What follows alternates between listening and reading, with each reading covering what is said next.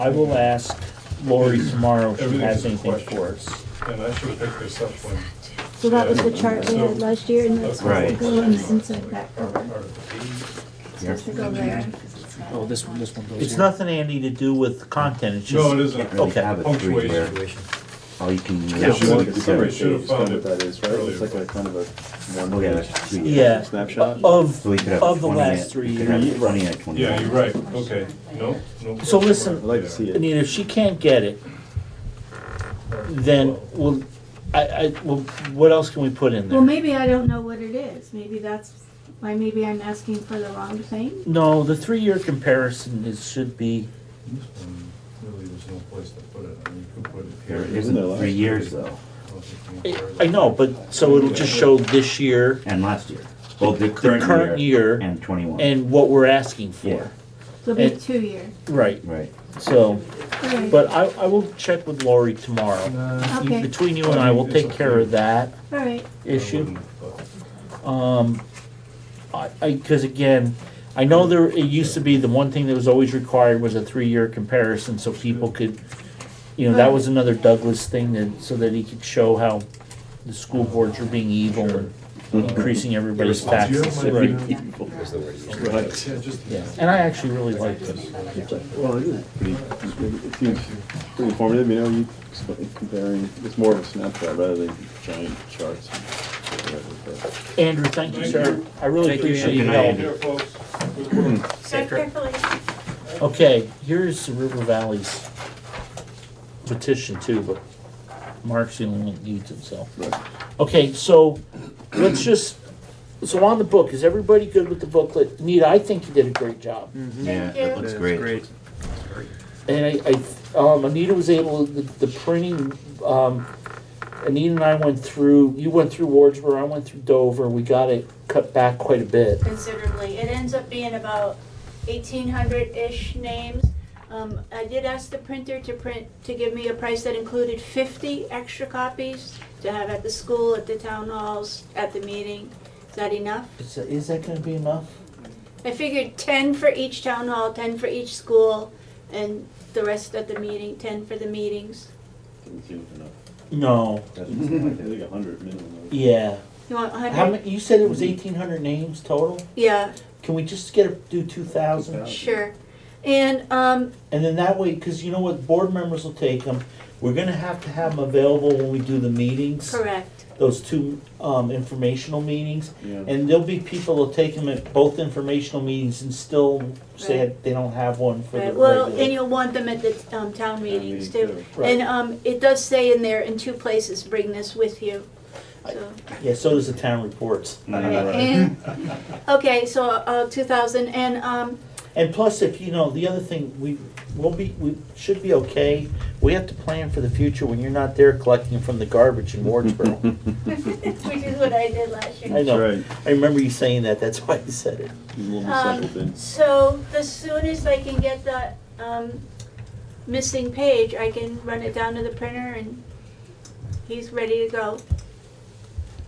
Okay, so we got, you also made up some posters or something? I haven't done that yet because I have questions before I do that, but that was my next task after completing the report. Okay, create multiple press releases to all media about pre-vote information, meeting dates. So there are no pre-votes because it's by budget, it's by, Well, that's what we did Right. last year. That was last year's recap. Yeah. So my question on the press releases, is there a particular aspect of this you'd like to emphasize in the press release? I mean, I think there's a couple major things we're gonna be asking, like to change the meeting date The date, yeah. and the establishment of the reserve funds. Those are big deals. And then, you know, the budget itself is, Right. you know. Well, my plan was to grab a few excerpts from your letter and include those as quotes from you in the press release. You know how they always like to have quotes. And, but I just wondered if there was some particular thing that you thought might arouse interest in, yeah. $250 for tea with the school board. I could print that on the last page of the report. Yeah. So the change of the meeting from February to April and then reserve fund additions are the two Yeah, things. and then the budget, cause it's, There is it's a pretty healthy increase, and, we're losing some benefit of the merger. You're using or losing? We're losing some benefits, cause we got an 8 cent buy down in year this it's current, 6. next year it's 6, so I mean, right off the bat, we're 2 cents lower, Alright. just. And for posters and everything for the school, is there just come to the meeting is your message, or something else you want people to Come to the meeting. come to the informational meetings? You Yeah. wanna push that? Not to be mean, but that's why we asked you to do this, because I really don't have a clue. Well, I know, but sometimes So- you have an emphasis that I'm not Yeah, aware of, I- since I don't go to every meeting, Yeah, so I don't, I mean, I'm yeah. just curious if you have Education, Yeah. informative, find out what's going on. an emphasis. Yeah. I Alright. mean, the other thing that Wardsboro used to do that we won't have time to do this year, which was kind of neat, was the previous principal, I don't remember if he did it, but you would do kind of like a recap of the school year, what's gone on, and, I don't remember if he did test results or if he did like, Yeah, it was a combination of achievements as well as the proposed budget and the changes that were, but unfortunately, I look at the agenda. It's pretty full. Yeah. So, but I'm so impressed with the way the STEAM stuff has gone, because we're thinking a 5-year before we see anything, and there's stuff in the hallways about it, and there's been articles, and I'd like to stress that, but we're not going to have time to talk about it. So, Right. Well, I also gave you the Bucketville. I did manage to sneak a little bit in there before the deadline. I got it. So I got that little box ad, which they were kind enough to give us, and then the little column, and then it was on the calendar page as well. So I still can get that in for February, because the deadline's not till Friday. So I'll be sure that they have the same copy again, only refreshed. and Anita, we were wondering if we could have that column for our newsletter to put in. Absolutely, everything Yeah. you can have, sure. Well, and the other thing I think too is though, remind people that you don't get to vote for your school board members until, maybe that would be something. Yeah. Maybe people are coming out to make sure Barry can't get away like with pitchforks. I was at your one town meeting when you couldn't get anybody to run Oh, for yeah. school board. That's right. Couldn't, So people I just got kept declining. Yeah, you declined it, then you took it later. Alright. Thought about it. Is there anything else that people can help Anita with? I know sometimes, Anita, we kind of like say, go do it, and we don't give you a lot of help. No. Since I haven't been coming to every meetings, I've lost the little thread of what your emphasis might be for the annual meeting or for your constituency. I think we're really, we're still trying to make it feel more like one school district versus 2 independent, private, different schools, and just trying to get through budgets and stuff, because it is kind of new, and it's a little frustrating with the state, making us combine, but yet everything else reported out is separate, which is crazy. That's in case they decide to split you up again. They'll know. I don't know if people saw, but the Reedsboro, Halifax, they Yeah. voted that. Yeah, big news. Unanimous. Yeah, And is the state gonna let them break up? who knows? The state promised us, when this all came down, if things didn't work out, they would let you go, and I don't think that was a state mandated one. I think that was one they voted to do. Does the other Yeah. town still have to vote? I know one of the towns voted, it was I Halifax. think Is both voted. Reedsboro, I thought No, the Reeds, Reedsboro votes sometime Later in a this week or month, yeah. two. Okay. Um, Well, I know there's multiple votes they have to take too. yeah, it's a total of 2 votes, I think. Just like us, it only took us 4 votes to get us figured out. That's right. Get it all together. So I'll leave the mock-up with you. Tammy's gonna mail me the article, so I'll fix that. Okay, well, let's do one other thing. So let's just say, can't say it on video. Let's just say that we don't have this other report from Lori, this 3-year comparison. Mhm. What do you folks want to see on that extra page? I have a suggestion. Yeah. Cool. Good. That's Yes. why we asked you to do this for us. My suggestion would be half page, and the top page would be what is IB, and the bottom part would be what is STEAM. Okay, you get that from the administrators. Well, I just Yeah. make up something. Okay. Okay, perfect. So if you actually get to do that, I would really like you to stress with the STEAM, Yeah, how that they were able to start that this year. Yeah. And not, have to wait, and, how it's already moving forward, and what a good job the staff and administration did on that. okay, Really stress that a lot, because I think that's really important for people to know. all right. Not to take anything away from Matt and. No, but the No. IB is kind of a different beast. Established.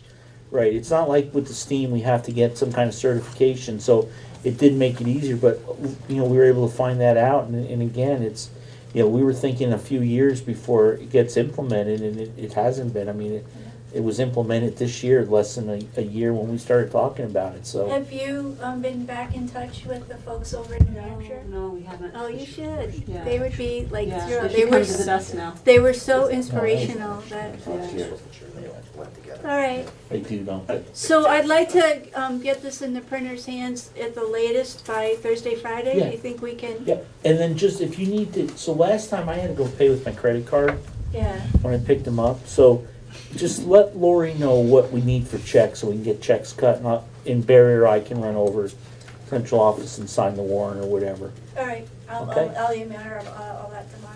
Okay, and do you want me to email her, or do you want to email her? No, I'll about- get hold of her in the morning. Okay, well, about the 3-year thing. The 2-year thing, right. Right, well, is there something else we need to legally put in there? All right, and then if not, then I'll CC do me the- on the email, the I- CC yeah, Rick and I. I will. Okay. Then if not, then I'll do the IB and STEAM half and half page. Everybody good with that? I really am very serious, I really do appreciate it, it's really nice having you do this for us. Thank you. I learn a lot all the time, so it's good. Okay, cool. Okay, very good. So I might hit you up for another mock-up, but. Sure. Okay, so here's the email from Andy, it says, February 2nd, they need to post their town meeting warnings. Thank you. So, Good night, Anita. Thanks, Anita. we may be able to Okay. sign it on the 27th. Okay, good. I missed this earlier, but, we have, the Mountain School at Win Hall set their 2021 tuition rate to be the same as, the statewide average for grade K through 6 and 7 and 8. Did that change from prior years? I don't know, to be honest with you. I so. think they've always tried to keep theirs at the statewide average. It's pretty close, yeah. Yeah. What's the date on this one? Okay, here's your copy. I kept. I got Oh, it. we did, right. Because the first year I sent my daughter there, it was like $50 Okay, or we'll something. get that signed. Yeah, I don't know if anybody noticed too, there was more stuff about STEAM and It the, might not even be that much. and Lori did do a good job on getting the, Anita did a good job on getting the town meeting stuff into your Bucketville news, so.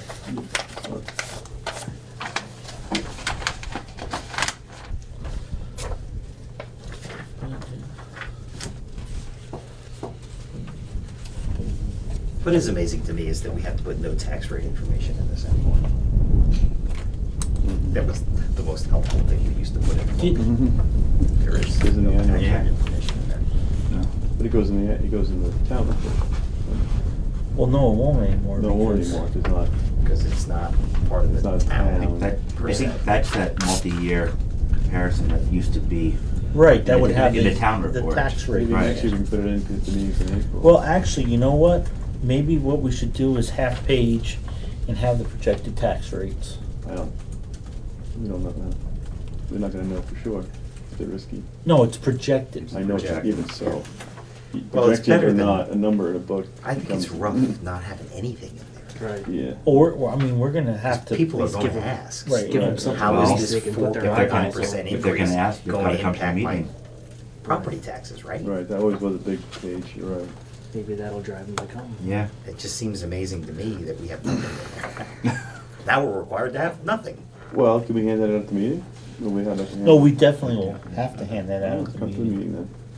I don't know. I mean, I hear what you're saying. It was a very informative page. Yeah.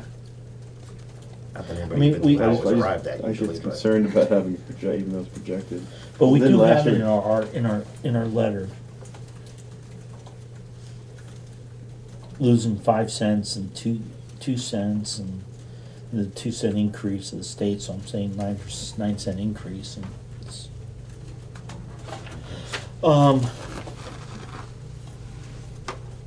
Tax rate, projected tax rate in the report, in this, yes or no? I think, I don't have a problem putting it projected. I mean, we don't know. I mean, and I think as long as you put in there, you know, Projected, projected that, you and know. there's variables that will come out. Exactly. Yes or no? I like the idea, but I'm just not, I'm concerned about projected, because Okay. when you put a number in there, next thing you know, It's- people will hold you to it, and why did it go up or down, and. But they're gonna ask us at the annual meeting anyways. Yeah. Yeah. So, very, I'm good with it going in. so it's 2-1, what do you, I'd rather see us hand it out at the meeting, at the town meeting, and the informational sessions. okay. So I get to break a tie, Yes, you do. and I don't get to do this very often. That's right. But I'm actually gonna go with Barry and Rick, and I'll tell you guys why. Because I think if we put it in there and we get people, because if people hear about it and don't get our explanation, they just get the explanation, the gosh darn school board is proposing a budget that's gonna increase, and if they don't see in there why those increases are there, I think it sets them up for Bear to come to the meeting and be very upset. I think if we put it out there and just explain why it's like that, I think in that little section with the projected, show the loss of the 2 cents and to show the state and to show the other numbers that are, and also with the caveat that really until legislature adjourns and the hammer drops, we can't be sure of anything. You're also saying we set a budget knowing this is what we believe the tax rate's going to be. Right. So even though it may change, we set it knowing this is what the tax rate's going to be. No. We think it's going to be we- based on our current We were information. anticipating projecting this tax rate with the current The information that information. we have, okay. It's just like the But budget. still, it's. Yeah. I hear you. Oh, Do the budget. I well, mean, yeah, we get well, 30 more kids in our school district, the budget goes out the window. The problem is, yeah, but that- in like, the You tele- can have the whole chart, the breakdown. yeah, though? well, Okay. we'll have to make something up. So she'll have to only have littler sections about STEAM but let me talk to Quarters Lori instead of tomorrow, and let me half. talk to Anita. But I think we ought to have something, and I'll send it out to I just think everybody. people are used to seeing it there, you know? Well, I love seeing that page, I'm Yeah. with you. There's somebody from the Yeah. public saying, yeah. No, you're I'm right. not sure, but this was something that, in some That's what paperwork you- that Right. Bill had sent over. Right, Yeah. that's what we Is used to this put. what you guys are That's what I'm sort of, thinking of. Well- to give you an Basically. idea? Yeah. I'm not thinking going through the whole length though, just Right. shortening it up and maybe Yeah. just have some explanations, that this is what this all means. Because again, the problem is, we're gonna fight the telephone They've already. chain. Yeah. And so as soon as somebody hears that, or, and they might even hear from somebody that's going up 20 cents and they can't find it in here, because the budget increase doesn't. And when they get there, they're gonna be fit to the tie. Right, And like- so- Like I said, next year we'll have a better understanding of what it's gonna be this April. No, yeah, that's why we want to move to April Right. too, so that's a really good selling point too, very good point, Yeah. Tony. So everybody, it's kinda, it's 3-2, so. You got it. Have Well- the projected tax rates changed at all since Lori was at our last meeting? No, okay. They don't change to the last No, minute but don't mark. forget too, though, the cost per Last year pupil they went changed up a and lot. down. So, We noticed that. but last year too, remember, things bounced all over the Yeah. place. Cause last year, remember Lori came to a meeting here before, Mhm. when we were still working on our presentations, and they had lowered the yield or increased something that made it look even worse. Mhm. And then, remember, the governor found money, one-time money, that he brought the rate down at the end of the session. Mm. So, in Dover, we used to, when Act 60 first started, we would vote to postpone, we would discuss the budget, explain what we were looking for, because the budget would never change usually that much, but we would ask the voters to postpone indefinitely a vote on the budget, and we would wait till legislature got out. And we would vote on budgets in May and, middle of May, end of May, just so that we could, because then we could deal with real numbers. We could tell people, this is what it's really gonna do to you. I don't want that because I'll lose it. I'm losing everything else in my head. Okay, so we're good with that. Then let's move on to equity, calendar for discussion. That's just a placeholder. So I think we'll bring that up probably in our meeting in February. I think we need our equity expert here, though, don't we? Oh, Laura, yeah. She was their request. Website design, again, a placeholder. Mark, you can deal with that with us later. I'm ready. Annual meeting, we had discussion and the action, was to vote on the agenda. Is everybody, anything else for the annual meeting? I read about what Laura was working on with that study. The equity Yeah. study. Study is excellent, so it'd be great if, I'm sure she's gonna want to talk about that at the meeting, it'd be great. Is that waiting? The waiting Yeah. study, yeah. Yeah. Not WAI, but WEI? Yes, Yes. waiting, yes. I Finished, before you finished accept that. waiting. She was waiting, for she waiting. was waiting quite a while for the waiting study. But, yeah, that'd be, hopefully she'll want to discuss that, but I hope she would. Yeah, because it really showed that there is a disconnect between rural schools and. Yeah. Anyway, but, It's a long report. But it's a very long report, but the summary is pretty concise. I read the summary really well. Mm. The rest of the report, it's a little hard to get through, yeah, It's a little dry. yeah. just a little. Did everybody get it? Bill sent out in his email today a link Today? to it. I Okay. didn't see it, okay, I'll take a look. I just read the article. The email with the cabinet report. And then the budget communications, what we went over with Anita. So is there any other old business anybody has? No. Cool. New business, flow chart, begin development FY22 building, budget building, but we can't do that because Bill isn't here, so that'll move to old business. Announce tuition for the 2021 school year. Lori wanted us to vote on a tuition at this meeting, and it was right, With our elementary tuition? yeah, and it was right with my paperwork that I can't seem to find anywhere. In one of those trees. Did anybody else see that email? I did not I see didn't that. see it. I think I might have sent it to you. but This year's tuition Oh, is was- 14.5. She was talking about like a 2.8% increase. Did you happen to see that? No, I didn't. Was that the Wasn't sure. email about the transportation also? No. No? Okay, then I didn't see it.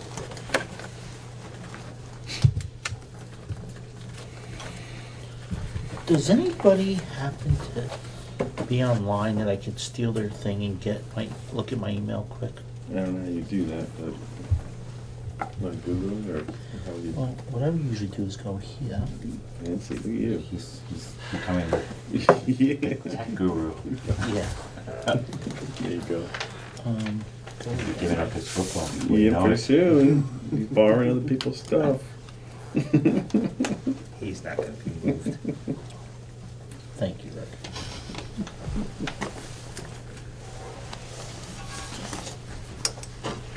It's all this stuff.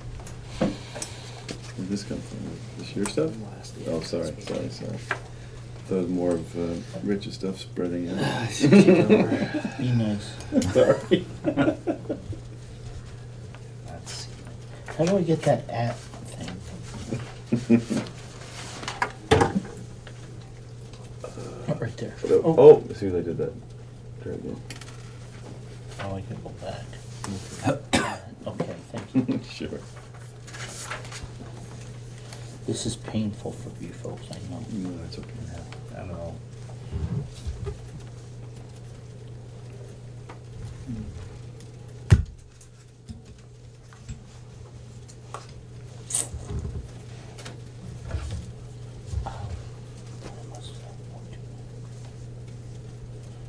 Oh, Oh, look. This username does not exist. It does too, you jerks. Oh, this is a bullhorn thing. This isn't even GoDaddy. GoDaddy sign in. Not me. Oh. Man, I'm sorry guys. This is Okay. really embarrassing. No, that's okay. You sure you didn't print it out? Yeah, I know I printed it out. I'll be shuffling through this stuff, looking for it. Go ahead. Use.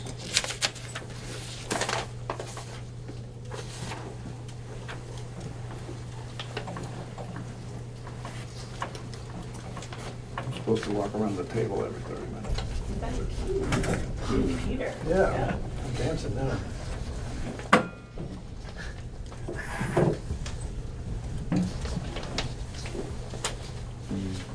Okay, you know what? I'm sorry, Lori, but we're not gonna be able to do it this time.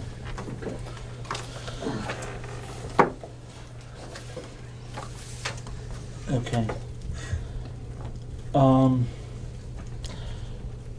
What was it this year?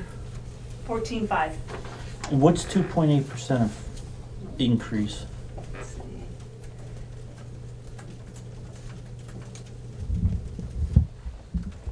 Two point five. 2.8. 2.8, what was it, 2.1? 2.8% increase. 14,906? What is it? What? 14,906, is that correct? Hey, you know what? Send an email You to good? Bill. Okay. He's at a budget meeting in West River. Ask him to ask Lori what the 14.9. tuition rate we want to approve is. 14,906. If you don't mind. So I'm gonna skip over that for now, and then hopefully they'll come back and we'll be able to approve that if Lori or Bill gets back to. All right, I'm really sorry, guys. no worries. No big deal. Yeah, It- no big deal. I can't What believe it. do they need it for? Do they need it for? Well, because we have to announce it and it has to be published so that the other towns know. And one of the things is like with the mountain school going to statewide average, that's why she wants us to just get it announced now so that people can consider us, you know, because how many, do you know, Lori, we have several tuition students between both buildings, don't we? There were several, yeah. You saw the list, it was So, a dozen probably, I so a would say. dozen is, you know, $170,000, $200,000. And remember, there's no additional cost to us. If there's any additional, if stuff needed for those students, the sending district covers it. So, Yeah, you know, works really good. It's to be, and then, you know, that's why the preschools are important too, because, you know, usually if they bring them to the preschool, they'll stay through, you know, the 6 years of 1 through 6, so. Okay, Laura, Tammy, you had some Ew, recognitions. this Ah. January is School Board Recognition Month. Oh. So, thank you to all of you Yay. members, and I've got some certificates to honor you. Oh, I thought you brought us Mr. tea. Well, Richard thank you Werner. very much. Thank you, Mr. Rick Thorpe. Thank you. And we've got Laura. Guess it's not a stainless steel here. fridge. We have I framed mine you. and hanging in my wall. why not? Why not? And Barry Pearson, thank Great. you for your time and your service, and Mark, Thank you very much. So, everybody got a card from VSBA and you can get the I socks? got my socks. Did you get your socks? Well, I put in for them last time and I never got them. I got mine. How were they? They're excellent, actually. darn tough socks. You didn't get your darn tough socks? What is that? It's a gift that the A gift. VSBA, You probably thought it was some kind of in the mail. I opened it up and you get a free pair of you know darn tough. They're really good Yeah, I socks. know it is. Aren't $30 those and they're socks? lifetime. They're lifetime warranty. You can keep them forever. You gotta send it back to them if they get You gotta send them old. back. Take them back. But I did Cool. get mine. Recycle. Tammy, thank you very Tammy. much. Thank you. Must have, Thank you. Okay, so the next thing I get, the only stuff I got is executive session, except for the tuition thing if Bill happens to respond. Yet, but I'll keep Okay, my eye he on it, usually you know. pretty good about, for some reason when he's over there, he's looking for something else to do. Who's doing minutes for you tonight, Peter, over there? Over where? West River, they're having a budget meeting. Oh, well, they got somebody else. They always have their meetings the same time as we do. Yeah, So you guys won the toss. oh, we love it. Sure. Okay, so, executive session, we're not gonna make any decisions. But we may come out and make a vote on the tuition. But I know that she was recommending a 2.8% increase and from whatever last year was, so I don't know how you It's guys. so close, why don't we just vote? I mean, the number is right, we know what the number is. You wanna vote on it, and then if we have to change it, we'll I change it in think a we should, future if it's meeting? within $10 or something. You okay with that? I'm fine with that. You okay I mean, with any that? tuition students we get, like you just said, are a bonus. Yeah, You know what I right. mean? Yeah, The only thing as a exactly. citizen, you would say is, well, we're increasing our number by Yeah. 4.9%. So why would we, shouldn't that be passed along? Well, remember too, a lot We are of, trying to attract tuition students, but so that. remember, ours is higher because that includes transportation, which we don't charge through. And it also includes like, special fine. programs, which aren't included because when you figure out the actual tuition, you're not supposed to include that stuff. Oh, yeah, no, I don't wanna sit here and. Yeah, I Yeah. think so, I think it's like, it's a Okay, so go ahead and make the motion. It's a $400, it would be a $400 increase, it'd be 14.9. Is 14.5, is it? 14,906. My 906 is what I but have, so let's yeah, call it 14.9. Is that okay? Sure. So make a motion to set the tuition rate For 20. for 2021 school year for the, is it for the elementary level? Yeah, 'cause that's The all. elementary level, is that right? Yeah. At 14,900. Okay, Peter, you good with that motion? Yeah. Second? Second. Mark seconds it. Is there any further discussion? What's the state, has the state given their number yet? No. Remember, they gotta wait till all the budgets come in and get reported, so. Hearing no other discussion, all those in favor say aye. Aye. Okay, unanimous. Good job. Okay, so our next meeting is January 27th at Dover, starting at 7, That's the and that's, budget meeting. yeah, is it 6:30? What does it say in the book? 6:30. I think it's 6:30. Okay. 6:30. I'm sorry, 6:30 in Dover, and the first part of the meeting will be devoted to reviewing the articles for our annual meeting. Then we'll meet the following Monday, February 3rd, I believe, in Wardsboro, same thing. Right. Do you want to do that here, or do you want to do that like at the town hall if that's, or do we Wherever want you think we're going to get the most amount of I think participation. to still do it here? I think that's both good. I mean, Yeah. if it's a large card, we move it into the Yeah, gym if necessary, sure. so.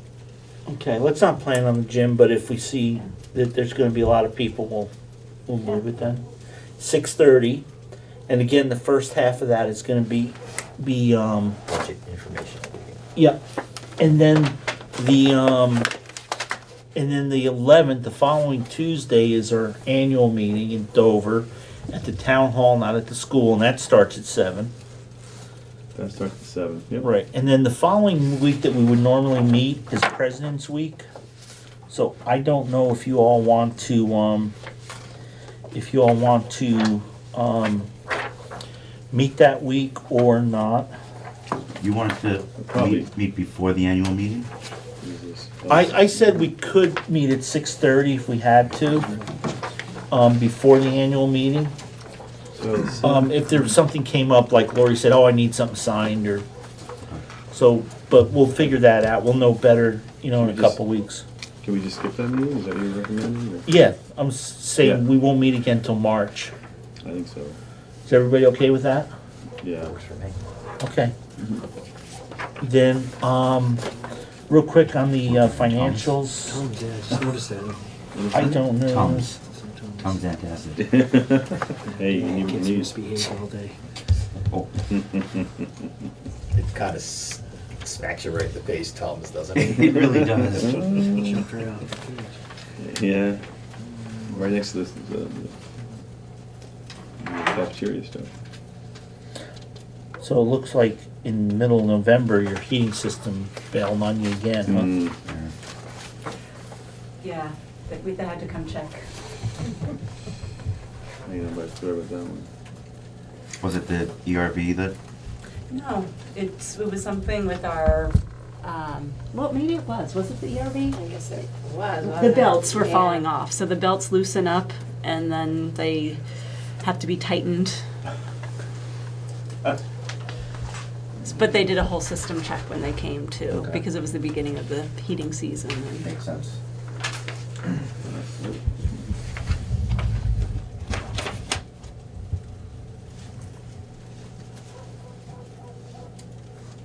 That was a dog I've heard before.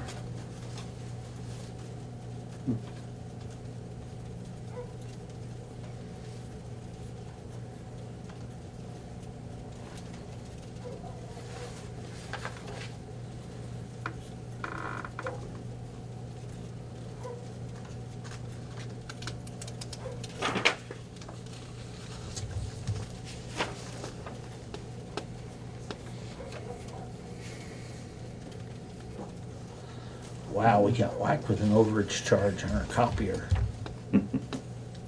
Really? Yeah, overage charge is $73.22. All those agendas.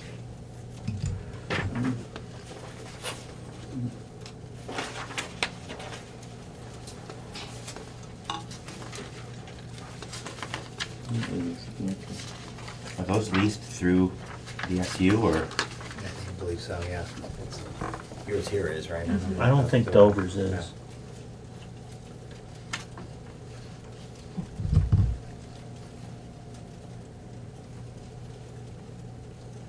It's really detailed, it's great.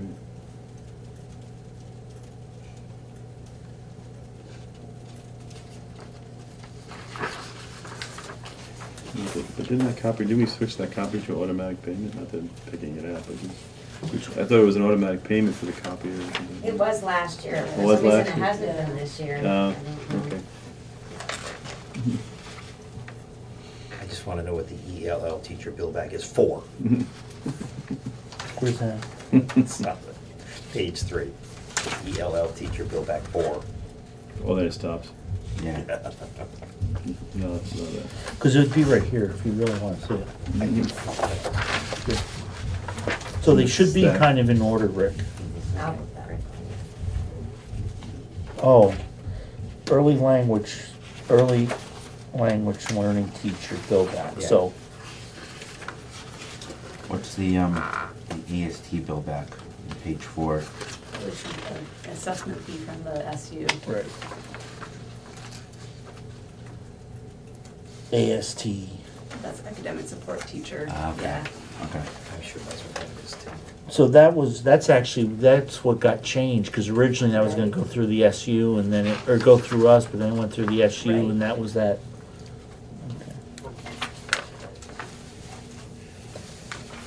So we would have to, if everybody's good with this, we would need to make a motion to approve general fund expenditures in the amount of $313,455.72 and food program of $8,100.62. Peter, you want those numbers while you're, Yeah. okay, so it's general fund expenditures, Mm-hmm. 313,455.72, Okay. and food program expenditures, 81. $8,100.62. Thank you. So, if you guys are all good, somebody like to make a motion? Come on, Dwight, you're on a roll. I did the last one, you. You're on a roll. He doesn't wanna spend he's gonna go home, his wife's gonna hear he spent $313,000 and didn't buy her nothing. Nothing, I did nothing for that. Yeah, somebody got wiper blades and Windex. Dave Sheldon. And new wiper blades. Motion, alright, so the motion to approve $313,455.72, is that it? Yeah. For what? Well, it's right General- there. general He's fund. got the numbers, just make the motion to approve the Approve the expenditures expenditures as So- submitted. so- as submitted. Yes. Okay, Did you do it? Yeah, I he did moved it, I did it. it, Okay, I'll I second. did it. Okay, so All right. Dwight moved it, Barry seconds it. Is there any other discussion? From me. Mark, you got anything? I'm good. Okay. And hearing none, all those in favor say aye. Aye. Okay, so they're all approved. I don't see a signature page anywhere. Rich, I find Oh. this very useful. Yeah, it's great. Oh, right here. It's a signature page. Let's skim over. Just let Tom There you go. Exactly. There might be a second one too. I've been looking through a folder of checks. Because of the food stuff, no, that's cool. Thank you. Pass it around, right? Yep. Okay, and we'll give this back to, How many signatures do we need? just have everybody sign, Okay. since we're all It's a here. technical point, are these expenditures both general fund, or is the food program separate? No, it's separate. Thank you. That's why I think she separates it out.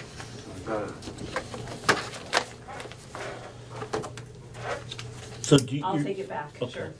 Thank you, Tammy. Yeah.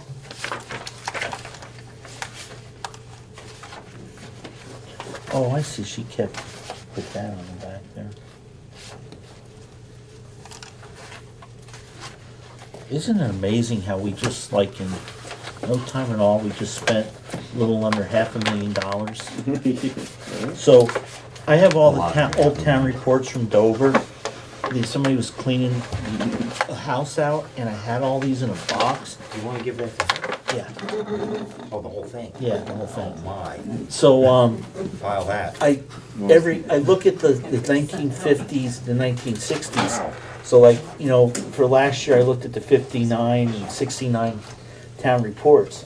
You know, in 1958, 59, Dover was looking at combining the school district with Wardsboro, Dover, Newfane, Townsend, Brookline, Jamaica, basically the Leland Gray Seminary.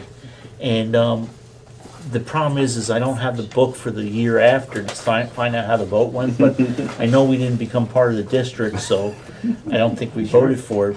But it's really interesting because you look at, like, you know, the teachers and the principals' total salary was like $2,500, and their total budget's like $7,500, and they're very thankful for all the people that donated money towards the Encyclopedia Britannica for like $92 that they bought for the students.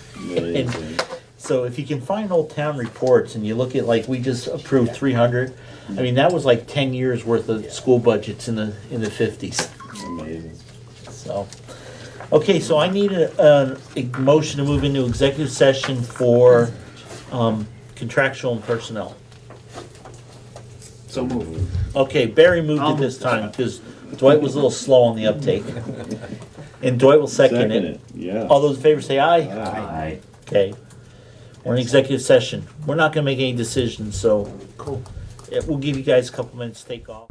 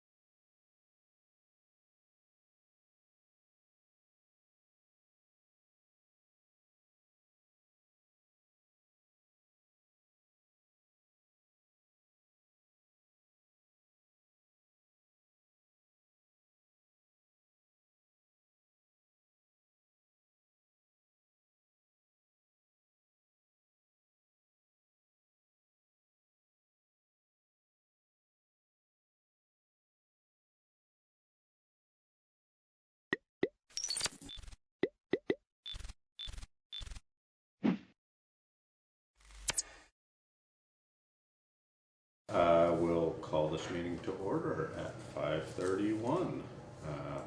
Do we have any adjustments to the agenda? None. None. Good. Okay. Approval of minutes from December 18th. I move to approve the minutes from December 18th. And I second that. It's been moved and seconded to approve the minutes of December 18th. If there's no further discussion, then all those in favor? Aye. Aye. Okay, public comment on items not on the agenda. That would be me. Okay. Laura Campbell, Yeah, good. living at Putney Meadows. my attention was brought to this posting on our bulletin board a couple weeks ago. And it was accompanied, oh, there's my agenda, by this from Stevens Associates. It generated alarm, some interest, but mostly concern of a very personal nature about gardens and digging, and a supposition that the digging would begin March 15th. And I studied this and was very confused and brought it to our town manager. There you go.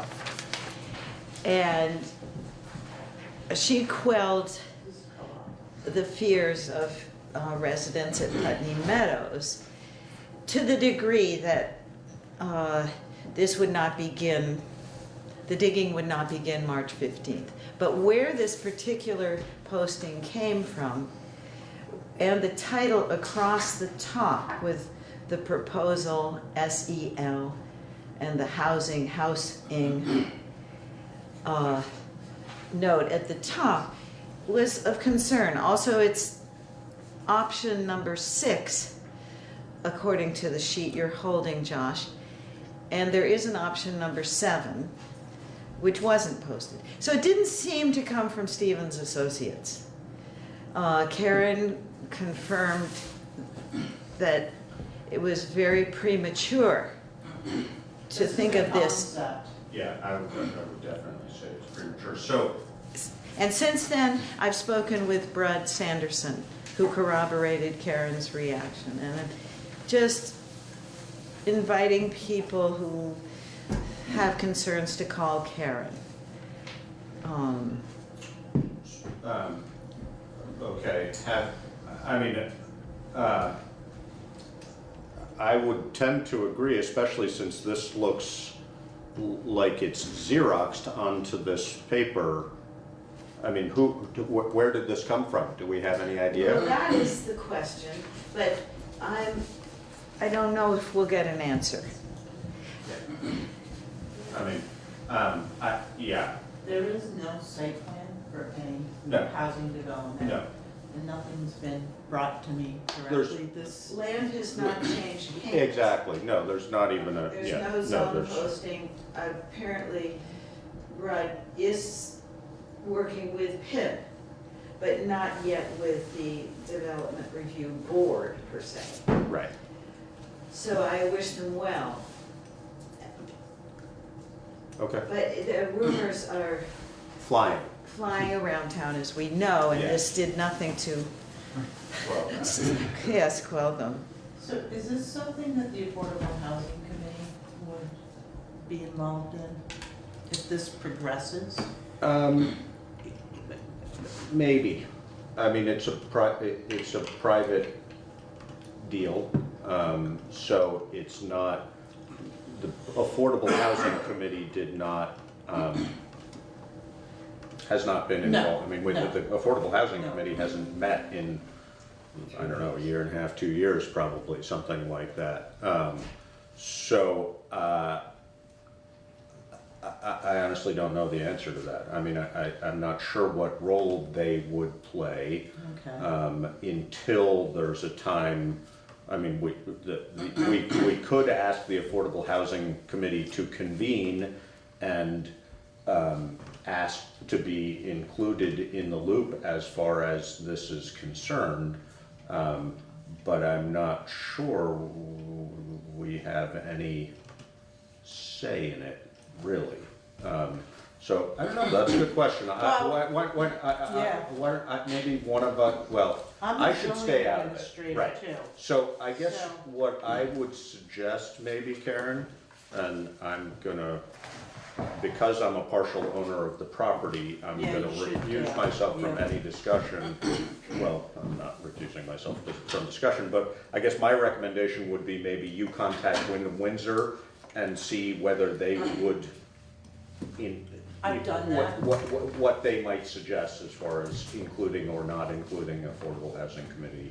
Okay. And I I don't know, think but- preliminary planning up front from all stakeholders is important, because I don't wanna see a site plan come to the development review board and they're gonna have to go back to the drawing board. And my understanding was they planned to hold community forums. Yes. Long before I would think so. they ever got Yeah, and I was anything told final. until a site plan was developed, Mhm. we wouldn't see anything. But Laura brought this to my attention, so. Yeah. start posting things around. I would chalk this up as strictly fake news. And that, to me, this is a clear warning sign that we should be apprehensive about any information that's being distributed. I have no idea whether this is real, not real, has anything to do with any actual concept that's been presented. So I don't know where that came from, but. You may demur in answering one question that came up when I was talking with Brud. Is, it seems to me community garden is on property belonging to Putney Gateways. Correct. Right. Okay, thank you very much. Thank you for bringing that to our attention. I don't. There's been no official contact that I'm aware of between Wyndham Windsor Housing, Stevens and Associates, anybody, and the town of Putney. Correct. Indicating that this is proceeding in any direction at all. But I know, I'm aware, or my understanding is they are having internal discussions. They are. But I don't, we officially don't know anything about We're it. not in the loop Exactly. officially. So, Mr. Fairman. Mr. Chairman, first I should like to ask a question about what was just discussed, but after I have some information to share on another topic. My question, as a member of the public and for the other members of the public who are watching and listening, no one has said digging where for what? Oh, yeah. Affordable housing, a site for more affordable housing, which is a need, and where to put it. And Wyndham Windsor, that's their mission. Yeah, no, to be clear, I don't know what digging would be either, because as Laura accurately pointed out, there hasn't even been a transfer of property. So there certainly isn't any digging of is there maybe, I don't know, I'm not aware, I can't answer that accurately for you, but nobody's doing any digging that I'm aware of. And do I correctly understand that we have been alluding to the current site of the Putney Community Garden? Well, if you look on the map, it looks like, and again, all I'm seeing is I have heard that there is an effort to maintain space for a community garden, whether it's in exactly the same location or not. I really don't know. That's all. I'm strictly what I've heard is that there has been discussion of maintaining space for a community garden. Beyond that, I don't know anything. Okay, to share some information, the other day I asked the town manager whether town meeting will be at the school this year. She said yes. Yeah. I said, oh good, that means we can have lunch again. She said, don't forget, there's no school district meeting and we may be done too early for lunch. At that point, Ms. Harlow said, brunch. And I just wanted to make that public, give her credit, say I second it because we can't possibly be too early for brunch. There you go. The other thing that we have talked about, and actually I don't think it's on today's agenda, but we talked, you may or may not be aware that we talked, I think it was at our last meeting, about exploring possible whether we should have a different start time in an effort to try and increase or at least allow continued attendance. Should we be doing an afternoon meeting, an evening meeting, so on. So I don't know whether we've gathered any information on that yet, but yes, I would agree that a meal would be great if those that are available whenever that meal happens to be were willing. That would be great, especially since I think it's been in the past a fundraiser for something school related. I can't remember exactly what. Four Winds, that's right, And yeah. then the lunch program. Yeah, so, but thank you for sharing that. All right, so select board items, Taylor Road Town Property, Jordy Heller and Doug Harlow. So you asked me to talk to Larry Slayson, Yeah. and he came to the office for other things. You want to just give a 30-second brief on what So Taylor Fine. Road is owned by the town of Putney. a parcel on Taylor Yeah. Road? It's like 2.3 acres, and we acquired it in a tax collector's deed back in 2004. Oh, is that? Yes. So we have potential interested party in it. So right now we're looking to get the fair market value. And Larry had said to me, we should hire a surveyor to do an on-the-ground, to see if there was any, like, if it's an unimproved or an improved access, because that dictates, you know, the value of the property. So I've spoken to Jordy Heller and Doug Harlow numerous times about this. Doug went out and took a walk, and we have results. And? And there's a skidder road there. A what A road? skidder road. Oh, okay, yeah. Not quite a logging road. Uh-huh. You can't, if you walk down the middle of it, you can't walk all the time. You have to go around trees and you have to go around puddles, and there are significant ruts, but it's very clear where that road is. And according to some of the information we had, that road dictates one of the boundaries of the property. And Larry, I understand, said if there is if that's in there, it does change the value of the property. But now what do we call that? Whether it's definitely not a logging road, and it's something less. Right. So we don't know. And just out of curiosity, did it look like anything had been skidded on it? I mean, what would your guess, has it been there for 25 years or is it new-ish? My guess was, because there were some stumps and some trees, it looks like somebody might have done some light logging a few years ago. Okay. But not real recently. Yeah. The road up to where the property starts, has had some trees cut, and they've improved the road that gets to the edge of the property. But once you get onto the property, it's definitely not been used for anything other than several years ago they might have got some logs out. So it sounds to me like that really couldn't be considered a road at all. I mean, Certainly not improved. no. Not improved. Certainly Maybe unimproved by Skinner tracks. But you can tell where it is, and there are deep ruts where it is. So it wasn't improved to get a truck up there to get logs out with a truck. It looks more like it was A used forwarder just. or a skidder or Yep, yep, you got it. So that will help us dictate what we consider it to be worth. Instead of an improved 2-acre lot, it's less than that. Yeah, so Right. back in 2006, there was a contract, you know, purchase and sales agreement. And the purchase price at that time was $11,300. So basically, we were getting what we lost from back taxes and the cost of the attorney fees and administrative fees. So Jordy and Doug did comparisons for a lot that size, and they came up with some fair market value numbers. And we do have an interested party in that parcel. So we had already spoken, and I can't remember exactly what the numbers were, but somewhere in the range of 17 to 20,000. Is that what we were talking about? Yeah, under 20. Yeah. And the lot right next to it, which is bigger, was 19. Yeah. So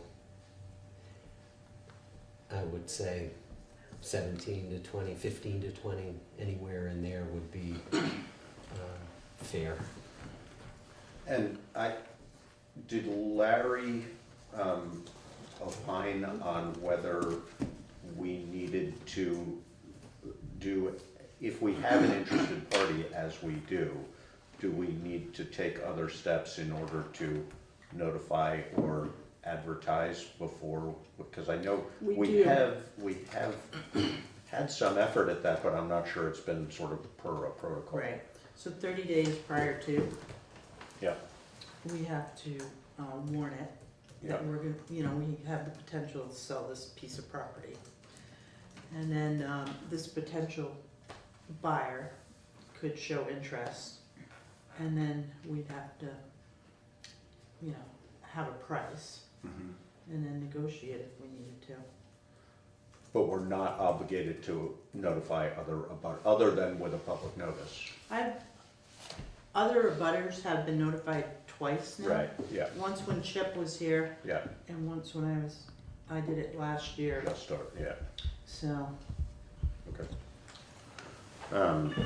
But basically, yeah, put it in the paper and post it in 4 places and on the website, And that's what it is. and that's what it is.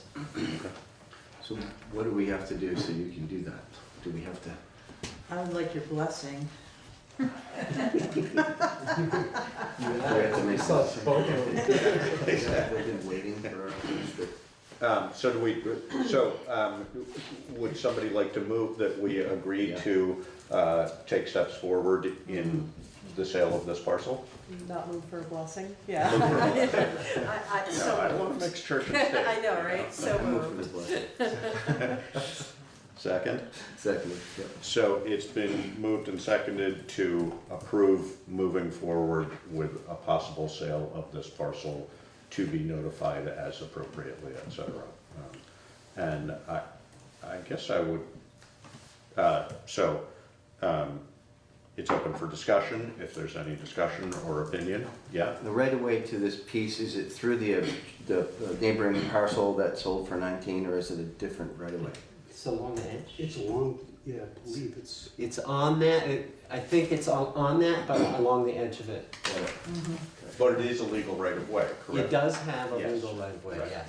And the part that's on the adjacent parcel hasn't been improved, or has? The adjacent. The one that sold for 19? The one, That's, that section of the road One is... with the pad? yeah. Yeah, there's a road, the road up to the edge of Putney's property has just been widened and improved some. When you get right to the edge, there's a newly poured cement pad. For what reason, I don't really know, but it's there. And then over onto Putney's property, it's just Not improved, nothing. it's what you described? Yeah, Yeah, right, exactly. okay, got it. Yep. Should, I know that you inform neighbors, but if we're setting a price, do we want to inform them again that this is actually happening? Yeah, I don't mind doing it in the letter. Or at a minimum, say, notify people that it's being warned. I mean, I'm not sure whether there's sort of legal obligation as far Yeah, as that's that's concerned. fine. But,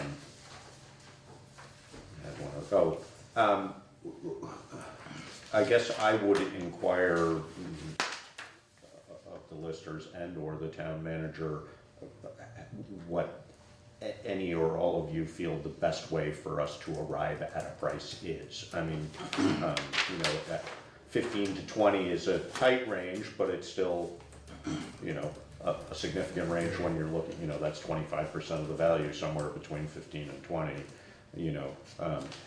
Do you guys, I guess because this is more your line of work than ours, I would love to say if you guys could come up with a price for us, that would be great, but I don't know whether that's appropriate.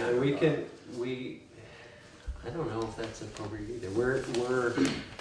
Because we're not appraisers. Right. We can do comparables and come up with a range. Yeah. As just a thought would be, say it's a percentage of the acreage of the one that's directly next to it. Right. And it's a little further away, so do a percentage and then back off a little bit Based on because it's less accessible. And it's a recent sale. When was that sale? Just a year? I About a think year? it was No, pretty recent. Yeah, it wasn't even a year ago. Okay. It's fall. So maybe we could ask We you could- guys we to can just do a little math on that and Mhm. say, this is the tighter range and this is where we think it might wanna go. Does that sound fair? We can do that. Okay, And great. we'll work with Karen on that. Okay. Start high. That's your department. Start fair. Start fair. Yeah. And- Fair and equitable. Right. Mr. Fairman. Mr. Chairman, I was not planning to ask any questions about this, but one has come to mind, listening to the discussion. It's about the cement pad poured out in the woods. No one does that unless it's for a purpose. So I just wanted to confirm or simply query so that in case it may be important. Is there in fact a right-of-way to the property we're talking about, or is it landlocked? No, there is a right of way. That's what we were questioning. Right. And the cement pad is on this parcel that The sold adjacent. roughly a year ago. Is it in the right of way? No, well, it's right on, Right near. near the right of way. And a ballpark on square footage, Doug? I mean, is it? It might be something like 12 by something longer, 18 maybe. It's just it's not much of one, but it's. He plans on building the barn, Okay. so I'm aware of it. I'm not aware that he actually put the pad in, but And that was just an observation. I don't know what, maybe Right. that was there before, but it looked, Right. it had plastic on it. It looked like it was recently poured. And just telling you what I saw, I guess. Right. Well, it's a useful thing for the listers to have seen, because now, Right. if there isn't a Right. permit Yeah. taken, then we're aware of it. yeah. So, something to follow up on in the future if a permit doesn't turn up. But, It will, one way or another. yes. All right, good. All right. Thank you That's all guys you for have for us. coming Thank you. in. Yep. We'll Don't forget your jacket. forget my jacket as soon as I step outside. All right, solar array exemptions, do we want that? Yeah, hey, Jordy? I forgot Jordy. I think I can talk about it because once he gave me the They numbers. might want Yeah. to be part of the conversation, though. They're gone. Yeah, just quit. Is that other door slamming? Hey, we got solar arrays too on the agenda. Do you have time for that or are you gonna run? I feel about All right. it. What about the over 50 code? Do you have enough information that I gave you? Taxable value. Yeah, I have enough information, but I can we can talk about it. We can table that too. Well, I don't know, I just don't know what we're discussing about them. Whether we want to choose to allow exemptions or, They're already exempt. anyway, okay. So, again, you wanna give background, a little background? All right. I'm Yeah, gonna you take go off ahead. if you need me again. Yep. Put it on again. And All right. Well, and Doug's here. Where Doug may. Yeah. Good. So I Thanks, think I Rick. might be okay. So I had asked Jordy about the solar exemptions. So at some point, the town had voted to exempt all solar arrays. And then the state also has an exemption up to like 50 kilowatts. Is it that big? I thought it was 15, but, yeah. Yeah. It So- started less. What was that? Is that right? Okay, It yeah. started less. It started at 10 Yeah. and then was bumped up to 50 by the state. Well, Yeah, that's so it pretty started sizable. at 10, then went to 50. That all, Essentially an incentive. Right. Yeah. But in Putney, all solar arrays are exempt. Mhm. So I asked Jordy and Doug, what the values were for those solar arrays and what the taxable income would be. And so you have it in front of you, a list of the solar arrays. And the total is $4,748. And that would be a year. So I thought the number would be bigger. And it could reduce the overall tax burden. But Which it would, but how big are these systems? Do we know? Several of them are about 150. Okay. So they're bigger than what the state would exempt. Yeah, the one is at Green Mountain is a little smaller. I think that one's 57, and then there's 2 or 3 of them that are at 150 plus or minus. So yes, those that you're seeing are bigger than what the state would exempt. How many of these were put in after we voted to exempt them? I don't know, because I don't know when that vote happened. I'm trying to think, I almost. Is this the date that they were installed? On the left?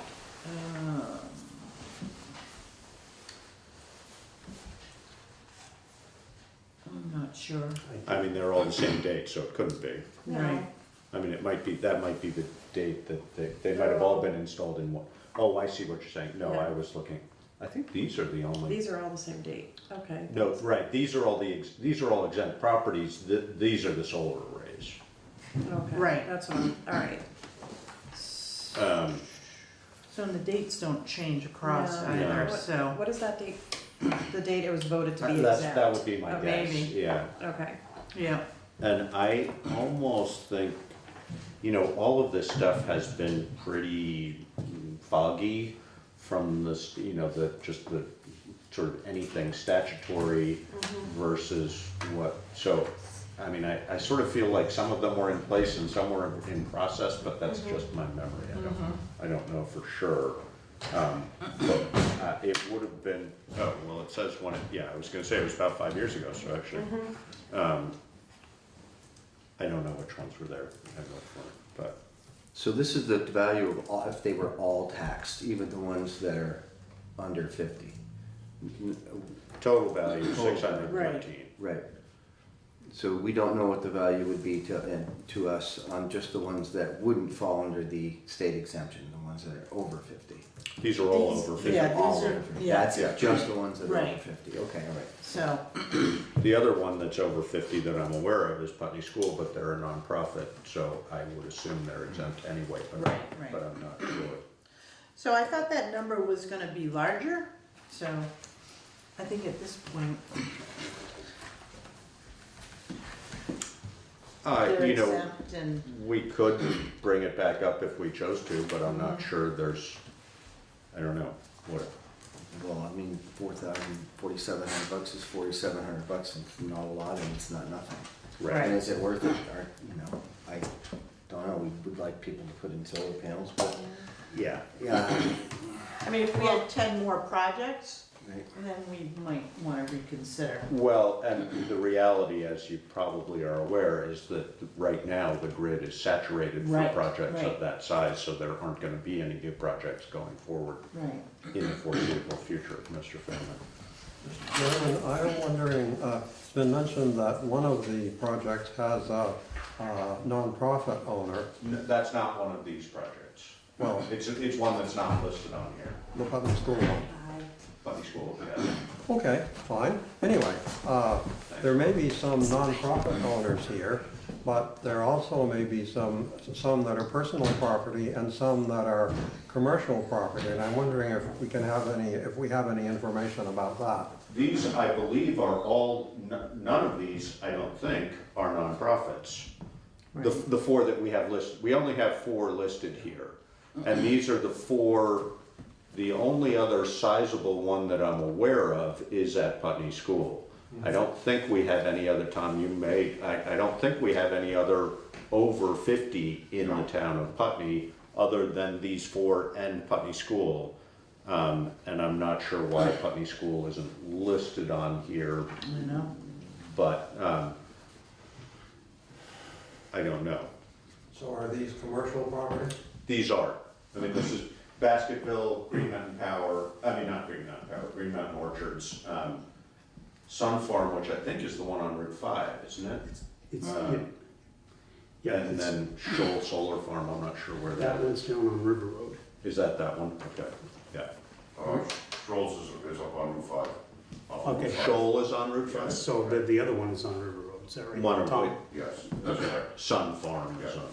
The reason I asked the question, Mr. Chairman, is because it is customary to tax commercial property. Yes, no, and that was definitely the nature of our discussion at the time when it came up for a vote previously, was,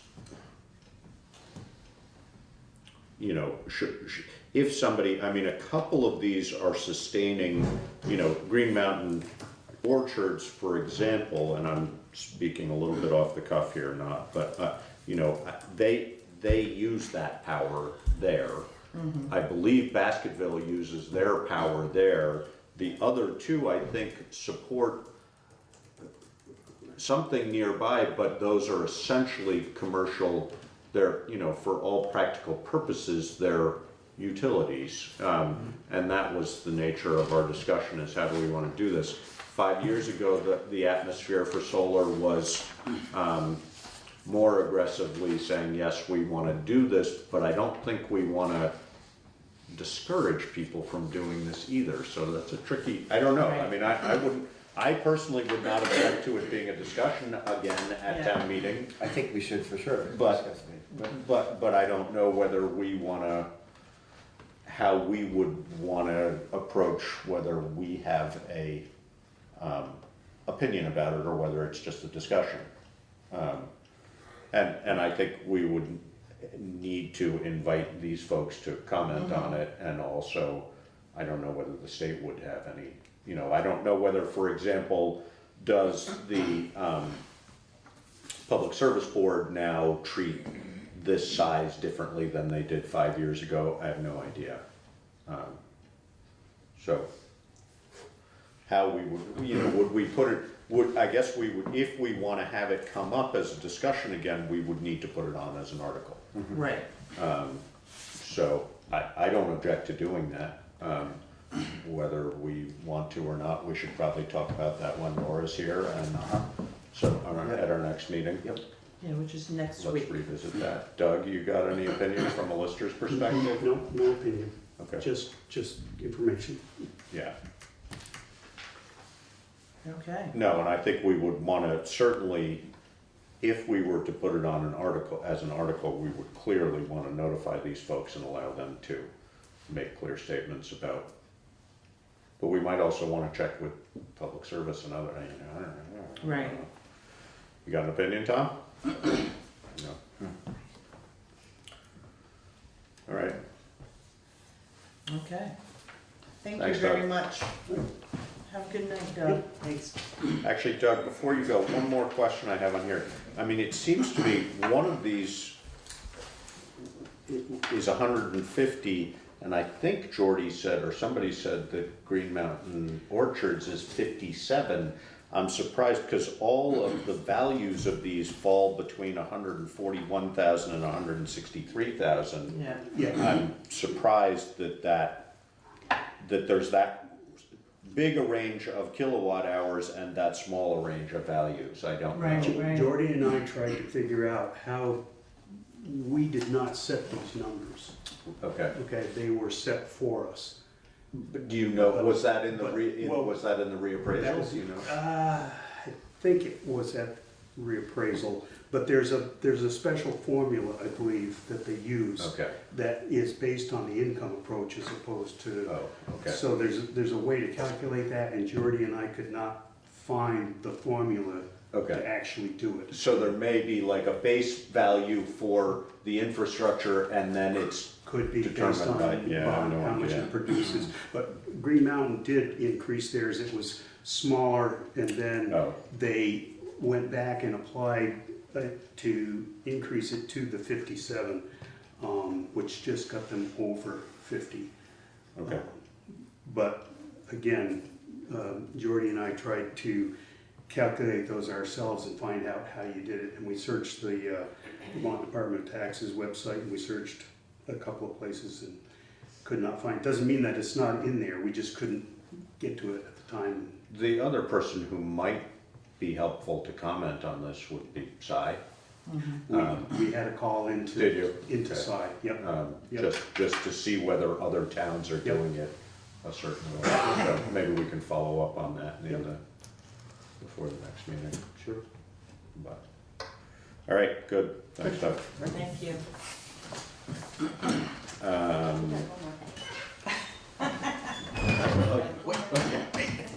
Blessing for you too.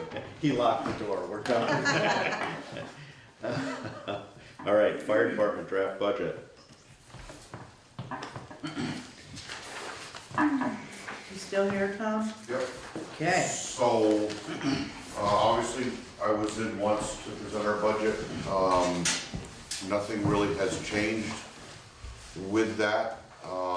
Just in having discussions with Karen, just wanted to talk about, I think, two things specifically. One was the inclusion within the capital budget of our ventilation system, diesel exhaust ventilation system at the firehouse. I don't see a copy of this. So we want the general fund, Okay. and within the general fund is the fire department. Yeah, And, so just it's not broken out from the general fund? no, Okay. Sorry, Tom, I was distracted. So including in the budget the possibility of. In the capital budget, yep, yep. Which is 104,000. I put 103,000. 103, yeah, that's what it is, 103. And then there was also the discussion, I mean, we have in the articles the potential for a fire engine. Yeah, and we can talk about that But some that's more not tonight. really in your, I mean, that's a different. No, that was just something for your consideration, and if we move forward, we do. So since Tom's first draft, this is the second draft. In the revenue, you're gonna see a line item for note proceeds for 103,000. This is for the exhaust. This is under firefighting and EMS, where is this, let's see, 103,000. It's on the next, oh, truck and equipment, yeah, okay. All right, so on page, where am I here? Sorry, guys. Page 2, you're gonna see the revenue coming in for the 103, Oh, I see what you're saying, yeah. okay? So that's the amount to be borrowed. Right. And then in the capital plan is a 5-year note to pay off that 103,000. So the payments would be, the principal payments are $20,600, and it won't start until FY '22. Okay? Principal payments only, so Right. interest, what would we be? What would interest I payment haven't be? gone out to the bank to find Okay. out, but I would think it'd be at least, maybe $1,000. Over 5 years. Depends on the rate too. What did you say the principal was? Might be 5 a year. 20,600. Might be 5,000 a year interest payment. Is that right? That wouldn't be the total interest over a 5-year period, would it? No, not over a 5-year period, Right, no, yeah, exactly. per year. Right, yeah, okay. So here's a debt schedule too, that might make more sense to you. So the very first section is, the fire station. Yeah. So if you look in FY '21,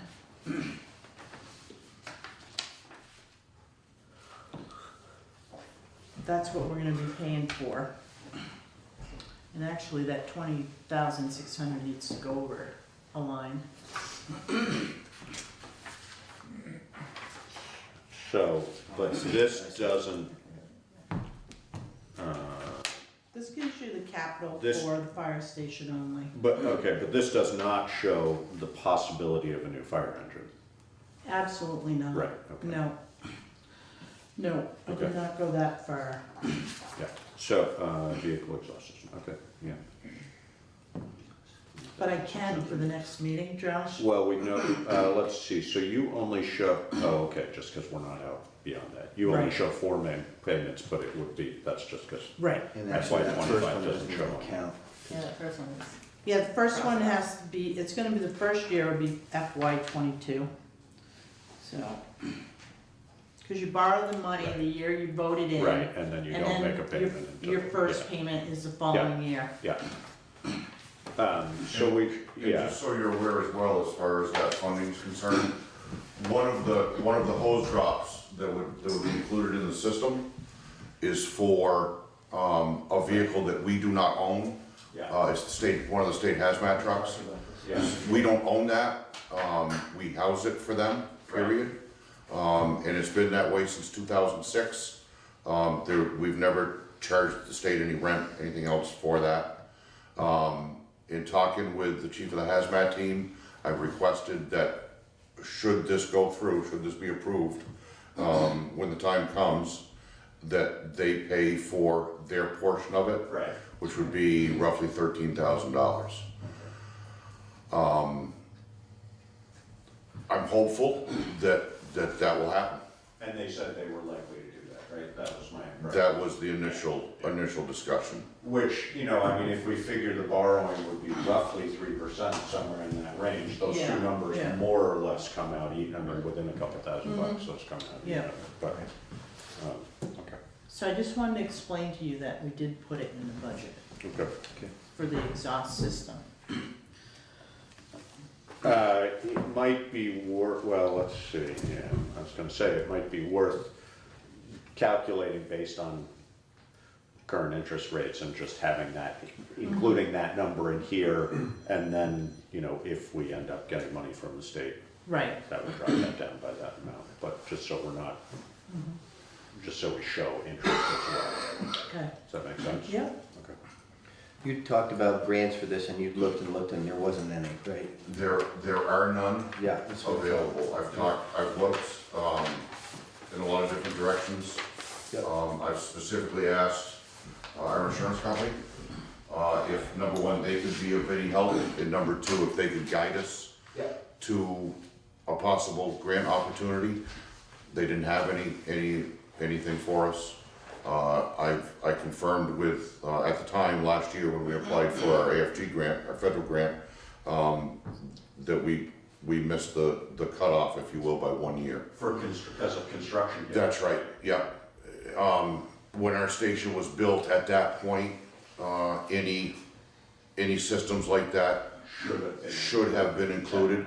And if everybody remembers, or for those that don't, it'll be new, obviously. When the building was in the planning, when our firehouse was in the planning stages, that was one system that was included. Yeah. And then when we got to the end, it got cut. Here, thank you. All right. Mr. Fairman. Mr. Chairman, I'm wondering, this may be a question for the chief, do volunteers for the fire and rescue department have to pay out of pocket for their training and certification? No, we reimburse, well, we pay for the training and certification, and we additionally pay them for training hours. A time for the time that they put into it. Not at a tremendously high rate, but at a rate that makes it more palatable. Thank you. Those limitations, as you probably are aware, or not those limitations, but those training. I mean, what's a firefighter? How many hours is in a firefighter one now? Just over 200. So, asking somebody to volunteer 200 hours before they can even start volunteering is a significant number. So, all right. That all for fire department? Do you want to discuss the fire truck? I guess I would tend to want to defer that again until Laura is also here. Because of course, I think we should review the articles, but when we're, Discussion. I guess I would ask your opinion, Tom, as to whether, is it premature to think about putting this on as an article this year? I think the big driving piece to that is simply saving money. Right. and what we would, even just for 1 year, we would potentially save, 19.5, about $22,000. You're talking about basically the 4% per year Right. increase. Yep, as- plus the decrease in Yeah. the value that we would realize from our present truck. Yeah, So it would be, like I say, 25 grand difference in 1 year. yeah. Which, when you're looking at an expense this high, is not a huge percentage, but when you're looking in real numbers, Right. 25 grand is 25 grand. Right. So, 5 years Yeah. worth of the gaining back from. yeah. Yeah, no, and I guess, Tom, I would just say, and you know, you obviously already do this and know this, but, you know, you would need to be well prepared to explain this article Oh, absolutely. at the And time. again, as I said, the first time we talked about this, Right, this is not something that we are pushing for. right. It's just It's simply, I mean, over the lifespan, or not the lifespan, but over the course of the next 4 years, we're gonna be looking at, for the same exact truck that we've spec'd now, we're gonna be looking at a considerable amount more money.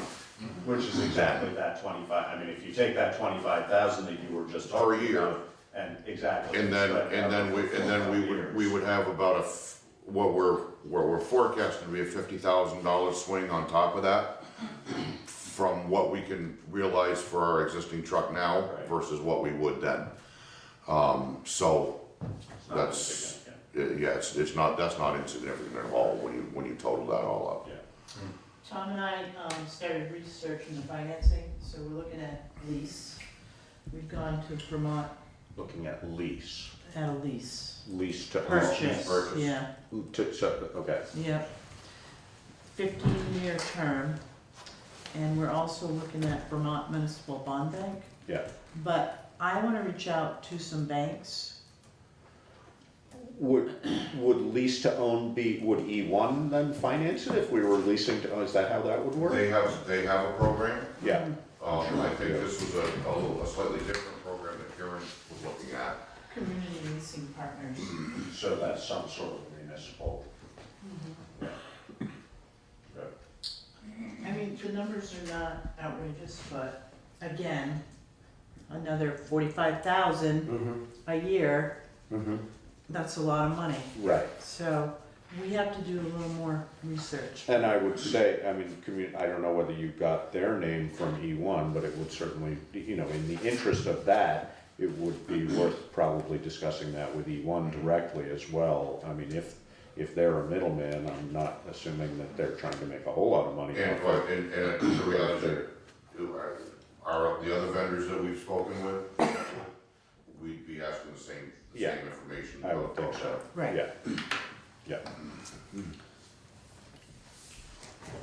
All right. Anything else to add? Good, thanks, Tom. So would that be back on Next week. week's? Yep. I'll get with you. Okay? All right, Thank you, Tom. See you, Good night. You too. All right, Highway Department draft budget. So in your packet, there is a cheat sheet in your packet, budget note. Yeah. Kind of outlines what increased, what decreased. I spoke to Brian, worked with him on his budget. So we're pretty, it's fine tuned. I think we're ready with the highway department. I do want to point out in your packet that you have a balance sheet for the highway department. So it's showing right now a surplus for prior years, fund balance of $176,084.72. So that's what Brian's carrying for a surplus in the highway department. Wow. So, standard for rainy day or for an emergency is to keep between 8% and 12% in that budget. which this is probably not that far off from, is that It's only correct? about 100 and, well, okay, so 8% would be 120,000, and 12% is 180,000. And you were saying- So that surplus, So we're good right where we are. just keeping that surplus as, Yes. for all practical Yep. purposes, a rainy day Yeah. fund? Yeah. Unless Or- they wanted to reduce it to 8 instead of 12. If you want to Right. reduce it to 8, you can take that reserve, you can put it in a reserve for something, let's just say equipment. $60,000. Or you can reduce what needs to be raised by that amount. Right. But that's totally up to the board, how they want to handle that. Do you have a recommendation or a preference? I mean, from Well- from a finance director, I mean, I personally think that probably having, well, It went up, maybe we split the difference, I don't know. right. So Brian's budget did go up, but we added the gravel pit. Right. And all that information is on this sheet. We also had to add in half of the property taxes that we have to pay on the gravel pit, which is another $6,500. Right. We had realignment, of salaries in the highway department, which increases the FICA pension and the workers' comp insurance. Crushing and blasting was added to this budget, something that we didn't have last year. We're going to the people to borrow money for a new dump truck at $190,000. So sorry to interrupt, the 18,000 for blasting, we would do that contribution, or that would be a line item every year, but we would only expend it every 3 to 5 years, I think we were thinking, right? Right, so the blasting, the 18,000, my recommendation is to create a reserve fund for that money. Right. And every year you put in 18,000, and then when it's time to blast, 6 days, yeah, then every we 3 to use 5 it. years we have it. But Yeah. then it's isolated from the whole highway Spike. budget. Yeah. So we should do that. So should we keep this surplus in the account because we're adding all these expenses to the highway department that we didn't have before this year? But these are already included in this budget, so that's still, that surplus is a carryover. Right. After this? Yes, Okay.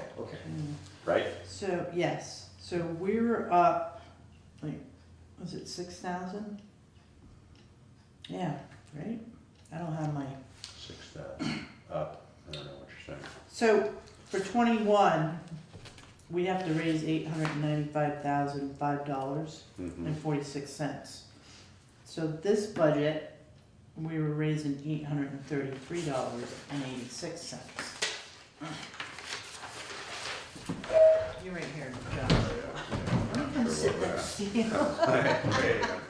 Where's this Hey, coming you're from? talking So about this this at town meeting. Yeah. I have you know. Yeah. No, this is when we all turn to you. So right here, so this is where we're at right now, and Right. this is where. Proposed, so Right. $60,000 difference. You said 6. Yeah, I said 6, I said that doesn't look Don't like. look good. No. It's $60,000, Increase, which is that's most of, that's this. that's all Right. of that. Yeah, Plus what we reduced it by, eliminating a full-time position and Oh, all right, of the because we were benefits. carrying $60,000 a year. Right. Right, exactly. Yep. That's why it makes sense. Yep. I'm thinking this doesn't make sense. How can it be? So- Increase all these expenses and still carry that surplus? But yeah. Right. Right. And the other thing, you made a comment last year at town meeting about having grant money showing in the budget as a revenue and as an expense. mhm, So our bottom line, Right. if you look at this, see the difference? right, that's the grant money involved. That's the grant money, the Yeah. $300,000 that we don't have This for year, right. 21. So it does inflate your numbers. But to be transparent, you want to show it. Right, and it doesn't change the tax implications. I no. mean, Because it still balances. No, because it's. This does change the tax implications. Right. So that additional 60 is largely due to these. Mhm. but we will be saving on material, yeah. I mean, this is part of that discussion we had about, you know, the curve over the long term, you know. Right. We're increasing in the short run. Yes. With the hope and assumption Yep. that, you know, In 10 years, you're gonna see it start to level out. as Carpenter Pit goes out of the picture, Right, et cetera, that's gonna be the big shift. And, Yep. and then ultimately, at the 25-year mark, when the bond is paid off. Right. Then it'll really make the big difference. Okay. Yep. So, yeah, that's the highway department. Mr. Fairman. Mr. Chairman, a question has come to mind. You mentioned that the town of Putney pays taxes on our co-owned gravel pit in Dummerston. Yeah. Does the town of Dummerston pay property taxes? They, I would assume, exempt themselves from that Yes. parcel, but I'm not, Yep. I don't know that to be the fact, but I would assume no, because that would be taking it out of one place and putting it in another, so I would, my guess would be no. I'm thinking, you see here, the general principles, just as you have said, and the state, which of course owns property in a bunch of towns, but actually is not a resident of any, also doesn't pay property taxes. Right. And I'm wondering what the rationale may be for Putney paying property taxes to Dummerston for our, as a municipal government, for our coal and gravel pit. It's just a rhetorical question. I don't. It was certainly part of the discussion, and it came up on numerous occasions, but the assumption, because, I mean, my recollection is that, by Renault, who was not a municipality, selling the pit, that was a decrease in tax revenue to them Right. of whatever the total would be, $12,000 a year.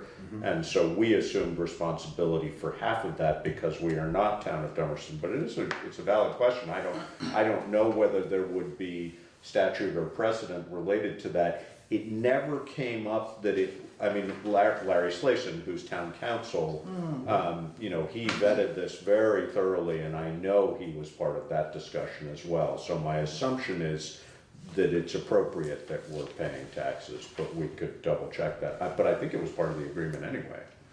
The reason I asked is because sometimes in Vermont, something gets done one place because somebody did it, and then it becomes standard practice, but meanwhile, other places are doing it differently, and no one's ever reconciled them.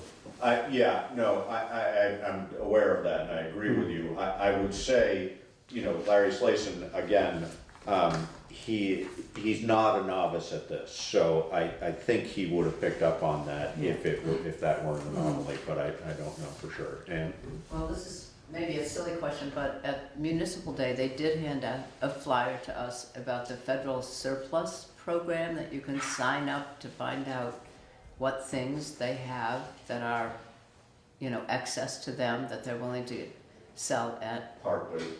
Yeah, part with at very cheap prices according to what they said. I don't know if it's true. And I just wonder, have we ever investigated that? Have we been involved and ended up with things that just fell apart, or is that a possibility? They just listed dump trucks as one of the things. We have definitely investigated it the last time we investigated it that I remember was a long time ago. I remember this conversation happening, and it was related, I think, to a pump. If we're looking at the generators. Right. But, pumps, generator, I remember it was sort of related to pump, generator, and, I want to say there was something else. We had that conversation ago, but it was a long time ago, and it would probably be worth looking into. But for generator, especially if you were to have a trailerable unit, they easily could have one of those sitting around. Have other municipalities done it that you could talk to who would tell whether or not they had a good experience or a bad one? I'm sure we could. My recollection is that much of the equipment that was available, at least at the time when we had the discussion before, was very specialized and/or sort of oddballs for various different reasons. And I think the overall impression was it probably didn't make sense for us, but that doesn't mean we shouldn't re-explored. I think my guess would be with something like a dump truck, you know, that our needs are so specific, the likelihood of the two matching and/or the expenses of us having to retrofit it for our purposes would probably offset the savings. But I think it's something we should always be exploring. I think Brian keeps an eye on that kind of thing too, Sign though. up So, for but- notification of what's available, they said on the flyer. Yeah. Of course I couldn't find, but it's there somewhere. Yeah. It- Yeah, we should certainly explore We'll it. look at- Yeah, Yeah. we'll look into that. For a generator in particular. I mean, I think Yes. things like a dump truck, again, that would be tricky, Right. but a generator might be just the kind of thing that they've got, you know, 6,082 that just came back from Iraq or Afghanistan or somewhere, sitting in a lot somewhere. Or some FEMA thing. And they, who knows? Who you knows, know? right? Yeah. Half of them didn't even get used. Right. Or it can be a nightmare. Right. That's the problem. Yes, You could buy it exactly. and then put an equal amount into it to make it run, and you should have bought it. Right. Right. The price they were giving for one of the dump trucks was $500, so. Yeah. Yeah. It's just like, I can guarantee you, you'd be putting more than 500 into it to make it run, okay? No, and I remember, actually, it reminds me, in comic books, you used to see in the back, US surplus, you know, Jeeps. And I remember, I had a friend who explored that pretty thoroughly, because they said, you know, old Willys and so on, and there just weren't, they weren't, it wasn't what it looked like. You know, and I think some people probably do beautifully by them, but I think it's hit or miss, but yeah, no, it's an interesting It'd idea. be nice to have an inside connection with whoever runs the auction or whatever it And is. say, So you grab can this say, one. This Yeah. is number 17. Get Exactly. Number 17, Yeah. right. Well, and I think actually the state does that as well. I mean, Yeah. they end up with stuff, whether it's, you know, you know, Depends on what it is. you know, if it's related to state police activity or other things, they end up with excess stuff that gets auctioned off, but, worth exploring. All right, highway department, anything else? No. Did we answer the question though? Which, Between 8 and 12, we could certainly. Whether About we the should- reserve, whether you should hold it or whether. I think we should wait for Laura. I would agree. I think that if we want to change it, I would say, It's an option that we can lower that. yeah, I mean, maybe we split the difference. Again, if we go with 10%, we're saving roughly Right. 150 Yeah. and putting it aside, and if we're putting 22 or 26 back, whatever, Right. which would offset a penny on the tax rate, Yep. you know, that certainly isn't a bad thing. No. Right, it's a good thing. No, I think it's a good thing. Yeah, Could be used somewhere else where it looks like we have a need. Right. yeah. No, and I mean, you know, I think unfortunately, the reality, as we all know, is that most of this comes out in the wash somewhere, so, you know, we can chop it off here and put it back there, but, you know, when it comes to that kind of money, it just, I mean, that's the same with the solar discussion, it's like, it's $4,700, which, as you accurately point out, is not nothing, but when you look at how it affects any individual taxpayer, it's almost non-existent, you know, so, but every penny counts. Right. All right. So, no, we didn't answer the question. Still haven't. No. And I just want to make sure we're not making you wait for some, are you here just? I'm just wondering about whether the articles are gonna include the town forest or not. Well, But I'm certainly interested in what's happening, so I'm not bored. We're not, okay, as long Yeah. as you're not wanting to get, because we could shift things around, but, all right, so general fund draft budget is next. And we've already been through a little bit of that in the fire department. Right. But so, anything you want to highlight? no, it's all on your budget notes. So, increase in the library appropriation by $19,443. So their budget did go up by that amount. Which, a big portion of that primarily was health insurance for somebody, as I recall, is that correct? We're carrying one family Right. and then one single. And, Isn't that the one thing, I thought that was the one thing that really went up by it. yeah, and then salaries went up by $5,000. And Who was gonna add? Who was, oh, they wanna hire somebody, that was. that's not happening. Yeah, so then why does it need to increase? I mean, more than the normal increase, right? The health insurance went up by 12,160. Right, that's the, Yeah, gotcha. so, and, you know, when you change health insurance too, the HRA changes because it adds to it. So that went up by $1,125 as well. So,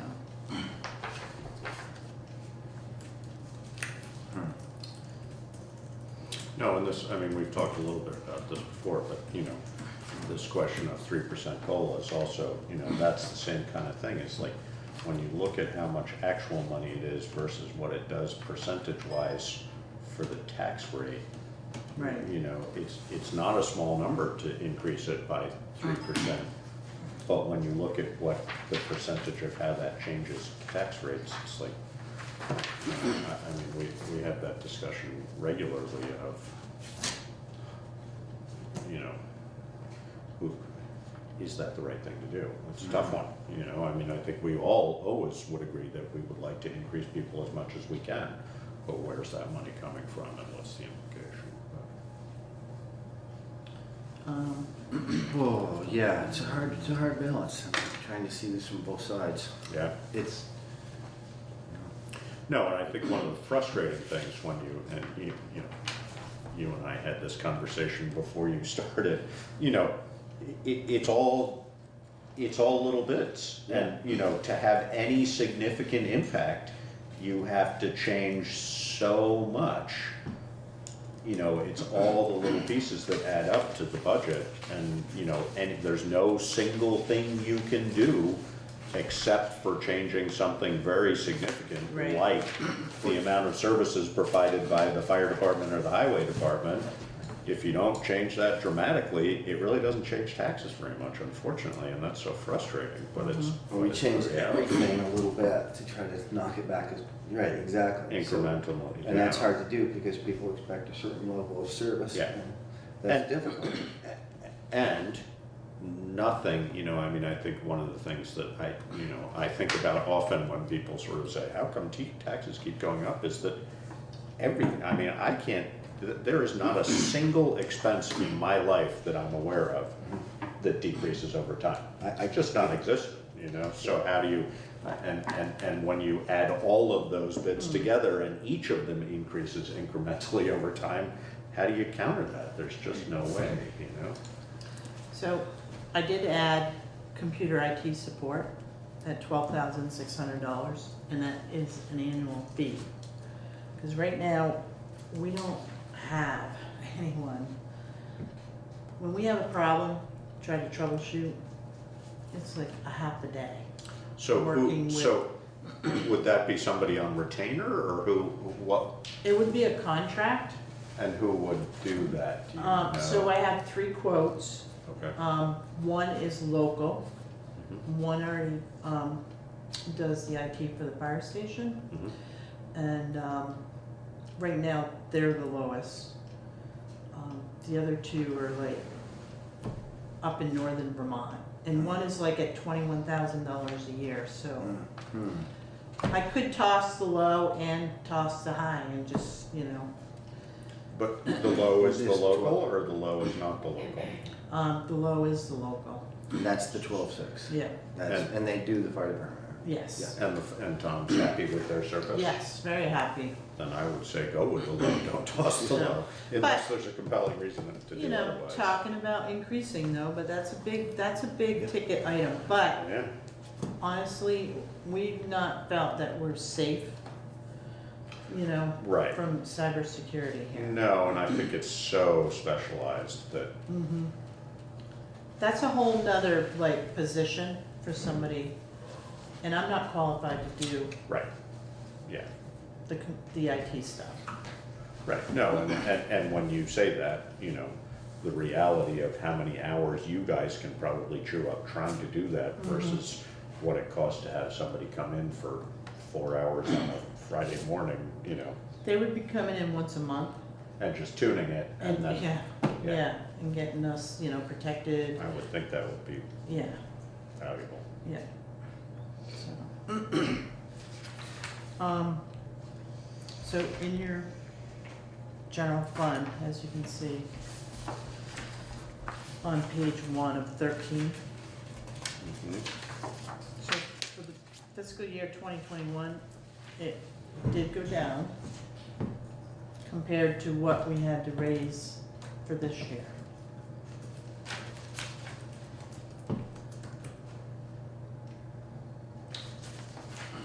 And what, that's a pretty significant amount. What do you attribute that to?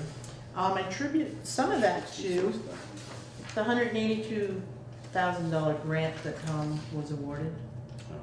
Again, the inflationary number on paper, it just, Oh, I see what you're saying. So Yeah. that was in last year's budget, or Correct. this year's budget. Yep. Right. So that's certainly part of it, yeah. yeah.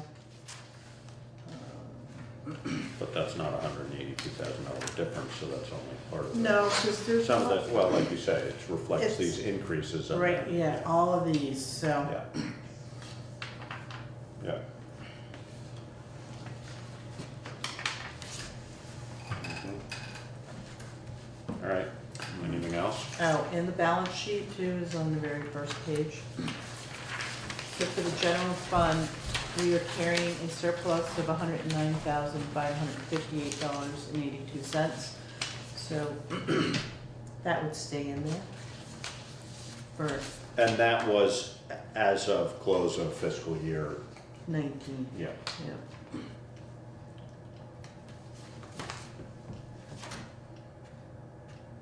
Same thing, we could choose to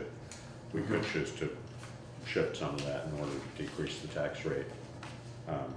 You know, I think for a budget of our size, having, if you just look at it straight up, that's roughly It's a little low. 10 to 11% of the budget. That is below 8%, the 109. So it's based on your overall budget, so it'd be like Oh, 1.5. right, not the, Right, yeah, right. okay, I see, yeah, So, It's operating budget. yeah.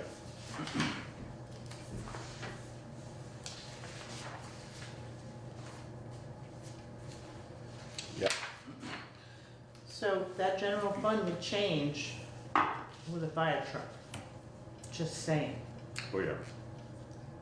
5%-ish, 5 to 6%, somewhere in that range. Yeah. Yeah, I mean, you know, I think whether we decide, you know, I mean, we put it on as an article and people say yes or no. Right. I think the reality is that we are gonna need that truck, maybe not this year, maybe not next year, but certainly, I mean, when we're scheduled for retirement of the current engine one, Right. you know, we're gonna need a truck at some point, so I think it's not a bad idea to at least start warming people up to that number, Right. and maybe it passes this year because of the discussion we've had about how it saves money in the long run. It's a heck of a number though, but again, what do you do? I mean, we can't choose not to have a fire truck, so, And the fire station will be paid in 2027, which is So a that's- payment of yeah. 42-ish thousand a year. which is roughly comparable to what that fire truck payment would be. Correct. So it seems to me that the thing to look at is what all the big payments for the projects we've been doing come due, and pick the time that's best for us fiscally to buy the truck, irregardless, considering to what we might lose in trade-in. Mhm. Maybe it's better in 5 years to do it It might because be. something else is dropping off. That debt You know, service. it's like, yeah. how do we look at that whole Yeah. picture? Yeah. I have no experience at this, or these If kind of you numbers, but. Study that chart, the- you'll see things start to fall off like next year. Mhm. And that's gonna be key to whether we borrow or we create a fund to purchase equipment. Right. So it's gonna be up to the select board if you wanna continue borrowing or we try to, Start creating a Yes. capital fund for equipment. and start buying. Which is better to do? Is it better to save money and do it, or is Well, it better right to now, borrow the money? interest rates are still low enough. That's the problem. So it behooves us to borrow. Is that what you're It saying? doesn't necessarily behoove us, but it's not very painful. Got it. Right. Okay. So, you know, We I can mean, tolerate it stays level, more or less. Mhm. and when we do borrow, we borrow at fixed rates, so that's good. I mean, my feeling would be I don't know, I guess my feeling would be maybe we do a little bit of both. Maybe we start to build a capital fund. I think we can and- transition with that schedule right there, Yeah, but we and gotta, say over 5 years, we're gonna start paying this much less Right. and we're gonna put this Yes. much in. But as long as interest rates are, I mean, you know, And even as these things drop off, won't other things come along? You're gonna need Of another course. truck. So it's, so how realistic is this? Won't some of these slots get filled up by the next truck that we need? and- not necessarily unless you create an equipment fund. Okay.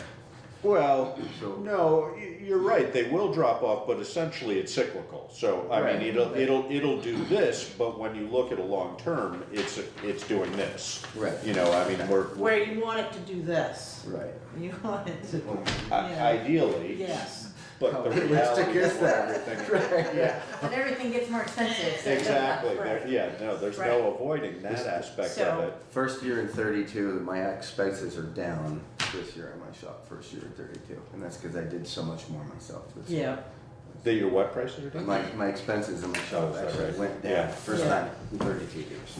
Yeah, so, doesn't seem that realistic. And This is just, I have an information question. Which engine are we talking about? engine one, Engine one, which is the first engine out, the vast majority of the time. okay. Purchased in 1994 Okay. as a brand new truck, right? No, 2004. 1994. yeah. 1994, so Yeah. long ago. And life expectancy, you know, we're pushing getting to the life expectancy. But, you know, the assumption on the initial, I mean, Tom was saying, you know, our scheduled replacement is in 2024. So life expectancy was 30 years. This truck cannot be, with our engine 2, we refurbished a few years ago for a fraction of the cost of buying new. This truck is not, because of its design and age, is not amenable to that.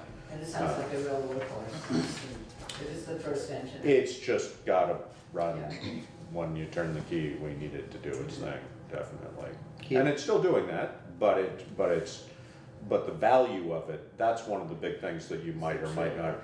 Right now, it probably, or they have told us, E1, the company who we've been discussing it, they'll give us roughly $100,000 back for it, which is a chunk of money. In 4 years, Tom, I think, said they'd probably give us roughly $20,000 for it, so, Yeah. you know. And the cost of the engine then will be considerably higher than new. But- So it's spreading the wrong way both ways. Yeah. But there are auction companies that might be able to auction that truck off Uh-huh. and not get a trade. So we might still get value to it, to the right. In 4 years or Yeah, 5 yeah. years. Yes, but Some we're of not likely to get 100,000. We might get 50 as opposed to 20, We but don't know that. If Yeah. there's a department out there that needs is dying that for that truck, truck. you know, they may Yeah. pay 80,000 for it. Yeah. And we didn't discuss the other end of it too, which was I know. the quality of the truck that he'd like to buy, which would be rebuildable in the long run. We haven't talked about what would we Right. like to buy another engine one, like the one we have now. Would that save us money and run us for 30 years? And if we look at the big picture of everything, would that be a good choice? Right. And we hadn't talked about that part of it, but I mean, I think that, you know, Tom's answer to that would be that this has been a good workhorse truck for us and, you know, we've gotten our value out of it. And I was on the committee that designed that spec'd that truck at the time when we purchased it. and I can't remember what we paid for that truck, but, it was a fraction of what we paid. It was under 200, I think, as I recall, and now it's 650. But we're not, but he's not looking at buying another one like the one we have. He's looking at A little buying- bit heavier. Yeah. Yeah. So Yes. what would the comparison be? Would the new one 184. like the one we have now? 184, yeah. Yeah. Okay. Would the new one like we have now be 4 instead of 670 or whatever? Would it We be? did talk, we brought Because I that can't up, and I remember can't, which one. yeah, I can't remember either. No, he had a reason why I can't remember. We did talk about that. I think the reason he had was because it's a better truck and it helps him do his job better because it's more reliable and it would be rebuildable in the long run, so. In the big picture, it's Value. more economical, but right now, like you chose then, Right, there was a reason to not yes, get the to best. buy that truck. So Yeah. maybe we need to talk about that. Yeah. Yep, Chairman, yes. It occurred to me that when you were talking about how budgets always increase, of course, yes, they do. I'm going to suggest that department heads be asked what they have done to save money and that this be documented.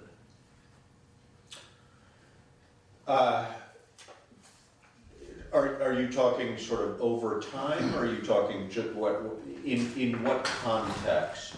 In the context of a budget. We would like Yes. to, we would like to increase the budget by X dollars. Right. Well, a question is, because we all are trying to keep the budgets down. Right. You are as to the department head, you are the most expert person in your area Yeah. of municipal government. Yeah. What have you done to reduce expenses or keep them down? Yeah. And often there are things that can be done, but the point is, if people are asked explicitly, and if this is documented, then it tells taxpayers, first, everything that could have been done has been done, and therefore the increase we're paying is necessary. Is necessary. Yeah, no, and I think that, I mean, I think that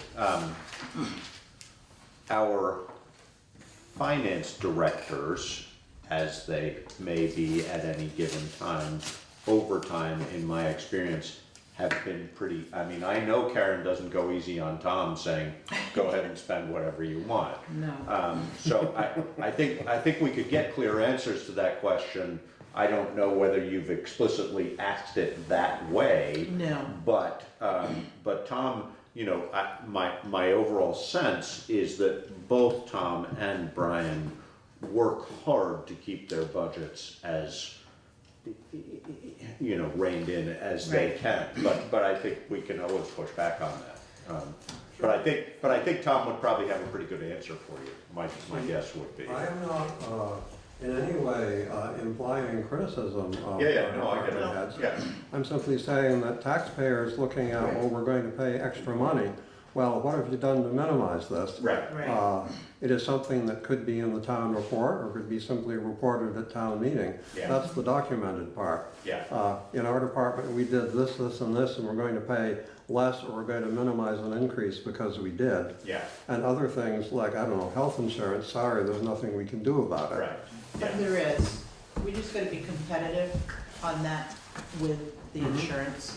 So we're already thinking about next year, Howard, on how to reduce those costs. Well, health insurance I brought up simply as an example. An example, yeah. Right, Everyone knows that health insurance goes up because it does. Yeah. I like your point a lot. As a taxpayer, I liked it a lot. Yeah. I like that a lot. You know, has everybody looked to see, are we being as careful as possible? And I like that. And I think the general answer is yes. Yes. But And that shows in Brian's surplus every year. absolutely, Right. yeah. No, the other place that I would say, and I know you're not saying it as a criticism, and I'm not saying this as a defense so much as just a comment. You know, the other thing that has definitely shifted as of late, over the last 5 years-ish, is the amount of grant money that we bring in. And I think that's a huge part of that equation, is we may not be reducing our costs. You know, it's very hard to reduce costs over time, as we're all familiar, but whatever we can do, i.e. in this form, grant money to bring in to offset the increases in those expenses is great. And we've done well at that with both our highway department head and with our head of our fire department. But I think you're right. I mean, and we lean on the finance director to do that. I mean, I know Chip works those guys over. I know Cynthia worked those guys over. And I Yeah, think no, you work I'm them over like, too, any so. fluff, I was like, Exactly. So I think we would find there probably wouldn't be a whole lot more, but it's definitely about Yeah. Well, it's a good idea perhaps to document it, and you are right, Mr. Chairman, that grants should be put alongside that, because that is money that we Absolutely. Yeah. that we have received. But it is simply so that perhaps because it's in the town reporter and a handout at town meeting, or simply is stated at town meeting, people actually know what was done. Yeah. right. So it's not a matter, and as far as finance directors and people like that, the problem is they're not actually running the departments. So they do not so they are unlikely to be the most expert about how a given department could save money. Yeah, no, I definitely agree. I think we have the advantage of having, we're a small operation for all practical purposes, and we have good relationships. So I think those things play out. Again, I'm not trying to defend. I'm not taking it as criticism or defending it, but these are definitely very real, ongoing conversations all the time because of the small nature of the interaction between the finance director and the department head. So, And from my experience as just a taxpayer before I got involved here, I didn't know what was going on, and I wish I'd known more. So I take your point well, and I think it's a great idea. And as I'm learning here, and I get a better idea of where the money comes from and where it goes to and who's doing what with what, and I get a bigger picture, I become, more educated in what's happening. I have a more realistic. Sorry. I think too, though, in the reports,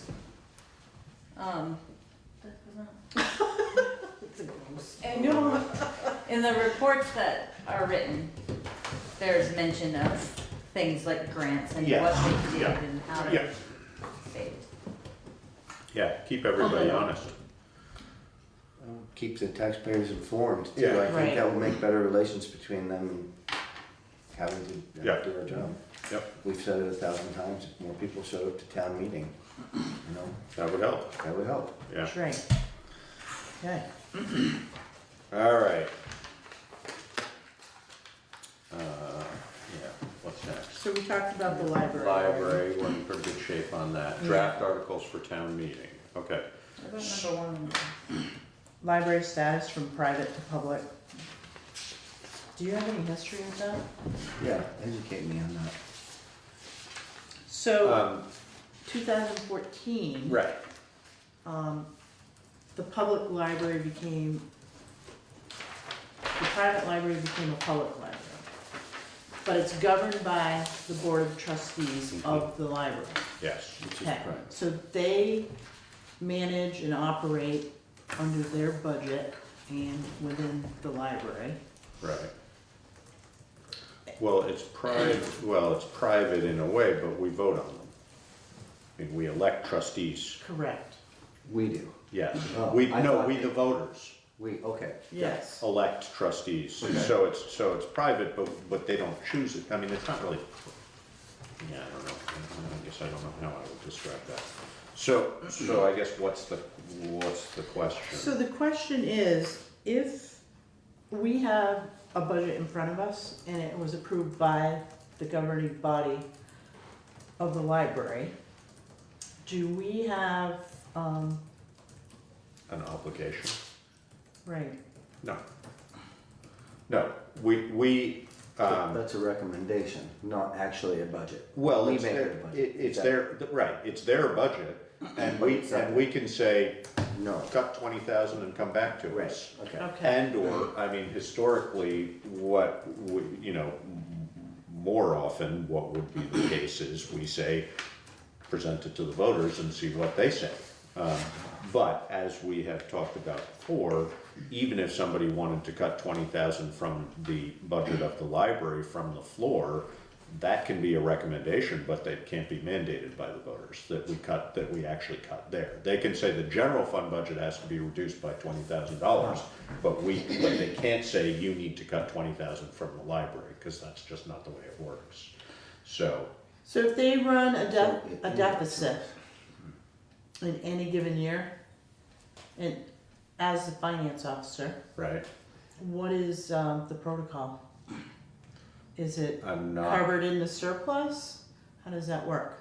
Oh, are we obligated to make up the difference in the deficit? Right. Are we? Although, I don't recall that happening, but that doesn't mean that it doesn't. I just don't recall. actually, I want to point out in our draft audit, it does state that the select board would be collecting any deficit, because they are carrying a deficit right now.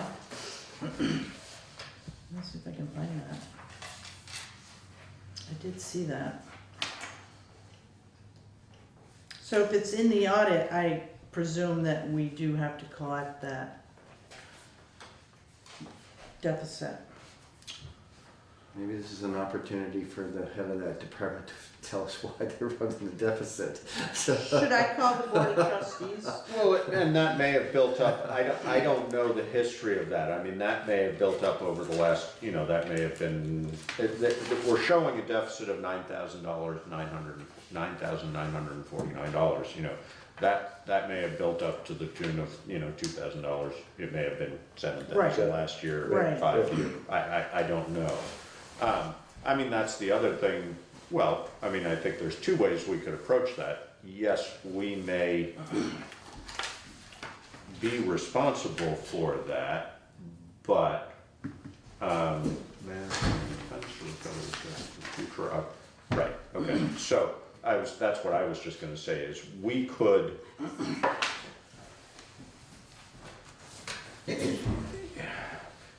we could say you need to reduce your budget by that amount so that it offsets it in the contribution from the town. Right. That's a lot to do in a year. I think that what would be probably more realistic based on what their budget is would be to say, we need to see this decrease over the next 3 years and you can't run a deficit. I mean, I think from that perspective, and I'm speaking off the cuff here a little bit because I don't know what the legal obligations are as far as the town versus the library is concerned.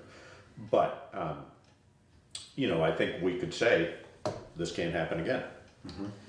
And it sounds like, that's essentially what John Mudgett is recommending, is intends to recover so he must have had that conversation with them, or you must have had that conversation. No. Somebody must have had that conversation, because it says intends Is there any memorandum from them. Yeah, when it went from private to public? I'm sure there On is. how to operate, how? Who would probably be, What is it? at What June does that 3rd, deficit fund balance, so these are the notes to the financial statements. At June 30th, 2019, the library operating fund has a deficit fund balance of $97.40. Management intends to recover this deficit through future operating and fundraising activities. So somebody had to have had that conversation in order for that to be in there. You know who I would ask if you wanted, my guess who would be able to give you the most accurate history would be Chris Osgood. I'm pretty sure he was either the president or the treasurer at that time. Actually, who else might be able to answer that would be Randy Smith, either one of those. Okay. Randy's definitely well informed about it, as would Chris. I think Chris was the president. Okay. I'm assuming deficit is after other income, like the copy machine, the donations. And That's an overall deficit in their budget. Yeah. Yeah. So, but I do think, as you could do with the fire department, we could just say, we need to work this out and this can't happen again. I mean, you need to run the level budget. Right. That Yeah, level budget's good when we. we never, our funding for them, in my recollection, is virtually never level funding year over year. But that's largely because we add programming Mhm. year after year. And I mean, it's a dynamic organization, and Yeah, the other thing too with any budget, so if we have a tax sale, of course, we get some revenue, because everybody will pay their taxes before the tax sale. But when we have a tax sale, we do generate some revenue, but, we don't have a chance to do that all the time. Mhm. So it's really hard, and you will get financial reports next week. Mhm. I don't want to give you all that tonight with the budget. yeah. But, I keep an eye on it, quarterly reports, that's what we're gonna be looking at. Because when you start seeing things that are already 50% over, that's the time we talk to department heads.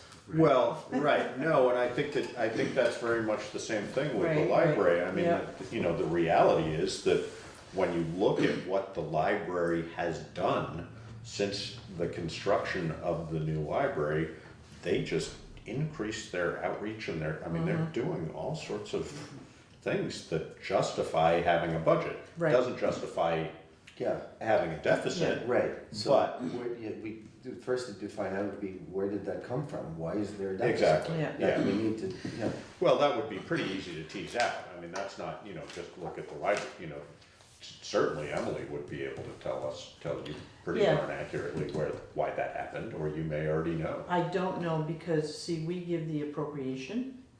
Right, but we don't actually Why you're manage the looking for budget. Right, Right, yeah. right. It's Yeah, just, we pay their bills, but, It's just one step removed. yeah. Yeah. talk to Chris. I think Chris would be helpful. Meredith might also. I mean, I don't know, Yeah. but I don't think I can't remember how long. I know Meredith has been involved for a long time, but I'm not sure whether she would be, about that. But Chris would definitely, Chris and Orlando. Okay, I will pursue that some more and get a better understanding how it's going to work. Yeah. Yep. Okay. Yeah, and I think, as we've been talking about with everything else, the reality of, if you just look at it straight up as a business, the reality of running a business that is a thriving business, but is not a business for profit, then expenses go up every year, and that's just what it is. I think Mr. Fairman's point, though, from before, would be very appropriate here to say, okay, your budget goes up by this much every year, but what are you doing to keep it from going Right. up? And again, I would assume you get reasonable answers to that, but it's a question that should be asked. Yeah. So. All right. Alyssa's losing steam, so what are we gonna do here? Pick up the pace. What do we got next? So your draft warnings, draft articles, Draft articles. Oh, I saw, the one thing I had noticed was that it said Putney Club, and I was thinking, well, that was a sandwich at the co-op, but now it says Putney Gun Club, so somebody corrected that. Yeah. I have one comment on that, and I don't know that this is an appropriate place to bring it up, but I know that last year, parked at the entrance to the gun club was a vehicle that was broken down and seemed to be parked there for sort of indefinitely. And personally, to me, I wasn't pleased with the fact that the gun club property was being used for that purpose, but that's maybe separate from anything else related to this. But I think that I don't know whether that's happening this year, but it did happen last year, and I think that they need to be responsible landowners if they're. We own the gun club? The town No, owns the gun club? no, we exempt it. Yeah. So there's three gentlemen. David Smith, I've already had a conversation with him, he came into the office. So they are interested in putting this on, at town meeting. They will write a report for the town report, so we'll know what they did, in a year's time. The public would like to know what the article is. The article is to see if the town will vote to exempt the Putney Gun Club from municipal and educational taxation on the improvements, appurtenances, and land off of Sand Hill Road, lot number so-and-so, for a period of 5 years. And actually, it generated a very interesting conversation when the last time this came up, which presumably was 5 years ago, when from the floor, somebody said, you know, I don't want to support a gun club because I don't know what a gun club, why would I want to support that? And it was a very interesting discussion. It was very educational because, in fact, primarily what the gun club does is run, my recollection is that primarily what it does is runs hunter safety courses and, you know, keeps people updated on their knowledge and use of guns for hunting and other practical purposes. And that was a valuable thing for taxpayers to know. Right. Because we don't have anybody else in the neighborhood who's doing that. Right. And that's a valuable service to us for particularly young people who are interested in hunting. And But do that's a they good even service do to have. anything? Do they do anything anymore? Who, at the gun club? Yeah, Oh, I think so, but I don't know. Are they still shooting? nobody's been able to get in touch with them, So- last I knew. Oh, so maybe not, I don't know. So David Smith There you was go. in my office, and I expressed that somebody needed to be at town meeting to speak on this article. Yeah. So there's a gentleman over in Williamsville, and then there's a third person, so. So are they gonna write a report for this year's town report? Okay, Yeah. so, and that should be clear. I mean, if they aren't doing anything, then, Right. then this would be a good question. I know David Smith is not well, but he You came know, into the office. I guess the other question I would ask related to that is if they, well, we don't know what they've been doing because we haven't seen the report. Right. But if they're doing less than they historically have, what are they doing to change that situation? Right. And why should we support them for 5 years going forward? Do And I don't know how much those. we typically, do that for I'm questioning whether we usually exempt them from educational tax as well. That's the one that was in the other book. This is the previous. Yeah, I took okay. it out of the other book. From 5 years ago? Yes. Okay, Yep. so I guess the answer is yes, we typically do. Where is that?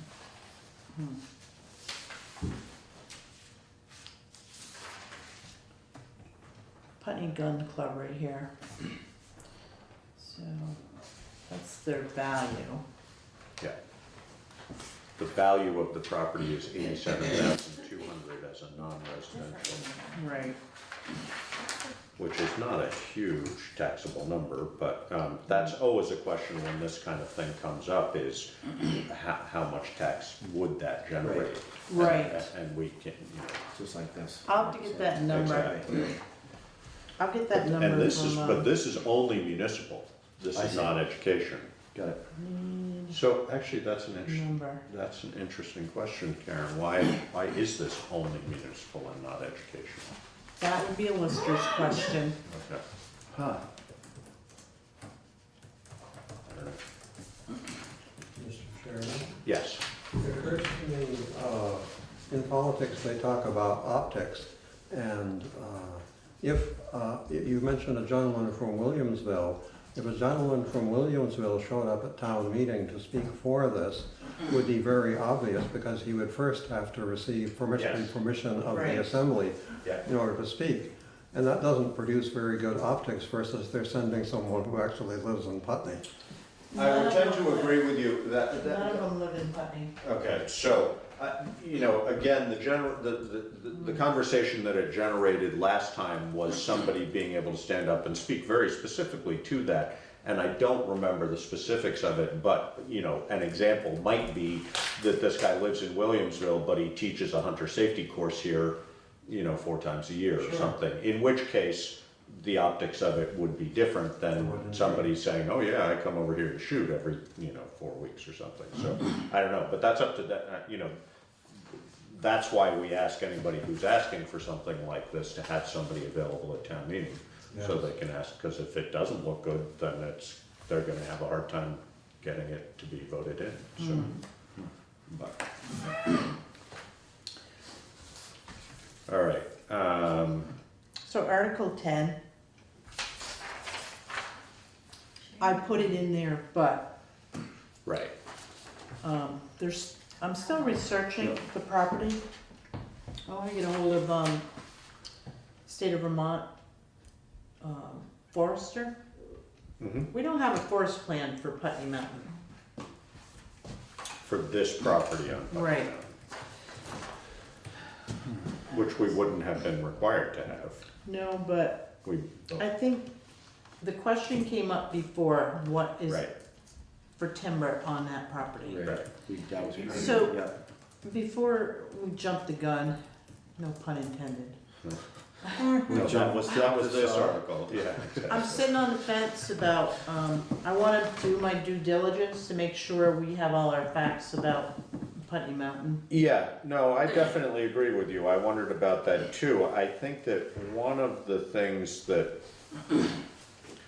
would be a debate, you know, Putney Mountain Association, I think, does not harvest timber. Do you know? I think the language in their various conservation easements with the Vermont Land Trust have language such as managing to control invasive species. They can harvest. They can, in some cases, have plans to manage for the health of the forest. Right. And to create appropriate wildlife habitat that they decide they want. But in essence, they do not timber for profit. Right, no, and I think that managing for the health of the forest makes perfect sense, because I think that, you know, especially with the discussion that's going on at state level in conservation areas, et cetera, the value of carbon storage of mature and maturing forests, you know, is very valuable. So my personal opinion would be that we probably, I mean, I'm assuming sort of what you're getting at is there valuable timber here that we should be harvesting before we transfer a property. I don't know whether that's what you're getting at. But I know you and I had that discussion. That was my at first some thought, point. yeah. Absolutely. I would like to have a forester look at that. Yep. Maybe have a plan and then see what the value is. Yep. That would be a radical change from Departure. what has happened over the years. And I think That you're would be gonna my get guess a as well. lot of public opinion about doing that, one thing. I'm also into the carbon sequestration thing. Yes. We're looking at a 11-year now, it used to be 12. Really terrible situation with the climate. These trees hold carbon. And the argument for, you know, timber harvesting is obviously, well, new trees will grow up, they will sequester carbon. Right. But that, if you Big cut long down a 70-year-old tree, Right. it will take 70 years for an equal amount of carbon to be sequestered. Yeah. And we don't have 70 years. Right. Well, I'm not talking about actually cutting them, but knowing what's on that property. Forest management is very important. I know it's a wildlife corridor. And I was thinking too, what would it put back on the tax rolls? And Jordy gave me the number, and it's less than $900 a year. Because it's all in current use. Correct. Right. Yep. But, as David often points out, Right. it's $900. It's $900 more than we're getting right now.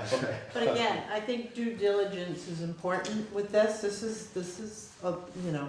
I definitely agree with you. However, I mean, I think that we're fortunate in that we have an organization as well run and as responsible as Putney Mountain Association. You know, my own opinion would be, I mean, I'm not objecting to having somebody look at it, but my own opinion would be, these are the people that we trust to do this kind of thing. Why would we want to insert ourselves before that, as opposed to saying, here's a piece of land, keep doing what you're doing so well? Right. And I'm not disagreeing with you, I'm just saying that. I just want to make I'm not sure we see both sides here. I think it's important, I think what you're doing is important, I think knowing the information would be a good thing, not with the intent to go in there and log it. But I think it speaks to what Howard was saying earlier too, that we're looking at everything. Right. Look at every piece of it. Right. Because everything is going up and getting more expensive, and everybody needs to know that we're looking at everything we can possibly do for the good of the planet Right. and for keeping things paid And for. I'm all So for knowing the that, information is especially great. after Australia. So does that mean that if you're gonna do that, it's gonna come off of the warning? So- Because we wouldn't be able to do that. So what we could do is take it off the warning for town meeting, but we could do a 30-day notice, because it's land that, you know, potentially we want to sell. You warn it, post it, have the meeting, and then you can vote that way too. Yeah, the other thing, I just want to make sure the we're other ready. thing, the other thing to do, and I don't know that statute allows for this, but the other thing we potentially could do, I mean, it's, the first statement of the article is to see if the town will vote to authorize the select board to sell approximately 68 acres. The fact that they authorized us to sell it doesn't mean that we are obligated to sell it. Right. So, does it Oh, make good sense to point. get the Good point. authorization? Yep. And I don't know how Good point. I don't know how that might change that Yep. wording, but, to see if the town, upon completion of due diligence, is authorized to sell or something along those lines. I'm not sure what but then we're not delaying it for a full year, which it's only a year, it's a piece of land, it's not going Right, anywhere. right. But, No, I like your point right there, that's might be. good. The other thing I'd like to say about having a forester do an actual survey of this, come out, do the plot plan, do little sections where they figure out how many board feet and then they multiply Right. and whatever. That's gonna be 2,000. I don't think Sam, who's the county forester, is gonna come out and do that kind of detailed analysis for us. He might do a quick walkthrough. But to get a really detailed. An accurate assessment. An accurate assessment, you'd have to pay money. And then, And then we got an estimate for just the 55 acres on Route 5 of about 2,000 to 3,000 for that to kind get of a proper accurate- timber yes. assessment on it. Yeah, I think it was 2,000. Yeah. And the other thing I just want to mention is the west side of that piece of land, the Brookline side, is heavily evergreen, mainly hemlocks and pines, and mainly hemlocks, and it's very steep. It's really terrible in terms of working safely, but also it's probably deer wintering. We need to check with Fish and Wildlife as to whether it's mapped as deer wintering. Well, and of course, the reality is that hemlock in particular, but both hemlock and pine have very little timber value as I know. far as sale Yeah. is concerned. I don't And I think, think that it would be an area, because of its sensitivity, the value of timber harvesting versus the value of not timber harvesting in Mhm. there would be questionable. But I totally agree with you, due diligence is all appropriate, Mr. Fairman. Mr. Chairman, 2 points. First, I would suggest that instead of guessing what the county forester might say about this matter, that we ask the county forester. Yep. The other thing is, we have an opportunity to perhaps send a letter to obtain any information we wish, because the annual meeting of the Putney Mountain Association is scheduled for this Sunday at the Putney Community Center, 4 p.m. Okay. So if we I'm would not like, sure what we would be asking of them in this situation, but that might be worth you thinking about it in the next day or so. Are there questions? I guess I would also, something that might be worth bringing up at that meeting would be, as we talked about with the gun club, having somebody there from Putney Mountain Association who has informed themselves about this and can speak intelligently. Right. Hatfields and I were actually working on deed restrictions that the town might want when we transfer the land to Yeah. Putney Mountain, Yeah. which would be helpful to them and to us, which pretty much says it shall remain undeveloped. Yes. Right. In essence, in other words, and also that it can't be just resold. Right. In other Right. words, it has to continue, if they dissolve and no longer own it, then it has to go to another nonprofit or public entity with similar purposes. Which Just I would stop. have to assume that VLT, Vermont Land Trust, requires that kind of. Yes, they do, anyway, but they're not but- involved in this transaction. Right, no, I know, And so but we're in sort of this substituting. transaction, that I would assume that they would end up being the conservation partner in this ultimately, but is that not right? Okay. It's just gonna be a transfer from the town to the Putney Mountain Association. So we were at least And then who trying holds- to do a deed restriction that limits them in what they can do. So would there not be an easement on it then? No, because an easement will cost you another $20,000. Okay, so I was under the assumption that if it were transferred to the Putney Mountain Association, more than likely Putney Mountain Association would go to Vermont Land Trust for an Right. easement, but They would maybe have, that's not the case. they would prefer not to have to pay the legal fees, That makes sense. the stewardship money, and all of those other things. So they would then be responsible for the stewardship, which would be maybe. And the Conservation Commission could certainly check on an annual Yeah, yeah, basis whether the deed restrictions were being followed. I mean, that would not be a big deal. It'd be fun. Just go for a hike. You know, I wouldn't be surprised if Larry was pretty knowledgeable about this kind of thing too. It might be worth just touching base with him. I sent this over Did you? to his Okay. office already. But you said the whole warrant. The draft, yeah. Yeah, but it might be worth highlighting that and saying, Larry, do you have an opinion about this? Because he wouldn't. He It's always just, has it's an sort of up his alley. Yeah, I know. Larry's like town council. He already talked to me about this. Did he? And I emailed you the, where I we're at. did. We're not completed negotiations Right. about deed restrictions, but I Yeah. did let you know what we're up to. Yeah. I'll take a look at those, yeah. And I'm sure Sam would be willing to walk the property if you wanted. Yeah, I think, if no one's done it, I think it'd be worth. There are also people, I mean, for example, Hayden Lake is involved in. He's on the At least he's- Putney Mountain Association board. Exactly, so, and he's a knowledgeable forester. Mhm. You know, he would certainly be able to offer an opinion, I don't. Yes, I think you he know, would, yeah. He'd be biased in the Putney Mountain Association direction, but he also is a guy who clearly is largely involved in looking out for the best interests of landowners in the area, so, you know, I think he could offer. an Yeah. He's already commented on the proposed deed restrictions, so he's already involved to a Okay. certain degree. Yeah.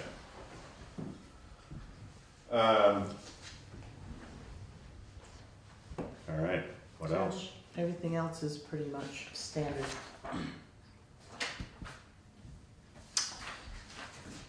Okay.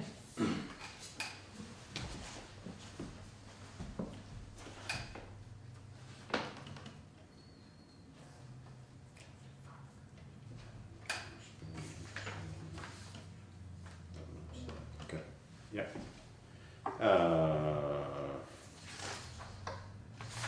All right, so what do we have next? We have the got- draft you got- bond for fiscal year 2019. Oh, yeah. That's in your packet, and John Mudgett's gonna be here next week on Wednesday Okay. to brief you. So we have the opportunity to look at it between now and then. Yep. So the general If you need a fund, good nap, David, this is a good place to start. the general fund has a surplus for 2019, and so does the highway department. I don't. Okay, you're gonna have to read it to me. You don't?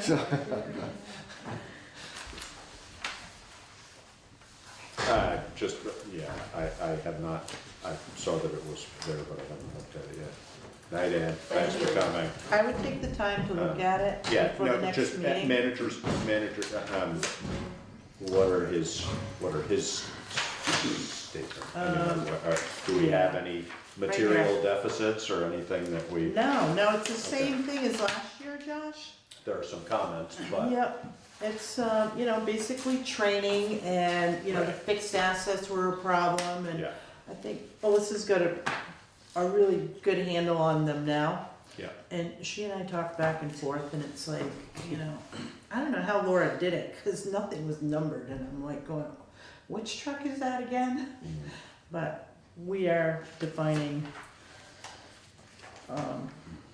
it's gotten a lot better. So I did write a letter for my responses. Okay.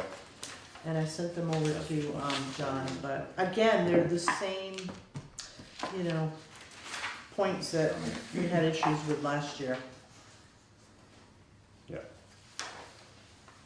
I mean, if you want the, when you're looking, the last 3 pages are really the part At that, some point when I have time, I need to like really dig in some more on that and find out. I think there's things, I identified a lot of things that weren't there in the assets that should have been already, but I think that there might be even more. So that, like it's trying to piece the puzzle together with some pieces missing.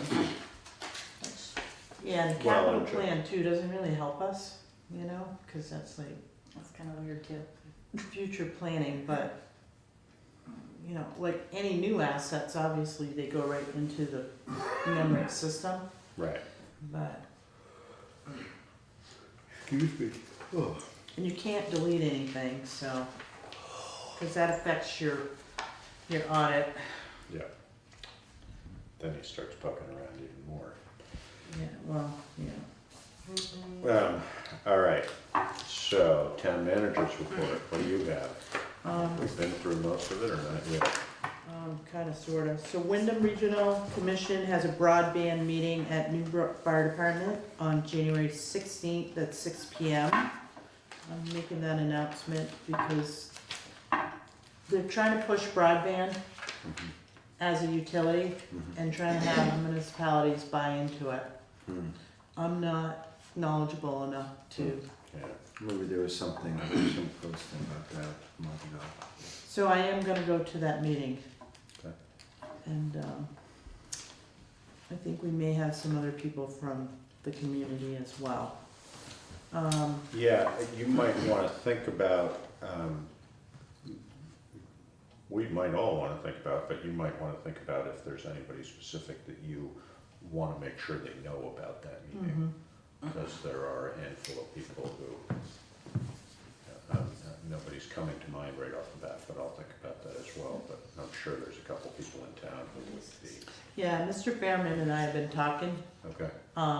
Because we're following the Chesterfield, how they bought into Consolidated. Right. And, you know, and there's a lot of companies out there and the state's pushing it. Right. You know, as a trump from northern Vermont down to the southern tier, but Mr. Fairman had a good point. I mean, go ahead. No, please, I don't mean to interrupt you. No, you go ahead.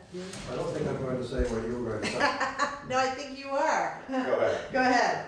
What I was going to say is the reason for the meeting is the Wyndham Regional Commission has received a $60,000 grant Right. for planning in this regard. Yes.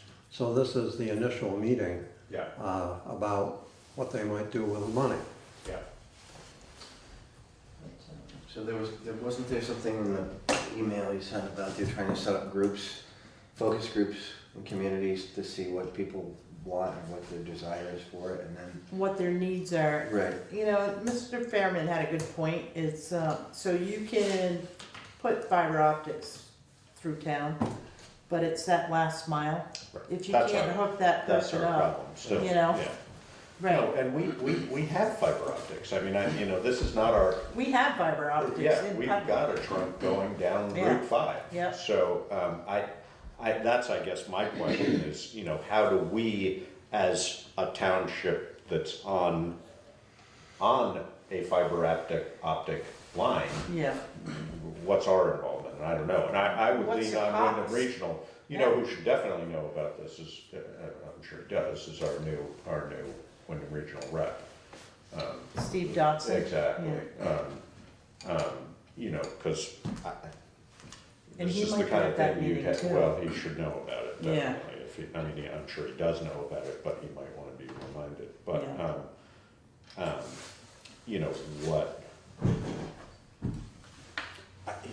if you think of a town like, just to pull, Whitingham or Halifax or somewhere, the need for them for this may be way different than it is Right. for a town like us. I have no idea. Well, again, and I have an issue asking taxpayers to pay for something if not everybody's gonna Absolutely. be. Yeah. Who benefits from it and Right, why? right. Yeah. No, and what's it gonna add to what we already have? That Right. would be my biggest question, Yeah. because it's that, like you said, it's that last mile thing. Yeah. If this isn't gonna help us with the last mile, Yeah. why would we be interested? I have no idea, there may be good answers to that Yeah. question. but- So I will attend that meeting and, These are matters that I do intend to bring up at the meeting. You have referred to the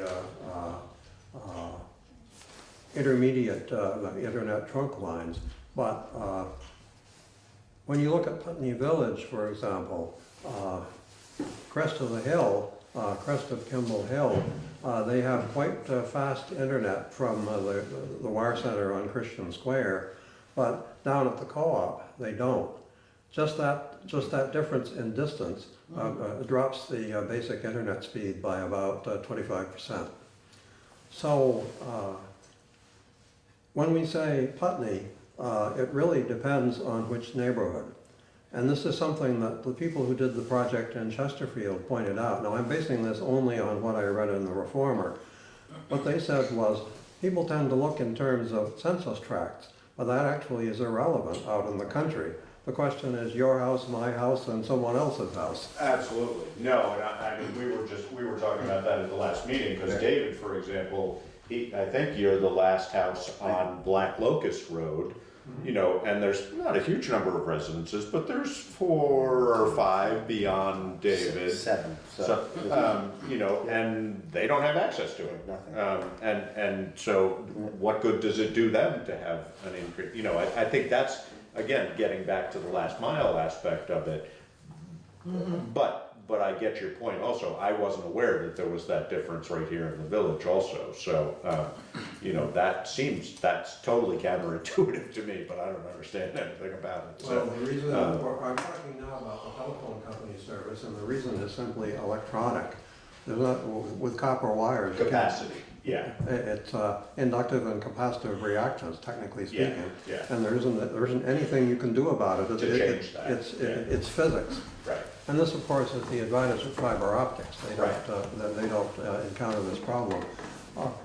Something I plan to point out at the meeting in Newfane is that a project like this should be, the economics should be done in terms of serving everyone. Right. Because as soon as you start segregating it, then there's the people who live out at the end of Black Locust Road who are never going to get served, because there never will be a return on investment. Right. Exactly.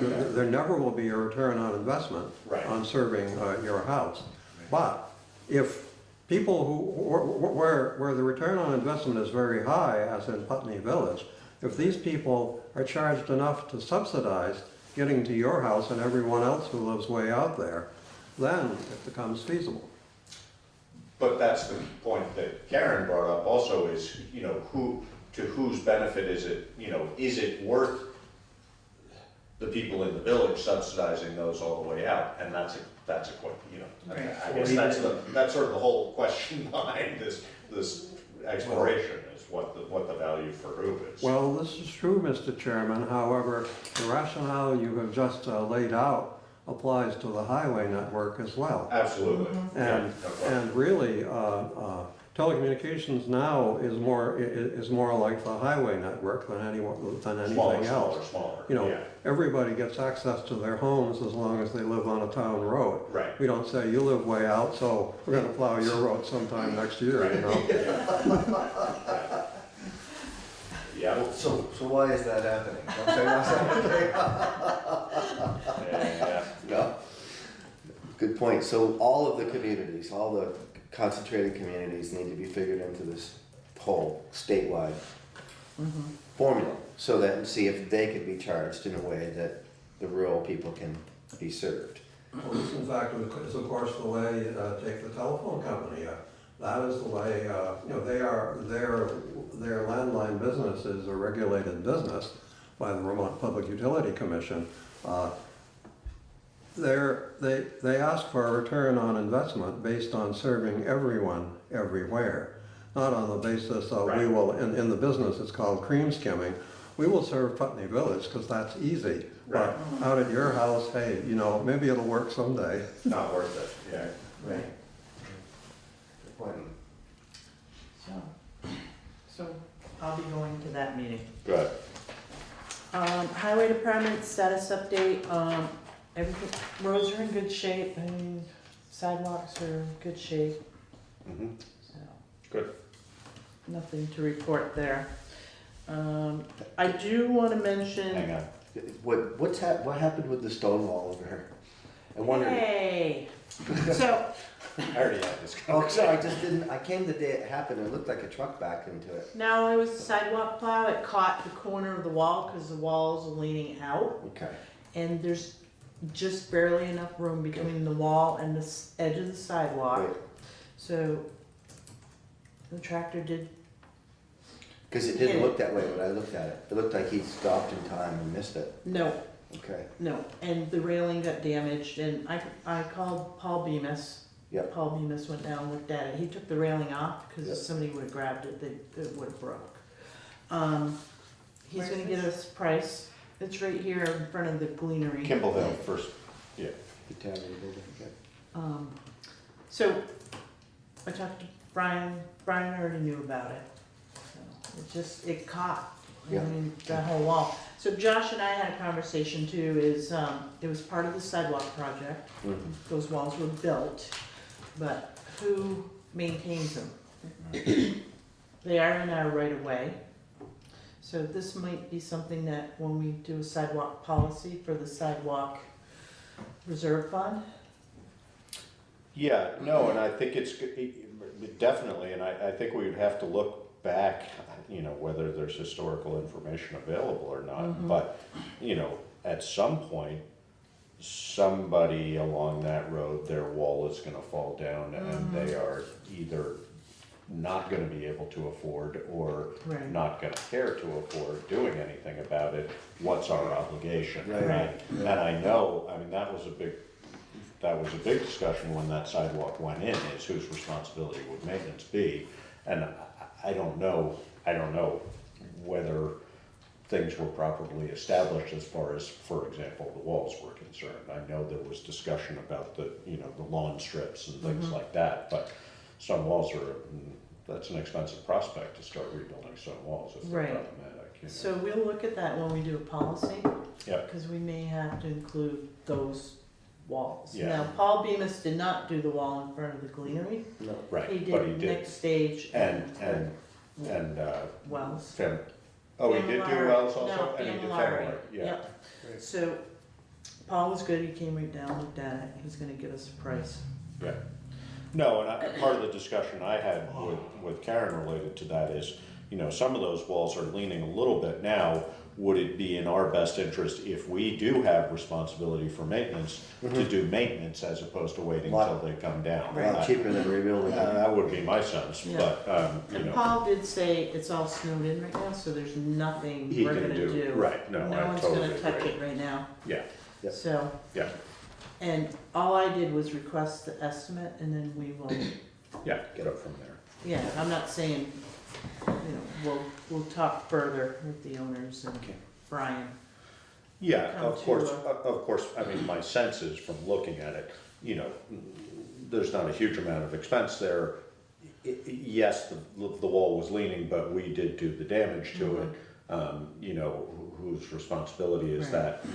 We're probably looking at, I don't know, several hundred to a few $1,000 maybe, but when one of those, 9-foot high walls has the same problem, Right. we're talking real money. Yeah, Yeah. exactly, so. Yeah, Um, that's- And whose responsibility is it then, and what's our obligation safety-wise in that case, so. But, all right, moving right along. We are? So, next meeting, January 15th, I'd like to invite the public, because we will be discussing the budget again. And if anybody wants to, That's the time. yes. Hallelujah. And our auditor will also be here, so it's perfect timing. And everything's draft right now, and it is public information, so if Yep. anybody's interested, they can call the office and we can get them a copy. But it will change.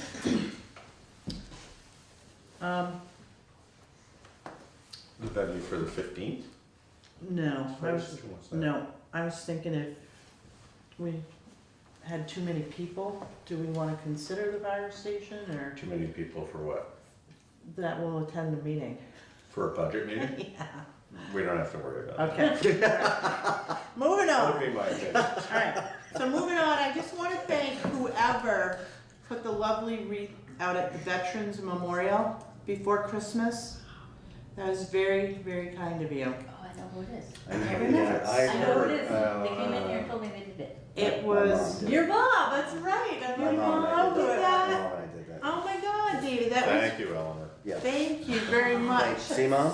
David, Celebrity. make sure you say thank you. I thought that was the kindest thing. I was walking in the office, I'm like, oh, somebody put a wreath right there. That is like wonderful. Yeah. You know, it's a single little, you know, A lot of dead relatives on that I didn't have marble out to there. add that, but it was a nice thought. It was very kind. I was Thank like, you. I know who did that. Who did that? Oh my God.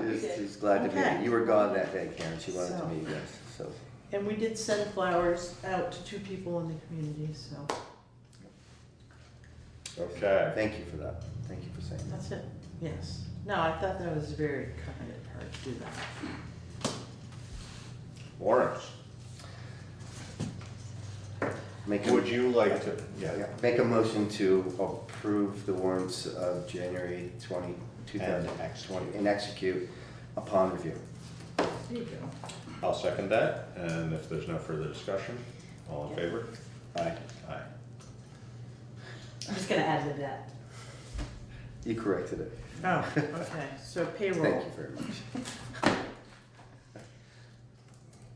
That's a different looking, is this the, Yeah. This is a, yeah. is this the new format through CHIP, No. or is this just? No. That's just the way that she did it Something's that just a time. little odd. All right, so payroll warrant dated January 3rd, 2020, in the amount of $8,200.23.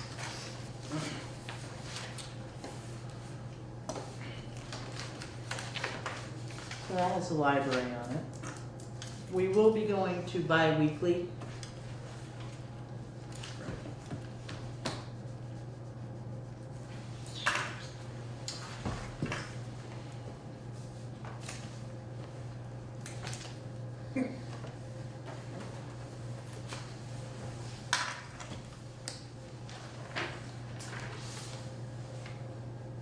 Payroll, okay. So payroll warrant dated, I did this backwards, sorry. December 27th, 2019, $12,743.30. So that's what we're used to. Got me all confused. I had them in order. You changed them. I didn't really know they were here, but.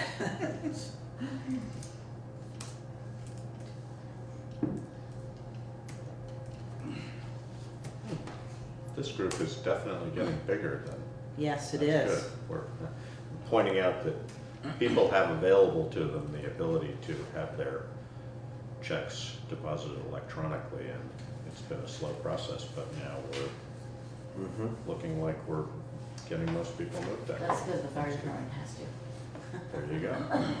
All new employees. That's the way to do it. Tom didn't give him a choice. Yeah.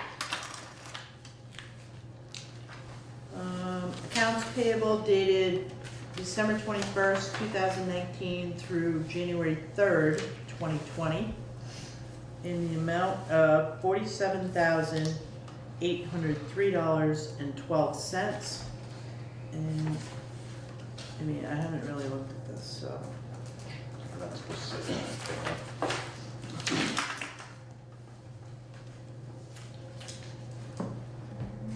But it's a small one, which is nice. Why 9,000 to Chittenden? Is that just a debt service? That was the Must be. truck. Yeah. The Chevy. What did you say? The Chevy. Tom's Chevy. Vassar's Water Service. Who's Vassar's? That is for a plow. Snow plow. We just, Brian asked me Used to be about a that. hydraulic jack or something like that now. It was a plow, because the From one, Gilsum? the Is that- V plow. No, Vassar's in the. Yeah. So he ordered a new plow because it was ready to snap right in the middle. So they gave him a little bit for trade-in, and he got it down, you know, to. I weld a lot of them. I have a lot of guys with those feed plows, and they're not built rugged enough. Right? Yeah. So I've welded Carl Mosers 3 times. That would be a hard thing to build rugged. Well, You- it's not, you- but. No, if you used good If you steel, use you the used right heavy material, steel, yeah. you built the pivot so that it wasn't vulnerable to the leverage of each side, the way they build it, and it wouldn't break. But And Then Brian you thought resell some. about that, but the wear and tear, he didn't think it was gonna last, so. And what was was it it? regional? 5 I- grand? Yeah. Yeah, okay, yeah. That is for a grant, so those were services for the stormwater culverts. So that's repaying grant money? So- What is that? They charge for their time, Oh, and okay. then we pay them, and then And then I we receive submit, the money. Okay. I Yeah. submit the grant. I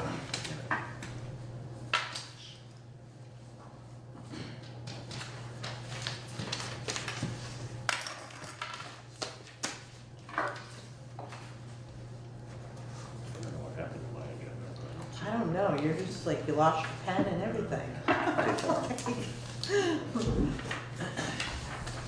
David must have taken I don't think I did. Just don't forget that. it.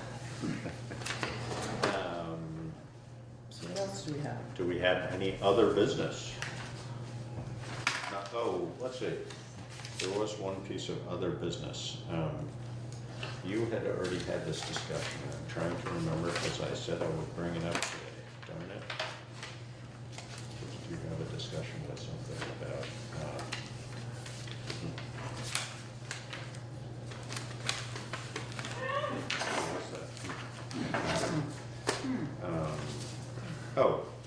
Jordy Heller, the question of whether, and this is, I only am bringing it up, we don't need to discuss it with, but we should probably put it on the agenda for next week.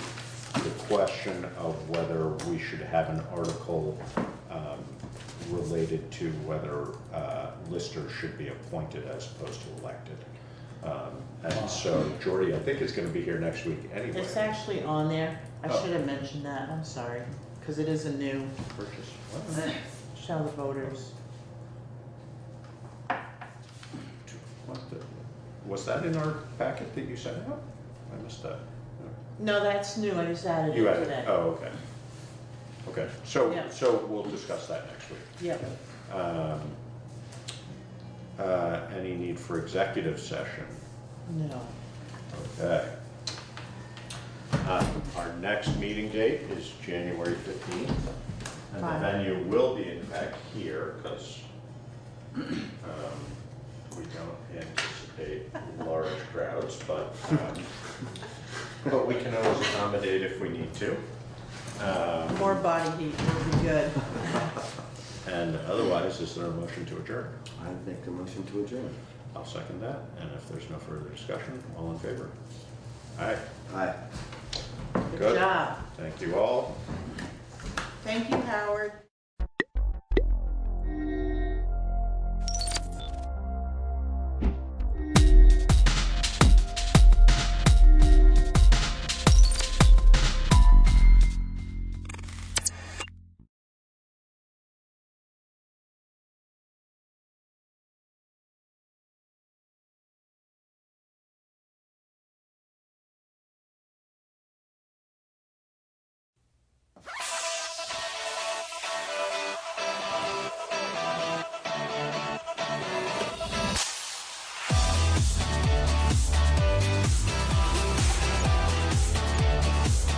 I'm Ava. I'm Ben. I'm Madison. I'm Drew. We're the Disaster Dodgers. And we're here to help you. Be prepared.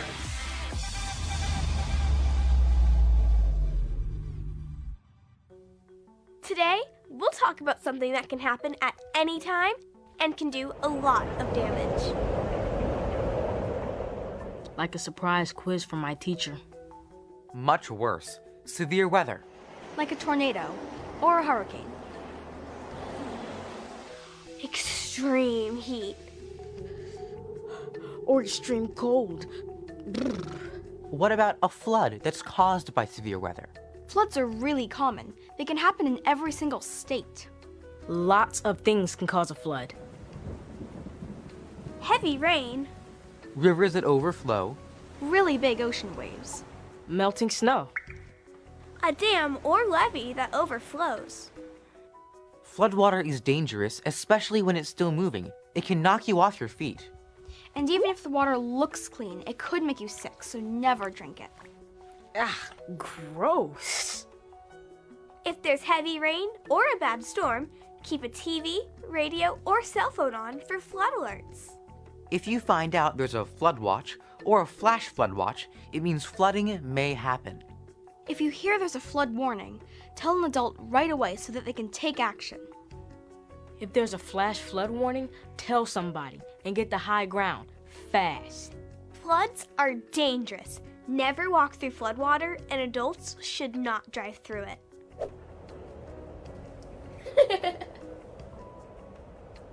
Hurricanes can cause floods, but they can also bring other kinds of danger. Hurricanes are strong tropical storms that form in the ocean and can come onto land. Hurricanes have strong winds of at least 74 miles per hour. They can even reach 155 miles per hour or more. Whoa! When a hurricane comes, heavy rain, strong winds, and large waves called storm surges can damage buildings, trees, and cars. So it's important for you and your family to be prepared. If you're at home during a hurricane, use a TV, radio, or cell phone to listen for alerts. Keep away from windows and glass doors. Lie on the floor under something sturdy like a table, because things could fall on you and hurt you. If it's expected to be too dangerous to stay in your area, you and your family may be asked to evacuate. Evacuate? You'll need to leave your home and get to a safe place. If that happens, follow instructions from officials. If you get separated, follow your family communications plan to reconnect, and be sure to bring your family emergency kit. Hurricanes can be really dangerous. So can twisters. You know, tornadoes. A tornado is a violent storm that sometimes looks like a funnel or a cone. If you haven't seen one up close, you've probably seen one on TV.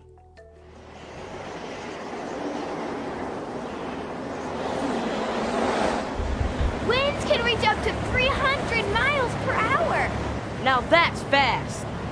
Tornadoes can happen in any state, but most occur in the middle of the US, in what they call Tornado Alley. Keep a TV, radio, or cell phone on for tornado alerts. A tornado watch means a tornado may be possible in your area. If there's a tornado warning, it means someone has seen a tornado nearby. You and your family need to get to a safe place immediately. If you're indoors when a tornado comes, go to the basement or lowest level of the home or building. Stay away from windows, doors, and outside walls. Get under something sturdy and use your arms to protect your head and neck.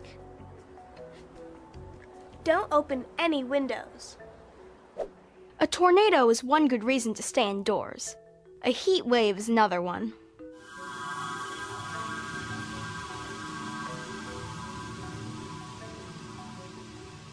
Hey, can't you turn on the heat a little?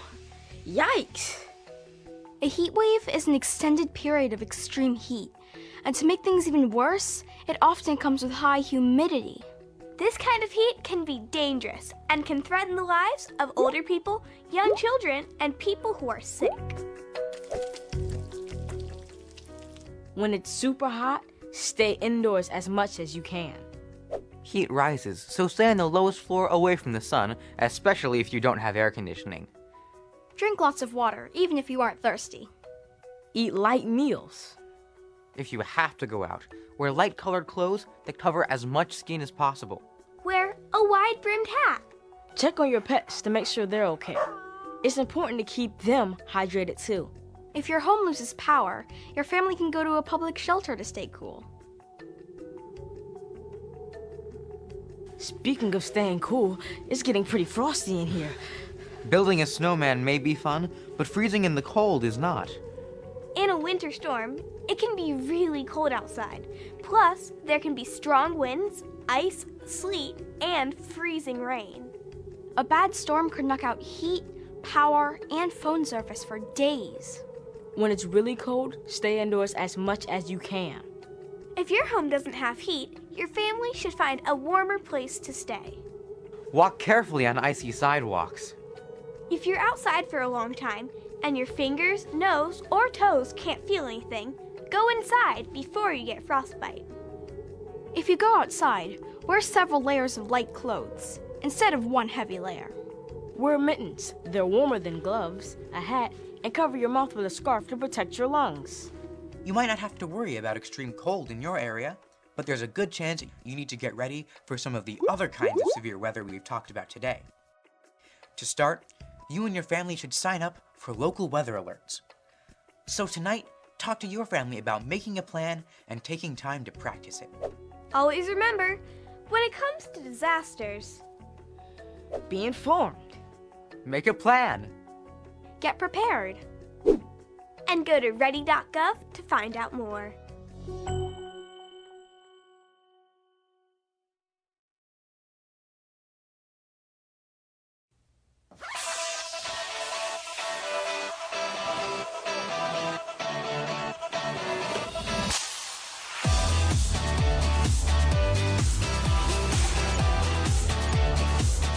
I'm Ava. I'm Ben. I'm Madison. I'm Drew. We're the Disaster Dodgers. And we're here to help you. Be prepared.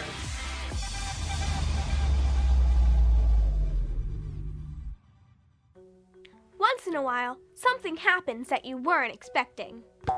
Very funny, Drew. But if you're prepared for it, you'll know what to do.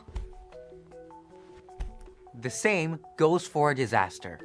A disaster is something that could hurt a lot of people, cause damage, or cut off the electricity, phones, or water across a large area. Like when a hurricane caused our town to lose power for 4 days. Or when we got snowed in by the blizzard. And we didn't have to go to school for 2 weeks.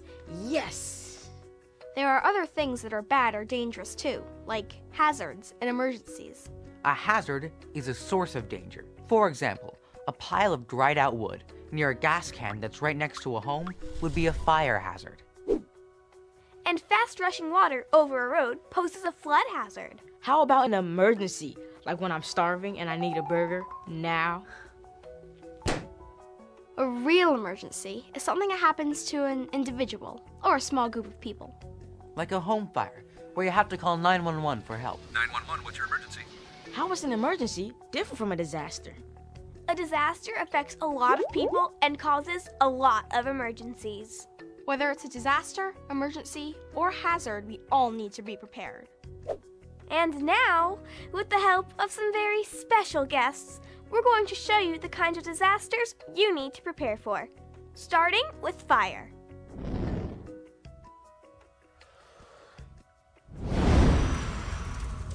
Whoa! And severe weather.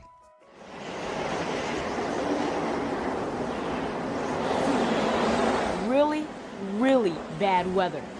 Like a tornado, or a hurricane. Or extreme cold. Or extreme heat. And there's another kind of disaster. An attack by giants? Earthquakes. Don't those just happen in California? Ha! Actually, they can happen almost anywhere in the country. Okay, we get the idea, Quake. All kinds of disasters can and do happen at any time and anywhere. Luckily, there are two really important things you and your family can do to get ready for one. First, have your family make a family communications plan. That way, everyone in your family will know what to do when a disaster comes, and how to get in touch with each other. Like sending texts when phone lines are busy and calls don't go through. I am safe at Brian's house. Second, make sure your family puts together a family emergency kit. Fill it with everything your family would need, if you suddenly had no access to food, water, power, or shelter? Your family's kit may need special items, like medication. And don't forget to check on family members and neighbors who may need help in a disaster. So talk to your family about making a plan and emergency kit. I'm gonna do it tonight. Always remember, when it comes to disasters, be informed, Make a plan. get prepared, and go to ready.gov to find out more.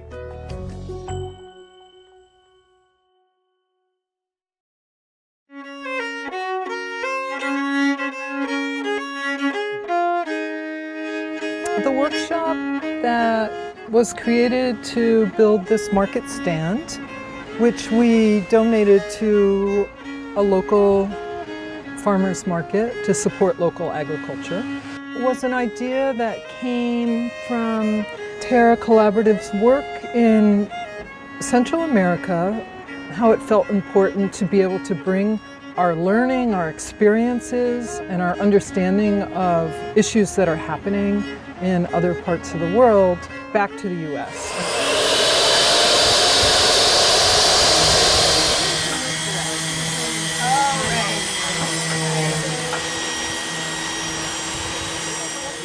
An important part of our mission is to have these building skills reach populations that are often underrepresented in the building trades.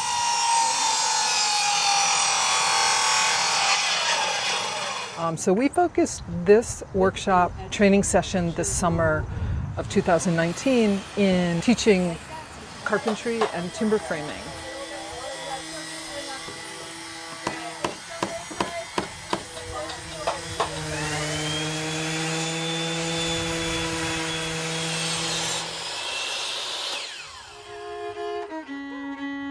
Beginning of that next week, we began our timber framing training, where the focus went from power tools to kind of slowing it down and working on rather massive pieces of wood, doing pretty much all hand-tooled joinery.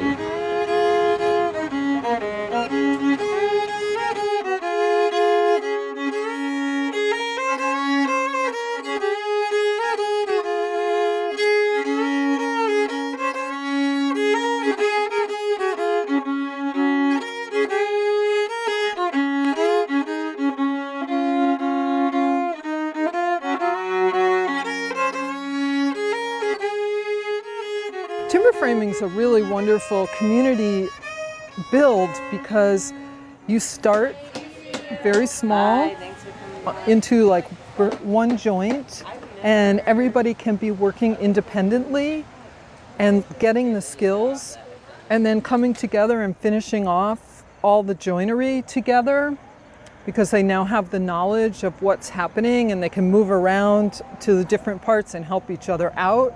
And then comes the day when it all comes together and everything fits and is tied together with these wooden pegs, and it's potentially a very profound experience.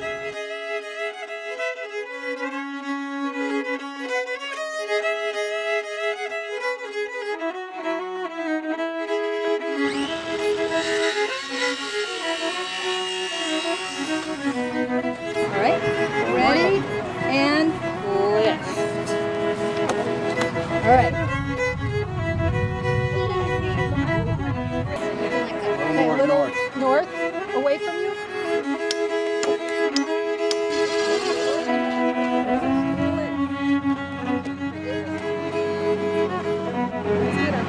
All right, now the door. Yeah, that's beautiful. All right, just a little more.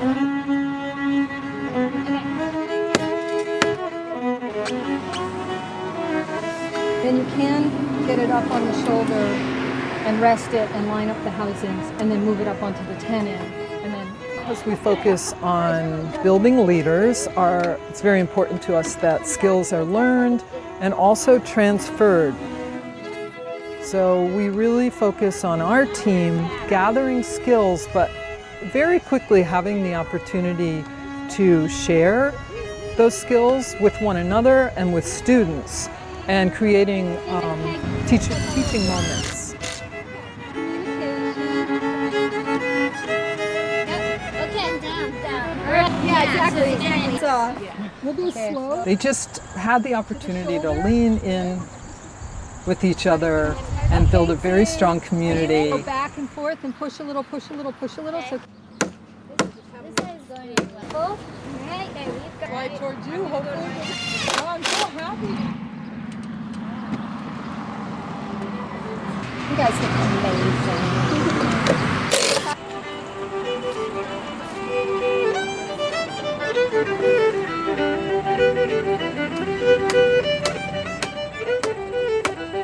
Well, pretty exciting to see this thing actually up in its real location after more than a week of hard work and so much community learning and effort. Oh boy. And excited that it's going to be here to be used by the Putney community. I just want to thank everybody who is involved in this project, the participants, but also, the Terra team and the community members for making it such a wonderful, seamless week of learning and great food and good company. So thank you to everybody who supported us in the organization, and we look forward to the next one.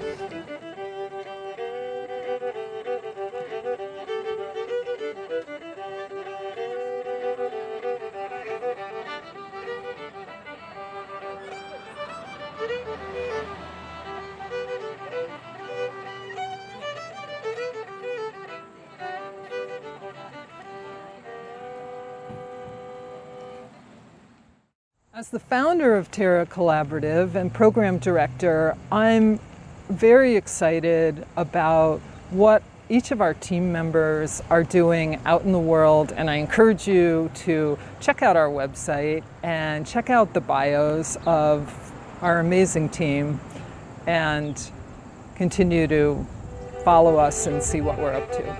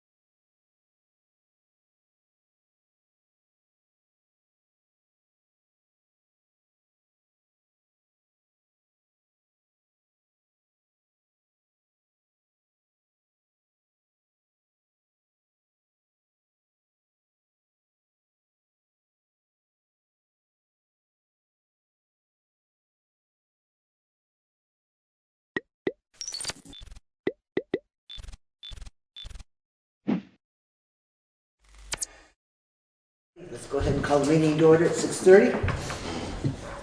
I'll entertain a motion to approve the minutes from December 18th, 2019.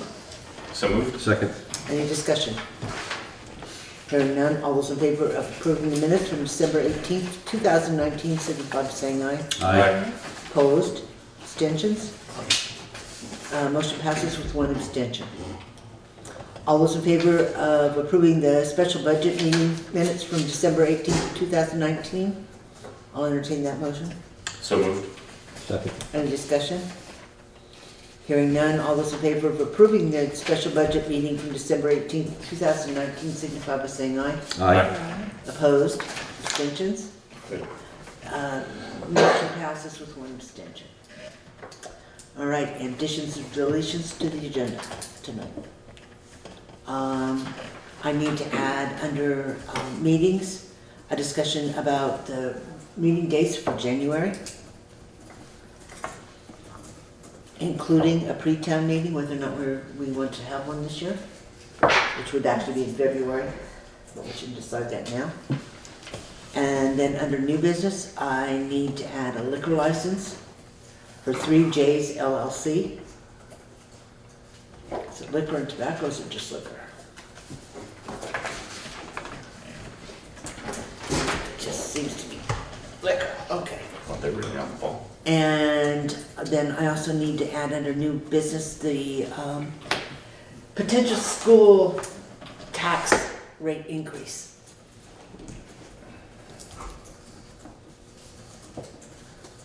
Is there anything else that needs to be added or deleted?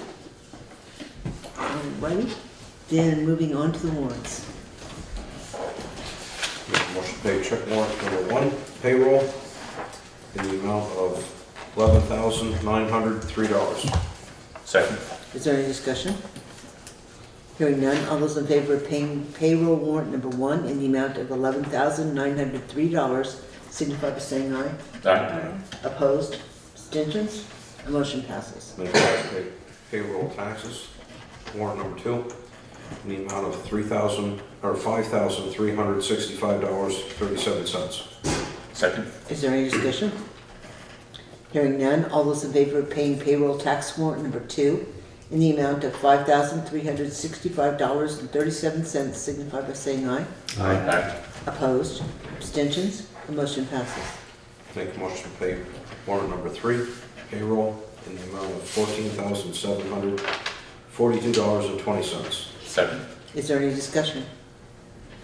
Hearing none, all those in favor of paying payroll tax warrant number 3, or not tax warrant, payroll warrant number 3 in the amount of $14,742.20 signify by saying aye. Aye. Opposed? Abstentions? Motion passes. Make a motion to pay warrant number 4, payroll tax, the amount of $6,133.01. Second. Any discussion? Hearing none, all those in favor of paying payroll tax warrant number 4 in the amount of $6,133.01 signify by saying aye. Aye. Opposed? Abstentions? The motion passes. Make a motion to pay warrant number 5 out of the general fund in the amount of $1,669.50. $1,006, repeat the number. $1,669.50. Okay. That's not what I have. We'll test. Is there a second for the motion? Second. Okay. Is there discussion? The discussion on that is there was a duplicate bill in there that had already been paid. So the warrant was amended from the 268272 to 166950 after that error was caught. Okay. Any further discussion then on that? No. All right. So all those in favor of paying general fund warrant number 5 in the amount of $1,669.50 signify by saying aye. Aye. Opposed? Abstentions? Motion passes. Make a motion to pay check warrant number 6 out of the general fund in the amount of $11,606.68. Second. Is there any discussion? Hearing none, all those in favor of paying general fund warrant number 6 in the amount of $11,606.68, signify by saying aye. Aye. Opposed? Abstentions? Motion passes. Make a motion to pay check warrant number 7 out of the highway fund in the amount of $12,152.50. Okay, did warrant? $12,152. Did we skip one? We skipped number 7. They're probably out of order. 6, well, no, what's this next one? This is a general fund warrant, yeah, so the numbers have gotten mixed up. Oh, they're just, yeah. Okay, so basically this is warrant number, on your list it's warrant number 8. Okay, Carla, can you catch what's going on? Yes. What was numbered as number 7 is actually, is the highway warrant for 12,152. Okay. Okay, so we just change the categories between 7 and 8.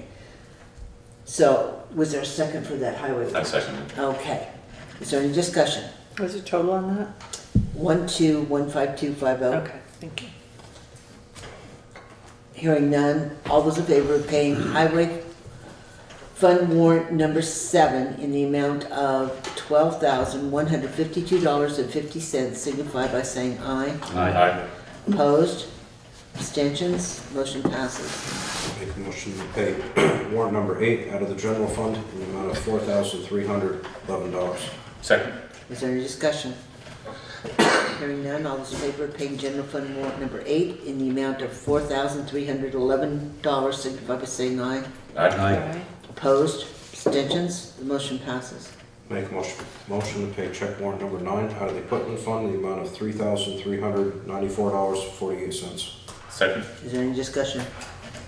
Hearing none, all those in favor of paying equipment warrant number 9 in the amount of $3,394.48 signify by saying aye. Aye. Opposed? Abstentions? Motion passes. All right, so moving on to reports. Highway? Again, I can just report on weather and storms. The week of New Year's, it started Sunday night and it didn't end until Thursday morning. So that's basically what we've been doing, is taking care of the roads. Everything's up and running. Using material, of course. But like I said, everything's up and running and we're keeping up with it. Alrighty, any questions for Steve on the highway? All right, and the town clerks, you all should have gotten a copy of the counter money in the boxes. And so then the treasurer. The sweeper count, 884,751.11. Your checking account, $29,741.23. Okay, any questions? No? And then moving on to correspondence, we received a copy of the CLA for this coming tax year, and it remained pretty much the same as it has in previous years. The common local appraisal is 99.41%. So we're almost at 100% evaluation, and that's about what it was, 99 something last year. So that really hasn't changed. So remember that as we begin to talk about my added school business piece. At 99.41. 99.41%. Yeah. All right, members of the public. We don't have any members of the public this evening. All business is, in fact, the continuing budget discussion, so we will postpone that until the end of the meeting. So then we'll move on to the new business, which is going to be the 3 requests for the use of the town hall. The first one is Community Hope in Action. Well, these are actually not town hall. These are all common use. Community Hope in Action on the first Saturday in May for the 2020 Green Up. So would somebody like to make a motion to allow them to hold the Green Up on the Common on the first Saturday in May, which I'm not even sure what date that is. Is it the 3rd? No, second. Second. So it'd be second. Sorry, move that we allow the Community Hope and Action Group to hold Green Up Day festivities in conjunction with the town on Common on Saturday, May 2nd. Second. Is there any discussion on that? Hearing none. All those in favor of allowing Community Hope and Action to hold a Green Up Day on May 2nd on the town common, signify by saying aye. Aye. Opposed? Abstentions? Motion passes. So today is 1/7/20. Okay, there's one. The next two are for Grace Cottage. The first one is for the May 9th Spring to Health 5K run, and that is to use the common. I would move that we allow Grace Cottage to use the common for the 5K run on May 9th. Second. Okay, is there any discussion on that? Just want to clarify if the fee for that is waived. Well, that's where I was going to go, yes. Is the fee waived for this one? This particular- At no charge. Okay. Was it at no charge last year? I don't I remember. think so. Yes. Yeah, it was. Okay, so there's no... Okay, is there any further discussion on that? Hearing none, all those in favor of allowing Grace Cottage 5K run to use the common on May 9th, 2020, signify by saying aye. Aye. Opposed? Abstentions? Motion passes. So that's 7/20. Okay, now the next one is again Grace Cottage. It's on the common.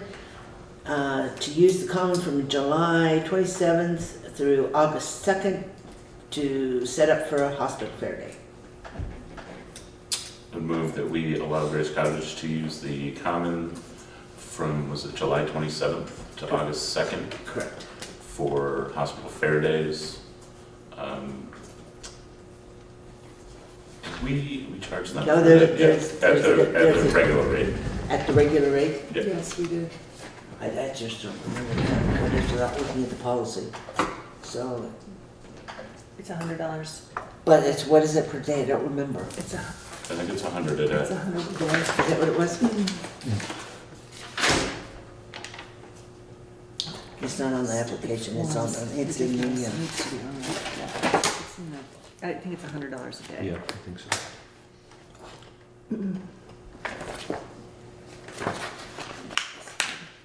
There's the policy on the town hall, there's the policy on the common. Events which require structures to remain standing, a $100 fee. Well, it doesn't say. It doesn't say. It says a $100 fee payable to the town of Townsend will be required for any individual, group, party, or organization using the town common. And then 25 a day extra. okay, So so, the- so it's 100 plus 25 times what? 7, 20, 29, 30, 31st, for a week. So it would be 7, so actually 6, so another 150, so it would be a total of 250. Okay, that's, so somebody want to make a motion to that effect? So moved.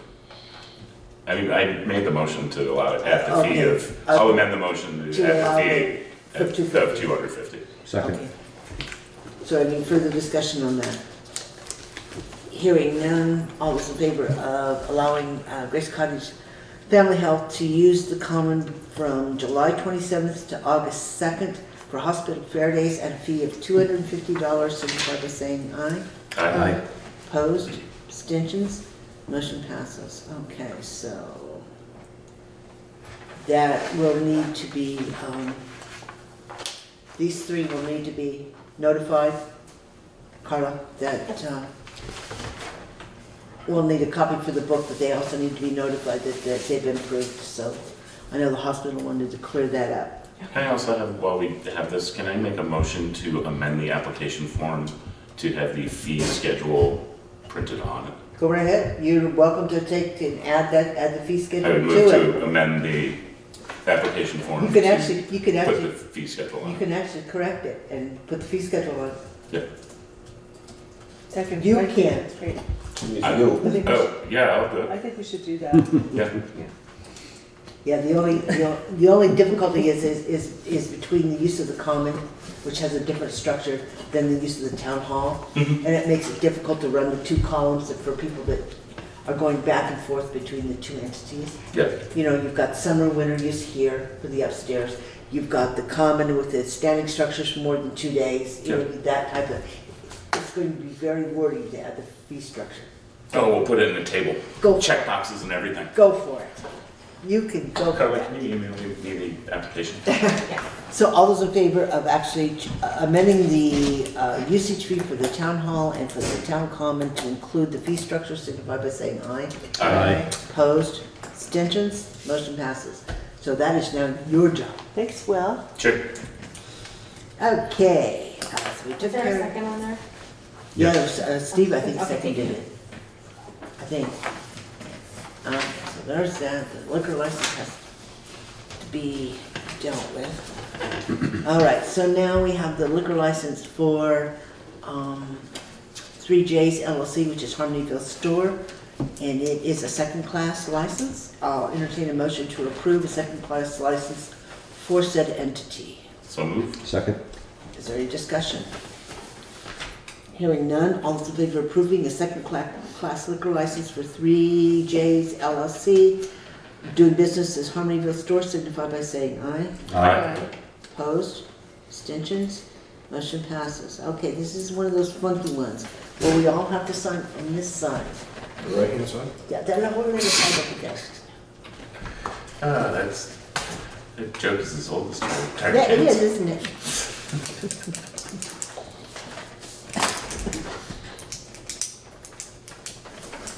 That's we have that.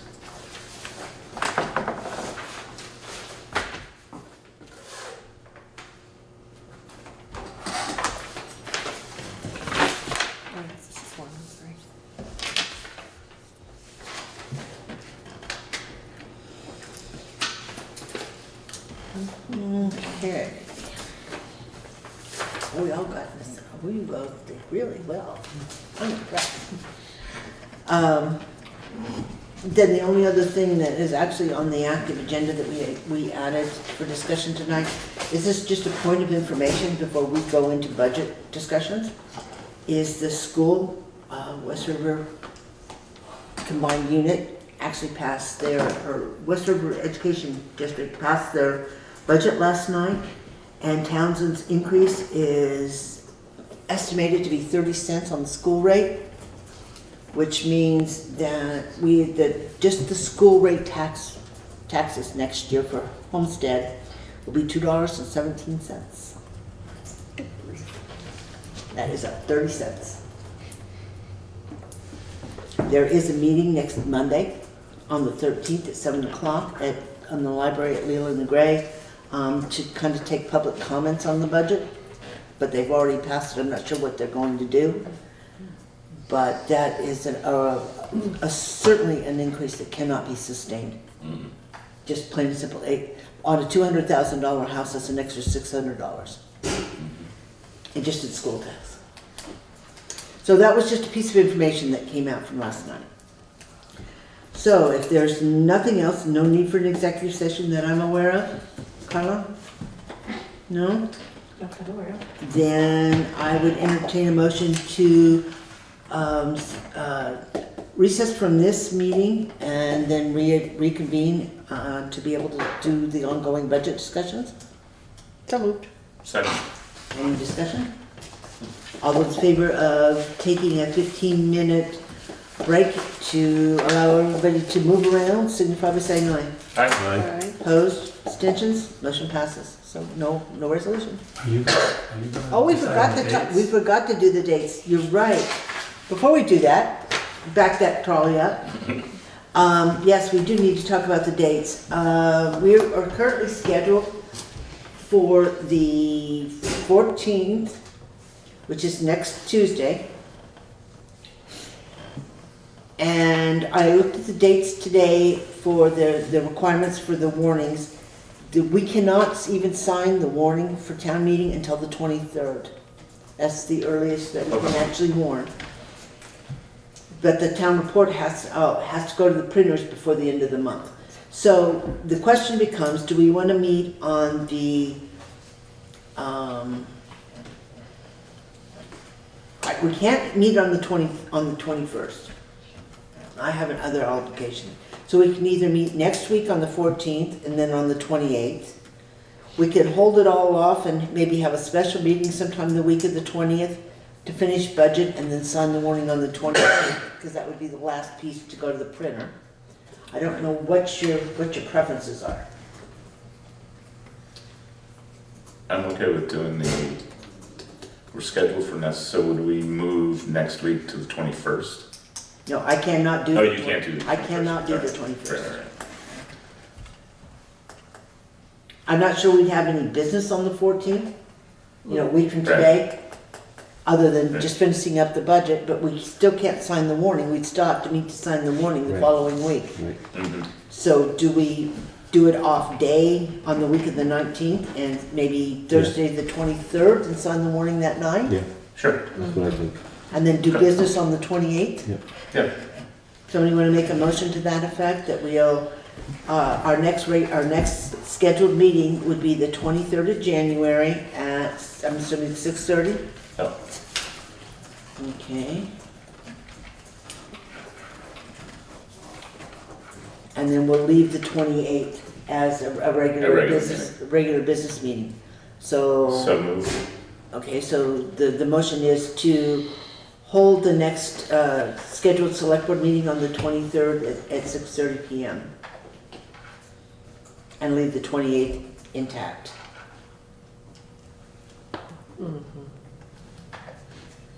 But get rid of the 14th. All right, so all those in favor of doing so signify by saying aye. Aye. Opposed? Abstentions? All right, the motion passes. So that's the schedule. We need somebody on the 23rd, because that'll be actually signing the warning. And then we'll have a regular meeting on the 28th. Now we can go into recess. Are you gonna do pre-town? I don't know, are we gonna do pre-town? We always have, haven't we? Although we don't have a school board this year, do we? We don't have a school, there is no school board. What's the point? It usually gives you a little bit of indication of where your issues are gonna come from. Mm-hmm. And it gives you time. And it's a chance to touch base with the moderator. Well, that can be done now anyway, though. But it's really more to find out where the trouble's going to come from, and have an opportunity to try to short circuit it before you get to the stage on town meeting day. So it's usually the Monday Before. before. Right? No, it's not the day. It is It's one the week. week before on Monday. Right. Right. Which is, in this particular case, it's going to be February. Monday the week before. It's going to be the 24th, if we have it, of February. I would move that we set a pre-town meeting date for February 24th. At what time? 6 o'clock. At 6. Everybody okay with that? Crystal? Is that a Monday? It is a Monday. Can it be earlier for people so that they can get here before they go home? Well, part of it is the fact that we don't want to catch them before they get out. If they get out at 5, by the time they come up the valley, do they want to stop and eat? It's. No, I guess it doesn't matter, right? Yeah. 6? That's fine. Yeah, I mean, it's usually pretty quick.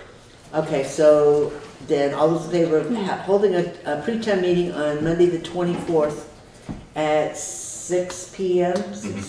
Okay, 6 p.m. signify by saying aye. Aye. Opposed? Abstentions? Motion passes.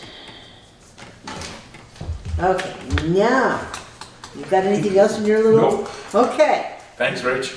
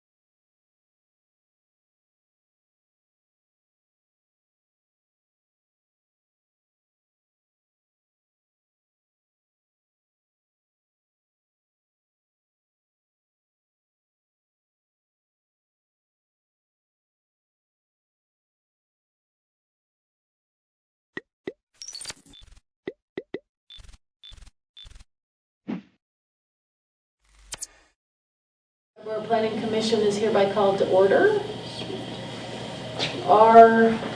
For January 6th, 2020. Are there any announcements?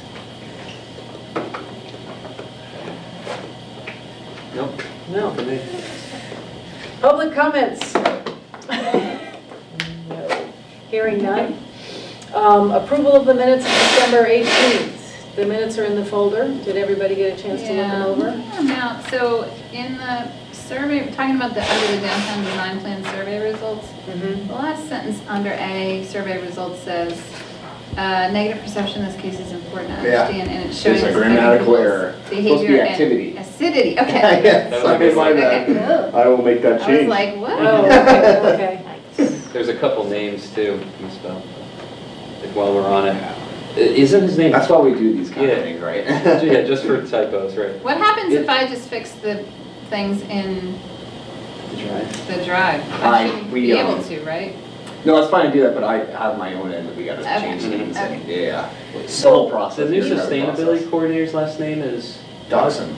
Oh, CT? Yep. Oh, that was Dodson. Okay.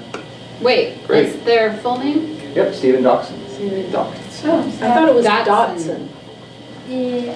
D-O-T-S-O-N. I got the spelling from someone else, so let me check, Or double maybe check. it's D-O-D-S-O-N, I don't know. But you have me under G here is F-E-E-C. Which is, Which I'm one? curious, Where? is that F-R-A-T or? G. Where? G. Oh, yes, I'm sorry, Felicity. That should be F-R-A-T, right? Yep, that should be. We went with the standard is that everybody, instead of being called Ms. and We do the or E dot, Mr., right? it's just first initial last name. Yes. Is there any other misspellings you can see? And Lewing? Yeah. Email Keith stated that the project would focus attention on land and Lewing at potential third. What, under what? Same spelling. Same spot, just like 2 lines down. Oh, yep, looking. Thank you.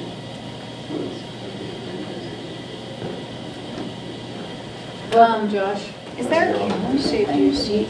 She says 3 events planned in June. Is there a Are you here for the calendar, or meeting? is that- Are you planning to Yes. discuss the power station? We are, we are, Yeah. yep. Yes, then I am here. Great. Oh, good, Welcome. welcome. I'm sorry, you missed the public comment section, but Okay. when we get to the item on the agenda, Yep. we'll absolutely welcome the Thank you. public comment. You guys been here before? We've been here, We yeah. st- We Couple started, minutes. At what time? 6. 6, we just started. Oh, We're okay. just Oh, I looking. thought you No, meant right, start. no, I opened the meeting, How late? there were no announcements, there were no public at that point, and Okay. now we're reviewing the minutes. I see, okay, you're just We moving have fast. plenty, I see yes, what's going plenty on. of time, Josh. Yeah. So what was your thing? I shall. Josh, have you the copy the dates. minutes or you got it? The Waterways Through Okay, good, Community. thank you. They're You're welcome. Sundays, they're the first Sundays in July. It says June in the meeting notes. Oh, sorry, the Planned first in June. in June, for the Sundays in June. So if you go to your calendar, which I'm doing, so you don't need to, it is June 7th, June 14th, and June 21st. But is that public anywhere? It's Felicity and. She's Aaron gonna make it and public Keith soon. And other people are organizing. some I big wanna events in come. West I'm- Branch. Yeah, You know what I yeah, mean? Like, I yeah. wanna Well, be there. you're a participant. Yeah, so that's the other reason why it'd be good to know. Right, yeah, those are the dates. And she was supposed to say that, and so can the minutes reflect that? Did she not say that? Minutes reflect the exact June dates? 7th, The dates, 14th, 7th, and 20th. 14th. Sure. I'll make a note. That way that they're there. I'm pretty sure she did say that because she's been talking about. Yeah, I'm pretty sure I have notes, like- dates. Yeah, I'll get those on there. Or at least the tentative dates. Yeah, no, I think they're set. I mean, All right. yeah, they're- Perfect. Those are the dates. Okay, are we okay with the minutes? Motion to I'll make approve a motion to approve minutes.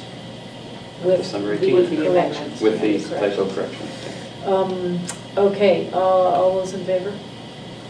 Do we get a second? Oh, No, God, you yeah, need probably second. we need a second. Okay, thanks. There's a second, and all in favor? Except do I abstain from here? Doesn't matter. I wasn't there either. So I think we should just. Okay, they look good, I yeah, think we're all we can in. approve even if we weren't there. Can you? Yes, I think we can, We have but before. even though it seems a little wacky. Yeah, I Does think seem I a have little read that. wacky. I don't know though. have to No, look I at the remember rules. we actually had to get, but did we have a quorum during the meeting? Because if we didn't have a quorum during the meeting. we I'll tell you never this, would be able from to approve past them. Conservation Commission meetings, we had to wait to approve minutes, because I'm pretty Well, sure. that's what I happens. remember we had to, yeah, So we could hold it to the next meeting. except for that, I don't know that we had a quorum at that You had meeting. 4 people. Last So it's meeting? at the Yeah. last meeting, Felicity, Oh, Tom, Prudence. Josh, and Yeah, Prudence. Prudence. Oh, okay, so we did, so Yes. we just have to wait for prudence. Okay. Okay. Andrew, the sorry. other thing that's Have just another? wacky is when the meetings are, when the meeting notes are getting pulled into Google, it's pulling in like the Brattleboro planning, it's pulling in like the letterhead detail. Sure, I'll let Sue, she's the one that uploads this stuff, but I'll make a note. It doesn't open it as a PDF from the Oh, Google so Drive? It does. This is what I got. Oh, yeah, okay, This never is mind. small I opened it potatoes. as Alright. as You opened a it as a document. Google Yeah, thing. no problem. Never mind, my problem, just ignore it. All right, so, sorry, we need now a motion to table the approval of the minutes. I move that we table them. Second? I'll set. Great. I can vote for All that. those all those in favor? Aye. Yeah. Aye. Aye. Great, all right, we're tabling the minutes to next meeting. All right. Petition for Green Mountain Power for a certificate of public good. Pursuant to 30 VSA 248, authorizing the rebuild of the North Brattleboro substation. Andrew, are you going to give us an overview Yeah, of sure. the CPG process? Great. So every time some sort of telecommunication facility is being You planned. want to just introduce yourself to the public so they know who you Sure. are? I'm Andrew Gravinsky. I'm the planning technician for the town of Brattleboro's Planning Services Department. So, as I was saying, every time some sort of company proposes to build a telecommunications facility, there's something called a certificate of public good process, which is a 45-day process, and the Public Utilities Commission reviews these proposals, and they're the ones who make the final decision. But local governments do have an opportunity to give comments, but that's it. So, again, this is the definition I got from the website for the Public Utility Commission. A certificate of public good, CPG, is a document issued by the Public Utility Commission under 30 VSA 231, which authorizes a company to own or operate a telecommunications business in Vermont. A company wishing to provide telecommunications services in Vermont must first obtain a CPG from the Public Utility Commission. The Commission issues CPGs only upon findings that the operation of the telecommunications business will serve the general good of the state. Basic overview of what it is. So Green Mountain Power is proposing to rebuild the North Brattleboro substation at 387 Putney Road. Staff has reviewed this project. Have you all may not have an opportunity to look over the letter and the site plans? No, could I have a minute to do that? Sure. And also, this is an electric substation. It doesn't have anything to do with telecommunications. So, does that just get weird? It's weird, but they still have to go through the same process. Okay. If you want a more specific answer, I can get back to you. But That's I fine. was confused at first, but They're not, so there's It's nothing fine. hidden It's in still here gonna that fall under the was jurisdiction. no, it still falls under the jurisdiction of the Public Okay. Utility Commission, because it is a public utility. So I'm confused. Is this the thing from 2016? No, so that is an example of a letter that that's Rod, the former director, wrote regarding kind of how we give our input. So staff has reviewed it, and we did find some areas where we felt like our regulations, or at least in the town plans, weren't being reflected in the development. So we wanted to have an opportunity to at least comment and say, we recommend this according to our land use regulations. Can I see what we had voted? Because it doesn't look like it came in the email. Whatever you were just offering up to see. The site plan? Yeah. Yeah, sure. I have. Because this, I'm so. Okay. So in the last couple of pages of the site plans. Okay, here you go. Does anybody else need a copy? I just gave Yeah, the last 3 pages. I have the site plan, This 4 is the one on pages. Putney Road by the Marina Restaurant, right, where there was Yes, a right fire there as a result. Exactly, there's a fire back in October, and that's kind of what spurred this, all right, we gotta rebuild it. So it's fairly significant It is, what they're completely rebuilt. proposing to do. Yeah. Are we into just discussion? Yeah. Well, do we want to give everybody a minute to just review? Yeah, did you want? Yeah. Okay, yeah, In that's. in silence? In silence. Okay, Yes, all Tom, in silence. And if you have questions, I can try to. Sorry. Take out with my homework. After that. I did my homework.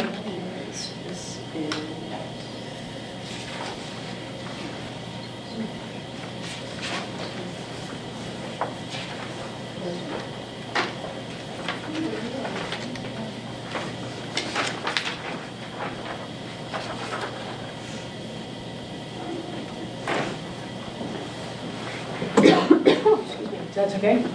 Yeah.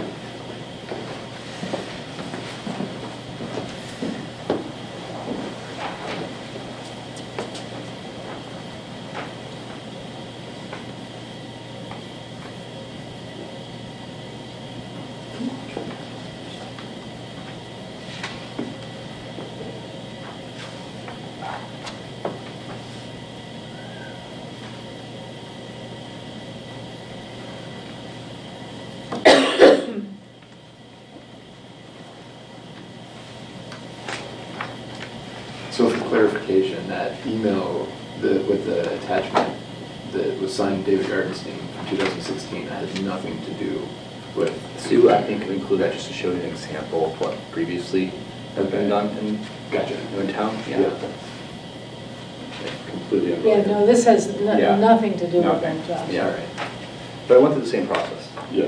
It was just, I asked Sue to put that in there as an example of what the planning commission does Yeah. when it gets this kind of thing. Gotcha, cool. I think there's maybe some relevance in the sense of context, because it's with the same applicants. And from looking at Google Street View, it doesn't seem like they did any of the recommendations that we offered. On the south. On the south So side. on the south one. Is that Yeah. Burnham, down by Burnham? Yeah, like the.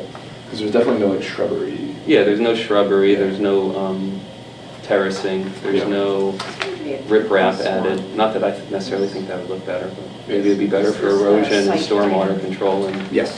Yeah. I have other copies too, so you can keep Yeah. that. I got it. Yeah, feel free to take one. I mean, I have one in the. But it's all phrased like, you know, we suggest, we recommend, because that's all that we can do. That's right? exactly, yep. But they didn't seem to do any of it. So are you suggesting that we should ask them? Are we into talking now? Kevin? Yeah, go for it, you guys. Okay. Yeah, well, can I have one more minute? Just Oh, because yeah, I feel, one more minute, I sure. feel like I'm way off subject now, so let me.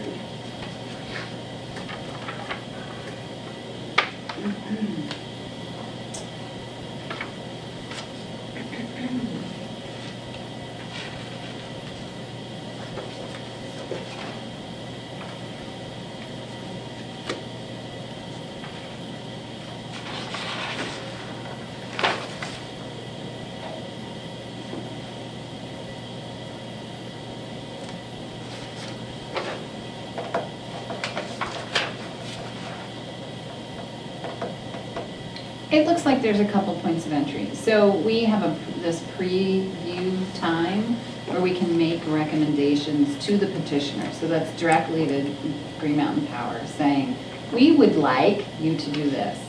Then, once the petition is filed with the commission, we can actually then comment on it, which is maybe more formal. And I don't know last time around whether we did both of those things. Okay.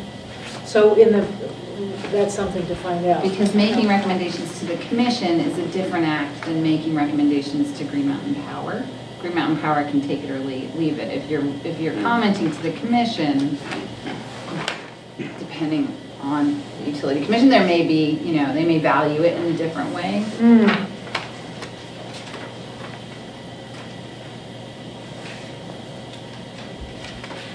So how do we want to go about discussing this? I'm interested to hear two things. I'm interested to hear, it sounded like the staff had thoughts, you were saying on if they were, if there were things from the, the planning materials that weren't being taken into account that you recommended Yeah, you would consider. I also would like to hear the Land public use comment. regulations, yeah. Do we want to? Well, who knows the most about this? And do you, Felicity? No, I mean, I've read the same thing you've Yeah. read. Do we want to get the public comment? Yeah. With that? Yeah. Do you guys want We to? really just came because we live next door to the power station. Oh, And okay. we thought that Green Mountain Power was going to be here doing this presentation, and we wanted them to know that we were still paying attention. We actually did meet with 2 engineers from Green Mountain Power about 2 weeks before the fire, because I had heard that they were planning to do this, and they met with us and told us about what they were planning. But I just thought that if they were going to be here, we wanted to let them know that we were still paying attention to the project. Unfortunately, they are not. I called them today asking if they were indeed coming, and they said no. So that must have been a miscommunication with the newspaper. Do you have anything in particular that you're concerned about, that we should be concerned about? Lighting is one of our, they said they're planning to put in new lighting. We're curious how bright and how much, and whether it'll be pointing in our direction or not. That's a big concern. They did say that it's going to be a much larger print, much larger area, but it's moving away from us, not towards us. So our biggest concern, I think, is the lighting situation. Are you abutting, you're the one abutting most Yeah, the directly? one abutting property, See yes. our house on one of the maps, I think. Yeah, gotcha. So what other concerns do you have? Like, is there any? Well, we asked them about noise, and they said that this should be quieter than the old one, so that was nice to hear. Our biggest concern, I think, was that they were going to come towards us, which they don't plan to, so. Other than lighting, not too much we're worried about, really. Okay. Thank you. I just want them to know that we're still paying attention. I have a question for you. What's the current landscape screening like between you and the It's just, there's some shrubs and some trees, but there's not really anything. I did actually ask them in an email if they could put up some sort of temporary fencing, at least during the construction.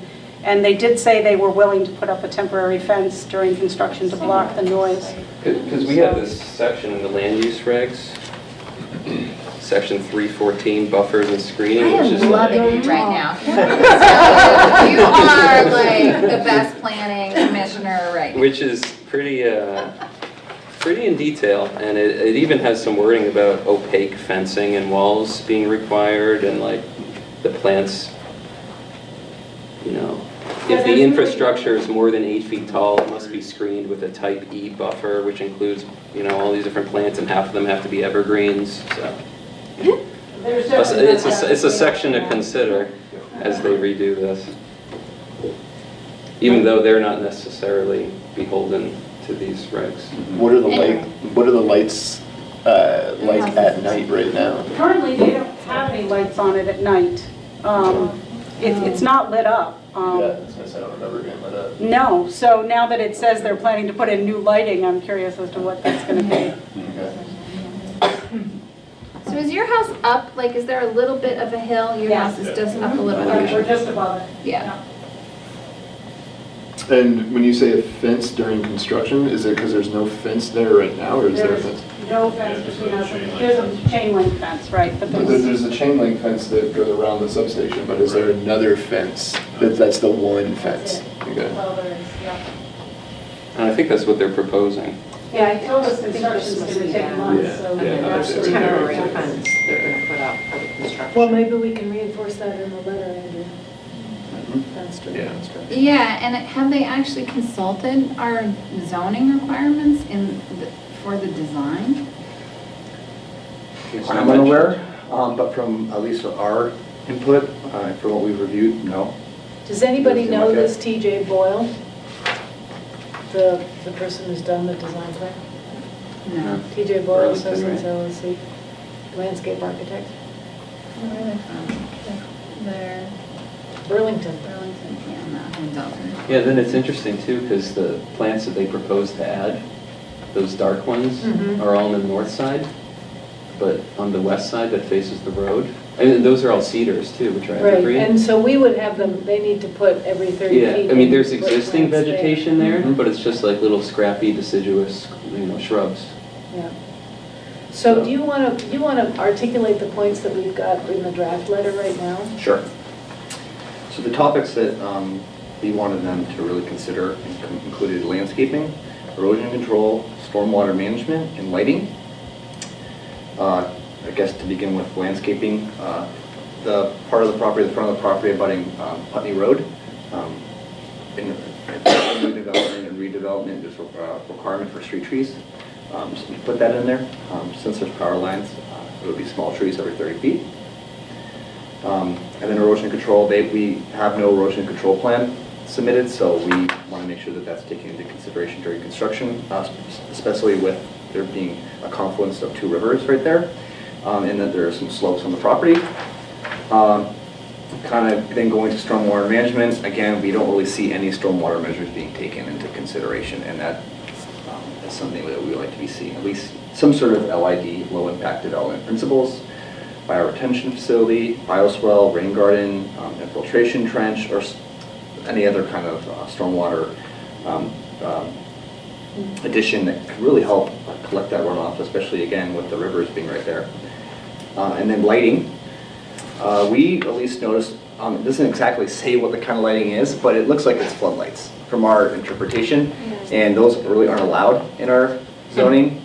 So, and they're not even angled down, which they should be, so we recommend them to be fully shielded and angled no higher than 45 degrees. Yeah.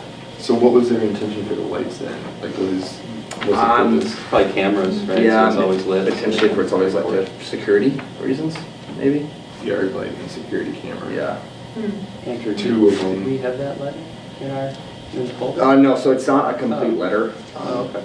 So that's more, it's just more that I'm just kind of the base, and then once I get everyone's comments, we'll add that to it. How much of the property is theirs? And, because there's a big chunk of that property that's just kind of gravel dirt, Oh, Well, on thanks. the, I'm not sure, but This is, Yeah. I'm showing from maps online. I had another comment regarding the landscaping. I just forgot to say something about Yeah, sure. The driveway or the. Yeah. So one more thing from the draft letter. So at the north, I think it's the north. If you're on one of the north ends of the property, there's actually a memorial. You know what I'm talking about? Yep. So we also recommended that some of the landscaping reflect that memorial that's currently there. It will complement it. Yeah. Is there? Well, so part of what I'm wondering is in the landscaping plan in terms of like bioretention, does that gravel parking area need to be that big, and how might they improve the whole lot? And that, it looks like they didn't include that at all. Even though they're the property owner there, they didn't include that at all in their plans. No, it's just called gravel access. Yeah.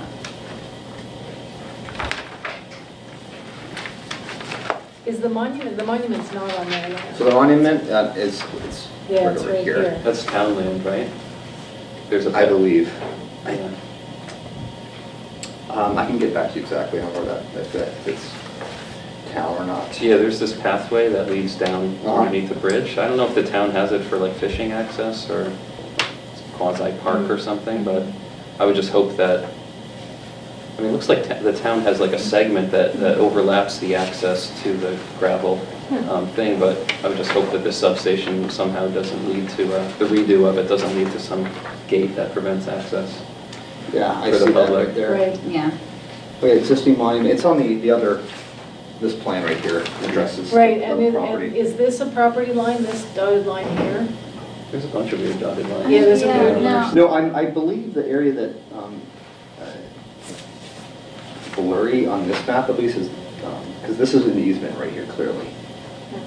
What do you? Right here, this part, if you look at this is an easement. Oh, yeah. Yeah, right. Yeah. No, I'm wondering about. Oh, Yeah, those like- lines.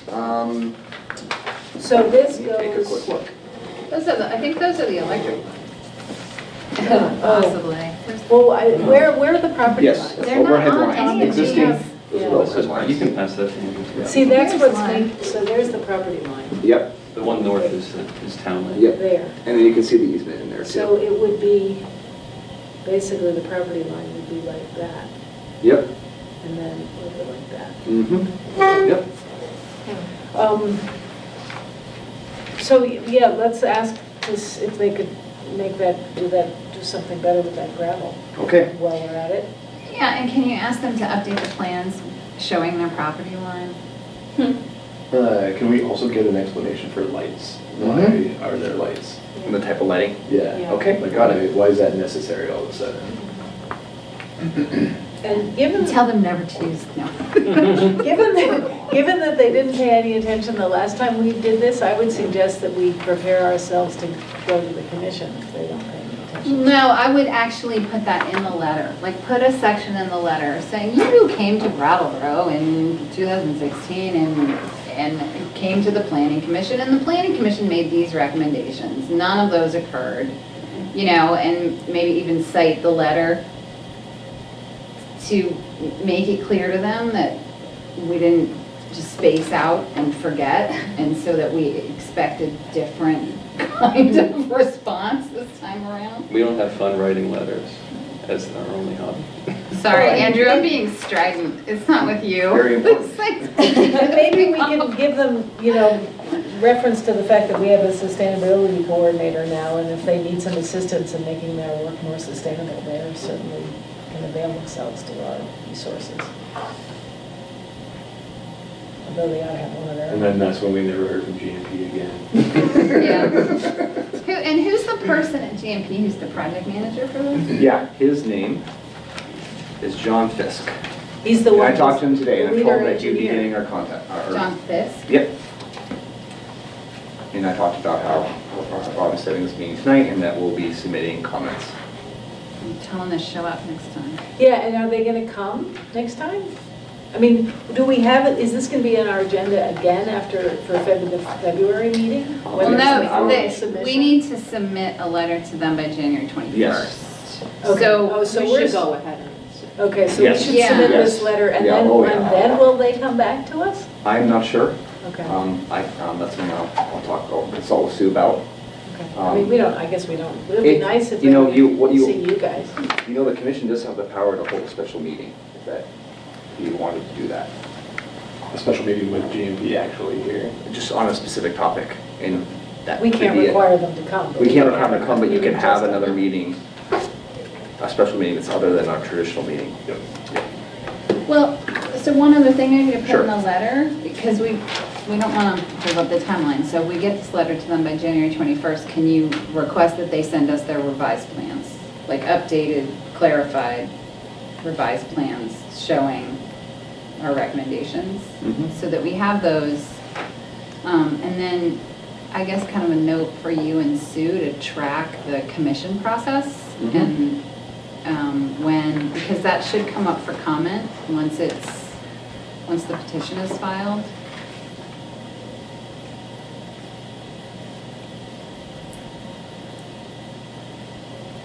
And then, I forget how.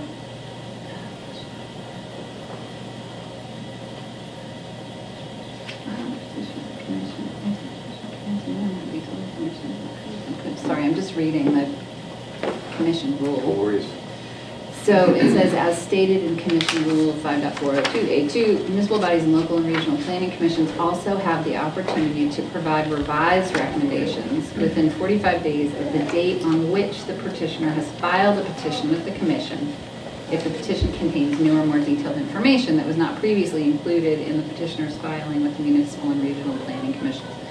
So the cycle in there would be then, like, we're writing a letter with recommendations. We To would GMP. like, yeah, we Yeah. would like to see new plans.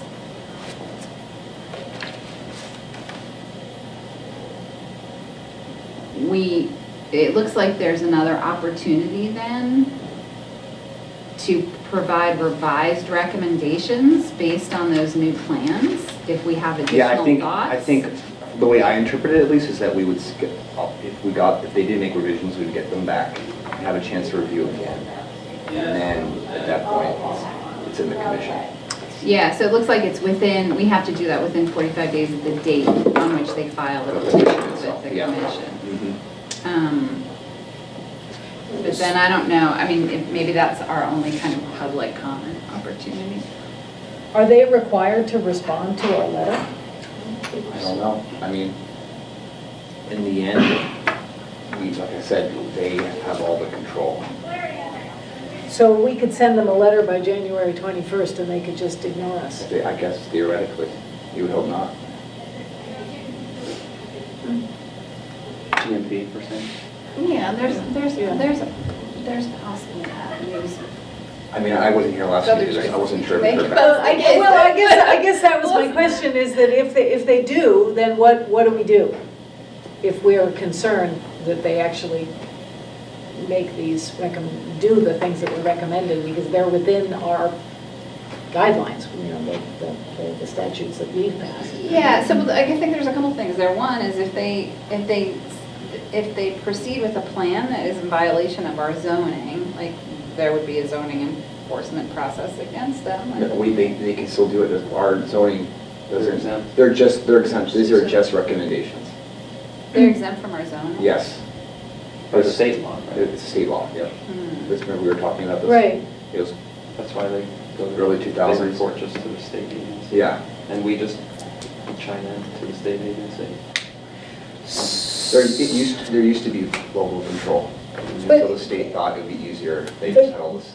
Okay, so then in that case, you publicly shame them. And then one of the things about GMP is they're a B Corp. So their whole shtick is supposed to be that they're sustainable and they engage with the community.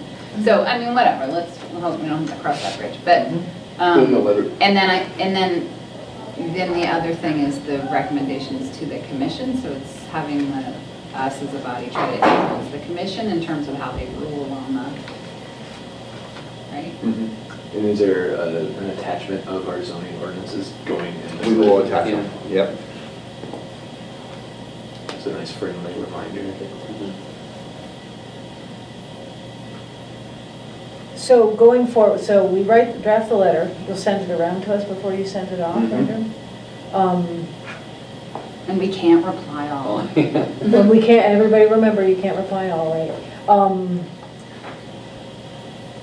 And then we ask them to submit, to revise and resubmit as a courtesy. Send us updated plans. And then presumably they either do or they don't. You guys on the staff keep us abreast of when it goes to the commission, and then we decide at that point whether or not we go to the commission. Does that sound like a plan? Yeah. Okay, cool. That's not an action, right? That was just a plan, so we don't have to. Yeah, and did other concerns or thoughts that you guys have before we move on? Okay. Good. Well, thanks for coming Yeah. and giving your input. Yeah, of course. Feel free to stay or leave. Well, the next talk's pretty interesting. Okay, so the next item is discussion of zoning for Great Neighborhoods memo. Pass it over to you there. Yeah, so I'm guessing Sue gave you some past updates regarding the zoning for great neighborhoods, which was put on by the state, the Department of Commerce and Community Development, and Congress for New Urbanism, which is a nationwide body. Has everyone here heard of the CNU? Yeah. That you mentioned it. So the Congress for New Urbanism is a body. I don't think they're a nonprofit, but they're made up of planners, architects, urban designers, and they basically they're not even really a consulting firm, but they do work regarding just promoting what new urbanism is. And if you don't know what new urbanism is, it's basically the traditional neighborhoods, walkability, from the 5-minute walk kind of thing, to schools, services like grocery stores, hospital, shopping. I think just like, a lot of traditional New England areas. It's kind of like, going back to the roots kind of thing. Compact development, density, infill development, That's really what CNU is all about. So they did a workshop with the Department of Commerce and Community Development, looking at 6 communities in Vermont. Brattleboro was one of them. And they gave some recommendations how we can change our, basically our current bylaws to incorporate more allowance of, for better housing opportunities. So I'm sorry, I missed, did they come to us or did we go to them? Sue went to Montpelier and she gave a presentation. So this is all focusing on housing? Yep. This document? Yep. Looking specifically at density. So, I apologize, my computer is, or the internet's not working all of a sudden. Do you have a copy? Sure. Or no, I don't want to take yours. Is there only the one copy? I only have this, is it, I guess there is only one copy. okay, it's all good. Do you want to look on the page? Sorry, maybe- Josh. No, it's all good. Yeah, no, it Maybe my is, computer it is will coming in the serve. form. Here, Too bad. top, you can feel free to scroll down. So, some of you were here in 2015 when the town redid some of the regulations. We did incorporate some form-based code techniques, but CNU found some areas where we could potentially make changes. So I guess starting with the recommendations, minimum lot sizes. Just, yeah, should we just take these one at a time? Yeah, I think we should just take them one at a Sure. time, and I think the point is to just sort of generally discuss. Yeah. We're not making any decisions. Not, yeah, not making any decisions, Yep. yeah. Exactly. Yeah, so starting with minimum lot sizes, they found that some zoning districts have minimum lot sizes that are larger than necessary. You don't say. You don't say. Write that down, yeah. So I think the idea here is that these are recommend, as we go forward and review our zoning regulations, which we need to do because we've been putting it off and putting it off, so they will have to come back. And then we're going to put them all in as a package to the select board. So we should take these into consideration as we review our zoning. So that's the context. So I'm just doing converting 6,000 square feet, like how big is that? So it's like less than a quarter of an acre. Yep. Okay, but still probably pretty big. I feel like we did discuss and amend some zoning things in the last few months or in the last year. Is this new, like brand new information we're getting? Yeah, we've as gone of this in the any last couple of amendment? weeks. Okay. Yeah, computer network.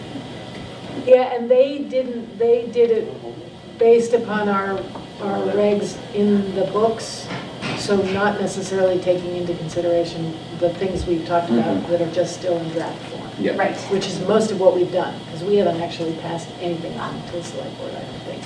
Any of those things we've been talking about for the past year. We should. I think, yes. Yeah, so. So minimum, any comments on minimum lot size? Seems straightforward. What is, they're saying they're recommending 6,000 square feet. What is our? No. No, They're saying recommending 6,000 square feet. is too Smaller big, than yeah. 6. Okay. And they're recommending that just in the neighborhood center and the village center I think those were just examples. I Or is think. that It's just for examples? instance, Okay. I think it's only the urban center that has less than that, and it's at 2,000. Yeah. Or at minimum lot size 2,000. And I think that's, we weren't going to really be looking at, I think we feel that in the urban center, that's already pretty good. That's small enough. Yeah, small enough. It's Yeah. really like the mixed use, neighborhood center, village center, Yeah. even potentially residential neighborhood. Yeah, those are all 6,000, or they are. Yeah. So, I wonder if there's any advantage to preventing lots from being broken up, subdivided into too small? Like, I don't know, I'm just throwing a guess here. Do any communities find that when that happens, that it limits the ability for bigger projects to happen because all the lots have gotten divided up, long-term down the line? I mean, lots can always be bought and then rejoined together, so there's not. I mean, I think you have to ask for what purpose. So if you're thinking about, and I don't think they're proposing this, but if you're thinking about like the rural lot areas, then the highest use of those is something that's more in keeping with like Mott's agrarian, past. If you're thinking about some of the more concentrated housing areas, then is the highest purpose housing. And then when you're thinking about other areas where they're for business use, I'm thinking about the highest purpose there. So I think my gut feeling is, and I'm not sure about the proposal, what my gut feeling is, it's going to depend on what the intended best use of that zoning area is. And, it's like if you ask me about rural, I might be like, you probably want to try to keep, farming being part of the purpose there. But if you ask me about like the urban center, that's a different thing. Right. Yeah, I'd agree with that. I don't know. At first glance, I don't see why, if there seems to be a need or demand for smaller lots and it will house people more densely and that's what we want, push it as low as it will go. I would also... But there's probably some way that could backfire. Yeah, I guess I'm sort of confused about that, and maybe it's just my ignorance of the notion of, well, if we want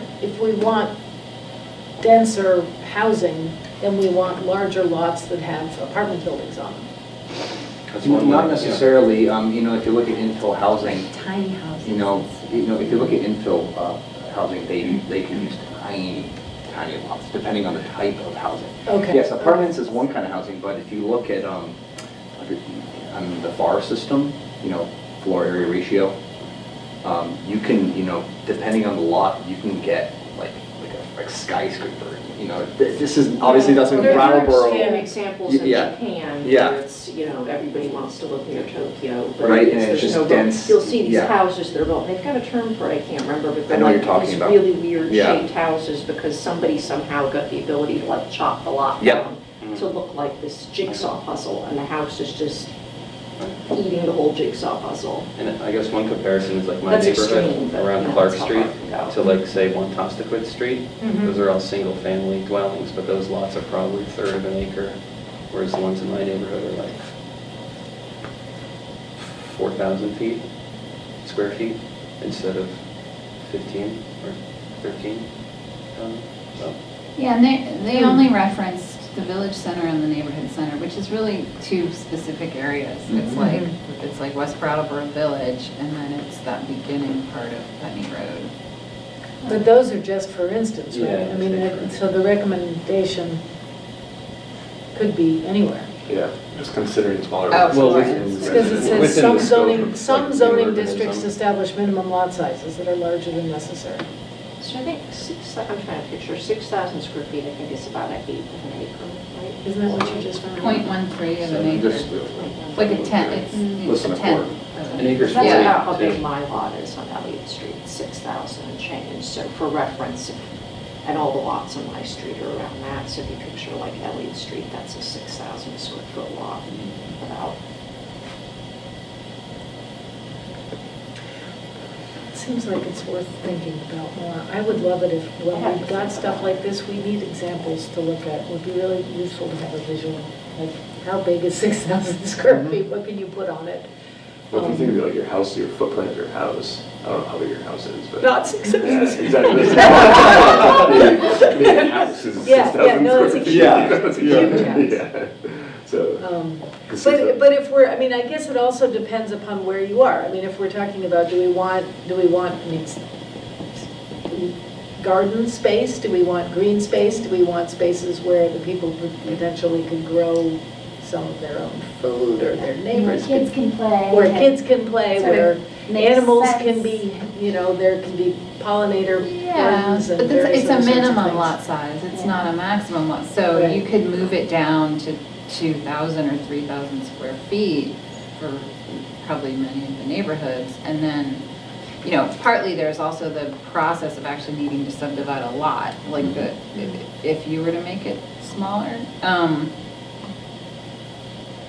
And I don't think, it's, If you made and again, I don't know how I feel about this, I have to think about it, but if you made lot sizes smaller in some neighborhoods, I think you would also want to consider what the setbacks are and the footprints, because Right. that might also address some of the things about green space. If you're talking about in a particular neighborhood, like say residential, and you said you could have a smaller lot size, then you would still have setbacks and you would still have footprints. So if you made your lot really tiny, it might only be a tiny house that's gonna fit on there. I don't, and again, I'm not advocating for this, I'm just trying to picture the whole thing all working together. And when we worked on the zoning, we did do, the planning staff did an analysis in the neighborhoods of lot sizes. So it may actually be like,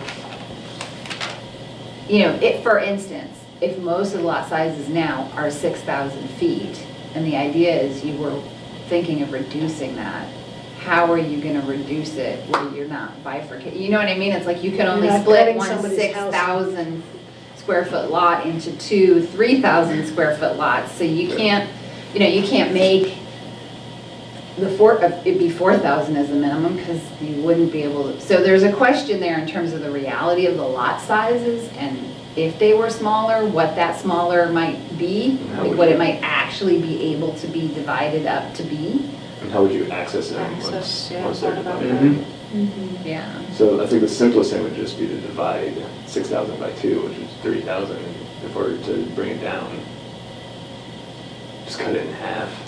But cut it in half, but then you have to do right-of-ways. Yeah, but that's why if we're just dividing it in half, the right of way is a little bit more straightforward. Right.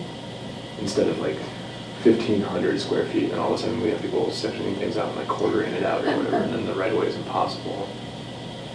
Seems like we need more information to deal with this. Yeah. Anyway, all right. Yeah, That's on you guys. But we're interested in dealing with it. Yes, but we're totally interested in dealing with it. Yeah, I mean, I think it's an important question if we're trying to densify the village center. Then we have to use creative planning to do it.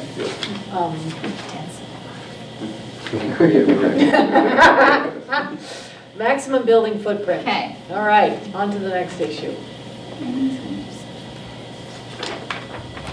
All right, Do you so. want us to read it out loud, Josh? Yes. Yes, please. Many Yeah, zoning no. districts establish a maximum. Yeah, I've got it right Okay, here. all right. Thank you. So kind of what they're getting at here is they feel like with our max square feet, it's really limiting it to one building per lot. Which to them is effectively disallowing builders from, which one are we on? We're on the next one, maximum building footprint. Sorry, go ahead, Andrew. This is a quote directly from the, effectively disallowing builders that require 2 or more adjoining lots or even one larger building on a large single lot. So they think that, having this max square footage is really disallowing that from happening. Can you explain that again? Yeah, so like the whole, with the max square footage that we have in our regulations now, the way they perceive it is that it's only a developer can only build one building on the lot because of that max. What is the max, 12? Again, it's by zone, but I think the example here they give in the NC, and it's 12,000 square feet in there. They think that's not enough.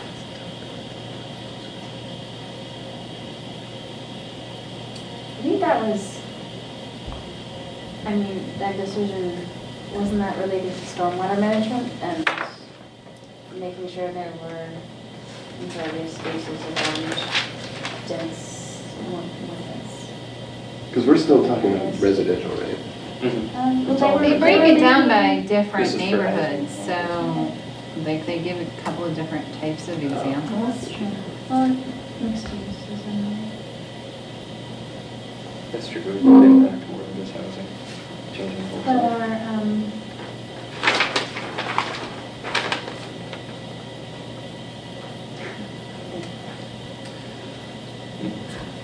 Wow, they call this fairly crude.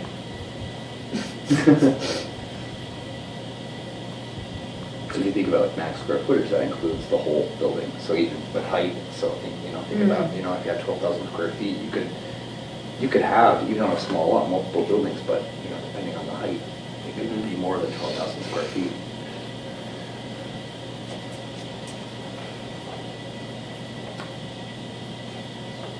Like, I think when they start to get into like the dwelling units, in comparison to the building footprint square feet. Yeah. So if we wanted to fix this, what would they suggest that we do? Well, that's the thing, all they're saying, that I mean, to me, it's like there are not a lot of even recommendations or just comments on our zoning code, so I know that's something that we've been trying to grasp as staff, and that's, that's one reason why we have these conversations, is so we can hopefully get somewhere.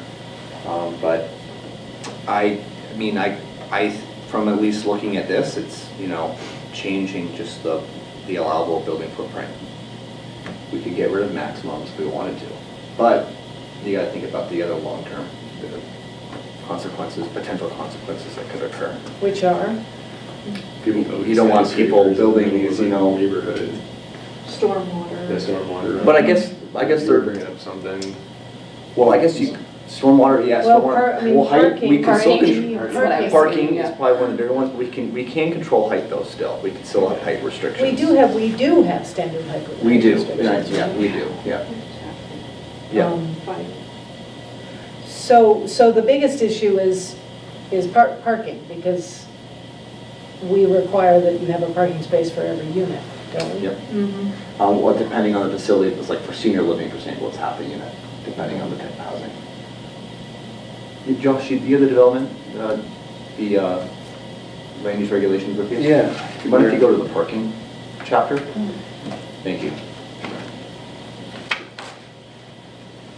Which I think is under the site design and engineering. Which is also in the 300.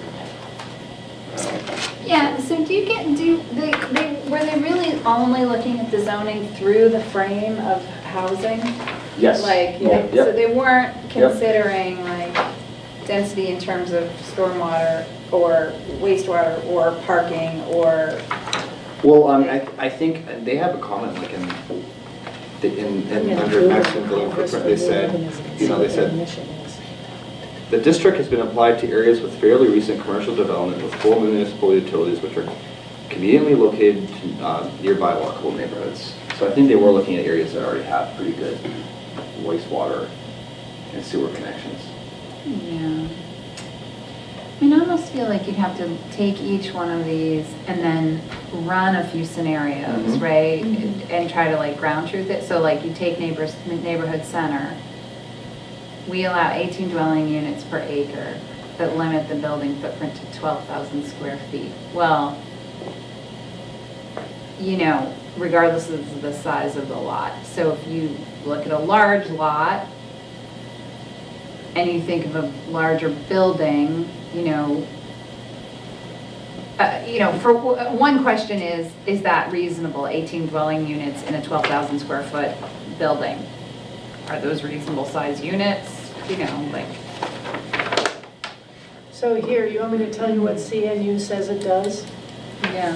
CNU advocates for changes that make it easier to build great places. We work to identify regulatory barriers, knowledge gaps, financing hurdles, and local inequalities that stand in the way of great urbanism. In response, we engage with governments, partners, professionals, and citizens at every level to make it easier to design and build places where people and businesses can thrive and prosper. Where is it based out of? Here's Andres Duani. Washington, D.C. Oh, okay. Well, one of the founders, his name is Andres Duani, and he's an architect planner. He developed Seaside, Florida. I'm not sure if you've heard of it, but it's a master plan community. Have you seen The Truman Show? Yeah. Oh, yeah. That's where it takes place, in Seaside, Florida. Yeah. That's a planned community, which has taken in the new urbanism principles. Yeah. Which do they build to build houses? Well, What'd you say? Do they build it? Look, Seagrove Village. it's a good story to look. I looked at a YouTube video of it, and it's very interesting. Wetlands there. But it's sorry, gotta be snarky about the water.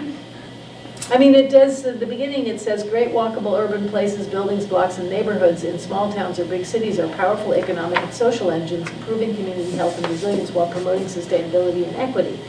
Now, just as an aside, these are sort of neoliberal concepts that actually don't really work. Is that?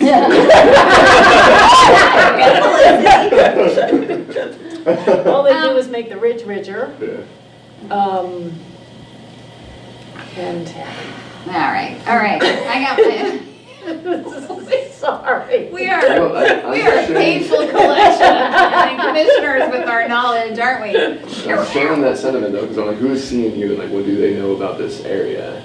But I'm also like excited for easing zoning ordinances, especially Right. because development in this area is obviously extremely difficult, Right. especially when it comes to Right. housing. So we have Right. to find a happy medium and be creative. We do, yeah, we do. I mean, the key is to make sure that whatever we do, Yeah. we reinforce equity, and we make sure that we don't destabilize public services.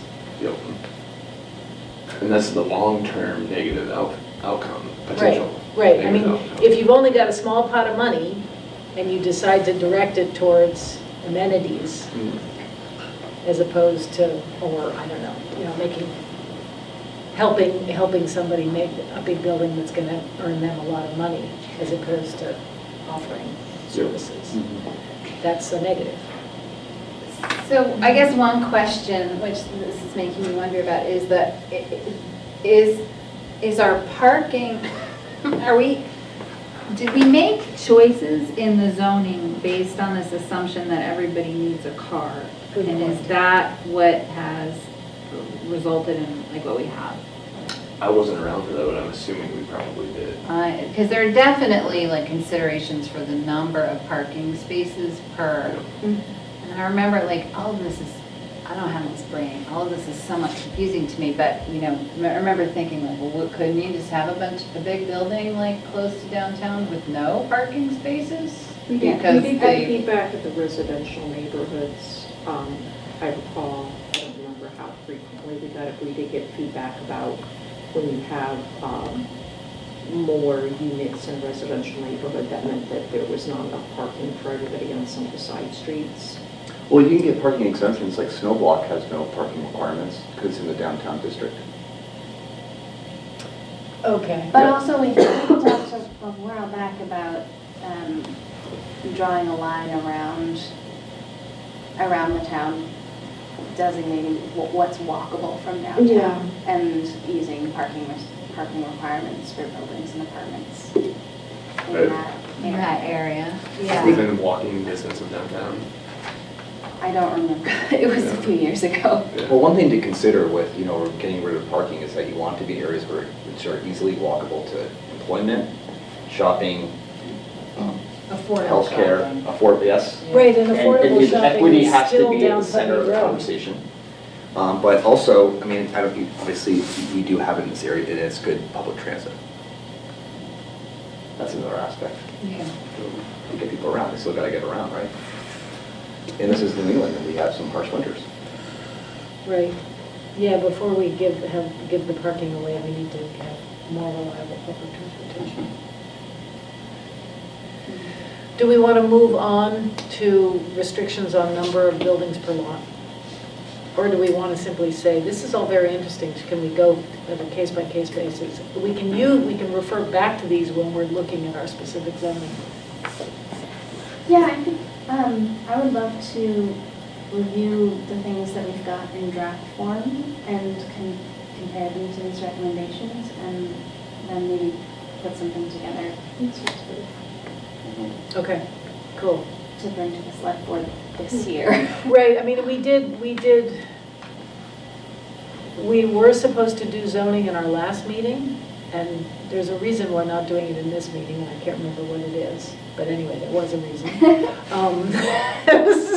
And it was a good one. So we can presumably do zoning again. We should be doing it again in our next meeting. And it is all, the stuff is all in Google Drive, so we can review it, so we're good to go next time. Just to finish up that last section, I think it's interesting that they bring up, let me scroll up a little bit, that they have, you referenced it, Felicity, and they use that word crude about our zoning. Yeah. About how we have redundancy, abstract redundancy, sort of, with the bulk of buildings is regulated, the floor areas, the lot area is regulated, the percentage coverage is regulated, and they feel like some of those can be dropped off, I think.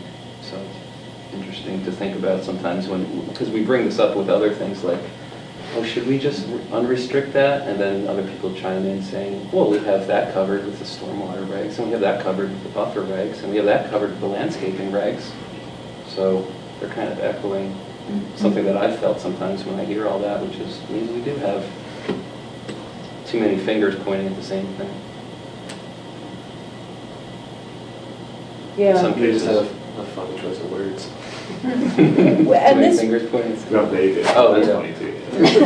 this Is brings that a us phrase? I just came up with that. another question about, we said that we wanted to regularly, maybe like every year, meet with the DRB to see how Yeah. things were going with them. Time flies when you're having fun, Yeah, right? so it's getting to be around time when we should do that again. Yeah. Because I think their experience of having to deal with these regulations would really help us with that.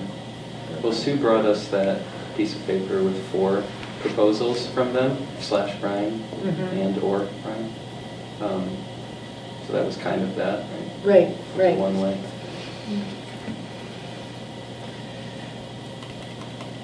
Okay, we good on that? To be continued, I guess? Yeah. I think it's exciting that we're considering this. I definitely think it's like kind of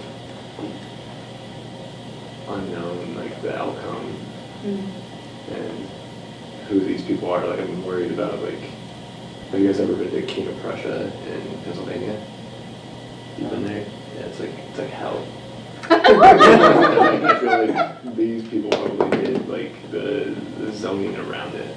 It was just like a strip mall, you know, and like it feels very unregulated. You know, I'm all for easing and relaxing regulations, but I'm also all about like maintaining and keeping like the wholesome quality that is Brattleboro, you know, Yeah. like this uniqueness and individualness, you know, and I feel like it's like, okay, if these guys are Truman Show-esque, you know, you know, like how seriously should we be taking it? So. Well, I think my understanding, and correct me if I'm wrong, Andrew, is that they offered to do this sort of just as a benefit, to sort of say, Yeah, here, yeah. we'll take a look at your regs Yes. and tell us what you think. And out of, What do you think? yeah, and Yeah. out of the communities that were looked at, we were by far the largest in terms of planning. We had probably some of the best planning practices already in place. That's nice. Yeah. I mean, yeah, so that's what, a lot of, I'm not sure the other communities were like, you said Colchester. You said around Vermont, right? Yeah. Yeah.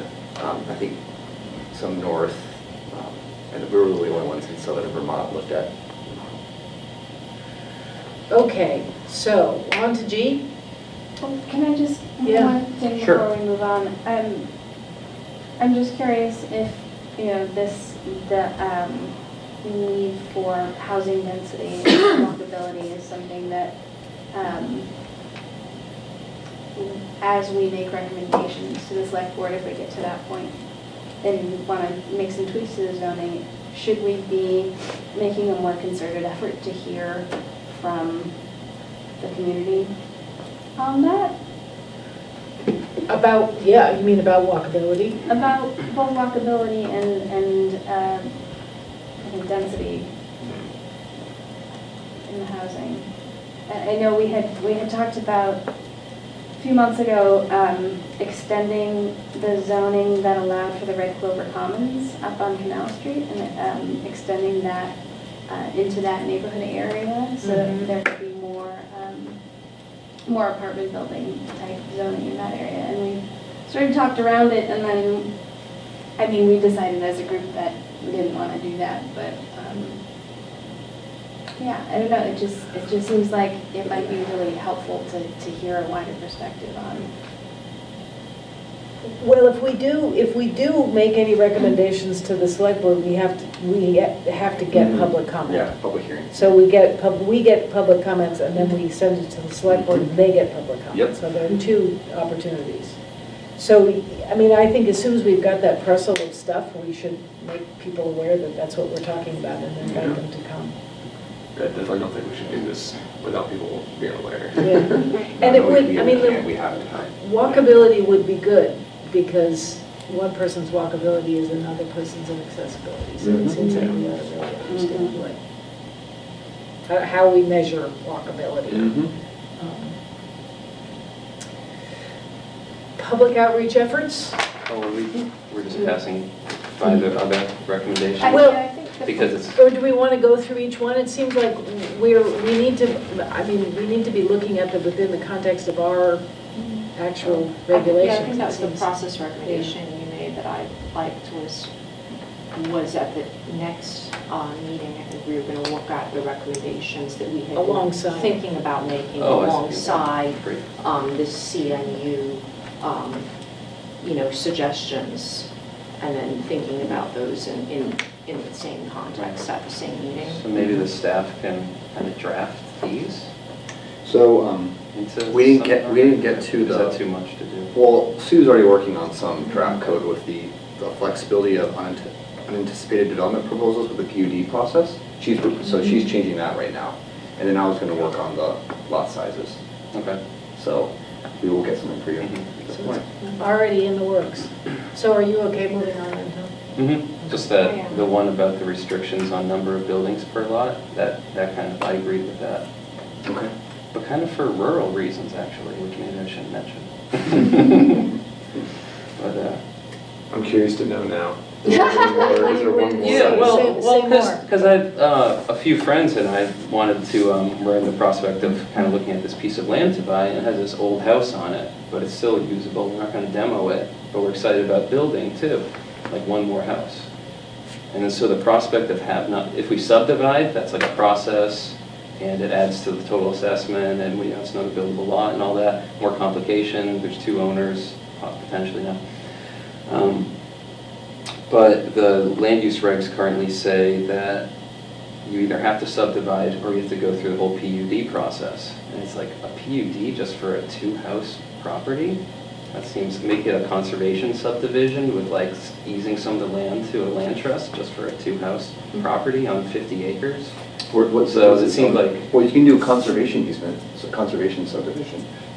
Yeah, but you read, I mean, I don't have any experience with the PUD and going through it, but it seems like that's something for like a neighborhood sort of development. Or Well, like we have like specific subdivisions for rural areas. Yeah, the conservation subdivision, yeah. Right. I don't know, it seemed, looking at it, it felt a little daunting maybe for a two-house proposed, property. So when and they give an example of how maybe there are legitimate cases where more than one building might be placed on a single lot, for instance, 2 single-family homes on an oversized lot. So they're talking about in the urban area, but I'm talking about in the rural. So, yeah, no, I hear you. Yeah, thank you. So I like that. Yeah, that also makes me wonder about tiny houses, like what situation where you could like add a tiny Yeah, you house. have to subdivide the property. We for have each regs individual that, I remember that, we have regs that enable a person to The build a accessory tiny dwelling house. unit. Yeah. Right. ADUs, we do allow ADUs, single ADUs. They're totally, they're outright permitted, so it's pretty easy to get one. For one? For one, yes, that's, but I'm not sure. But I think we also have it so you can do a community. Well, cottage style. Yeah. PUD. Yeah, so that depending on the PUD, yeah. So, like I said, Sue's drafting that, and we probably should wait for her to give a full discussion on that. Okay.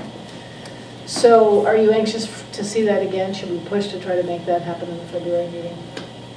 March, do it in March. Do it in March? Put it up on review. Oh, February okay. meeting, I really want it. All right, yeah, that's fine, that's fine. I mean, it's good to know that, because then we can plan it for March and then make sure it happens. Okay, public outreach efforts. Are you reporting on those? Yes, or- okay. so 250 Bird Street. So just giving you an FYI, I don't have a lot of familiarity with some of these things because I wasn't here. But Kathy, I know that you helped with some of the 250 Bird Street property, correct? I did? Or you... Wait, is that the one on the Whetstone? Or? Yes, so the well, one it on the is. The one, the... Oh, the 12 acres? Yep, There's also a property? yep. But Yeah. basically, we need to figure out what the final use of the site, what does the public want it to be? So we're going to be conducting a few neighborhood meetings to hear from the public what they'd like to see the site be. And some of the ideas brought up so far are passive recreation and wetland nursery. Ooh. So I went back to by the public. Nursery. Yeah, and also conversations with the Conservation Commission, and that which leads me that they are also very eager to work on this project. So they're wondering if they could be kind of, partners, status or of they the- even, oh, sorry, go on. No, I'm not contract do you have? They are also wondering if you could push this to them and they could be the lead, but they're very excited on this project. So Who was again, sorry? Well, Gully's very Conservation excited. Commission. Okay. So in any way, they could either work jointly, CC becomes a lead, or they would all just report to us, to this commission, or any other ideas. But they wanted to make sure that I brought it up. So tell us what it is, I mean, what, if we were to, if they would be the lead, what would they be leading on? Just the public outreach process and the Okay. planning process for the site, the remainder of processes that need to be done. Is there a reason why we wouldn't do that? If they're excited about it, if Yeah. somebody's excited about it, why I'm would excited. why would we? It's good. Does their leadership preclude uses other than conservation-related uses? Good question. Well, can you rephrase that another way? If they're leading it, does that mean they're gonna focus on conservation-based uses rather than Well, any other public recreation or other? Well, in the uses? end, it's the will of the public who should have the say what it's gonna be, so I would maybe know them. But, I mean, we gotta remember that they are gonna see in a conservation lens. Yeah. But they're doing the public outreach. They're doing the public outreach. They would be just being involved in that aspect. But again, one of the other ideas is that they could still, or staff could report to you on what's going on. You would still be involved. Do you know what the status of that site is? So it was the River Conservancy. They still own it. They had taken ownership of it. Yeah, and the There was goal some is to have, contamination that needed yeah, to be exactly. We taken had some off. EPA grant money that Yeah. helped fund the whole planning process, and that there is a goal that the town will become the owner of the property, Right, so we can after do some that sort of cleanup process exactly. happens. Yep. Which I think, last time I talked to Steve Libby, I think may happen this coming field season, this summer. That's faster than I thought. I think everything's in place. One question is, I'm pretty sure, maybe I should make that assumption, when it transfers ownership from Vermont River Conservancy to the town, it probably comes with some easements on it. Yes. Which likely, I'm guessing, include some, river corridor, floodplain, and recreational access. That's going to be something that's got to be worked out. Yeah, so, but I think that if we're going forward with a public outreach process, there's two pieces of this, right? There's the kind of legal transition of the land from one owner to another. So if that has to be worked out, it should be clear what those are before we begin this public outreach process, so that we can be clear, like the land must allow recreational access, the land will be owned by the town, the land must be able to flood, and given those constraints, what would you like to see happen Yes, there? I think there was a lot of talk about the flood effect of that property because of Irene. Yeah. And having That's the whole point. having that be on the table so that the public knows that that's part of it too. I think is- So is it can't be built on? Is there a thing that says it can't be built on? I don't know that it's that. How much of this property is it? Site plan. It's the whole thing. It's like, it's. Well, if it's in the floodway, you can't build anything. It's this whole thing. Oh, wow. And it is all in the floodway. Oh, It is the Yeah. It is the It is. floodway. And it's gonna be, That's where the I water mean, goes. one of the original plans that I've seen, it was gonna be tiered to deal with different levels of It does flooding. elevate towards the And back to of the take property. the pressure off From downtown, Yeah. basically, Yeah. by Yeah. creating extra space for that water to go. Yeah, and the plan also included some stormwater mitigation for these houses, this area back here. Uh-huh. That stormwater would actually be directed onto the property to be infiltrated and, Public access to a nature conservancy sounds awesome. Yeah.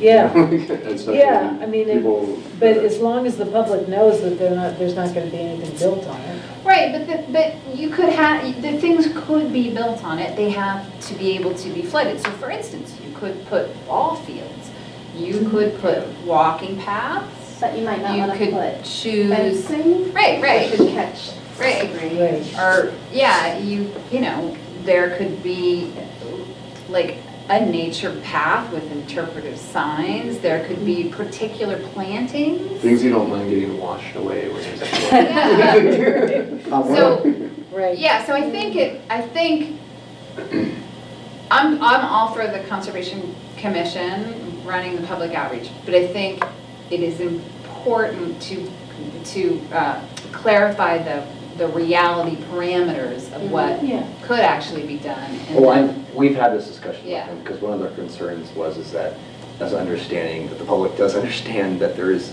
dangers to this location in terms of flooding, and that what happens if this area becomes an encampment area for the homeless. Right, which is part of, that Yeah. has to be part of the So conversation, we have right? Which means brought it like up, yeah. sight lines and paths Yep. and Yep. lighting possibly, or, you know. Mm-hmm. Okay, so do you want to make a motion to invite the Conservation Commission to take the lead on this? Sure, I'll move that we invite invite and/or / allow, whatever, the Conservation Commission to take the lead on public outreach for that property. Because who are they collaborating with? Who's the collaboration with? Us? Well, it'll be with us and then with Vermont River Conservancy. Yeah, exactly. Yep. So the expectation would be that they would report what's going on to us, or like tell To us how the- it all went after the process is over? You guys, and or- you guys Yeah, I will mean, report to us. you're staff for both us and them, right? Yeah, so. So just including that in the agenda. Mm-hmm. I'll second that motion. Report back. Great, all those in favor? I Motion Lots of passes. native plants. I'm a native plant geek. It'd be cool to like have like a bird watching area. Oh, that would be You know? And just as an aside, we are finding that the number of restoration projects in the state is increasing, and this is, I'm speaking with my river steward hat on, we are actually like, there's not enough plant material. So a couple more nurseries might be a good idea. That's a strange business for the town to get into, but. The nearest native plant nursery I know of is down in Massachusetts. Yeah, there's one up by Burlington too, but like Are you there's. talking about sales, like a place where you can buy? Wow, things? how interesting. Yeah, like Yeah. wetland nursery where The you one in There you plant go, farmer. things, That's what you can farm. grow, and then Swamp in like some that. cases, like, you know, you use like willow or red rose or your dogwoods, you're not even necessarily like taking the plant up. You can cut stems from it and then that can be used to help on restoration projects. So, I don't know. I have no idea what that is. It seems like really out of the box, but. So noted. All right. Western Ave Bike Ped Scoping Study. Yeah, so we received the grant money from the state, V-Trans, for $32,000, and then the Department of Public Works is going to match $8,000, so we have $40,000 to work with. It's going to be a scoping study. So right now, the staff is working on writing an RFP, and we'll hopefully hire a consultant to start working sometime in the next few months. Did you And say, the- right? Sorry. The scope, Western Ave encompasses what to what? Yeah, sure. So it's going to be from the intersection of High and Main to Exit 2. Intersection. Not of very it. High far and from Main 40,000. to, so then you know how High it and then Main changes at the green to and Exit High. 2. Yeah. And this is Escalator to get up. $1,000 to do a study. Yep.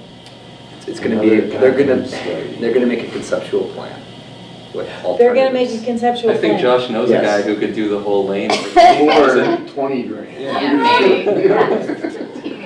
Get out, do you really? Just some holiday no, night I'm so at sick of 1 a.m. studies. Wait, so is that, what are the have to, parameters I of the $40,000? Like, what are the limitations? Can any of it be used for implementation, or like, what, is it study, is it Yeah, marketing please. outreach? I'll give you Let's a whole give- rundown let's of what it is. 15 for study and the rest to do. So the outcome of this process will be an identification and prioritization of improvements, a public involvement process to ensure local input in support of projects, an assessment of historic, archaeological, and environmental constraints, clear That's written a documentation of project issues and overall feasibility, a complete preliminary cost estimate for further engineering, project administration and construction, and then a final report. Okay, so a couple of those are actually chunky, like Yeah. the, like archaeological, like historical Oh, yeah. assessment, and then the engineering. Like, Mhm. there's squeeze spots to figure out how you would actually engineer. But the road's already Reverse engineer. What is archaeology? pedestrian lines on. Yeah, do you need it? I sent that. I don't know. Yeah, think good of, like, question, wait, yes. hi to- I'm not making a new Why do bike we have lane to- like why do we have to in the do- forest. Why do we have to Well, do an because there's archaeological ideas study? that there could be some pedestrian improvements, I'm thinking there could be some potentially digging. Some Like I lawns. said, maybe, I just came in, so I'm not. Keep using that.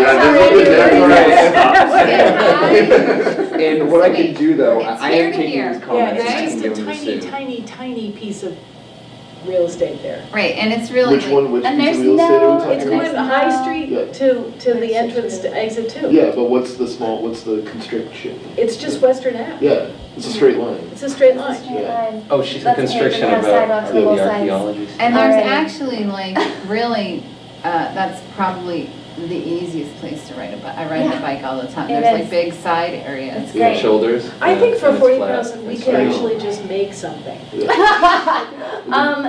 Yeah. Unfortunately, Instead of planning, we actually. I'm hearing a little here. I just. If you give me 40 grand, I will get out there right now. So I wonder.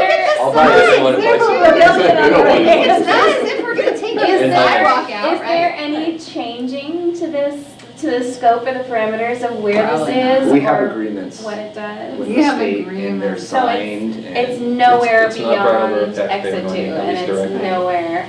We can't, I don't think we And I can don't make think we'd changes be at this point. reasonably talking about moving anything that's already paved. So really, I think what we're just talking about is if the feasibility of just painting new lines on the Why do we have to do a study? pavement. I don't I don't understand. think it's, I don't think It's it's, parking. I don't think it's necessarily painting, like they're talking about potentially other improvements, like an actual bike lane. Yeah. Meaning you take the sidewalk Potentially getting out. rid of parking on one side of the street, we're Yeah. talking. Yeah, Yeah, and putting which is in what an you have to barrier do. between Improving the, car traffic. widening the sidewalks, tree planting, I mean, I don't think it's just putting some paint on the road. No, we need something better than just paint. You know, So this is how things are done. You spend $40,000 to get somebody to do This a is plan, planning, and yes. then you ask for more money to actually do what's been This, planned. yeah. Do we have a guarantee that we're going to get the money to do when they finish the The plan? money is just for the study. That's the Who only gives thing. us the money for the actual to doing? execute the study. Well, a plan would hopefully address those needs. And you And don't some sort of public implementation, comment. because that would be getting money from other sources for actually implementing. And what, just out of curiosity, what's the cost of actually doing making a pedestrian, I can eyeball it, but millions. Yeah. If there's, if there's bump outs, if they have to do like pavement You don't understand removal these projects or, are- yeah. It's Millions. Millions. Yeah. Well, because like, How feasible is it that we're going to get $1 million grant to make a bike thing over a 2-mile space from High Street to exit 2? I can't say, unfortunately. Andrew, this is like the this is the roughest planning commission. Yeah, no, meeting like, this your I'm not actually amazing. asking you these questions, I'm just, they're I know, rhetorical I know, questions. I know. Because it just And I seems wish I had the answers. Like, we're doing this, we're spending $40,000 to make a plan for something that we know we're never going to get the money to actually do. That just Yeah. seems a little silly. especially when we can take that 40,000 and put it into it. You know, like obviously we can't, the money and stipulations. Well, but if we use put that. the money into some Yeah. kind of account now, in 5 Yeah. years, it might be $1 million. Yeah, exactly. Put in a credit union or something. If you got rid of parking on one side, like right now you can park on either side of the street for much of this. If you got rid of parking on one side of the street, you would free up like 4 or 5 feet. And so then there's a question. I mean, I don't think, you can't take any of the sidewalk, right? No, I don't. Like, you can take the sidewalk because the town owns that, but past the sidewalk, you're talking about people's property. So- And that's not happening, right? So, So is this, because in years past, we've done a lot of studies, like especially when it comes to the roadworks around Meadowbrook, Putney Road, Western Ave. Have we done this study already? No, not that I've known, not the documents Not that I've for this seen. stretch. Yeah. Because we did in West Brattleboro. Yeah, like Yep. past routes, or exit 2 beyond. we have for bike lanes? There is a bike lane there. You know, so I'm assuming we've done the study to figure out how to put the bike lane in. Or did we just put that bike lane? I think they'll probably. Did Steve just get out there and paint that damn Yeah, bike lane? exactly. Like Stevie. All right, good, so congratulations, we got the money, we're going forward, that's And great. I guess really the gist is that there'll be outreach for that, Okay, totally. just like any other plan. Does the planning commission gonna have to participate in any way in that? Yes, In some form, you will be involved. I'm gonna be on my bike. I'm doing outreach on my bike. Okay, all right, good. So We'll we do like so some we will bike be involved, all right. Tell So them that will you you are be there for the Tulip Trot, the 5K that runs right through that section of road. Oh, yeah, that's. Tulip trot? Tulip Trot. So do we need to review the RFP, or are we gonna, it's okay for us not to see it? Yeah, we'll be developing it. You mean, Do would we you all want to wanna see see it? it? Do you want to be involved? I mean, that's staff usually. I think the we, thing. right, but we review I know in the the past we RFP reviewed. for the plan, for the downtown master plan. Well, we've reviewed, I think, all our. I think like 2 of us were on that RFP review. Yeah, I think we sometimes we're all. And I think one, the main, it says 2 exit 2. The really tricky bit with the bike is actually around the exit 2 It's interchange. scary. So if the RFP can reflect on putting a little, I mean, I don't know how you do that, but some real effort there to figure out how you get across that. Right now, if I'm with the kiddo, we cross the street, we come up, we cross back, it's like, for me, I just drive with the traffic through there, but. And then the other question, and this is kind of an aside question, is, when you get into West Brattleboro, the main, there's some bike lane, but the main constriction, I mean, and that's. It's that bridge. Bridge. There's nothing gonna Cursing. happen. Right, no, the V-Trans is supposed to be looking at that bridge right now. So, Really? yeah, I believe so. The last time I You know what I'm asked talking Sue about it, Sue said that bridge Over was the Whetstone. for a long, long time before that bridge was gonna get redone. I haven't heard anything. I don't know. Long I time. just saw them out there Well, they're probably at the. I'm pretty, Public Works is probably involved with that, and I could reach out to Steve or Dan Um, and see if they have any Well, information. so yeah, maybe just if there's any segue or interstitial space between that bridge over the Whetstone and whatever they might be doing and this planning money, that might be a good use of the money. Or, I mean, it's all gonna be a good use of money, but you know what I mean? Like, if you get on a bike and you ride up and down Western Avenue, that bridge is the spot where you're gonna be killed. Okay. I think. Well, and by the exit 2 The interchange. exit 2 and that bridge. Yeah, but everything else, But yeah, I mean, that bridge, if you could change that bridge, then you can connect from Chelsea to downtown. yeah. And that would be great. Okay, so bike ped plan? Say, Kate. What's that? Another bike plan. So we were approached by, actually Prudence, one of the groups she was part of. There's a bike club in town. And we were approached by her and Barbara, who owns the bike shop downtown. I forgot her last name. It's very, Hi, guys. you know what I'm talking about? Yeah, thank you. Okay, thank you. Yep. And they would like to see an official mobility plan for the town. Another plan, Josh. Well, that makes sense though, because we Yeah. haven't done that Yeah, before. this would be not just, this wouldn't be a region, this wouldn't be the whole town wide. And not just bike, but also pedestrian facilities as well. So So that goes to walkability too. so exactly, so we, mobility, bike ped, who knows what we'll call it, but it'll be done in-house. I.e., I'll be doing a lot of it the next 6 to 9 months. Basically just to do current conditions, needs, bike counts, collecting data. It's gonna take a while to do this in-house, but I wanted to bring it up that we will be engaging in a study. Could you please talk to moms who push strollers around? Sure. Thank you. Flag them down. I mean, there's a moms group, several moms. Oh, groups, there but is. That was like, Cool. Because are we also talking about safety with walkability? Mm-hmm. Because this town is It's gonna be an aspect. incredibly unsafe to walk in, or even more bicycle in. And we need to figure that out. Like, there's some major issues going on right now, and it's disgusting. And hopefully in this, there's this plan, there's something to be said about safety and how to keep people safe, how to keep pedestrians safe. So, Oh, yeah, a series of things just happened last weekend. you know, people are getting run over left and right. You know, people in crosswalks. Wasn't there one day too, about a couple months ago, that like there's like 4 hit and runs or something? Yeah, I think this year there's already been 5. I think the cop said this year there's already been 5 pedestrians hit. Not this year, no, what was it, last year? 2019, the end of Yeah, 2019. there was, because there's only 6 days this year. Until 2019. Yeah. I feel like it was more than that, though. I feel like there were a couple of years ago, there were 3 fatalities. Yeah. Well, I think that's over a few years. I think it just felt really close together. That will definitely be addressed. One thing that I'm specifically going to look at for biking is like levels of stress, it's called. So areas, roads, I'm going to go and do some inventory of the highest level of stress you experience on a road in Brattleboro to the least. Yeah. So we'll be doing that assessment. And I can also, once How do I you get do some- that? Like, you get on your bike and you like, You your heart rate monitor? That's one way of doing it. You find the intersections renamed malfunction junction. And like that. It's really actually That's the observations and talking with people.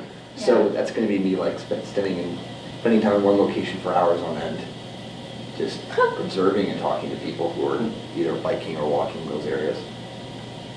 I can tell you my stress area. There's a crosswalk right in front of where the Vermont Country Deli is that goes up to Orchard Street, and like that is, you know, there's that shot of Western Avenue. People just don't ever even, you know, as you get closer to downtown, I think there's like a psychological anticipation of more pedestrians. But like when you get out onto Western Avenue, people are just cruising through it, and I have no idea. And especially with where the farmer's market is, like, it would be interesting to look at, I don't know how you would do this, but changes in trends in terms of bicycle use and walking in town. Because I bet you that has increased over the past 10 years a lot, even 5 years, you know?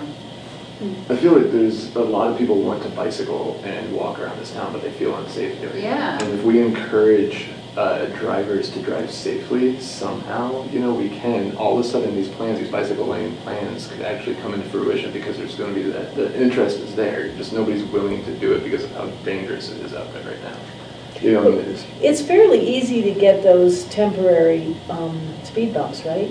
I mean, that's something that you can just lay down. Speed humps somewhere. all over town. Yeah. Everywhere. Put them like, I mean, right around that area, because I have stopped for pedestrians there and watched the oncoming traffic just keep on flying by, which is even more dangerous than nobody stopping, because once you stop, then the person starts to go, and then they're in the middle of traffic. Yeah, right, so it's like lights. I mean, but those things that they just drop down in neighborhoods all over the place, I think those would be great.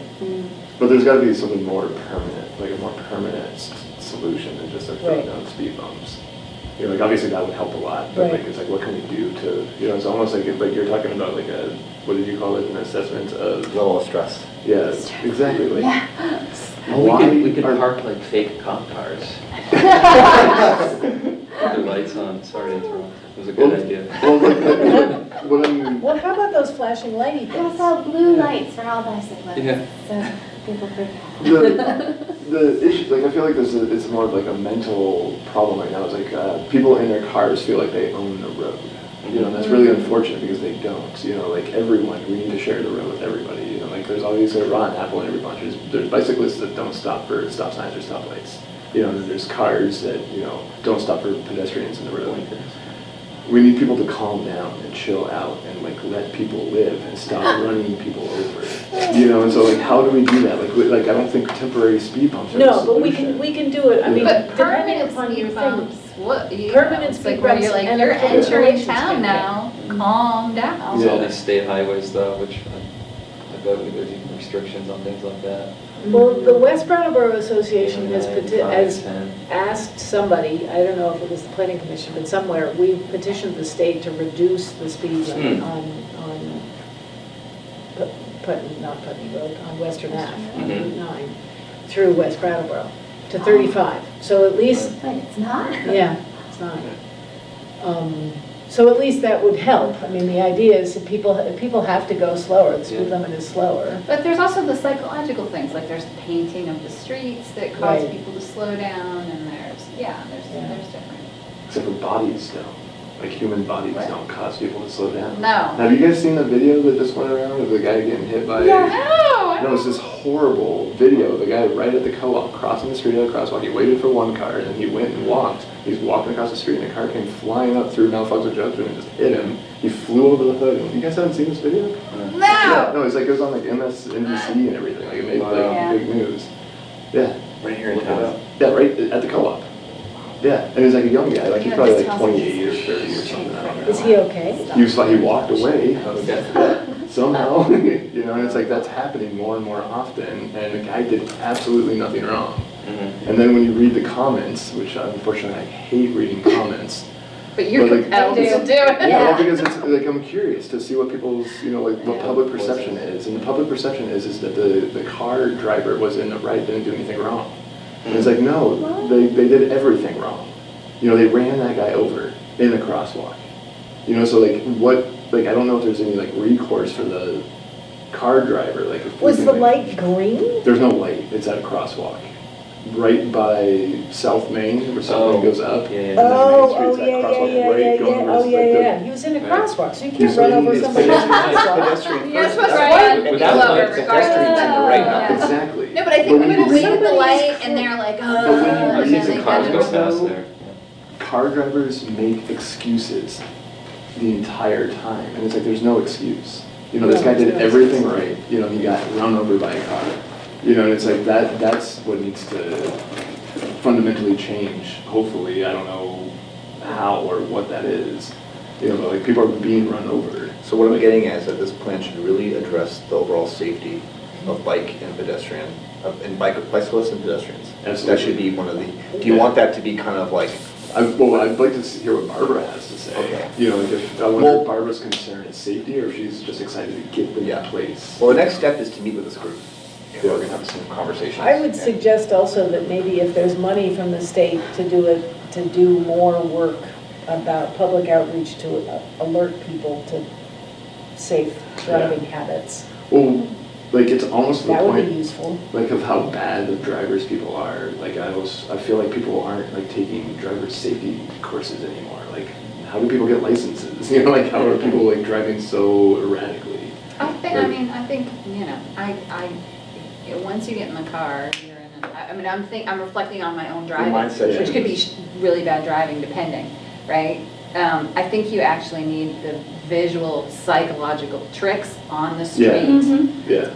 Speed bumps and lights and things. And those to, flashy like, things. cause you to By the elementary school. Yeah.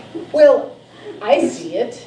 Yeah, it helps. It helps. The thing though is when you have that person that just got out of work and they're frustrated and they just want to get home and they're flying down the road in their huge truck and they're barreling through those speed bumps like they're nothing, you know, there's a bicyclist right there and they're not looking at the bicyclist, you know, that person's gonna get run over. So like one of my fears, like we need bike lanes, we need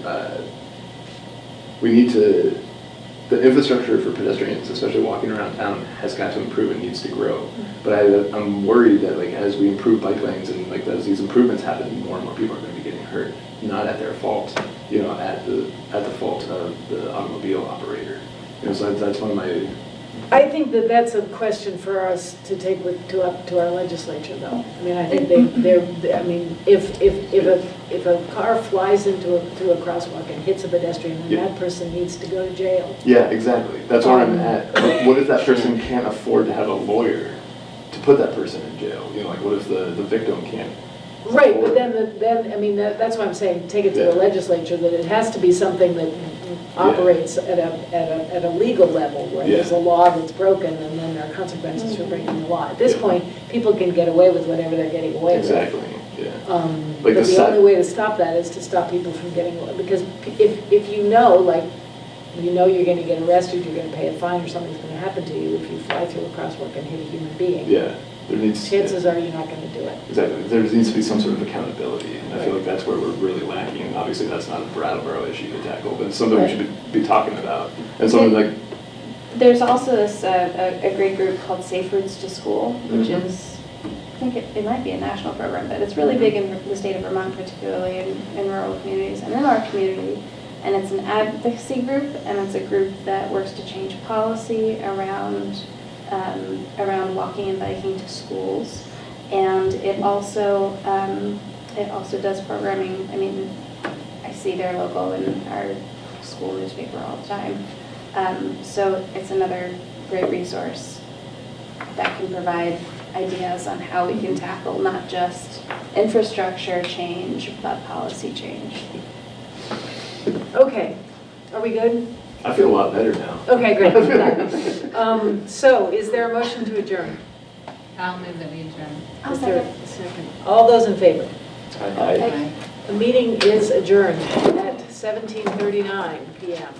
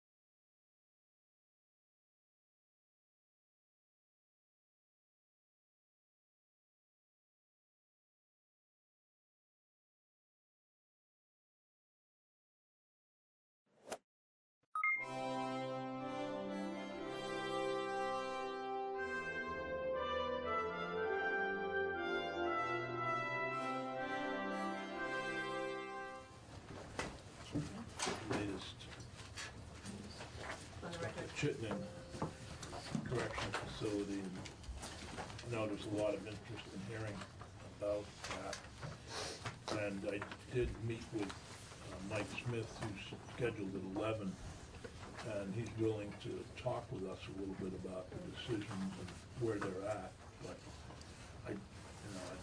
the agenda was put together before the Chittenden news broke about the Chittenden facility. I remind us all that on the 17th, we'll get an update from the Justice Center. And one of the things that they're obviously looking at is not only the women, but the men and the different problems that we have in terms of facilities and so forth. So I would expect there'll be more conversation about the women's facility and suggestions from the Justice Center on the 17th than today. They're still in the Justice Reinvestment 2 is still in its working phases, but I would expect to have more idea by then. So I don't, there's been statements put out by the governor, statements from Secretary Smith, statements from Senator Ash, I believe, the House leadership, and just yesterday a statement from the Women's Caucus about it. And I think they're all consistent, and I think from my point of view, we'll stay with that consistency as we look forward to hearing the results of the investigation by the Attorney General and by the administration into what happened there and what we can do to prevent it in the future. But, anyway, if people have comments or questions about it, I think Mr. Smith can bring that up. Secretary Smith, excuse me, no longer Mr. Smith, just Secretary Smith now, once again, is more than happy to talk to us about that while he talks about the issue of where we place youth in the state, which has to do with Woodside, of course, and other things. But this is a little confusing, this particular piece of the agenda. There is a report that's due. I think Michelle sent everybody copies of the language from last year. You also have it. We do? Okay, thank you, baby. And it's workforce development, but it's really misentitled, I think. It's workforce policy, which is something of great concern. But it's also the issue of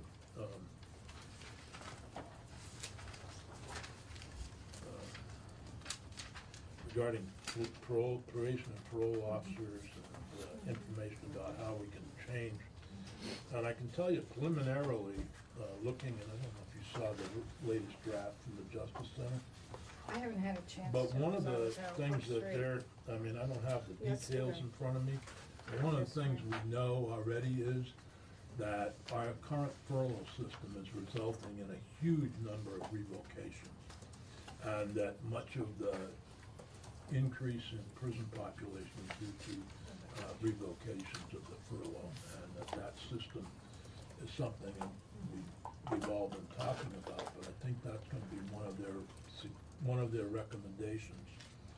And by the way, any recommendations that they make, and if we put them into legislation, you are then eligible for 2 years of Bureau of Justice assistance with implementing those proposals.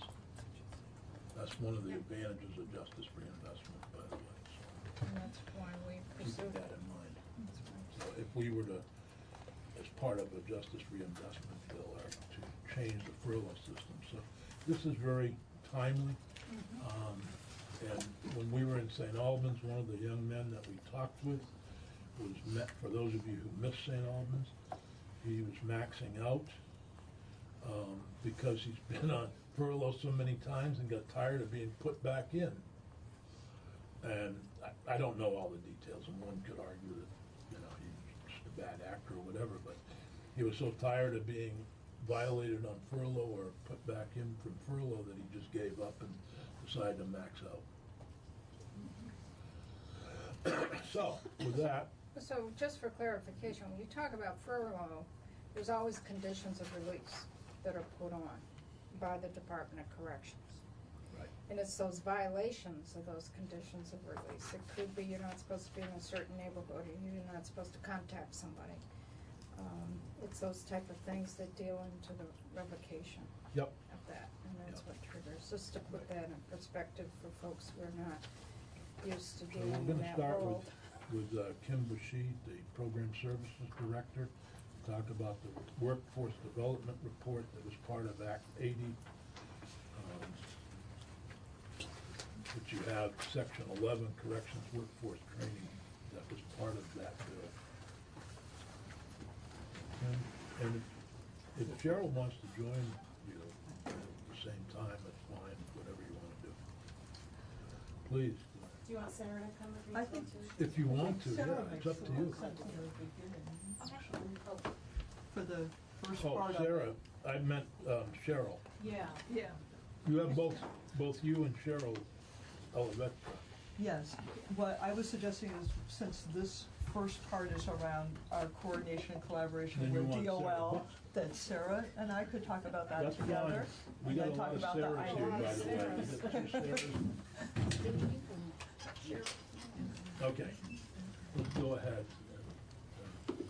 Okay, so if you all remember, part of what the section of this piece of legislation was really looking at was how we can begin to identify and minimize barriers and obstacles for offenders obtaining and maintaining employment, and to take a look at the impact of requirements on offenders in terms of their monitoring and compliance. And so some of what we've been doing is we've been collaborating with the Department of Labor and also through the Adult Reentry and Employment Planning Grant to really begin to identify what are some of the barriers and obstacles, and hearing from people more at a local level. So the Department of Labor convened and contracted for 12 regional development workforce development summits across the state. And the Department of Corrections was one of the core partners and participated in those summits. And Sarah, if you want to describe those a little bit more. Sure. For the record, Sarah Buxton, the State Director of Workforce Development. So as Kim mentioned, the Department of Labor, as part of a regional effort to coordinate and align services, sponsored, along with the State Workforce Development Board, 12 regional summits. And we did include the Department of Corrections, both in the planning and then also in the operation of those summits on the ground. I'll note, sort of anecdotally, when I first brought Kim to one of the planning meetings with the RDCs, the Regional Development Corporations, we spent about the first 20 minutes trying to explain why probation and parole and why the Department of Corrections would be participating regionally. And so that's exactly right. That's exactly right. And so I think just from the start, we had some breakthroughs both in communication and in viewing what our roles are, because I don't think probation and parole are generally seen as part of the team at the local level. And as the Department of Labor is making an intentional effort to try to support individuals who are re-entering after being incarcerated, those partnerships are more important than ever. And it's really important for us to bring in our local leaders who are working with businesses so that we can identify where these challenges in gaining and retaining employees exist. So we had a lot of interesting feedback. We're still gathering that, and we'll have an official report on the summits overall. But one of the notable findings was the variety of perspectives and the rich conversations that came out at the local level when probation and parole officers were part of some of the systematic planning at the regional level. So, and I would just add to that that one of the part of the structure in the afternoon was presentation where you had work groups working on scenarios, and we had a reentry scenario consistently as part of that work group. So as those findings get collated and written up, we'll have some learning specifically around reentry and what did some of the work groups both regionally and themes across the state identify as both opportunities and challenges in working with an offender population. We also, as part of the AIRS grant, we have a self-assessment tool that we are using that employs best practice and evidence-based strategies in terms of working with moderate high-risk offenders on reentry. And we have a cross-disciplinary team who took responsibility for taking that survey and moving it out to their managers and to the local level. So we're also gathering data throughout the state around our partners in terms of their both awareness and their employment of some of the best practices in working with offenders and employment. So it covers a wide range of things. So it takes a look at what kinds of educational services or supported employment activities or what kinds of cognitive behavioral interventions do you employ for certain groups, et cetera. So we'll be able to gather all of that. Actually, we should have that data by the end of the month. So that will be additional information around what both opportunities and gaps and barriers that we can strategically work together to address. And then also, Sarah's team and my team have been sharing information that we currently have about our respective services, and so we're starting to put some of that information together as well. Recently, we received a flow chart of services that are available through the Department of Labor, and we're going to be putting together, incorporating that material into our learning management system for probation and parole officers. I'll just add on to that. What we at the Department of Labor have learned is that things go smoothly, a lot more smoothly in the community when you're working with individuals in co-case management, when not only do probation and parole officers understand the services that might be available to a person who's reentering, but also when our case managers understand better and have a deeper understanding of the conditions of release and the correction system overall. And so as part of the information sharing, it's both making sure that in your manuals and your trainings for your probation and parole officers, there are guides and resources for them to draw on. But we also recognize that in our planning, actually one of our initial meetings will be tomorrow, but we're planning to do some cross-training with our regional managers and our case managers around the state, especially around the distinction between being on furlough, the different statuses that an individual could have when they're in the custody of the Department of Corrections. I think, as you alluded to earlier, Senator Sears, the supervision structure has a number of statuses that can be very complicated and very confusing. And generally, our experience is that a number of our partners find that system very confusing in terms of knowing what do we actually have latitude around and what don't we have latitude around. And I'm sure every other representative or senator hears the same thing from their business community, is that they're more than willing to hire people, but sometimes there are impediments to hiring people who are on supervision of the Department of Corrections, make it difficult to hire them, make it difficult to train them and put the investments in that are necessary for the training. But in this environment where we have low unemployment, there is, more and more companies are more than willing to take a risk with offenders, but we put things in front of them that make it difficult for them to get hired. To give you an example of where a collaboration went well, I just met with some construction employers last week, and one woman who represented a fairly large company that does a lot of the roadside flagging noted that they had regionally, they'd worked out, I think it was in Chittenden County, a fairly good arrangement with probation and parole where some of the visits they had coordinated their employees' schedules so that some of the visits and the meetings with probation and parole and any other folks they had to check in with occurred in the morning on a specific day each week. And that allowed the company a lot more opportunity to be flexible in where they place their employees throughout the week. And it also made it so that an individual wouldn't have to miss an entire day of work because of a midday meeting. So those are findings that we're collecting and sharing back with the Department of Corrections for them to be able to share best practices out with other arms. But also counseling and other things that are required if they're scheduled at appropriate times. I've long, been the enemy of probation and parole officers, and Steve Howard, don't throw daggers at me.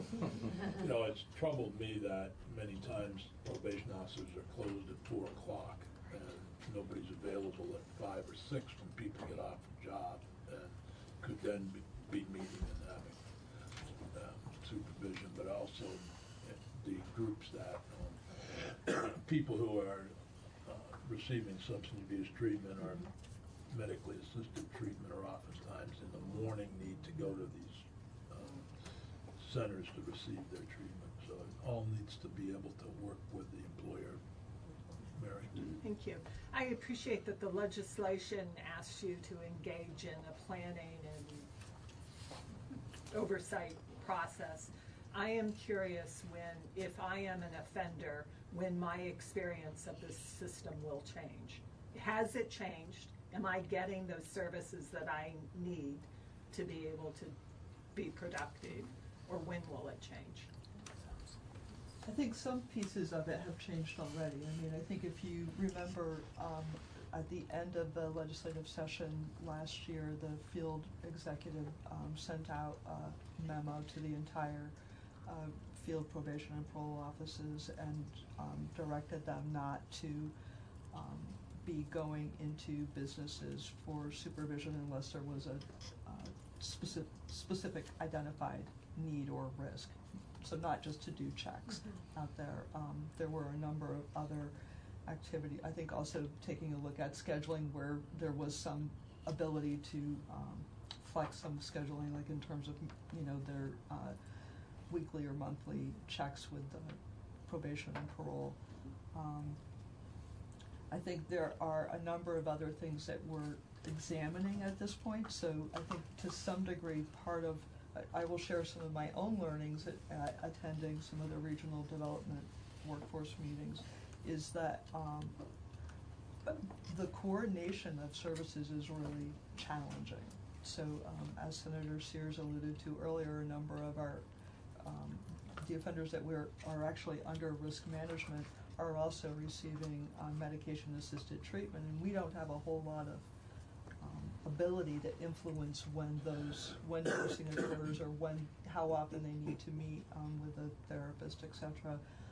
We can try to coordinate with those services, but I think it's really trying to sort out what are the priorities in terms of this person being stable at this point.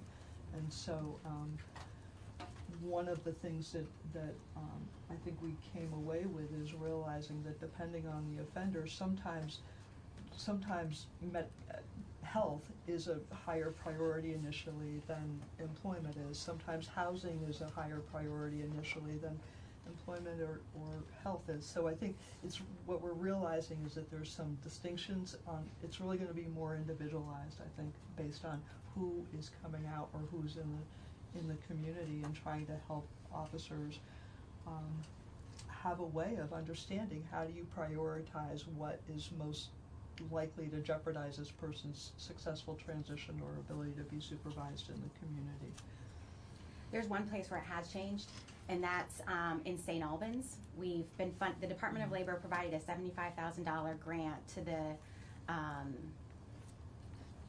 Community Justice Center there to do a one-stop service delivery for high-risk offenders who are reentering. And this provides one-on-one case management and employment support services along with training. This was an opportunity for us to use a community partner who could be on call at 4:30 or 5:30 or 6:30 or 7:30 or 6 a.m. when the car doesn't start, and help individuals who are navigating not only their basic needs but also getting themselves through a training program and into employment. We will be able to present some success from that and intend to fund it another year, and hope to use this as something that we might replicate in other parts of the state, maybe in coordination with the some legislative approval.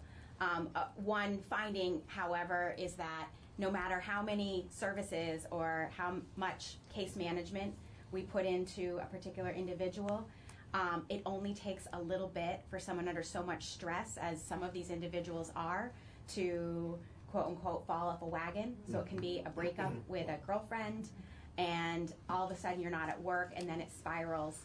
So we're trying to figure out how we can work outside of our scope and provide funding to those local community partners who are better able to support those individuals in their reentry. But we do have good success. A few witnesses here, about a half an hour to go, so I want to make sure we hear from everybody. Are there other things that we should know about right now? Maybe the review that.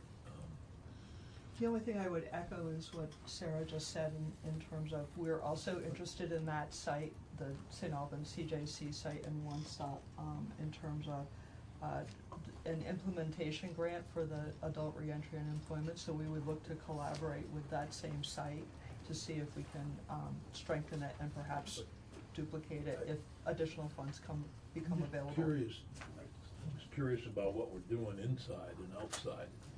What you just described, I mean, that goes on with everybody. That goes on with even legislators who have problems. You have problems? Yeah, some of you. Particularly House members. Yeah, the House members. But in all seriousness, everybody in daily life goes through crisis. And I thought that one of the things we do in training people in reentry is, I used to call it red flags. And what are some of the red flags? So if you are going through a breakup, or you have a bad day or whatever, who do you call? And I still have kids that I had 20 years ago who call me to vent about stuff, and that's fine with me. I know what they're doing. But it's the idea of developing relationships. I thought we were doing that. I mean, that's just kind of common sense. And if we're not doing that within our systems, then there's something wrong with our systems, frankly. So I appreciate what you're saying, but throughout life there are going to be ups and downs, and we all need people to help us through those. And I realize you want to talk about driving and no, I know Mary knows, but, it's okay. But, go ahead. Yeah, thank you. But I just want to caution us that we should be training people in how to deal with these life's ups and downs as part of the incarceration process and the reentry process. So the bill, when we were crafting the bill, we were very conscious is that this training is for our state employees and not training for our incarcerated individuals. And I think that gets lost, and I think maybe when Steve comes up, I'll ask him a question about how his people feel about this, and how it's going for them, because that was if we don't get buy-in from the PMP employees, then this will not work. And the legislation's about training PMP employees. You guys roll. Yes. We worked I'm with. kidding. We worked with Commerce Committee on this. I remember seeing this. The last observation that we made. They do everything in the House. We don't do anything in the Senate. We just rubber stamp everything. We even have a section there that deals with trying to have inmates get a ID, which is a big issue. I will say we did that in the Senate before you did it. The barrier that we rubber stamped it. Yeah, we rubber stamped. The other barrier that came up in this pilot up in Northeast, in St. Albans, which was part of it is training the inmates, but that I was only referencing the complete program. We are partnering on the training of PMP. But we discovered that for individuals who hadn't registered for selective service. That is a requirement for you to receive federal aid through our WIOA programs. And what we found, and a barrier that we are working through, is a quicker process for getting approval. We can waive that if the Department of Labor can, if we have a process in place, waive an individual's ineligibility to receive federal funds because they failed to register with a selective service. And so what we discovered is this is about a 3-week process, and if we're coordinating better with Department of Corrections as they identify individuals ready to exit who would be ready to start working in a training program and could use our federal dollars, that is now on our checklist to make sure that we've got verification that they either did register with selective service or we've started the process of working back and forth with Washington and going through the waiver process so that they're ready to go with eligibility when they come out. I think this might be a good time to hear from Sarah Copen, who's the Director of Identification Coordination, given what we just said about IDs. The House was smart enough to write in the ID stuff that we asked them to do. After you did all the work. We did all the work on that. No, but in all seriousness, IDs are, you get out of jail and you don't have any ID, it's a real impediment to try to do anything. Go ahead. So Cheryl Iliberto, Facility Operations Manager with the Department of Corrections, and Sarah Copen, who's Identification Document Coordinator. I don't think many of us knew we had an identification. We do now. And that's good to know. We did not before. So when did that all start? Actually, after the legislation came in, we were able to create a position for it. So we used the legislation as a way to create a position. You increased it. No, we used an existing position, we didn't get a new one. They took an existing position, they did not increase. We did not get a new position. They just. Yes. Another time. Yes. Make it clear, somebody got promoted Yes. to the position. Correct. Yes. And it must be Sarah. It is Sarah. Well, welcome to Justice Oversight Committee, Sarah. Thank you. And welcome to your new position. So maybe either one of us, you can describe what you do. So we are working with the Department of Health for vital records for birth certificates. We're going to be working with the Department of Motor Vehicles for whether they are eligible for a driver's license or non-driver ID, so they have some form of picture ID. And we are also going to be working with the Social Security Administration so that they will have a Social Security card as well. Because I'm sure if any of you have gone to any one of those offices, you need the other documents to get the missing piece. So the plan and hope, and when everything works according to plan, is that upon release, those who are eligible will leave with those documents to ease their re-entry back into the workforce. We already have the signed agreement with the Department of Health. The Department of Motor Vehicles is at the Commissioner's office waiting for some signatures. And I just met with the Social Security Administration last Thursday, and they have approved the security levels that we have in place to allow us to request the Social Security cards and maintain those. So that's kind of one more step closer to being able to start submitting the applications for them. That's tremendous, because I know that I used to take kids from 204 Depot into Canada before 9/11, and couldn't do it now, but we had to have some form of identification, and it wasn't easy to find birth certificates and all that stuff for troubled youth back then, and that's really terrific. I'm glad you're doing that, and because it's so important to getting out to having that picture ID and some form of government identification.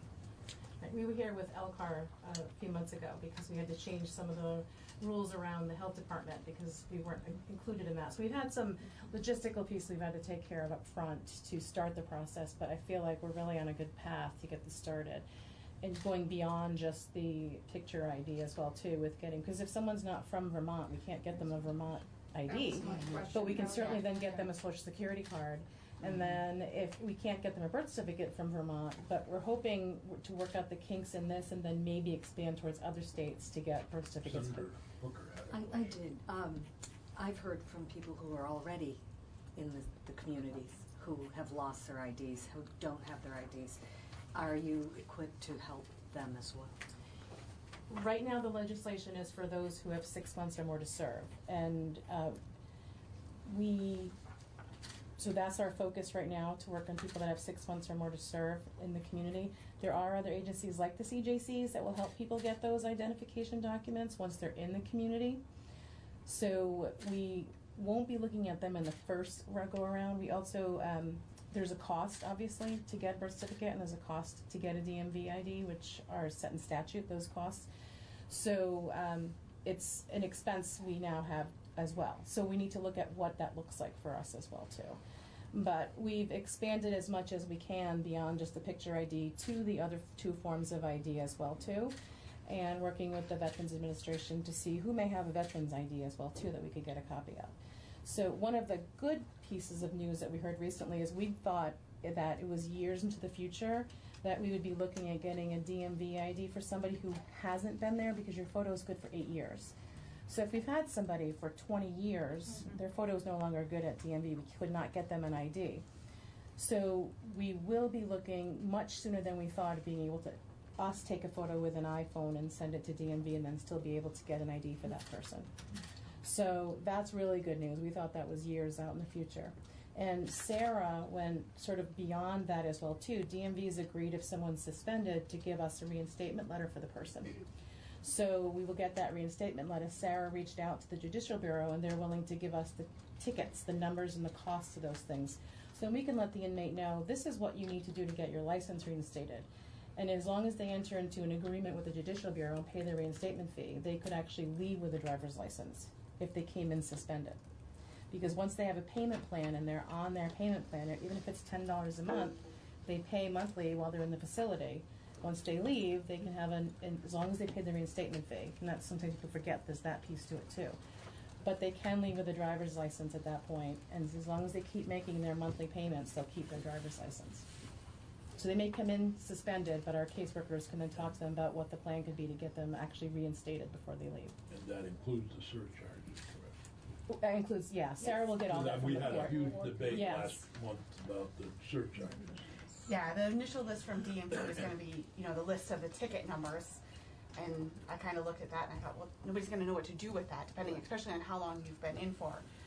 So Cheryl said I did. I reached out to a contact in the Judicial Bureau, and she was like, I think we I'm all on should do a board. better job of educating people about the surcharges and the ability to get your license back if it's been suspended, whether you're in corrections or just got your license suspended for failure to pay a fine. It seems to me that the Office of State's Attorneys would do a great service to the public to publicize how people can work with the agents, the Department of Motor Vehicles and others to get their licenses back and to set up a payment plan.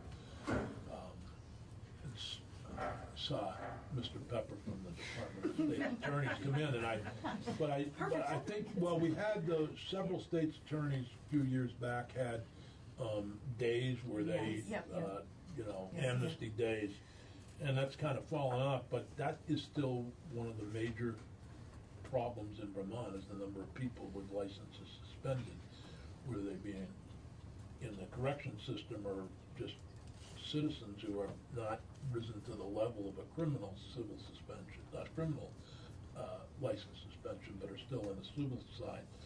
But how they get them back, I think a lot of people don't even know. So whatever we can do to publicize that, maybe. Yes. So, good work. I think we forget how hard it is to organize this sort of work. When will the first offender leave a facility with these documents? And have you thought about health insurance? At least getting them back on Medicaid if they're eligible for it. That's a separate process that we already do as far as insurance and doctor's appointments. And it's happening? Okay, thank you. I didn't Because realize even that. Alabama does that.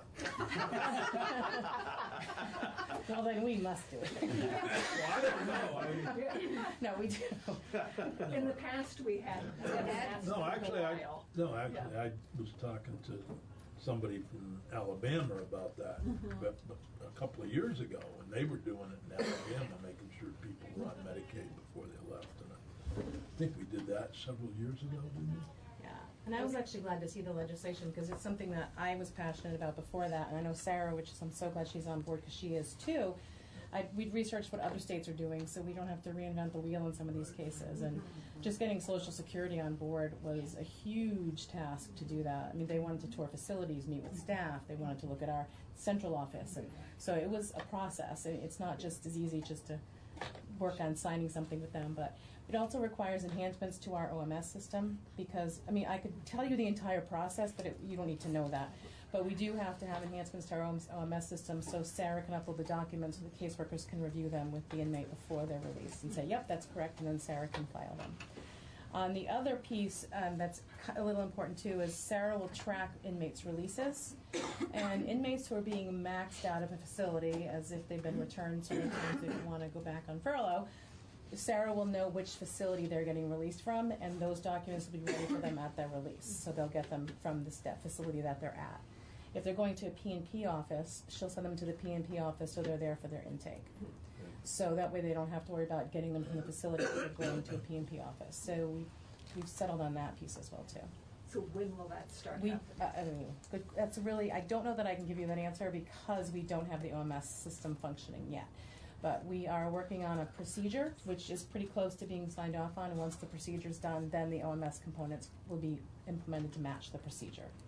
Okay. So when I see you in January for appropriations testimony, y'all can tell us about where how we you've are. implemented Yeah, it. I hope so.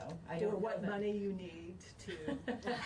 I know that DMV has some legislation they look at looking at reducing the cost for us because in legislation right now, if you're on disability, it's a $10 fee to get your non-driver's ID or driver's ID. Most of our people are, but when they're in the facility, that's turned off for them. So DMV was looking at submitting some legislation to reduce the cost for DOC to only pay that same $10. So that would be significantly help them. They get 4 for the price of 1 ID. So hopefully that comes forward and you'll see that. I appreciate all. This is really good discussion, and it reminds me of something that I am really concerned about the money that we saved through Justice Reinvestment 1 not being reinvested. And these are investments and should be counted. When we ask you the question, what are you doing with the money that was saved through not sending 750 people out of state anymore, down to 250 or whatever the number is today. One of the responses, obviously, is we can see what community programs are, diversion, et cetera, and transitional housing, but also these types of efforts that should be counted towards that effort towards. I think there was language in last year's budget bill to have us identify places where we're spending money that's been saved into investments into lowering recidivism, etc. And Sarah, the way we're setting up our database for that, Sarah will be able to actually tell you how many of what she gave out, who didn't want it, who said no, I don't want it, who said I already have it, I don't need it, because those are questions that we'd want to know too. Not that we just didn't give it, they didn't want it. And then who did want it and what we're able to get for them. So Sarah will be able to give you those statistics when we're ready to go. Are there other things that, because I want to give time for the state employees to comment on this effort. There is another issue that I don't want to lose sight of, and that's the issue of, and I think I got confused with this in setting the agenda with Representative Emmons and Peggy and Michelle. There's another issue, and that is there was language in one of the bills that dealt with probation and parole officers and whether or not the department was supposed to recommend by December 15th whether or not they should be able to self-defense, etc., many of those issues. But that was a separate issue that involved, and I think there was some confusion about which issue was coming up today. And I hope I've cleared that up, or maybe I've muddled it more. Have I muddled it more?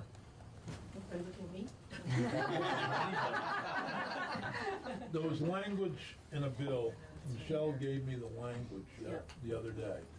The language that talks about the self-defense for probation and parole officers, that we're taking that up on the 17th, correct? Yes, we are. Yeah. Yep. So I don't want to confuse these two issues. Yeah. That's all. That's part of that probation and parole officers report. Yes. That's due on the 15th. Right. That's on the agenda for the 17th. 15th. This was due on the 1st, but we're getting it early. Oh, no, this is after the 1st. We are in December. You were out to sea. I was out to sea on the 1st. Yeah, I was out to sea. And I'm still out to sea. You probably wish you still were. You know, I got to tell you, the last week at this time, it was 74 degrees and chilly in the Bahamas. There was a chilly wind. I decided not to go in the pool. So. And you came home to And I came home to this, and I'm definitely not in the pool. So anyway, thank you both very much. Thank you. As you can see, I was suffering last week. Yeah, you were really suffering. With chilly winds in the Bahamas. Kind of raw. It was. We'd just gone from 85 to 73. Steve, did you want to? Sure. Now that we know which one we're talking about. I also want to mention for you and other members of the corrections unit of the Vermont State Employees Association, we recognize during this, what came up about the Chittenden facility, that there are thousands of good employees who work for the Department of Corrections who are not involved in that behavior and that work every day in very difficult circumstances. So I just want to make sure that we don't lose sight, because frequently one politician goes bad and all of us are bad. And we need to realize that the very serious nature of what happened at Chittenden should reflect on every corrections officer and every probation officer in the state. Well, we appreciate you saying that, Senator. I think our members definitely feel like things are painted with the broad swipe. These are, very serious allegations. They are allegations for a small number of COs. But we feel very proud that a VSEA trained steward who had this information brought this to management, just as he was trained to do. So we're very proud of that. We'll see how these play out. But we appreciate you saying that. Now, here we go. No, I think we all recognize the importance, and you have a long-term probation officer with you and may want to do some of the talking, but your reactions and how it is in the field at dealing with this. So if I could just take 1 second, I'll just introduce him. So for the record, Steve Howard, I'm the Executive Director of the VSEA. This is Dave Martinson. Dave has a 35-year career with the Department of Corrections in both management and as a frontline worker, including in the field. Most recently, I think the last 10 years in the field, Dave. Dave is now one of the newest union representatives at the VSEA, so he's working for his union. So I thought I would bring Dave because he's the person who knows the most about how this really happens on the ground and what folks feel about it, and just allow him to say how he feels, and you can ask him any questions that you might. I maxed out October 25th. So, my reaction, it was a pretty broad stroke that I just listened to. I was a probation officer, intensive probation officer in Newport, Vermont for the past 10 years. So what I can tell you is I can't talk about policies. I can, but I won't. But what I can tell you is what it means to be line level in dealing with offenders coming out of jail. I know the process well. I know the status as well. I've been doing that for a very long period of time. I can tell you that a lot of the things that folks talked about has an impact, or had an impact on me directly, is first of all, it's a complicated business and it's a complicated expectation for a parole officer as it is today to do. We can't do the things that are expected, just so you know. And then when you add different layers, that complicates it a little bit more on trainings and things like that. But what I can tell you from experience is when folks come out of jail, I know where to get IDs because of the fact that I have a relationship and always did with Northeast Kingdom Community Action, the Community Justice Center. They have a staff member that will drive an offender across a state line to get an ID if in fact they're not on furlough, so that they can leave the state. Other folks, they're able to take those folks and get them done. They're versed on it, they're trained on it, they understand that. I don't have to do that personally. I just need to make the phone call and get the offender to go there. I've also worked nights and weekends to meet with offenders because of your initial comment about working in the hours. I can tell you personally as a probation officer, when I was available till 8 o'clock at night, all those folks that couldn't make it at 4 o'clock were able to make it at 4 o'clock because the last thing they wanted was a probation officer in their world at 6, 7, and 8 o'clock when they were doing what they do. That's just an observation of testimony I heard. I can tell you that I always worked, the last caseload I had, I intensively worked with sex offenders to make sure that their appointment with me, their appointment with everything they had, we combined that to happen one day during the week where it was either morning or afternoon. Guy showed up at 3 o'clock because his group was at 5 o'clock. So I would set where he could come in and see me. He could go directly from there to his counseling appointment, then after that go to sex offender treatment. So for those ADA flaggers, the guy could flag 4.5 days a week. I know how to make that work. I did make that work. I can tell you that the folks that know their population, know their caseloads, and know what their offenders need are able to maneuver that and navigate that system fairly effectively and well. I can't say that for everyone I've worked with or observed. There's a lot of folks that maybe didn't make the best career choice, have some obstacles there. Those are the cases that you may hear about. But as a person that was able to have that realistic talk with offenders about what it is that you need, when a guy's coming out of jail, that's the most critical time for things to go wrong, as we all know. The job is a piece of it, but getting them into treatment, getting them into counseling, getting them into the referral process is more important then because it's critical for them not to re-engage with the same neighbors in the same neighborhoods, because realistically that's where they're probably going to go. We have limited housing. When we have the right guy who we think is not done well in that, we can look at those transitional housing places just as an alternative to what hasn't worked in the past for those guys that are furloughees that have tried and tried and tried and didn't do well. I've worked with all those kind of folks, so just wanted to give you my initial thoughts, and then I would be more than happy to try to answer any questions. Well, particularly with sex offenders, when they're coming out, do you have a sense of what some of the problems are for you as a probation officer in dealing with them? Some of it is... I mean, are there some things that are, obviously they're individuals and so problems are different, but housing a major problem, jobs a major problem? Everybody's unique and different in that aspect. Some people have family connections, some people don't. Housing has always been an issue. I think we do a much better job than we ever have in the past of not saying, you just can't live there. I can remember years ago, people that were savvy would go out and say, oh, by the way, you don't want a sex offender living in your neighborhood, do you? That was the end of the housing transition process. That doesn't occur, that I'm aware of it today. I think that everybody's unique and brings a whole set of problems, and you just have to break it down and look at what is it that this guy has, and most of that's done before they're released. We look at those issues 6 months, 3 months, 2 months before. A guy that's got a work history, the work isn't going to be the problem. It's the guy that doesn't want to work, never has. Unemployment rate in Newport is relatively high, so having the ability to find jobs isn't hard. We take a guy on work crew who's been designated to do work crew because he doesn't have that driver's license, so he's got 30 days of community service to do. Every day, 1 day a week, he comes into the office and updates the job opportunity board in the lobby that talks about who's hiring, and that's updated weekly because we have a connection with the Department of Labor. And guys can come in there, there's paper, there's pencils, and they can write down jobs. It's also listed what the hourly pay is. So what happens is quite often you ask people to look at the board, they have it. They realize that those jobs are offered $14 an hour, sometimes $18 an hour, where they were thinking that the only jobs available were $8 an hour.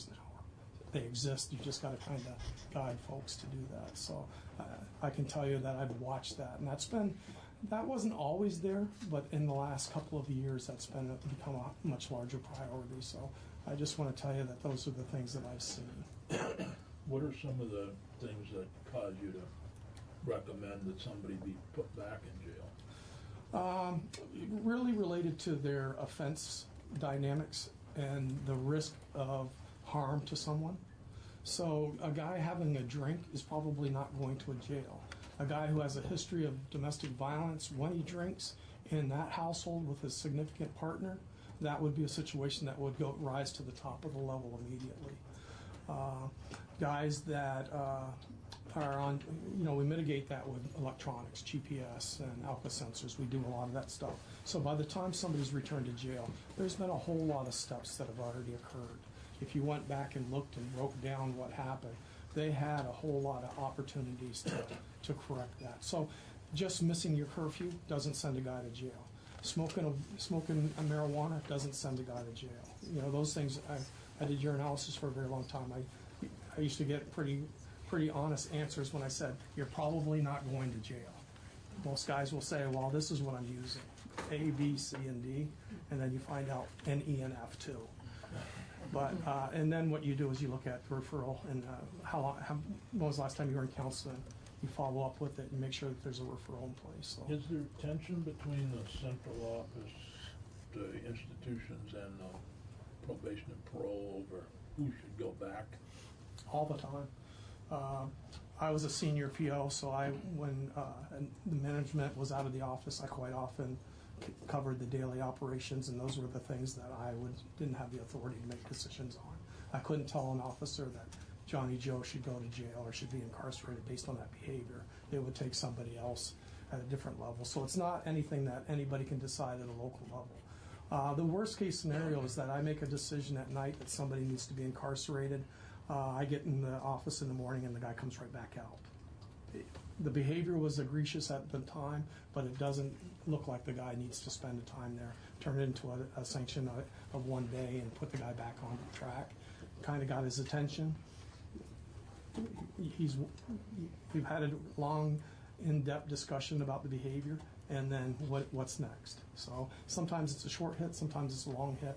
Guys that stay in jails, there's more than just a bad day. So that's my thoughts on that.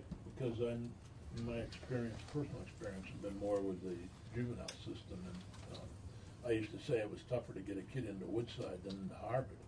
I see the commissioner of DCF this year, and because everything went through the central office, and there was one person who kind of made the decision about placement. But that's not the case with corrections. I've talked to managers. I've talked to superintendents. I've talked to district managers in the community, and there's some latitude there. I've luckily heard folks from even central office say I have good staff that make good decisions, and I allow them to make those decisions. And then we follow up and do an analysis and drill down the next day. So a lot of times those get sorted out fairly quickly. I don't know as a probation officer that I was always happy with the outcome, but I was able to not personalize that. Same with sentences in courts. I write a probation pre-sentence investigation, and what happens happens. I don't have the latitude or the authority. I'll supervise whatever I'm designated to do. So to me, it's not a personal thing. I identify risk, I identify what might get somebody hurt, and then I make recommendations based on that assessment. Question? I trained them well. Yeah. I knew there would be a question from either Mary or Yeah. I was interested when you said in two things. Number one, you said you took your folks across state lines to get an ID. Yeah, real. That's correct. If they weren't on furlough. They weren't on Yeah, What well, I if you did. could legally take them across. Yeah, exactly. That's the first question, and I guess I'll let you hack that one out a little bit. I'm confused why we can't get an ID in Vermont for the person, but we can go out of state. Sometimes it's related to Social Security cards, and because the person was born in New Hampshire, for whatever reason, they take them to New Hampshire because the Social Security office is there. They were born in that state, and so therefore they can make the connection. They can get the Social Security paperwork that day.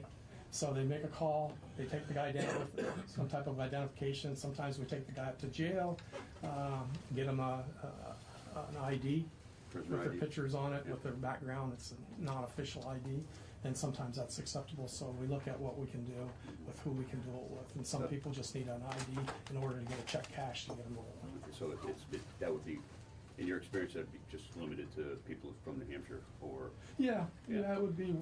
I don't know that I've had history where we've transported somebody to Massachusetts, but we've certainly given them a travel permit to go to Massachusetts in order to go down there, get their ID, and come back that same day. Can you do the same thing for Vermont folks? Yes. Can you take them down to the local Social Security office Yes. to help them? There's plenty of folks, that would be willing to do that. Okay. Communities, family members. We look at what the person's individual needs are. The second piece is in regards to what you heard with Act 80 and the training of PMP officers. What was the reaction from the folks on the ground when they heard about this? I think it's more of, I can't do what I'm supposed to do today, and I have to sometimes sit down with my supervisor and say, here's the 13 things I'm managing. Help me prioritize what I'm going to do so that I'm not in trouble for what I'm not going to do. And I'm always happy when we both come to the same 5 things at the end of the day, and we have to prioritize what we can do. I don't think that's, I've been at labor management with the DOC, I've been a bunch of different union functions, and I think everyone says there's a lot of expectations and pulled in a lot of ways, sometimes because of legislation, and it makes it very difficult to figure out what you're going to do because there's something that you can't do. And what I've always said as a line staff, which is, when do we deep work with the offenders if we're doing all this other stuff? We're locked into computers, we're locked into assessments, we're locked into paper, but what we're missing is that human connection. I think it's about relationships. Personally, when I have good relationships with people, I have good outcomes. So that's... So the legislation says we should train your officers. And so I'm assuming that once this training protocol has been established and your officers are trained, the 2 pieces of the legislation should be fairly smooth in your process, and hopefully not create a huge barrier to I'm not real clear on the need for that, to be quite honest with you. I assume that it's related to some funds that you can attach because well, you're right. The need is because we hear it all from either constituents or from other folks. I was my other life, I'm sorry, was an employer that and employed people on parole and probation and parole, and being on probation and parole created an impediment to their employment when I was employing these people. And actually, it became so unwieldy that I didn't hire those folks. Yeah. I think if you were in that same role today, yeah. I think that might be a different experience for you. That's my personal opinion. Thank you. But is that different from region to region? With the experience and longevity of some of the officers? Yeah. And also I'm wondering about the churn that happens within DOC. There's a lot more now than what happened 25 years ago. Correct. And maybe the dynamics that are in their lives now are very different than 25 years ago or 30 years ago. So I'm just wondering how much of that has contributed to some of the issues that we've been hearing about. I think that... Just putting that out. Yeah, I'm just going to tell you that quite often families enable, and they think that things are because is why my son can't. I've had many discussions of partnering up with family members to educate them on their son, try to get the son to sign a release so I can have an open discussion with mom, just to be quite honest with you. And when I've done that, I found that the fog lifted, and quite often that families become help in making those things work differently. I can get him there. So they don't always understand it. So I think it's bigger than just, it's too easy to say there's obstacles created by being on statuses. That's not necessarily true. There's some obstacles because some statuses are different, but usually it's because somebody's failed at those other options. They failed at probation. They failed at other types of supervision, so they end up at the high level because they're more likely the violent offenders, they're more likely the guys that hurt somebody, or they're more likely the sex offenders that kind of form those guys, or they're just an antisocial personality and they're more criminal. And those are the tougher cases just because that's a lifestyle and that's a choice to live a lifestyle that way. I don't know if I ever answered your question. I think you had that. No, thank you. Okay. I think we're probably the better Great. one of Thank them you all. all very much. What do we do with kids with the Woodside situation? But you may also are welcome to speak to the recent allegations regarding correctional officers and at Chittenden and what's going on there. I know there's a lot of interest from members of this committee and also obviously the press. Sure. Mr. Chair, what I'd like to do is probably start out with Chittenden. It's, you know, it's what everybody is talking about, so let's start with that. And then weave into Woodside at an appropriate time here, primarily because Woodside was my decision. And I want to make sure that you understand all the parameters and what we're looking at as we move forward. As I said publicly 6 days ago, when the story about the Chittenden Regional Correctional Facility was published in 7 days, we have a problem. And it's our responsibility, my responsibility, to fix this problem. This means that if systems need to change, then we've got to change those systems. If individuals need to be held accountable, then they should be held accountable. So in the 6 days since the story broke, what has been done?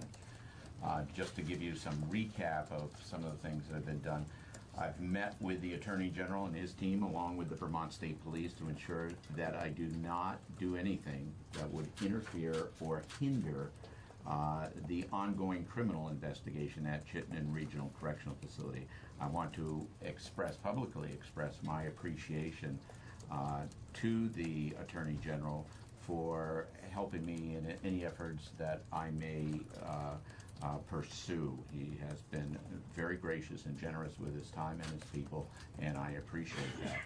I have also met with the U.S. Attorney's Office to explore their involvement and assistance in this investigation.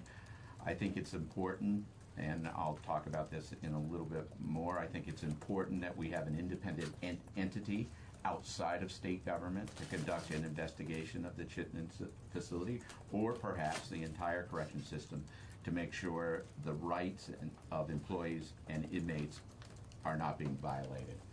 I am setting up a new reporting mechanism outside of the Department of Corrections and the Agency of Human Services for employees and inmates to report misconduct, retaliation, retribution, or coercion, and anything else that they would classify under misconduct. In the next 24 hours, I will temporarily move the Deputy Commissioner of Corrections, Judy Henkin, to the Secretary's office, physically move it to the Secretary's office, right outside my office. I will temporarily move the Deputy Commissioner, and her responsibilities will oversee the operations of Chittenden Regional Correctional Facility, and the Superintendent of the facility will report directly to Judy. Any incident that she will report, Teresa Stone will report directly to Judy Henkin. Any issues or concerns related to medical casework, security, or operational needs, any incident that may attract immediate attention, and an incident that may have an impact on operations, safety, and security at the multiple facilities, an incident where a person's life may be in jeopardy, and the list goes on, will report directly to Deputy Commissioner Henkin.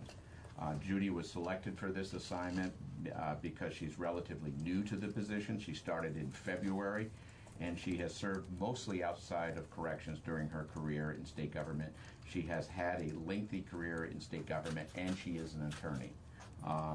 Besides the organization, besides the organizational assignment of the Chittenden facility, Judy will also be responsible for coordinating and implementing a new reporting system that we're standing up right now. In fact, By the end of the today, we'll have the employee reporting system in place. That will be outside the agency. It will go to the Department of Human Resources. It will be a hotline number. We're still working to get the inmate hotline number up and running as well. There is one that is running, but it's inside the Department of Corrections. The 55 system is inside. We want to pull it out and take it outside the agency, and we're looking at a viable place for that. Because the Chittenden facility is part of an overall correction system, there are aspects of the operations that can't be separated. Examples that would include the on-hour reporting time frame outlined in the directive for any sort of incidents that fall within that directive. Those incidents include inmate assaults involving a weapon, escape, attempted escape, evacuations, or facility lockdown, inmate death or illness that's considered life-threatening, activation of special teams, and or use of restraint chair for more than 2 hours. We're in the last few days we've been talking about how do you move something out of an integrated system and yet keep it integrated at the same time, and that's what we're doing. But for the short term and temporary basis, the facility, I just want everyone to know, the facility will report to the Secretary's office. Mandatory sexual harassment training will be reintroduced system-wide. They do go through sexual harassment training. I've asked that it be reintroduced system-wide. I have conducted the first round of interviews with the commissioner and the superintendent of that facility. I've concentrated because what I have done is concentrate on those. What the article showed is a systemic sort of over time issue that we have in corrections. What I want to know is what did the current commissioner, and when he was deputy commissioner, and the superintendent, what issues happened on their watch and what did they do about it? I've conducted the first round. I anticipate there'll be another round of interviews as we move forward. So what are the next steps? We will continue to interview correction officials and individuals that provide information that could benefit what I'm looking into. We will look across the country to make sure we find the appropriate third-party entity to complete an external independent review. I'd like to get that started as quick as possible. I want an external independent outside the agency, outside of state government, to look at this organization to make sure that people's rights aren't being violated within the organization, both employee and inmate. We will also, there are organizations that specialize in this work, and we'll coordinate to make sure we have the most qualified individuals to conduct a full review. That hasn't been determined who that is yet. We will continue to coordinate with our partners, such as the Attorney General and the U.S. Attorney's Office, to see what their role, and they could have an independent role in this regard as well. And as I said last week, we will continue to work expeditiously to provide the governor with a full review with recommendations. Probably by the end of next week is what I'm shooting for, to have the recommendations and doing. But I just want, we're pursuing full steam ahead. I just don't want to surprise anybody. We're pursuing full steam ahead to have a outside independent review of our Department of Corrections, and what that looks like and who is involved are still items to be worked out. So I wanted to just give the committee an update of what's going on. I appreciate that, and I don't want to, we could go on for hours about the situation here. I think that my biggest concern is to make sure that we take every step we can to prevent the behavior in the future and to hold whoever should be held accountable for the behavior that was outlined in the article. In some ways, it's a good thing that you just came back. And by that I mean that you were. that right now. Well, I mean, you took the job and all of a sudden you're handed this, but you don't have any track records beside, you know, from years ago, although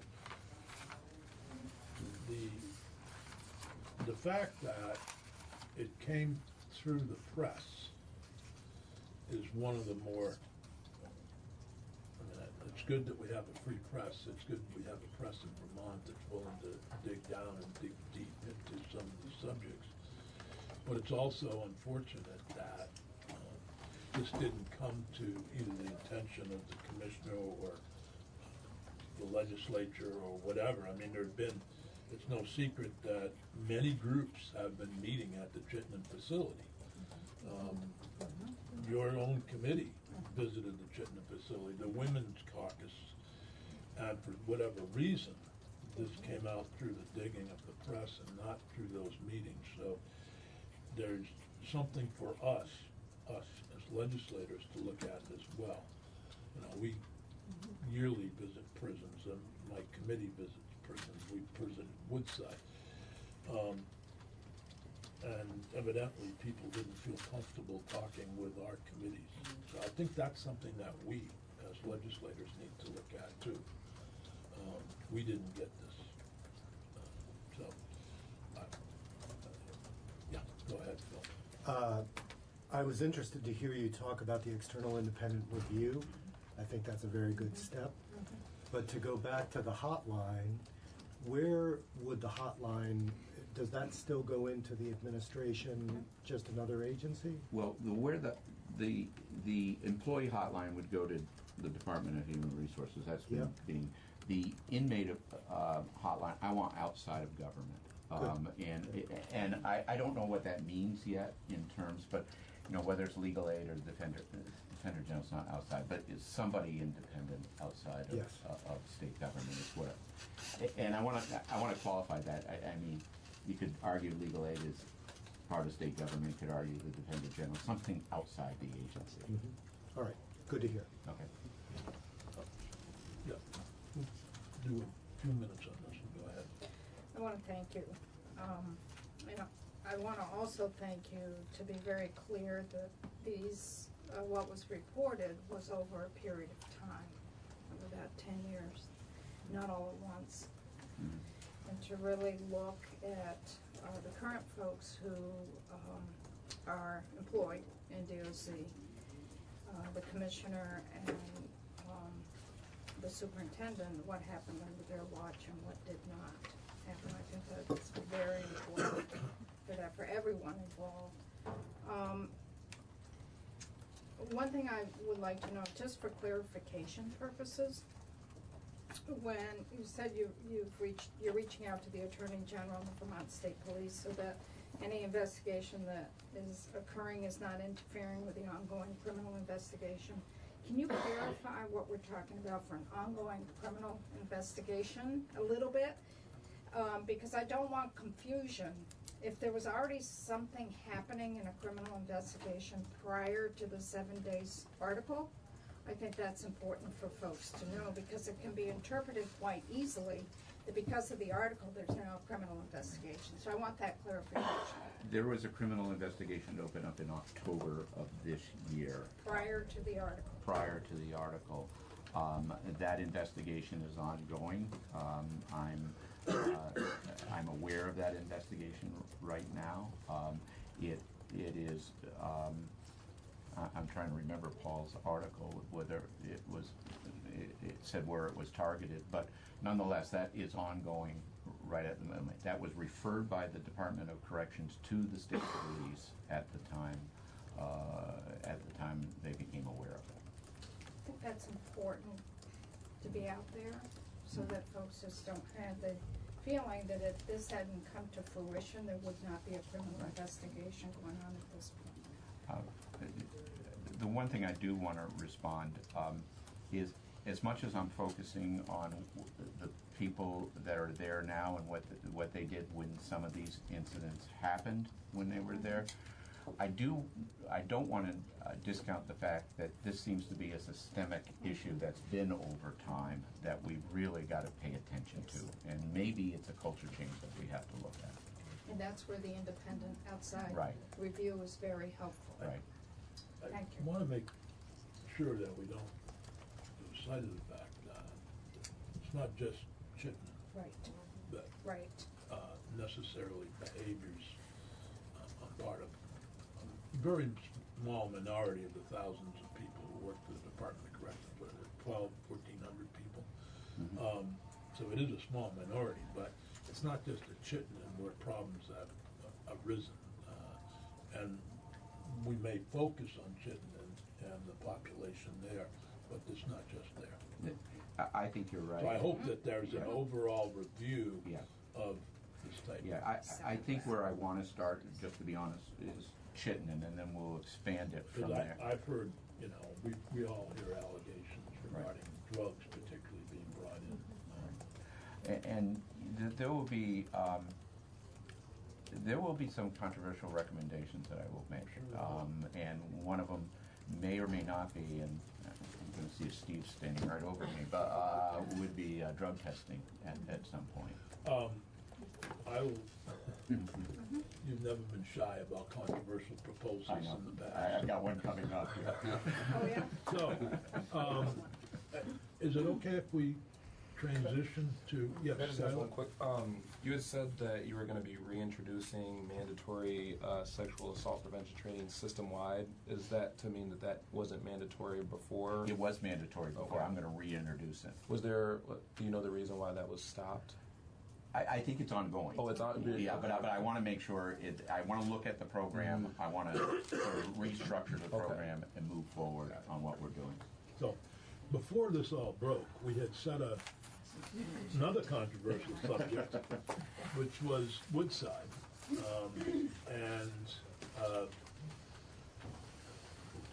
The legislature last year was busy trying to figure out whether to build a new Woodside, what to do with Woodside.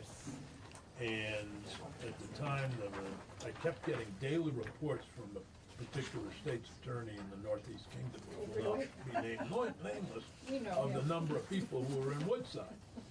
And then post that, I continued to get daily reports, but the numbers were dropping dramatically. So I think you've reached a conclusion, and I don't know whether it's part of budget adjustment or where it is, but might as well jump right into this one too. Can I interrupt for 1 second? Did anyone lose a key? They found on the floor. What kind of car? Looks like a Lexus, I think. Oh, that's mine. No. Anyone? It's not mine. That's for sure, I'm a devil. All right, well,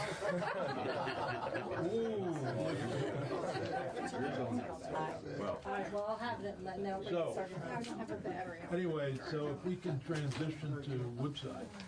On the subject of what do we do with youth, which in the near future, youth will include 18 and 19-year-olds.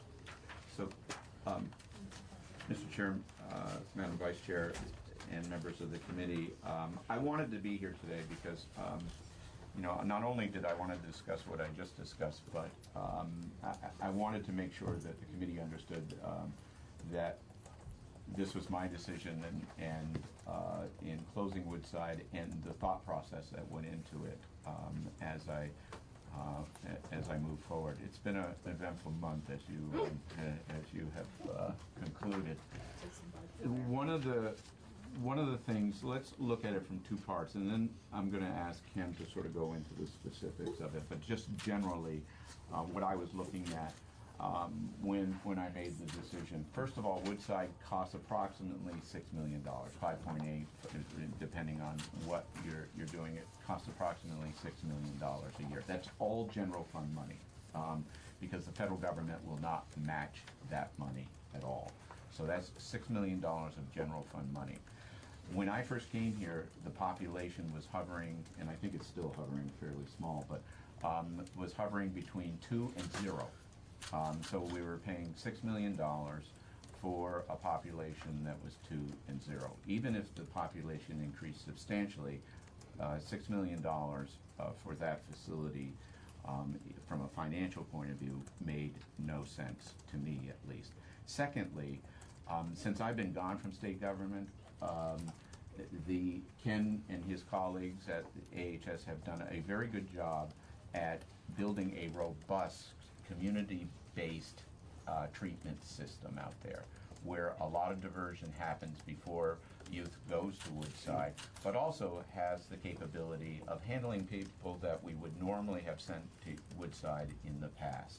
That, my anticipation, and Ken will talk about that, is that we continue to build out that robust system in order to meet the future needs of youth that were once all going to Woodside. It's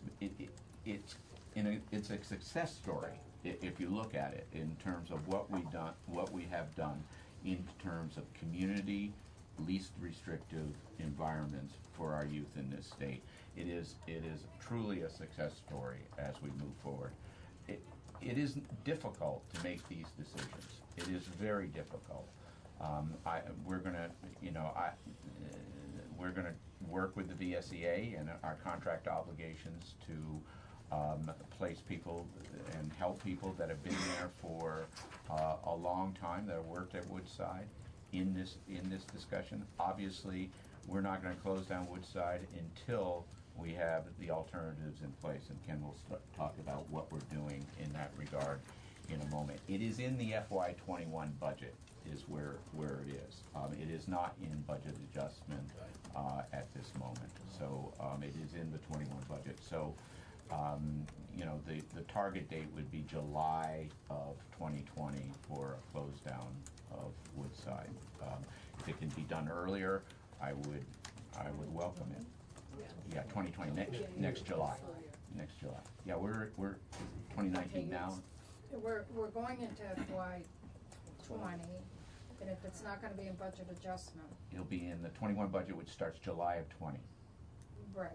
Yep. Okay, I was interpreting that you were trying to close it down and have it done by July 2020. That's how I was interpreting what you just said. That's exactly what I July 1, the new fiscal year starts, 21, and I'd like it closed before the new fiscal year starts. It's not closing it tomorrow. Right. Closing it between now and July 1st. Between now and July 1st. I'm sorry if I'm confusing that a little bit.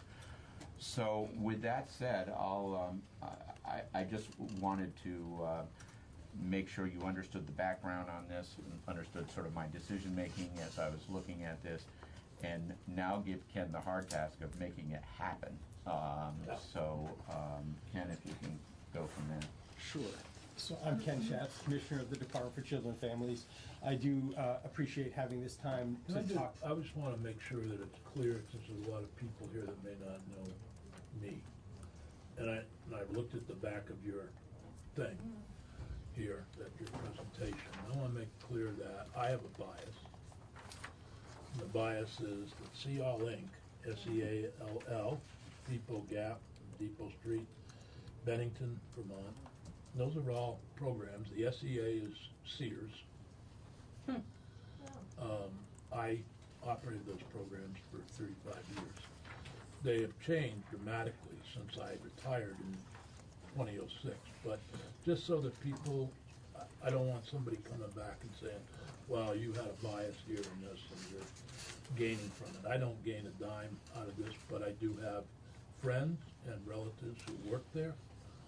And so I have a bias, and I'll try to be careful, but I just want to be transparent about that, since some people may not be aware of my relationship with that program. I appreciate that, Senator.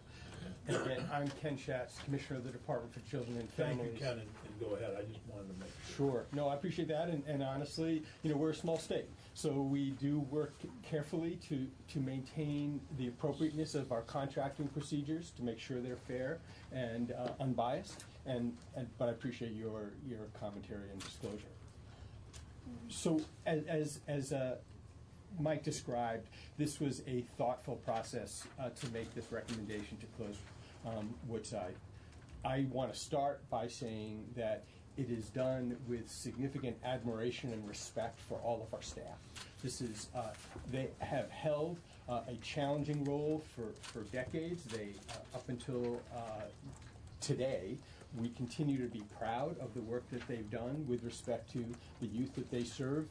Candidly, it is a group of youth with some challenging behaviors, and so it is not easy work. I also respect the process, so I appreciate the fact that they have disagreed with this decision, and they will come forward and present that information to you, and just please know that I'm appreciative of their commitment, and because I think that's where it comes from, their commitment to the youth.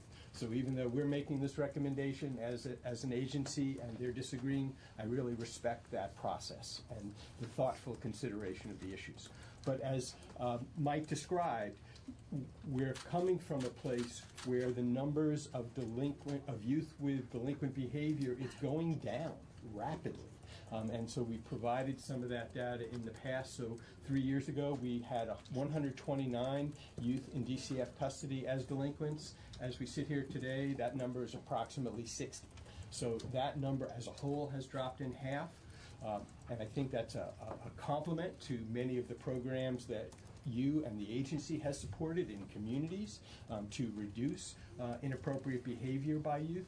It's a compliment to the programs, the service providers at multiple levels who work with our youth on a day-to-day basis, and so they are not continuing to commit more delinquent behavior, as you probably are aware, and we've talked about it before. Recidivism rate in the juvenile justice system is significantly less than in the adult justice system, so again, that's a positive sign. So we entered into this with the expectation that we can manage the population of youth who come into DCF custody without the locked, secure facility at Woodside. We do have a robust system of residential placements, and honestly, Woodside has been part of that. I did provide you with that information in terms of simply a list. Glad, I know you have a lot of things on your agenda. Glad to talk about this more in depth. If you're interested, we actually have produced some reports over the last couple of years that you might want to look at. In 2017, the Agency of Human Services produced a report on all of these residential placements, including both placements of youth in DCF custody and also youth involved with the Department of Mental Health. And last year, when we did consider the future of Woodside, we also updated a lot of that information, so it's a lot of the in-depth information about these residential placements are in that report. We're glad to update that for you as needed. And so as we look at this proposal, we recognize the research. We recognize there's an important place for significant levels of security for a very small number of youth. There's a place for residential programs for a group of youth who need that level of supervision and care. But primarily, we have been successful in addressing the needs of youth in family-like environments. That's consistent with the national research, and that's the approach we have been taking and we will continue to take, because that's really in the interest of youth. And so we do have a fairly rigorous process, just to give you that base of knowledge. That is, we don't make decisions to place youth in residential programs lightly, because it is taking them out of their communities. It's taking them out of home-like environments. So we have a case review committee that consists of representatives from DCF, the Department of Mental Health, DAIL, Department of Aging and Independent Living, and also the Agency of Education. So we have a process that looks at whether or not a residential program and which residential program would be appropriate for a youth. And that has been very helpful. And again, we are mindful of the conversation about out-of-state residential programs. And so again, I sort of want to be straightforward about it. We provided you some information here in this material. So we have approximately 146 youth in residential now. 80 are placed in state, 66 are placed out of state.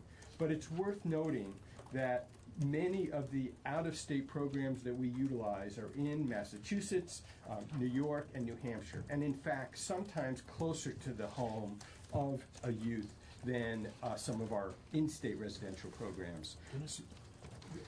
Do you have the breakdown of the number of youth who are placed out of state who are delinquent? I don't have that.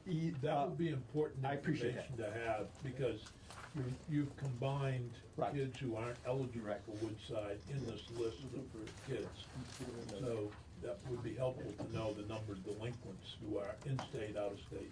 I appreciate the question. I'll be candid. I had asked the same question myself. Unfortunately, our IT systems are not easily manageable, so we will have to do some of that by hand. We can get that by next week. We will That would definitely be get it to you. helpful on the Yes. 17th, because I think that I want to provide an opportunity to hear from state Sure. employees at the meeting on the 17th, perhaps putting that into the agenda as well on the potential closure. And I think we need, because obviously kids who are not delinquent are not eligible for Woodside. Correct. That's my understanding. That's still true, right? That is correct.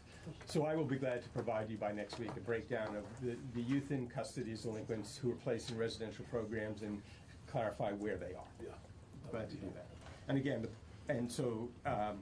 but it is an important piece to recognize. And I think that it's also worth noting that really over the last year, as Secretary Smith indicated, we have made some extensive efforts to expand the variety and types of programs available for youth, and particularly for youth in custody as delinquents. And specifically, we created a new assessment center in Newfane, recognizing that sometimes it's actually important to have a timeout, so to speak, for an opportunity to really look at a youth rather than having just multiple placements that are sometimes unsuccessful. We wanted to create an assessment center. That's been very helpful. We've also expanded our beds at the Vermont School for Girls to enable them to take youth with more high acuity needs.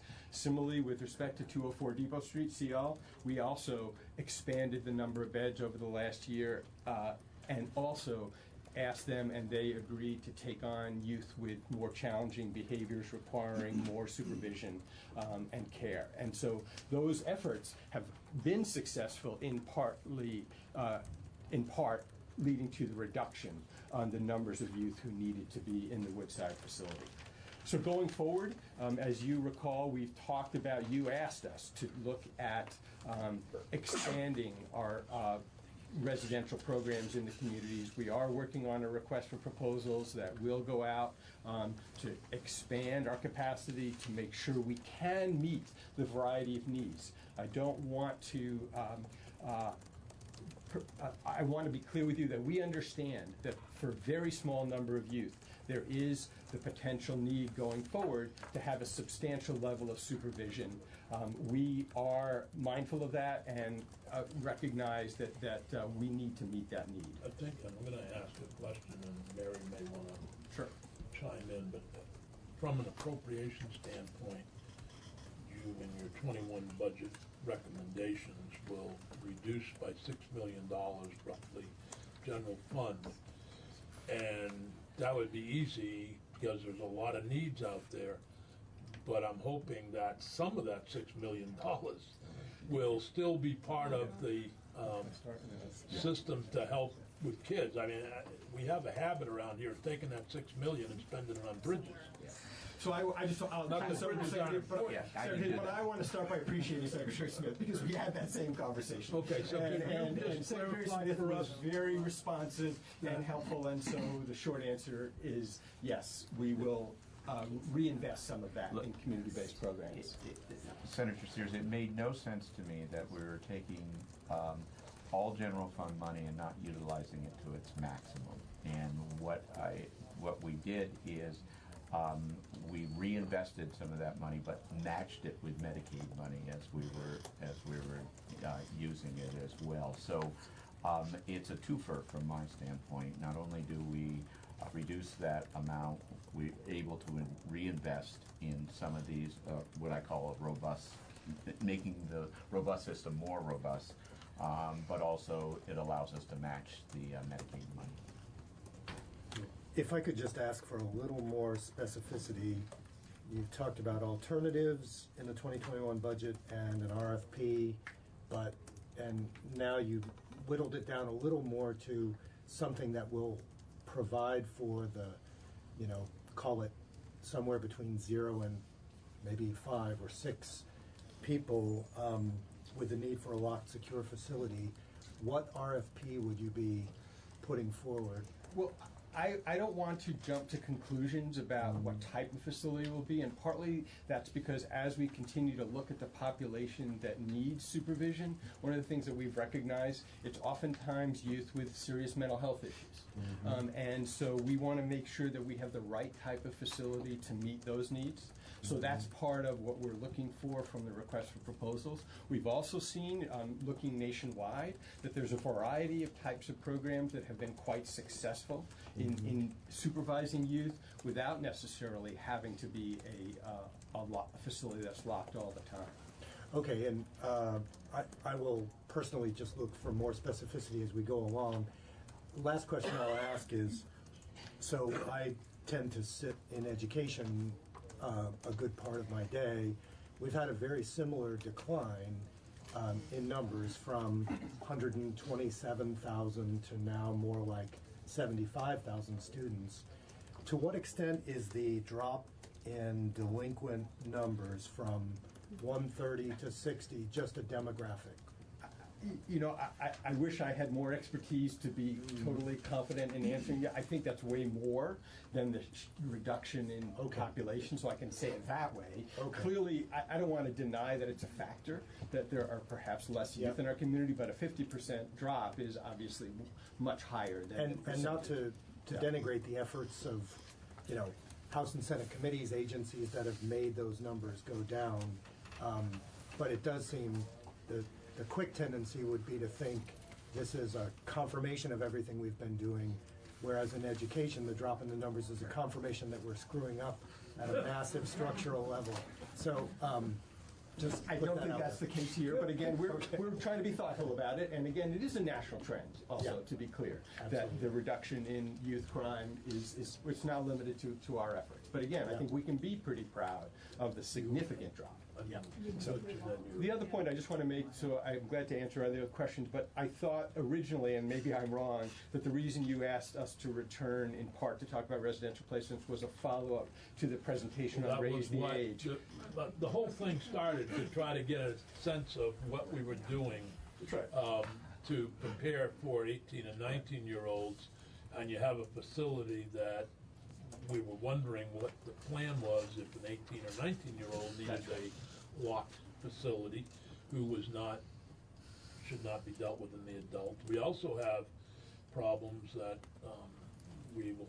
there will be a bill on, and that's the how you separate out the 18 and 19-year-olds as they become juvenile court people in the, so, I mean, I'm happy to try to fit time in next week to talk about that. We didn't expect the discussion of the Chittenden facility, nor did we expect the discussion of Woodside potentially closing. But Representative Shaw has a question, as well as Representative Hooper. So a bit of follow-up to Senator Burrell's conversation. I read in the newspapers that one day you had 0 at Woodside. A few days later, you suddenly had 2 residents coming in from the courts. Will your RFP address the placement of folks, youth coming in, especially of youth of this age coming in from the courts? Or do you have a plan for that? Or will you have a recommendation to us of how do you handle that going forward when you get somebody from DOC? So I think that, I think I understand the question. And I think the answer is we are hopeful that the responses that we get from the RFP will enable us to address the arrangement we currently have with the Department of Corrections. I can't guarantee that at this point. We're certainly in discussions with the Department of Corrections.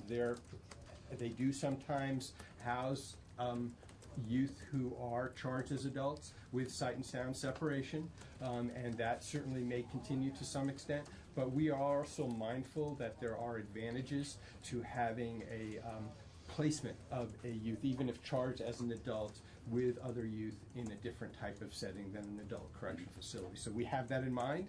We'll see, and we'll report to you more specifically as we go forward. Barry?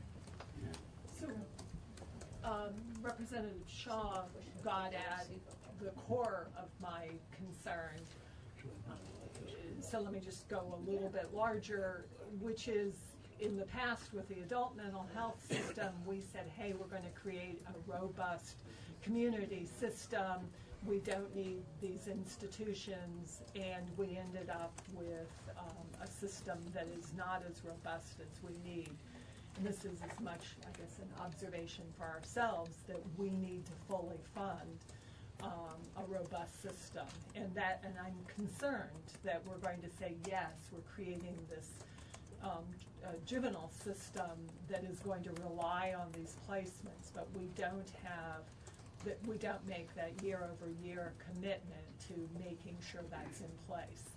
And the fact, I mean, that on any night, somebody could be brought to DCF who needs a placement, and they're going to end up sitting in an inappropriate place at DOC really concerns me. So I'm looking forward to hearing from you all how you're going to make sure that does not happen. So I do appreciate that, and that is certainly our intent, and again, as Secretary Smith pointed out, that's one of the reasons why we're not rushing to do this tomorrow, even though the population did go down to 0. And honestly, it's going to go up and down. It's been below 5, and that's the number for months, and that's what we expect. But we will thoughtfully consider the need for that type of placement going forward, and that's why we are doing the RFP process. That's why we're also giving ourselves time both to thoughtfully address it, but also present it to you so that we can address that concern, because we share it. I mean, we want to have a robust system that is able to meet the needs on any given day or night. It was always my belief that there would be very difficult to place delinquent kids who would not be appropriate in a community setting, and that you would need a Woodside type facility. But if I look back at the history, back in the late 70s, there was a program at the state hospital that was operated by Washington County Mental Health that held those kids. And then, but the pre-Woodside was taken over by the state, that facility at the state hospital. It was a pretty dank place to walk into, I must tell you. Talk about the old days. If anybody saw that today, they would be horrified that we actually put kids in that facility, but we did. Then the crisis hit, the horrible murder in Essex Junction. And the legislature at the time was considering a 100-bed facility, by the way.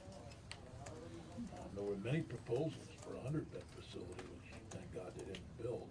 But we did build a 30-bed facility, and it's continually been down from that 30 beds down to the 15 and now down to 5 or whatever the number is.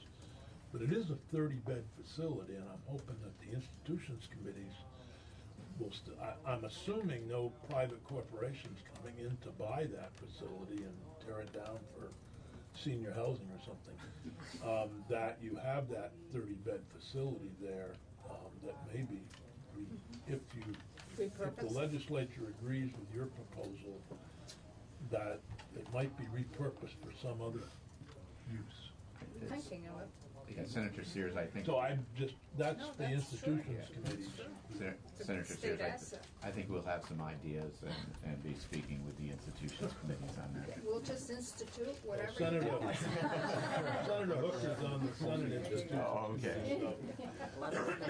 I think that, but that little history of the facility, and you think about the 30-bed that we did have, and it was pretty robust. It was generally 15 beds for treatment, 15 beds for detention. And it's that detention group that I think we will still have headaches with going forward. And I remember the floor fight on the floor to put the money for building Woodside. Yeah. Back in the early 80s. I remember that fight. That was before my time. That was before your time, and I remember it was very clear that the debate was that Woodside would not be a juvie jail. Yeah. It was very clear. What's interesting is when you say, you've been around a long time. I was in the legislature when those tragic murders happened. Came in right after. Yeah. Gretchen Morse. Yep.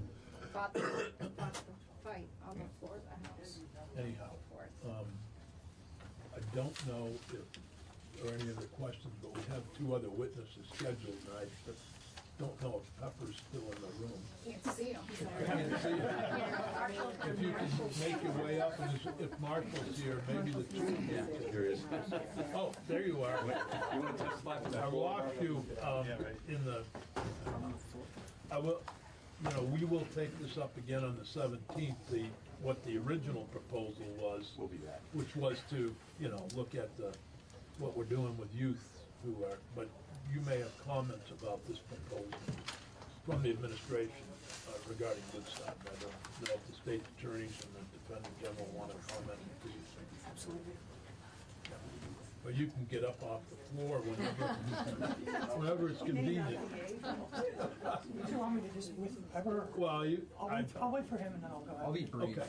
I mean, James Pepper, Department of State's Attorneys and Sheriffs. So the state's attorneys were not consulted prior to this recommendation becoming public. However, since it has become public, a number of our state's attorneys have weighed in with me personally in the executive director's office. And the consensus view is that the state, there is a need for a no reject, no eject, secure beds. It doesn't have to be a facility, it doesn't have to be Woodside, but there are a need for those types of beds. And in fact, the lack in the state of kind of these more local secured beds can actually be a detriment to the state, to the offender. It removes them from their family. If there's kind of an after-hour detention, transportation issues come into play. I wanted to talk a little bit about the need for the beds, the types of cases that we think are appropriate, that demonstrate the need. There's the short-term detentions following the commission of a violent crime. I think that this is relevant even more so if they raise the age to 18 and 19. There's the youth that are already in DCF custody, whether they're in foster care, residential care, Brattleboro retreat, that go into crisis and need kind of a crisis stabilization. I think in 2018 there were 12 cases like that in a DCF report. And then there's also kind of a longer term need for when you're trying to work out a less secure plan for an individual. This is particularly true for older teens that are going to lose jurisdiction when they turn 18 or 19, or kids with mental health issues.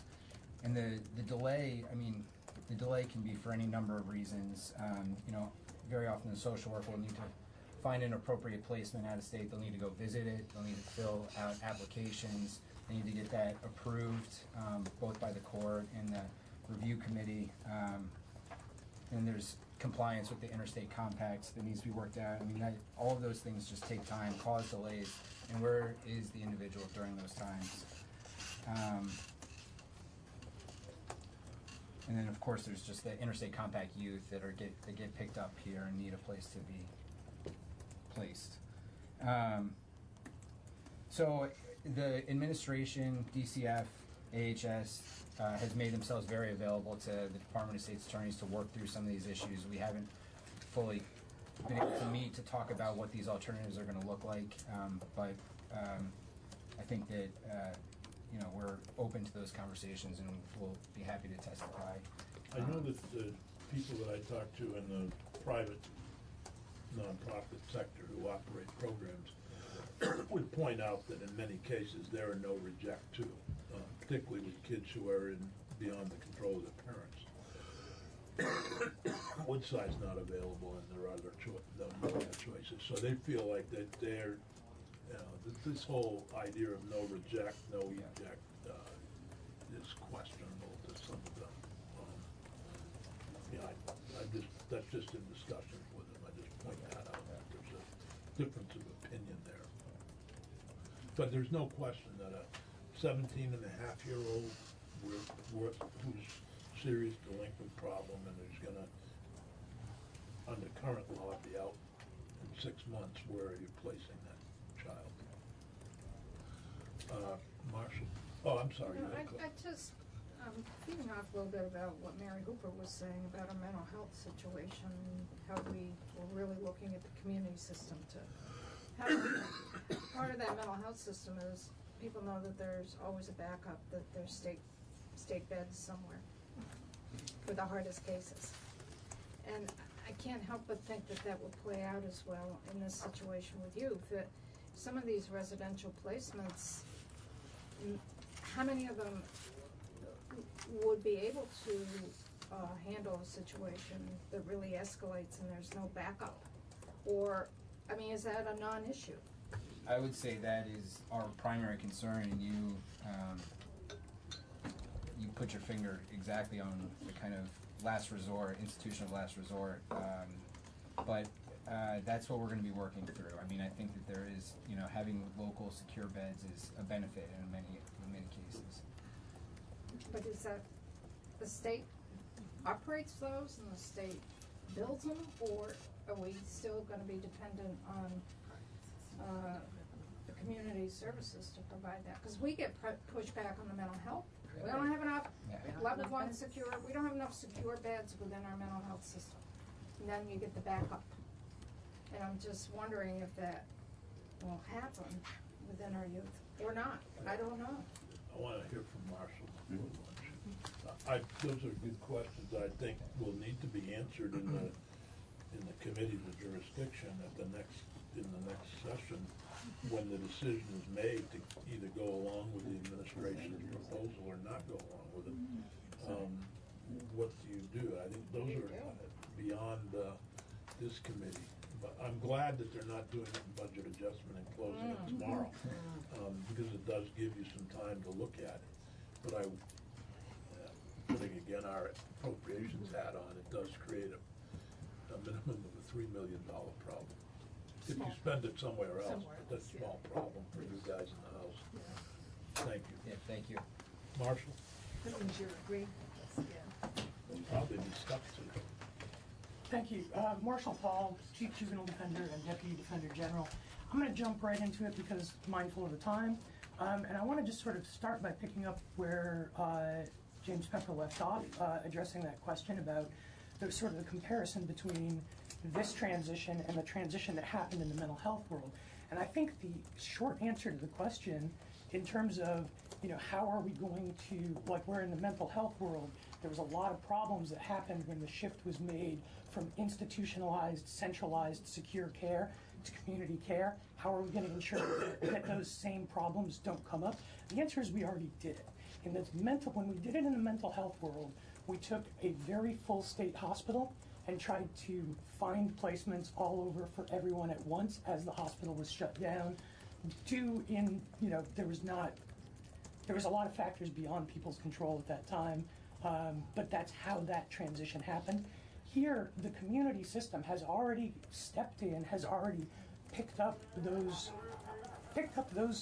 very difficult to place, very challenged, very high needs children, and brought them into the community system already. It's not the same thing to take a centralized institution like Woodside that's down to, sometimes 0, sometimes up to 5, a very marginal number of high needs placements, and find placements for those, as it is to take a large population like was at the state hospital and in an emergency situation find community placements for those. So I think we're looking at I don't think they're actually that comparable. I think they're very different. And I think this is really looking at the problem the way it's supposed to go. You start by building up the resources, and then you make the structural change, not the other way around. This is exactly, and I want to start, my comments by saying we're really supportive of the plan that the administration has sort of outlined in broad strokes. Whether we'll have differences of opinion going forward as things get more detailed, I'm sure we will. It's in our nature. But I do think that in broad strokes, we're really supportive of what they have planned, and they've really done the legwork ahead of time for years and years. There has been this increase in the community programs that are available and the severity of needs that those community programs are able to address. And I think just sort of the one other point that I want to make to the committee is that we're not an outlier here. This is very much a national trend and a regional trend. we're looking at closing our facility, and we've got our number of kids in that facility down to what I would call a really marginal number.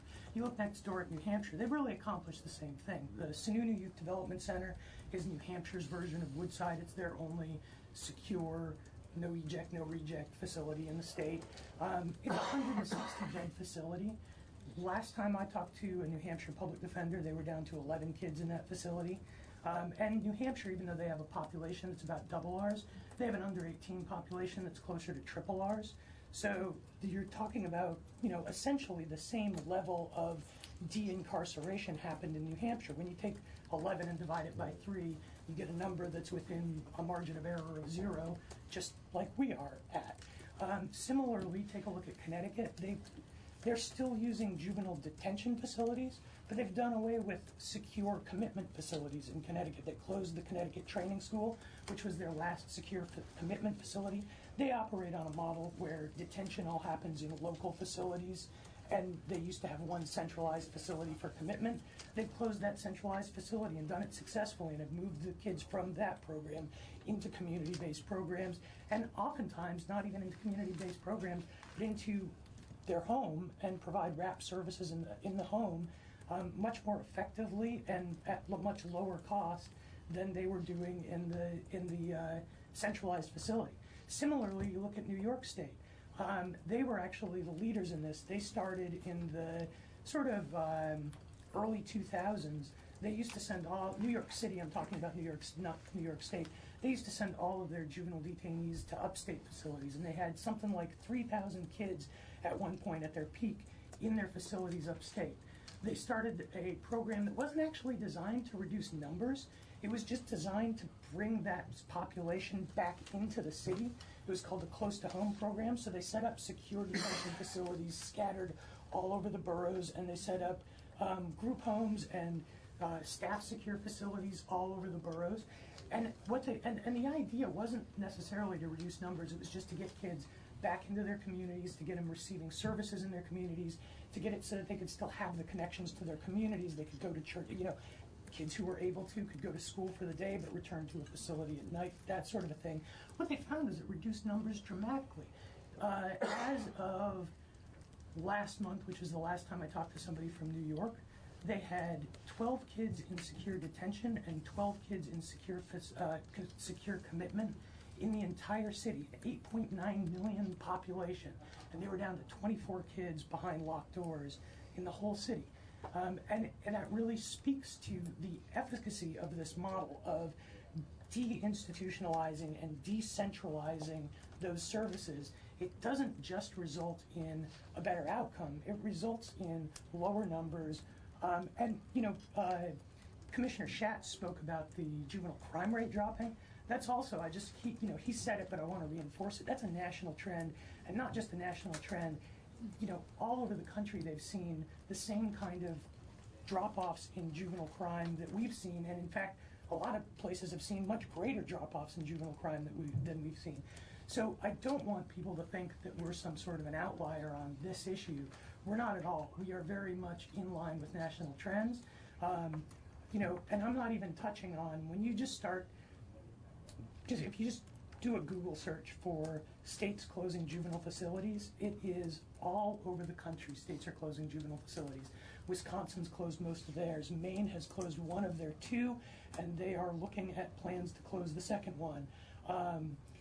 New Jersey's closed a bunch. Pennsylvania's closed a bunch.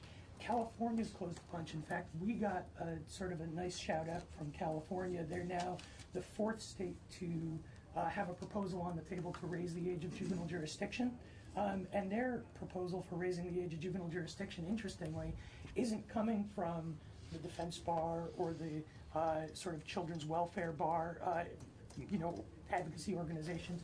It's coming from the Juvenile Corrections Officers Union, because the rate of juvenile crime has dropped off so much that they are closing facilities, and they're proposing raising the age to 20, and they're pointing to Vermont as an example of a state that's already doing that, just so that they can keep the infrastructure alive. So I think that this is very much a national trend. We're not any kind of an outlier on it. And the states that have led us on this trend, the states who are ahead of the curve, ahead of Vermont on the curve on this, have seen really great results. They are not seeing, the problems that we saw when we transitioned people out of the mental health system. They are seeing really drop-offs in juvenile crime and a lot better results for the kids that they're dealing with.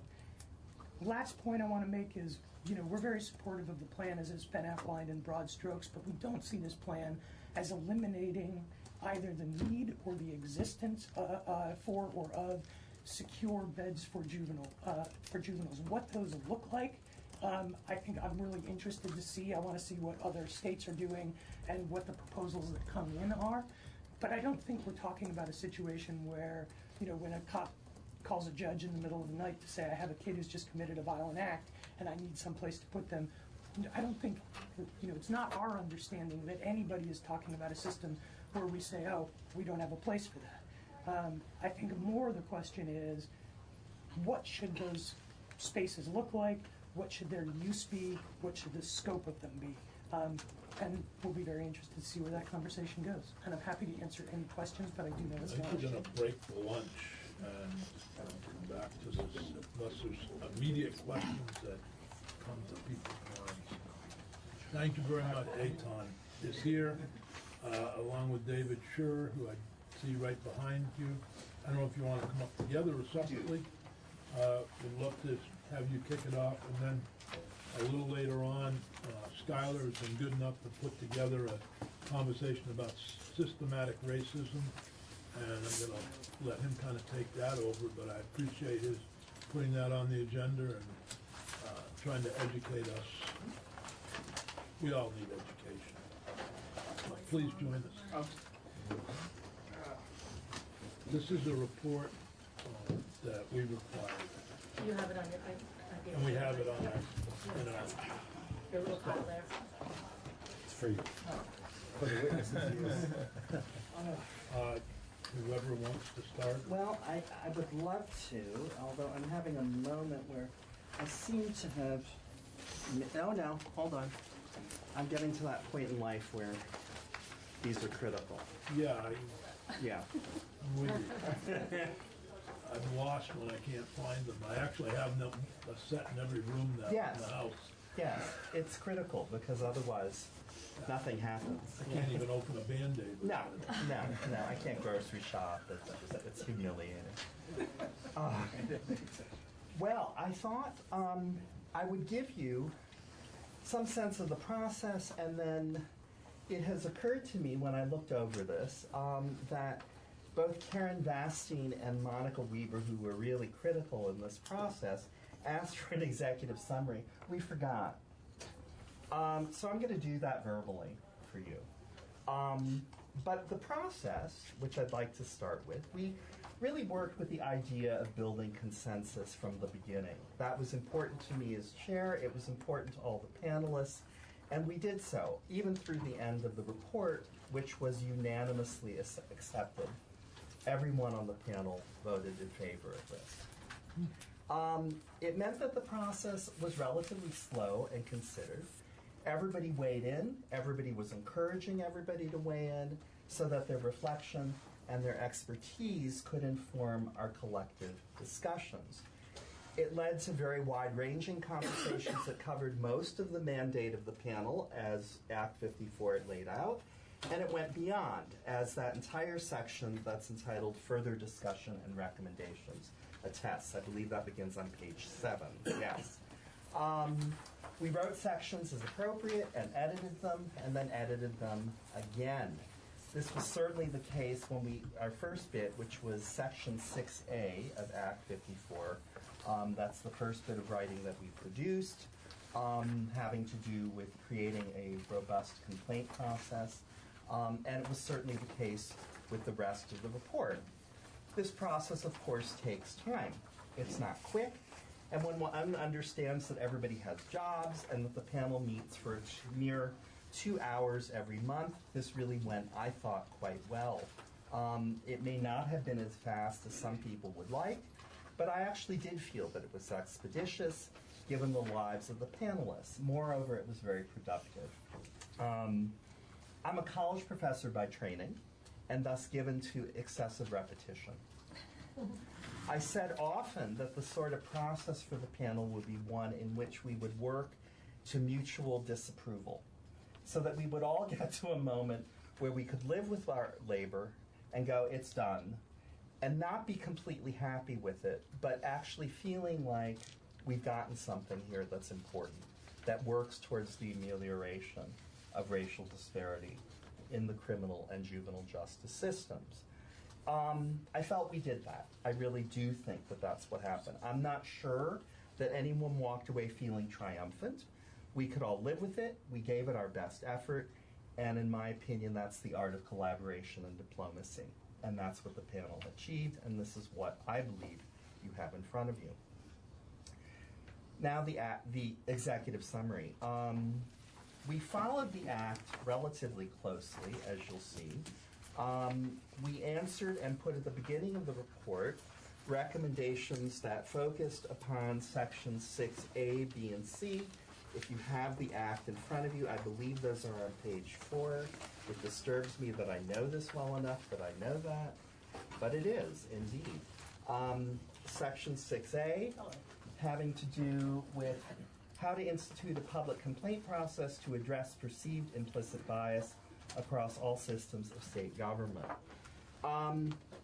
We spoke with many people, including the ex-director of the Human Rights Commission, Karen Richards. The panel broadly felt that there was no need to reinvent the wheel, but rather make a more robust version of agencies and organizations that already exist. And so for us, the Human Rights Commission was an obvious choice. We initially came up with very precise ideas of how to beef up the Human Rights Commission, but decided in the end that our job was to make recommendations, as the Act states, and not come up with concrete solutions. That certainly is the job of elected officials. So we came up with recommendations that look broadly at the issue of creating a more robust Human Rights Commission that could clearly field complaints relating to perceived implicit bias across all systems of state government. We wanted to leave it open also so that the concerns of the various organizations could be addressed in a way that didn't bear the burden of dealing with our specificities. We're not on the Human Rights Commission. You already know Bourdieu. You could talk to her. She could give you very, very concrete ideas about what's needed. What we're doing is supporting that. In 6B, and that whether and how to prohibit racial profiling, including implementing any associated penalties.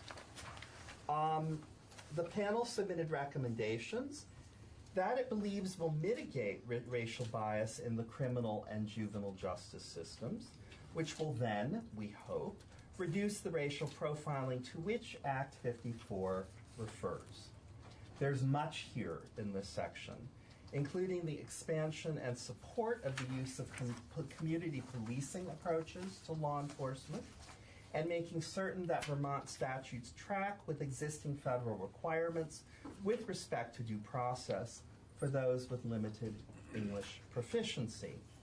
There's also a great deal in here, and it was felt very strongly by many members of the panel that we needed to talk about training for all law enforcement officers. But not just training, also enforcement, systems of accountability around issues of race, racial disparities, cultural competency, race relations, and data collection. And I'll say more about data collection in a bit. This notion of enforcement also relates, as I say, to the idea of accountability, and I cannot overstate how important that was to many members of the panel. Again, the recommendations are broad. To paraphrase David Scher, I rather liked it when you said that these are recommendations from 30,000 feet. Looking broadly, looking down and making broad recommendations and not getting mired in the specificities. You'd be maybe you wouldn't be surprised. The conversation got very slow when we started getting to the specifics, really slow, to the point that we were all glazing over. So we backed off on that. Our intent was to stay, as I say, really, really broad and allow the elected officials, which is to say you, to refine the recommendations into specific policy proposals. They're meant to focus attention, and that is largely what we did and confined ourselves to doing. There was no moment where we just said, this is exactly what's going on. You know how conversation goes. Everyone sort of at a moment gets to those unspoken moments of agreement, and I think that's particularly what happened here. We did not adequately address associated penalties with respect to racial profiling. Our intent is to do so and to present proposals on this matter in the future. At several of our meetings, and at our last one on 3 December, one member expressed concern with creating new penalties of any sort. And so there is much for us to discuss both on the macro and micro levels on this particular issue. I'm glad we didn't rush it. Just a clarifying question on the penalties. How do you have accountability if you don't have some? For example, if the police officer is engaged in behavior that is certainly biased, and that police officer is not held accountable with some penalty. I'm not suggesting you go to jail, but at least some kind of either fired or some kind of I think, Senator, that's the point, is the spectrum is huge. And it requires a certain judiciousness in approaching it. That we because of its size, we have to really spend some time looking at it very carefully. Because it could be, what, a letter of reprimand, or it could be jail time. That's a big, big spectrum. We did not have adequate time to refine that. Well, I think of a case in Bennington where a person of color was arrested because he was in a cab, and that case was thrown out by the Vermont Supreme Court. And I don't have any idea what accountability was to the officers who made that or the department itself. And that would be an example of, I'm not suggesting we put the officers in jail, but I'm suggesting there should be some accountability. And we're not other than having the person having the case thrown out by the Vermont Supreme Court. Correct. And I would agree, and I would imagine that most of the panel would agree. But what that penalty should be in its specific, we did not adequately discuss. But you plan to come back in the future? Correct. Good. Thank you. You're welcome. 6C, referring again to page 4 of Act 54, whether to expand law enforcement race data collection practices to include data on non-traffic stops by law enforcement. This was huge for most of the panel. The entire notion of data collection loomed very large for us. There was broad feeling that one cannot measure racial disparities without adequate data. Now, I know there's a lot of feeling about this. There's a lot of people who go, we have a lot of data. That's why I say adequate data. That you can have a bunch of data and not crunch it very well.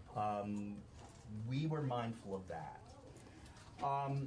Not only does this data need to be collected, it needs to be consistently collected. It needs to be clear. It needs to be accessible in ways that are not currently represented across state government. That was a very strong feeling of the group.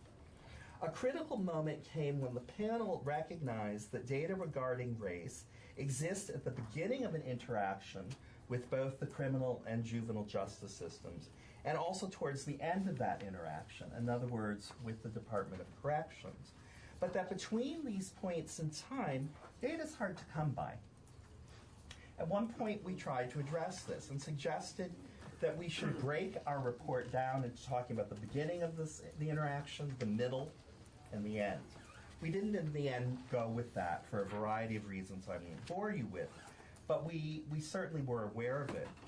We tried to address this lack of data in the center and suggested that data correlated to race be collected at, and this is a quote from the report, high impact, high discretion decision points, charging, bail, plea bargaining, moments like that.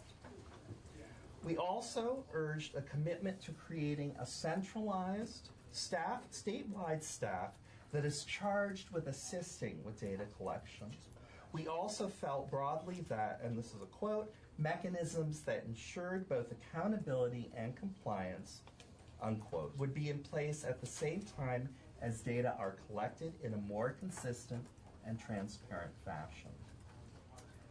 Again, with the accountability, I don't know that there would be penalties at that point other than to say, please get the data right. But that certainly needs to be there. After this, after we discuss data collection, and I didn't spend a whole lot of time bringing that to you, you will see it in your report that it's big. We came to the section that I referred to just a bit ago, and that was not specifically required by the Act, but which the Act allows. And that would be the section that begins on page 7 of the report, further discussion and recommendations. There are many, many matters here, and I will not go through all of them in terms of giving you a discussion. Training and outreach, legislative inclusion of members of communities of color. In other words, as we like to say, not about us without us. Pre-trial monitoring and risk assessment, home detention, mental health and substance use disorders, and others.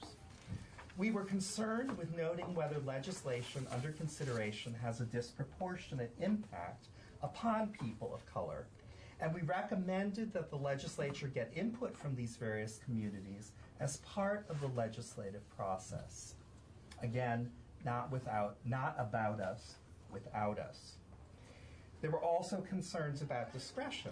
Certainly, as we note, it is a cornerstone of the criminal and juvenile justice systems, but this is also a notion that allows for bias to make its way into decision making. Several members of the panel felt that a system of oversight was needed for prosecutors, law enforcement officers, and judges. This was a huge topic that we could not adequately discuss, but this is an area that requires much more focus and attention. We went a bit further. You will see there's a section called non-consensus reports. This was great. We had moments, we really wanted to give you, everywhere we went, as much of a sense of our thinking as possible.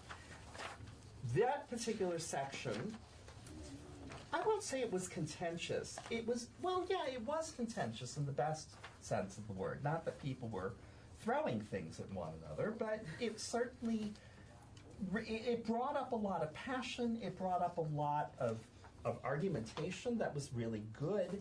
It pushed the boundaries of what the Act requires. I think it pushed the boundaries legally as well. You would agree, yes? That's right. And I'm glad about that. I think that that's many times the case with issues that concern people of color.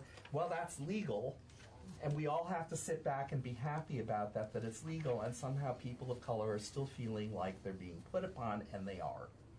So to have a section of this report that actually goes a little into that seems to me important and necessary.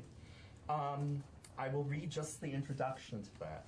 Certain ideas were discussed by the panel and supported by some members, but not all panel members could support them due to legal and practical concerns. Nevertheless, in the interest of a full airing of our discussions, the panel felt that it was fair to include some of these areas with the acknowledgement that they do not have the support of the panel as a whole. You're getting everything, folks. I mean, with this, aside from water breaks.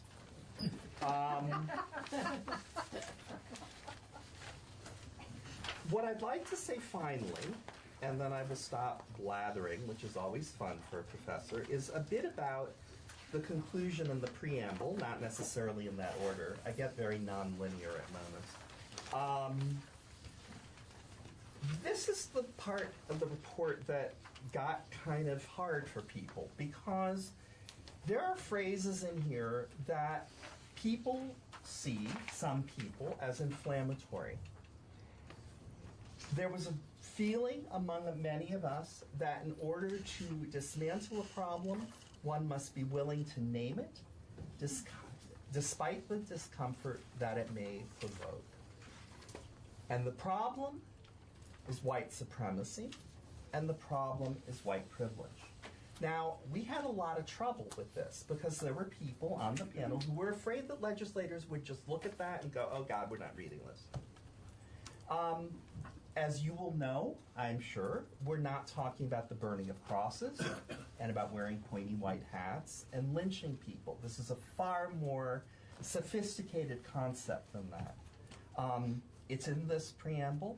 I suggest, I urge, I beg that you read it. I think it's very well worded. I think it's really, really well worded in the conclusion, which comes with a link. I love things with a link. It means I can read even more. And the conclusion has a link, for God's sake. You want education, you got it. The interesting thing about this is I don't have a commissioner, right? I am a member of the community. Everybody else was taking the report to their commissioner, or the commissioner was on the panel at the moment. I took this to people I know who I think are really bright. A guidance counselor, a college professor, a janitor. I could go on, and I showed them the report. I told them we were having trouble with white supremacy, with white privilege, and they looked at me because I was ready to go, let's just leave it out. You know, we don't need to. I won't fight for this. They were quite clear I needed to. They said, this is the part of the report that's about us. All that legalese, I don't know what's going on. That's not us. This is what we hear. This is what we feel. This is our stake in this. And it's here. And it's here for you because those people felt that way. And because the panel felt that you should know that. Okay? That's all I have to say. David's here to answer like the technical questions because I'm not a lawyer and don't know anything about it. So, well, not anything, but, you know, most. Obviously, this is a really trying situation to go Trying? through. Yeah. You must have had hours upon hours of debate about this. Oh, God, yes. Yes. Trying may be the wrong word. No, well... They cried at it, though. I would say intense. Intense, yeah. I didn't feel that any of these people were trying. They are remarkable. The fact, and I'm using statistics from a draft of a report that most people don't have access to right now, but I'll give them to you. In Vermont right now, 9% of the sentenced population are people of color. Roughly 14 144 people. 113 according to my figures. Okay. You're correct. I've got two different numbers. That's alarming, but even more alarming is 14% of the people that are detained today in Vermont prisons are persons of color, which is the 65, which adds to your number. But I guess you had, well, then those figures may be old to you. These are, but I suspect if, when we're talking specifically about the justice system, why would 14% of the population that's detained be persons of color? That's the question I think that we have to ask ourselves and ask our system. How does this report help us to get to that? It gives you recommendations for making sure that that situation does not continue to obtain.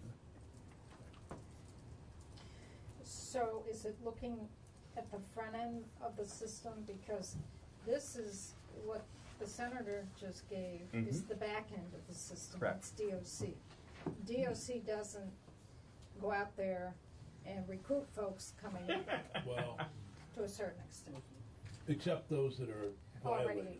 Violated. But in terms of new folks coming in, that's way downstream in the judicial system. And this would be what I was talking about when I read you the quote from the report about, and I'm not going to get it right, but I'll find it again, high impact, high discretion decision-making points. About looking at those, setting up systems of oversight and accountability around those moments. Collecting data around those moments so we know exactly who's being incarcerated, because that's not entirely clear in some ways at the moment. It's kind of muddy. It needs the data, and Pache, the people who feel like we spend way too much time on it, I'm sorry, I'm looking at what we've got and going, wow, this is a mess. It needs to be cleaned up. It needs to be cleaned up, and you cannot make those interventions without knowing those things. I don't believe. I don't think the panel does. Right, so that's the front end of the system. Correct. That's what's really important. The high impact, high discretion impact point, yes. Yeah, so I know that in the original act that there was an ask, or it was part of your mandate, that you could be providing recommendations to the Criminal Justice Training Council on data collection, which we've talked about, but I didn't see anything on use of force. Was that something that the panel discussed but just couldn't reach a consensus on, or? It didn't come up as much as we should have, would have wanted to. I would have moments of feeling guilt about that, except my God. It's coming. Okay. It's coming. I will tell you that a panel member came to me with something on that very issue that will be discussed at our next meeting.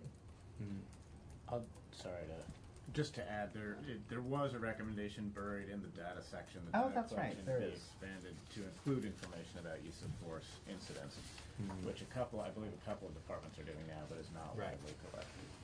Not necessarily on the tracking of use of force, but on a model, and I think that was, so that would be nice to see. Did you find a difference with the juvenile system from the adult system? Yeah. And what we're working on that still.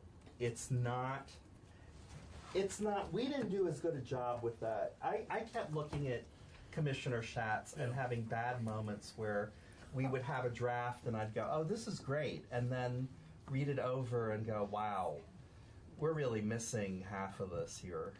The juvenile justice system did not get as much weight as we wanted. Now, at our last meeting, we did also, we were talking with Karen, and she actually said at one point that there's a lot of overlap here, and so she feels good about that. There's still more work to be done.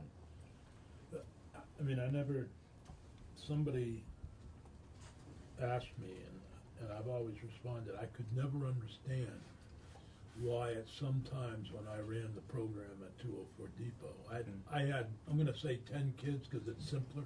Okay. I'm saying 12 or 8. We generally had 10 to 12 kids. And many times there'd be 3 or 4 kids of color. Other times there'd be none. I can't explain why that was or what happened. And I went to Woodside. I think there were 10 kids there, and 3 were kids of color. And that just doesn't make sense that 30% of your Woodside population would be black. And there's, you wonder what's going on, but I'm sure if I went there another time, there'd be no one. Like now. Well, literally. Well, I guess that was if you caught me. But, and I was on the David Graham show, and somebody texted David a question that I tried to answer as well as I could. Well, isn't the number of persons of color in our correctional systems a reflection of the drug problem?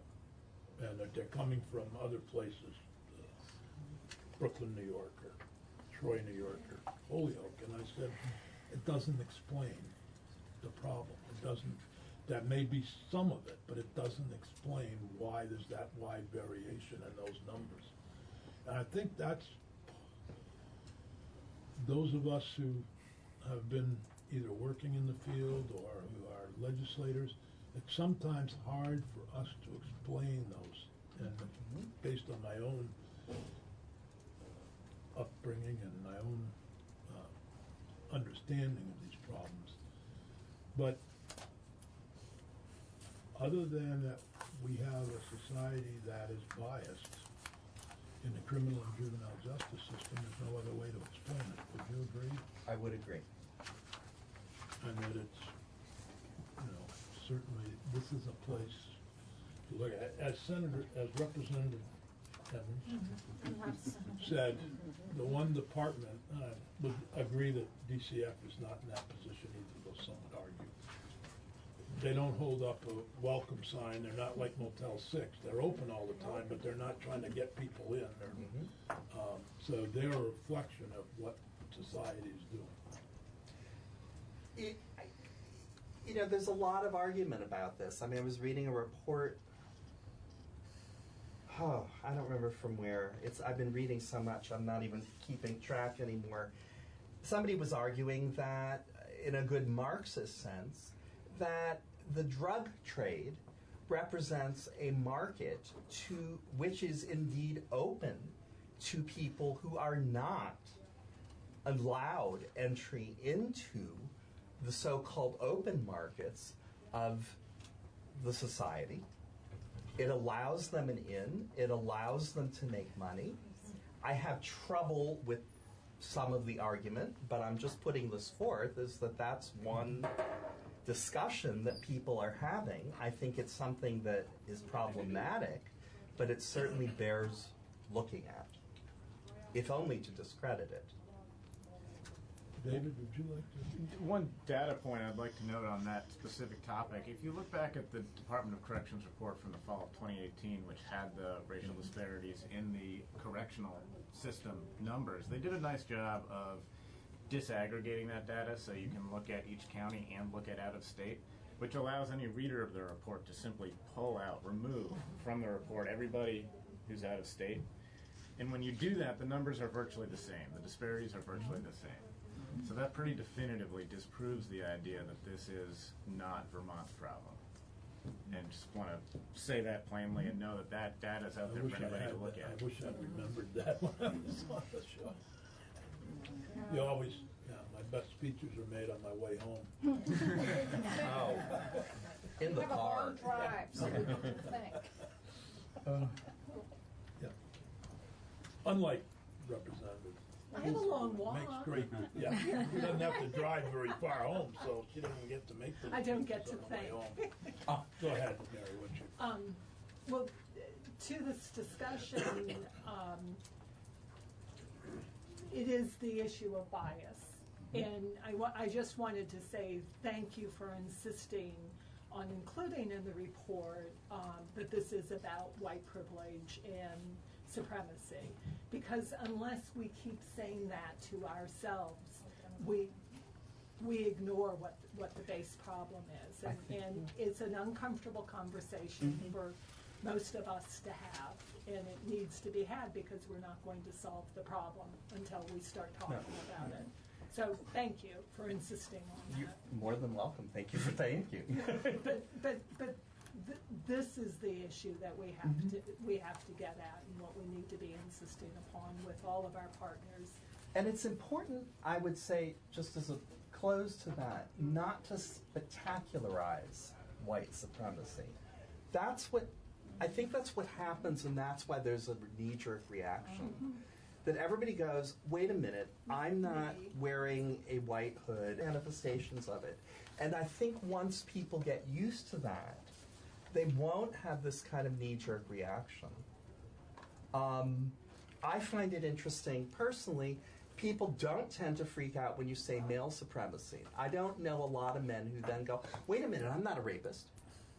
But I know so many Caucasians who stop and go, but wait a minute, I don't have a pointy white hat, and I don't, and I'm not making fun of that. It's just there is a way of portraying this that is very deeply problematic.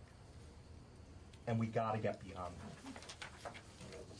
Would add, it doesn't help when the Democratic candidates for United States president start arguing amongst themselves about who's been more discriminated against. Yeah, the oppression Olympics is kind of boring. Yeah. You know, I mean, It doesn't help the discussion. no, it really doesn't.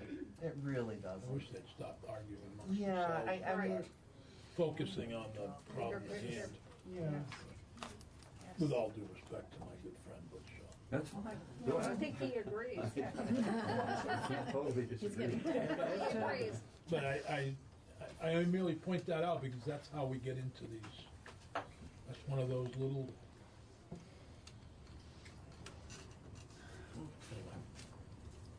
Skylar. Just one more on the data. I agree that the data is our data process right now. It's just not.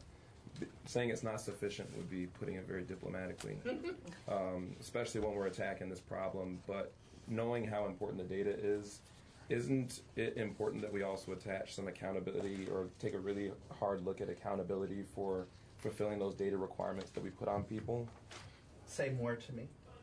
Just that, wouldn't we be doing ourselves a favor by potentially looking at attaching, whether it would be through funding or a different vehicle, some levers of accountability for different agencies to collect data so that we have that and we're not just, if we're saying how important the data is, that it isn't good enough to just say, well, please report this data and we're going to trust that you're going to collect it in a sufficient manner and give it to us so we have it. I'm not sure that's entirely what the report.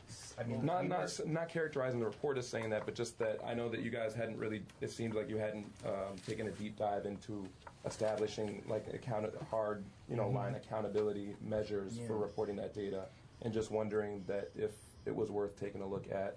It's certainly worth taking a look at. Again, we were doing this for this initial run through, the 30,000 foot metaphor that I was using at the bottom of page 5. Thank you. We do have in there, with that last bullet point, the panel strongly urges a commitment to staffing and other resources to collect and compile data properly. This could include, and the last one there, mechanisms to ensure accountability and compliance. Again, we didn't want to define what exactly that would look like. I'm not sure that's entirely our purview.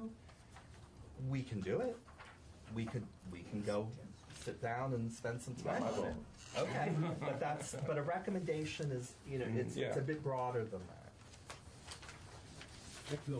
Just to add in there, I was at a meeting of Mark Hughes' group in Burlington, and we got talking about that very thing, and so I've had a bill drafted to tie agencies' grant funding from the state to timely reporting of traffic stop data. And that sounds on the face of it really lovely, but that's exactly what we wanted the elected officials to actually participate in this and come up with it rather than the panel. The panel, again, we wanted to focus attention, we wanted to draw attention, we wanted to suggest. We don't want to do your job. That's why you were elected. David, is there anything you'd like to add to? No, I appreciate Dr. Nasreddin-Longer's presentation here. It's been very helpful. Yeah, and I'm really here as his assistant today, so I don't have too much to add. If you have specific questions, I'm happy to answer them. But yeah, I can shut up. I mean, microphone, I can't help it. Well, we really appreciate I can't tell you how much his work. How helpful this is to some of our questions may sound. I'm not going to say uninformed, but no, I think a question is a question. A number of us are concerned about where the state is heading and where our society is heading. As is the panel. So I do have a question or comment for the doctor. Yeah. How do we? This report's very inclusive and looked at it, spent a lot of time on it. How do we take this message to the public in general, statewide? Because the attitude statewide may not be the same attitude that we see here in Montpelier or other counties of the. Sure, it's not. How does that message get out? It's a good one. I always want to go back to transparency. There's a part of me that says, this is being filmed.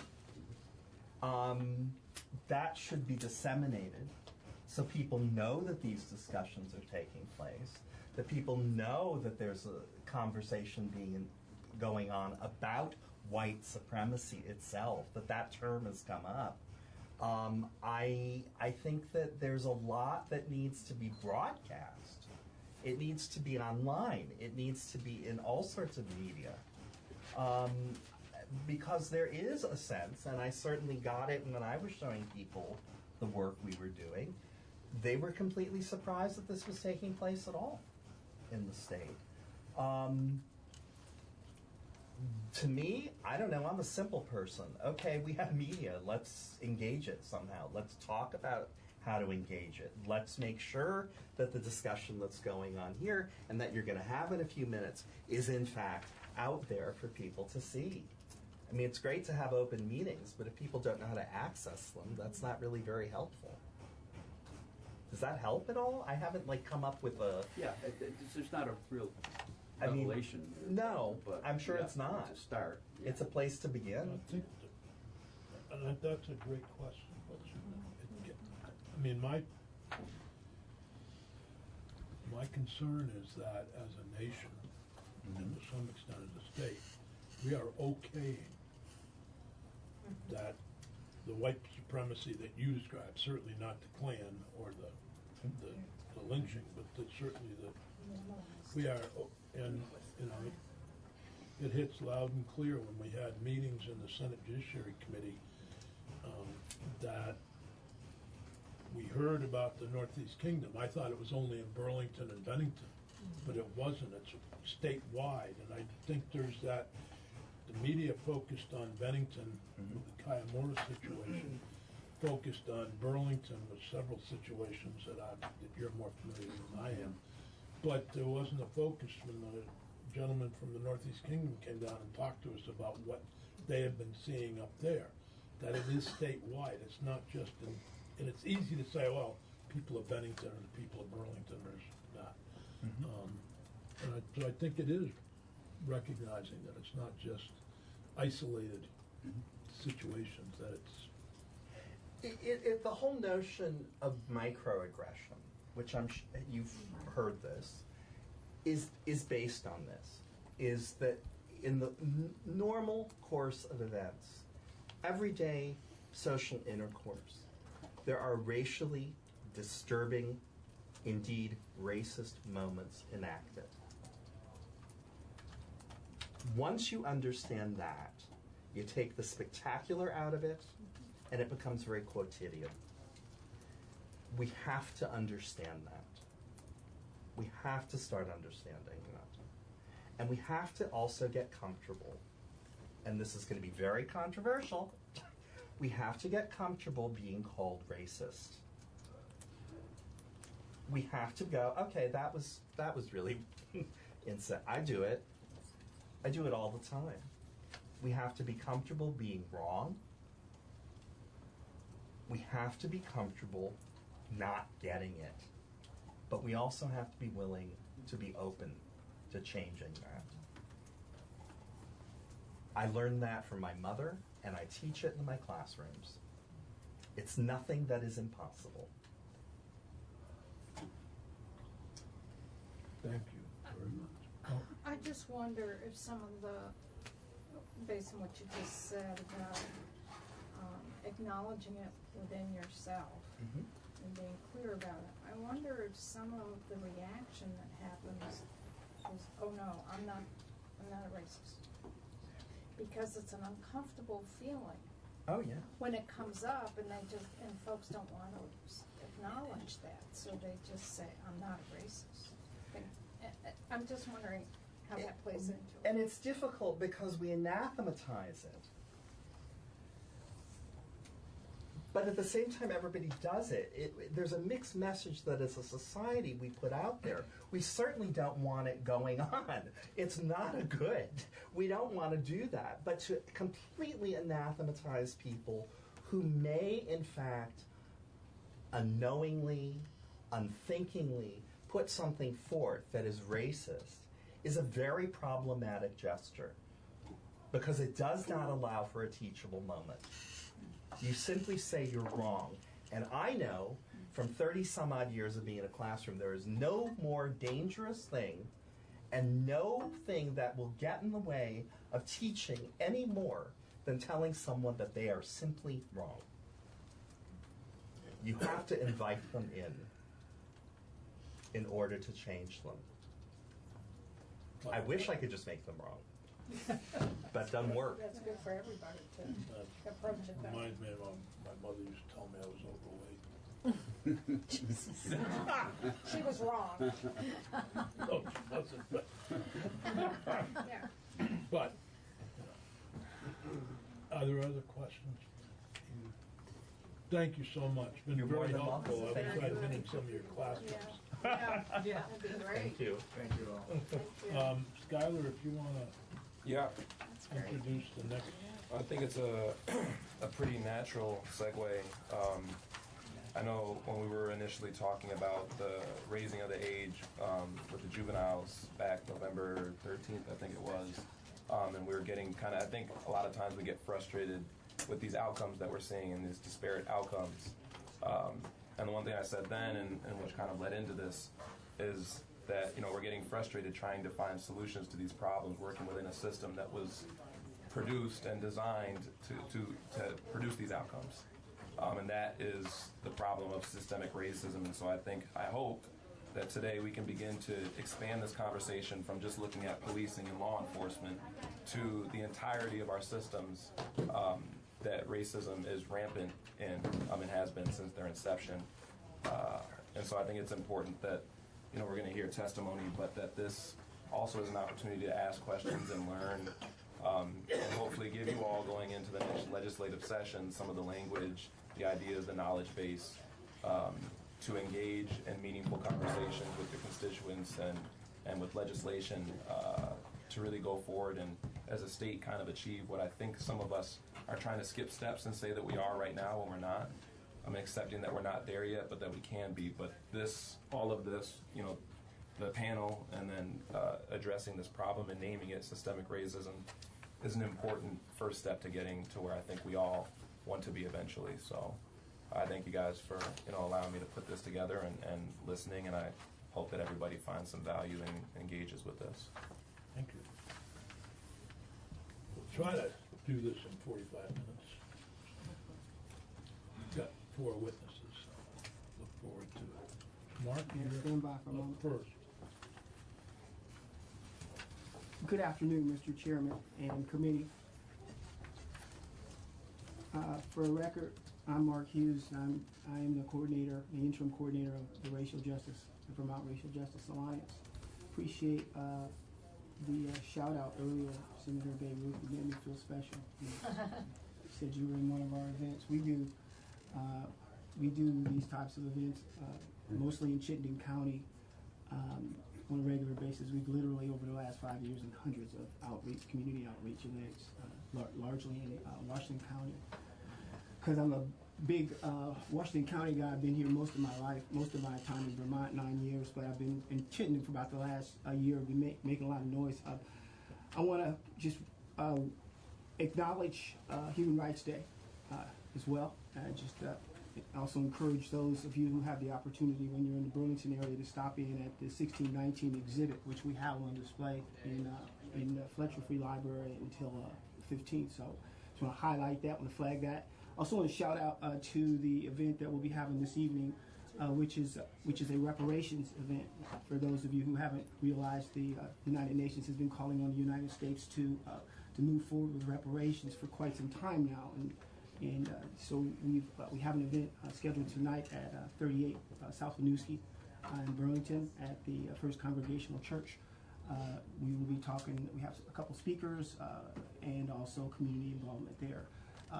And I would also bring your attention to H478, which is in House Government Operations and Reparations Task Force bill. I have on the line with us James McKim, who is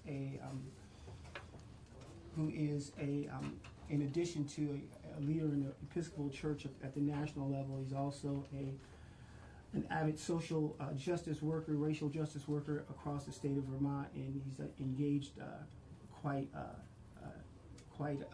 intensely in a number of their initiatives. And I would was hoping at the end of this we would give James an opportunity to at least give the committee an opportunity, give the committee some outside perspective. So, because we're not dealing with a unique issue, I thought it would be enlightening to hear maybe what another state was doing. New Hampshire, right? This is New Hampshire. My original plan was to offer you a video, maybe like a five-minute video. That doesn't look like that's going to work very well given the constraints of where we are right now.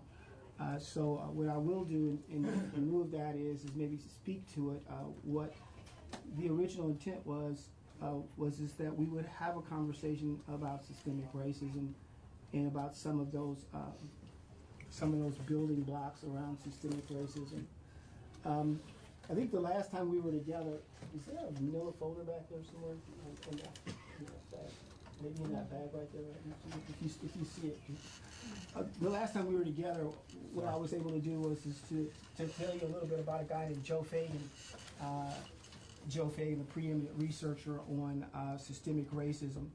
So I wanted to just share with you again part of his definition of systemic racism. On the front end of this very brief, believe it or not, Mr. Chairman, very brief testimony that I have for you today.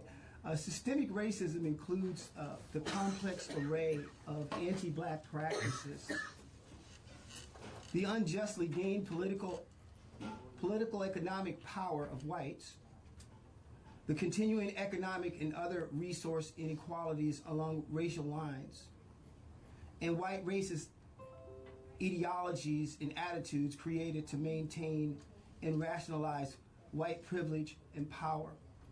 Systemic here means that the core racist realities are manifested in each of our society's major parts.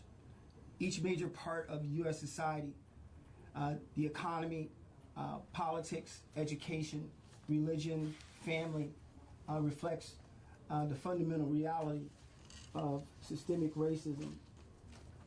As I told you in my last time I was here and testifying, the systemic, the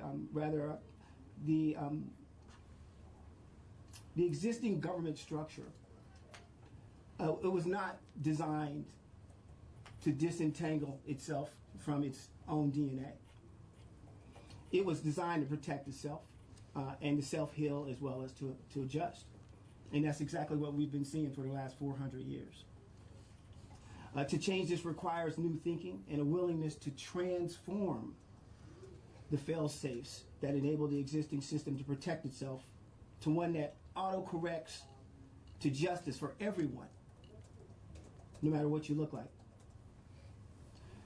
Justice in housing, in education, employment, health services access, in economic development, and in the justice system. You recall in Act 54, there was another component of Act 54. We've just spent 45 minutes, 50 minutes talking about the racial disparities in the criminal and juvenile justice system advisory panel. However, there was a task force that was created, the Attorney General's and the Human Rights Commission's task force, and they produced a report on 15 December 2017. And they articulated this in probably the best way this has ever been articulated in this state's history. This quagmire, this conundrum that we're talking about here, these challenges where we have racial disparities across all systems. When we sit back and we look at the criminal justice system, and we ask ourselves repeatedly, over and over, how can this be? What is causing this? What is causing this? Without taking a couple steps back and acknowledging the fact that we are experiencing the exact same challenges in all systems. If we don't do that, then we fail to acknowledge what systemic racism is. Because if systemic racism exists anywhere, then it must exist everywhere.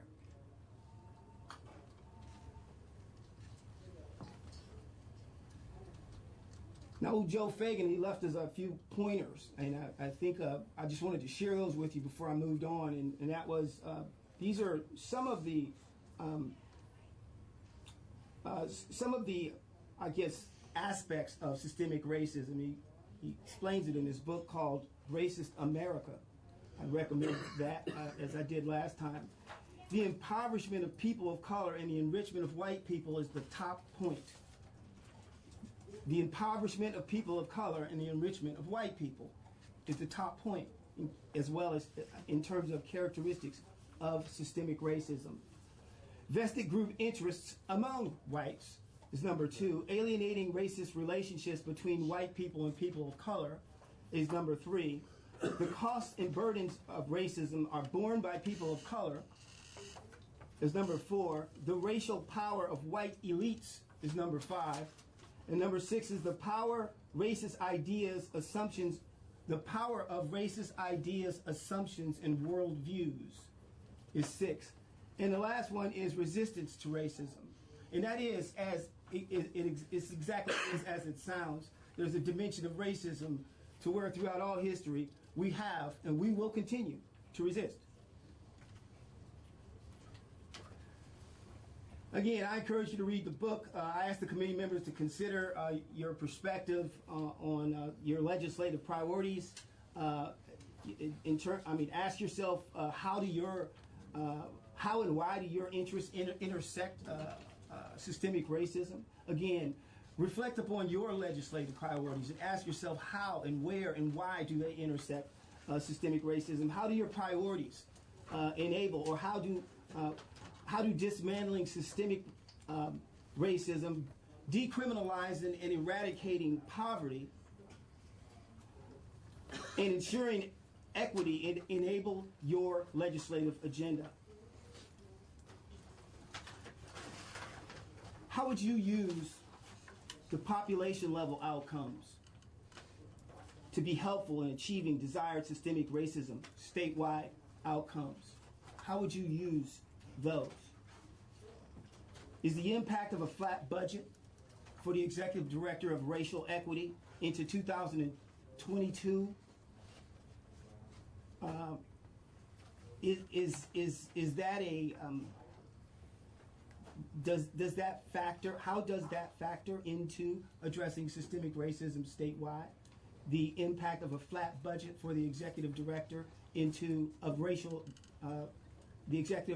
racial equity into 2022, understanding her charge. How does that interact or interplay with addressing systemic racism? And finally, as I close, how do we close a 1 in 13 black-white medium wealth gap in this state? How do we do that? I'm giving you some things to wrestle with. I've provided you a report, my written testimony, rather, each of you. I also provided my previous testimony.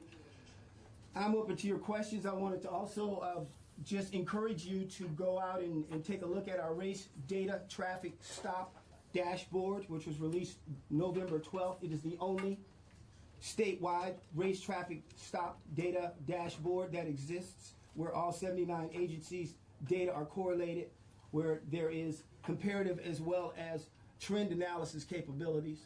We'll continue working on that. I'm open to your questions. Where's your data? The dashboard. Where do you find it?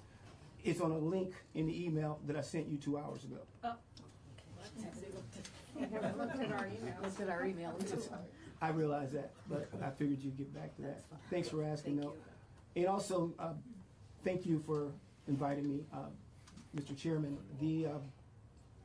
The person that we're going to have on at the end of this, I guess you guys are going to call. You're going to call James in. Is that correct? I have the number. Okay. Want to first thank Chairman Sears and committee members and our guests for allowing me to speak with you today. I bring you greetings from your sister state of New Hampshire. I'm honored to speak to you about this challenge we all face of addressing systemic racism at the statewide level. As as Mr. Hughes has so eloquently pointed out, and I understand he's been helping you all understand this issue, and you've all been doing some really good work from what I've seen in trying to address this issue. Thank you. As a bit of background, since you cannot see me, I am an African American, and I've led a complex life. I was raised in Charleston, South Carolina, to parents who were educators and civil rights activists. Over my lifetime, I've been discriminated against, yet I've also had privileges that few people have had. I've had the privilege of studying at, in my humble opinion, the best academic institution on the planet, Dartmouth College. I work in management at one of the most successful technology companies on the planet, Hewlett Packard. And for those of you who own HP computers or printers, I thank you very much.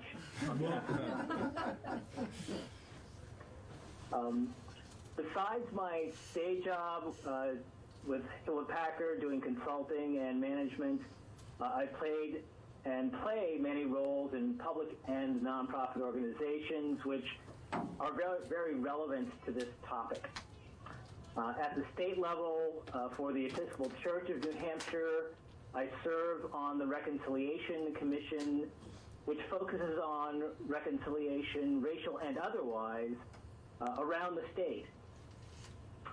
I help facilitate the state's Economic Vitality New Hampshire initiative, which is out of the state's Department of Business and Economic Affairs, led by Taylor Caswell and Will Arvello. I co-facilitate the Economic Development Workstream of the Race and Equity Series that is sponsored by the nonprofit New Hampshire Health Equity Partnership. At the national level, at the pleasure of the presiding bishop of the Episcopal Church, I serve as the chair of the Executive Council Committee on Anti-Racism. So I see this issue and this challenge from many different perspectives and at many different levels. My sense is that those perspectives and levels, with those perspectives and levels, comes complexity and frustration. I understand that you in Vermont have been grappling with this complexity and may be frustrated with your ability to affect substantive change and fast enough change. To this, I try to keep the perspective of taking heart. As Theodore Parker, a Unitarian minister and prominent American transcendentalist who called for the abolition of slavery back in 1853, said in a sermon, which you may have heard paraphrased by Dr. Martin Luther King, he said, the arc of the moral universe is long, but it bends toward justice. And we have successes and we have setbacks, and what we should, I think, keep that in mind as we go through this challenging issue.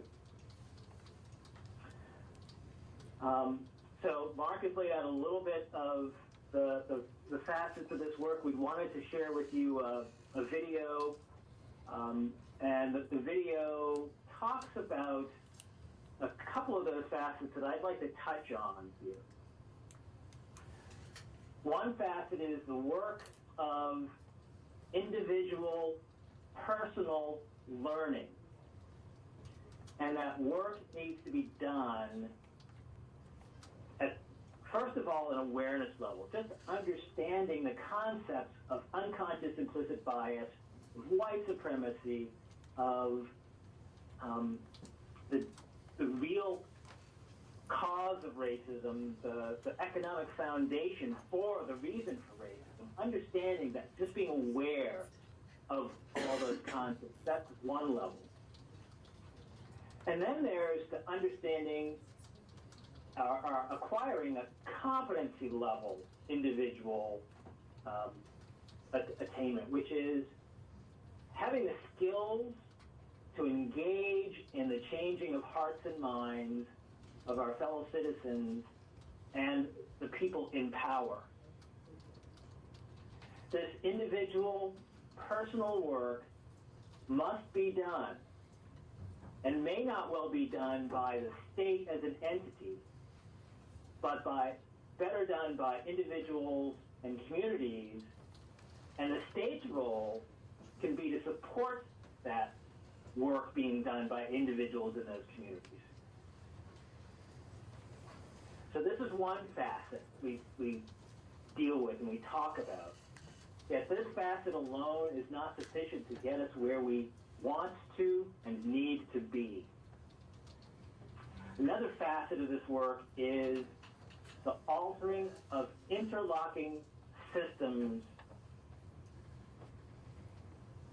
in areas that make up our lives. The areas that Professor Tricia Rose from Brown University has identified so well and speaks to in the video we wanted to show you, the areas of wealth, housing, education, media, and criminal justice. I'll say those again because I think they're so important to keep in mind as we look to affect change. Wealth, housing, education, media, and criminal justice. Those are all systems. There are systems of wealth creation, wealth dissolution, wealth dispersion. There are systems of housing, development of housing, purchasing of housing, maintenance of housing. There are systems of education. There are systems of how the media operates to shape our lives and what we believe, as well as to educate and inform us. There's the systems of criminal justice. Racism has an impact on each of those systems. And our challenge is to address that impact in each of those systems. And as you're probably all aware, impacting any one of those systems by itself is a huge and daunting task, challenge. And since those systems are made of people, this altering has to be done by individuals. Thus, the importance of the first facet that we talked about, the individual personal work that has to be done. You all are individuals. You all need to do your individual learning and awareness and competency level training in order to understand how to truly impact the systems that you interact with and have influence over. But I want to talk about another facet of this, another dynamic as well.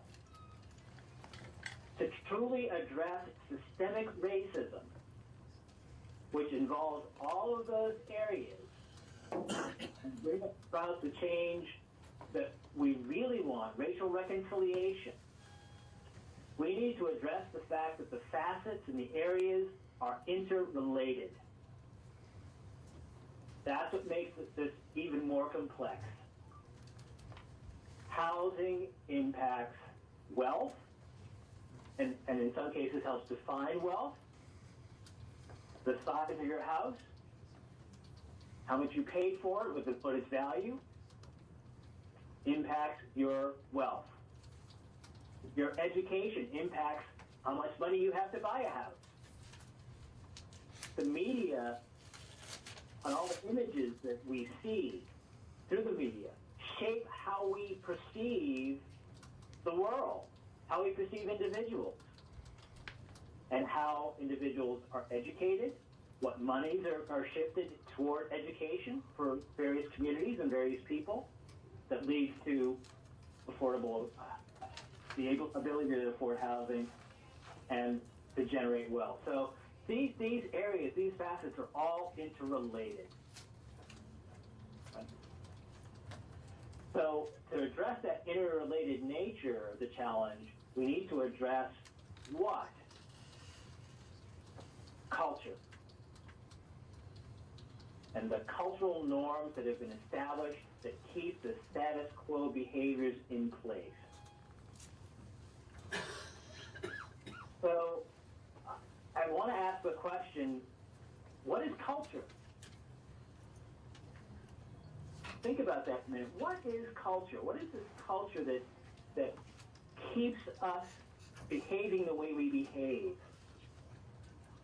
Anthropologist Christina de Rossi from Barnet and Southgate College in London defines culture as encompassing religion, food, what we wear, how we wear it, our language, our marriage cultures, our music, what we believe is right or wrong, how we sit at a table, how we greet visitors, how we behave with loved ones, and a million other things.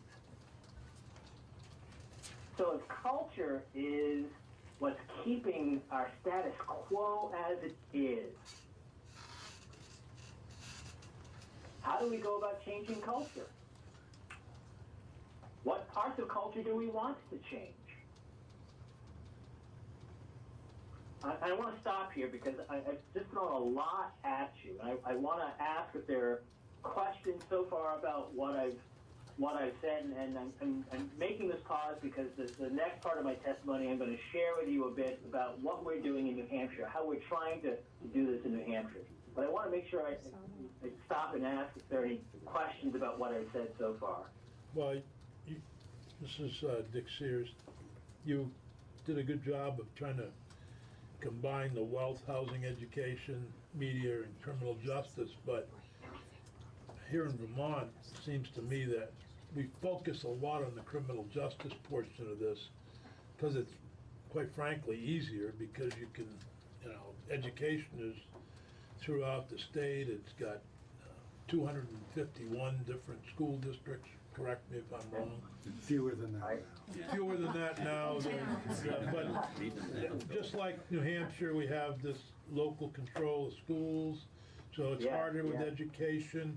Housing is a problem for everybody, and it's huge. So I think we've tended to focus on the criminal justice portion of it rather than bringing it all together. So I'm, quite frankly, looking forward to hear how you're going to bring it together in New Hampshire, and maybe we can copy you.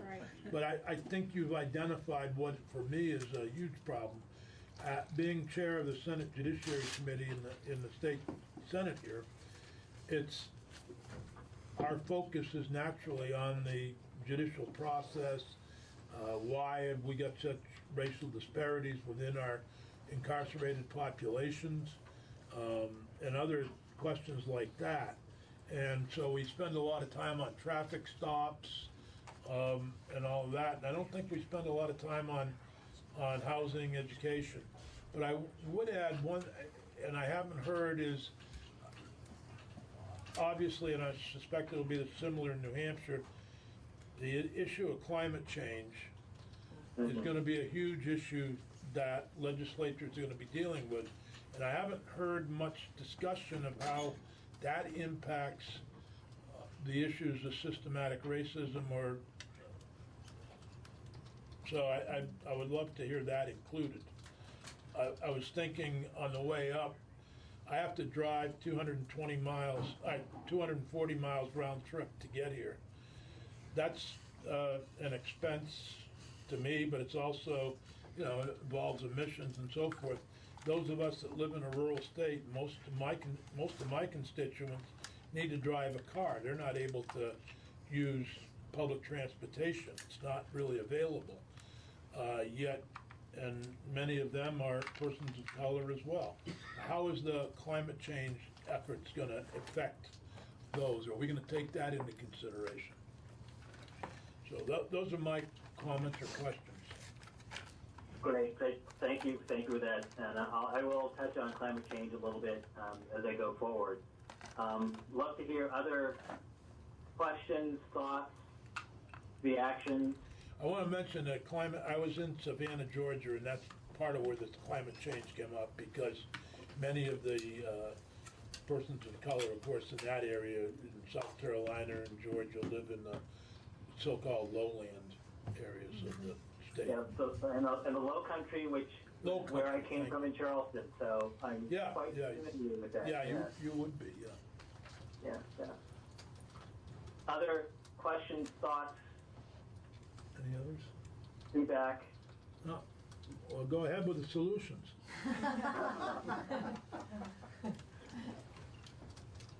Sure, solutions. Here we go. Here we roll.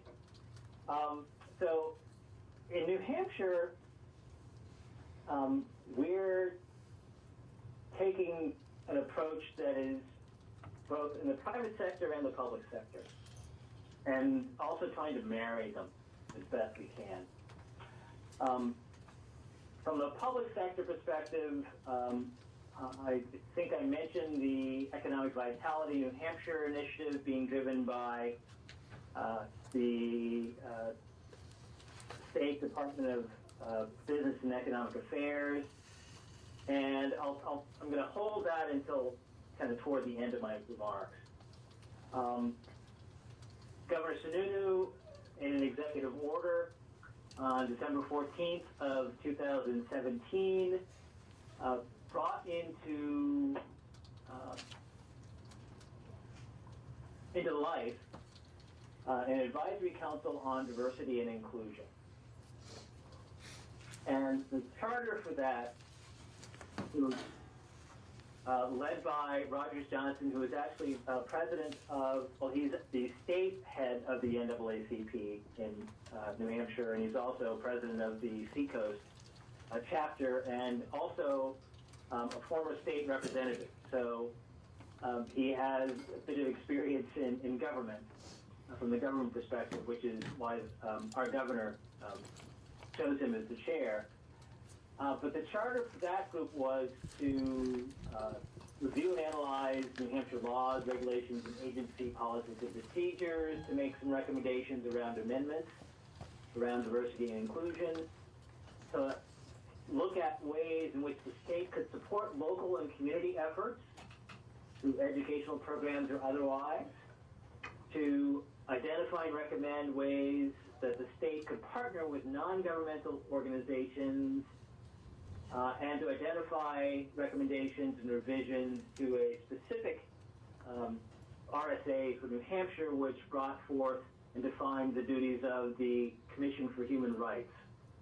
So that was the charter that was created, and the council consists of representatives from state government, from various commissions of state government, from the UNH, the University System of New Hampshire, from representatives of the Police Chiefs Association to handle criminal justice, from the Municipal Association, which is an association of municipalities in the state, to public members and leadership experience with cultural competency, and a couple of other folks who are appointed and serving at the pleasure of the governor. So from a state government perspective, the governor wanted to do an investigation to really understand the state of our state with respect to diversity and inclusion, that broader topic. And diversity and inclusion here, I guess I want to step back and say the term diversity tends to be used and defined differently by different people. In some cases, when people use the term diversity, they mean black and white, which my sense is our advisory council used that definition. When I use the term diversity, however, I use a broader definition. I use the definition put forth by Marilyn Larber from Johns Hopkins Institute, which is described as the diversity wheel, which includes race, age, ability, a much broader definition of diversity and inclusion. So I think for Vermont, what Vermont is going to benefit by doing is defining your terms. Language matters, and recognize that not everyone has the same understanding of certain words that everyone else has. And I think that was one of the things that actually came out of the advisory council has put forth a preliminary report, which we can certainly point you all to. It's actually on the Diversity and Inclusion Council's webpage that made recommendations mostly around state government. They've not really made recommendations on how to help communities yet. We're waiting for that final report, which we're expecting any day now, actually. But it was the state's attempt to, through listening sessions, there were 7 listening sessions held around the state, to hear what people said about diversity and inclusion, what they felt their needs were, and to take that information and generate some recommendations as to how the state could improve from the state government's perspective, really focusing on state government. James, I just want to, we're running down on time, and I want to give you 5-10 minutes to kind of wrap up if you can. Great, sure, thank you.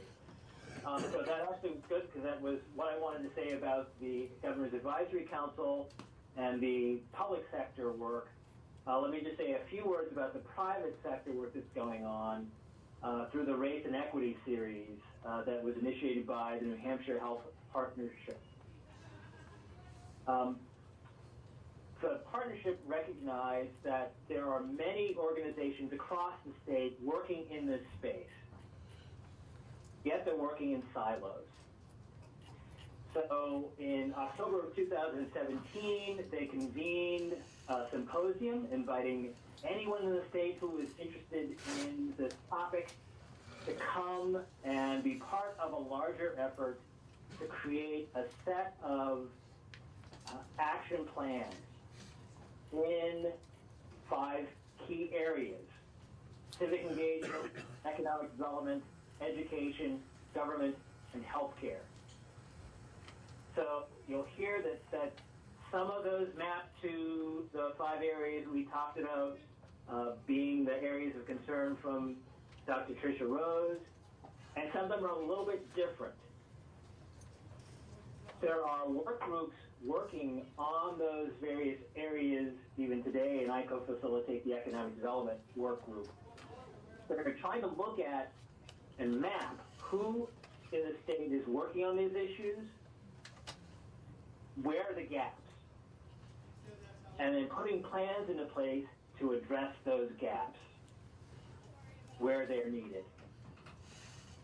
And that, I think, is a role of not necessarily government, but government can help to launch that kind of an effort in conjunction with the NGOs that are involved in the state.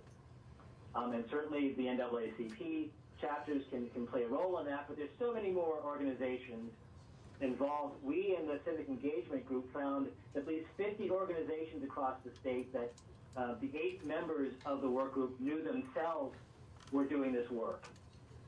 So we know there are a lot more because 8 people don't know everything that's going on in the state, but it was a start. So that's the kind of set of initiatives that we're launching into New Hampshire to try to get our arms around this huge issue and make some sense of it and build some action plans to address it. And I'm going to stop there in the interest of time. See if there are any last questions I can answer before I turn the mic over to whoever's next. I don't know if it's Tracy or whomever. Pretty much finishes it, but thank you very much. Thank you so much, James. Thank you, James. Is there a way of sending us a link to the video? Yes, so we can also look at it on our own. You haven't had a chance to check your email, but it's in there as well. Oh, I'm pretty it's in sure our. it is. If it's not, I will make sure that to it be, is in there. you know, see, we're being polite. We're not checking our emails while we're listening to testimony. You guys are amazing. I really appreciate it. Mr. Chairman, I wanted to thank you. Thank you, James, by the way, if you're still on. I am. Thank you for the opportunity. Thank you. James, I'll call you from the road. Mr. Chairman, I want to thank you for your time. Committee, I want to thank you for your time. You've gone, again, above and beyond by affording us so much latitude. So thank you all so much. Peggy, everybody, thank you so much for being accommodating and listening to what it is that we had to offer, what we had to provide. I would most definitely love the opportunity to interact with you regarding the latest report. It's only been out for 6 days. The racial disparities in criminal juvenile justice system advisory panel report.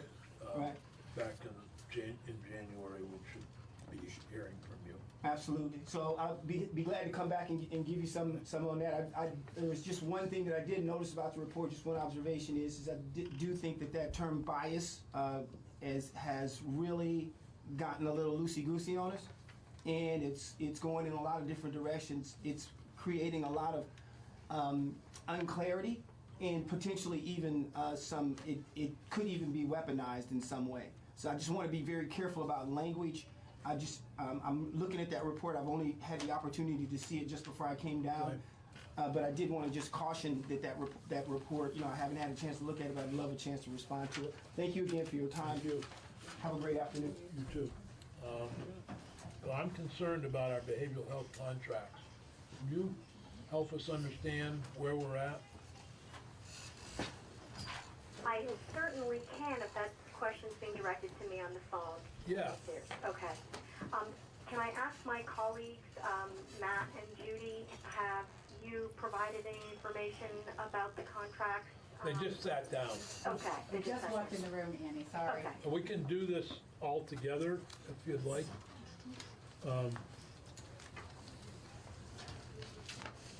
Should we start with you two and then go in with Annie, or do you have handouts? When she dialed Annie, I thought, well, we can have all three of you at the same time. It's fine.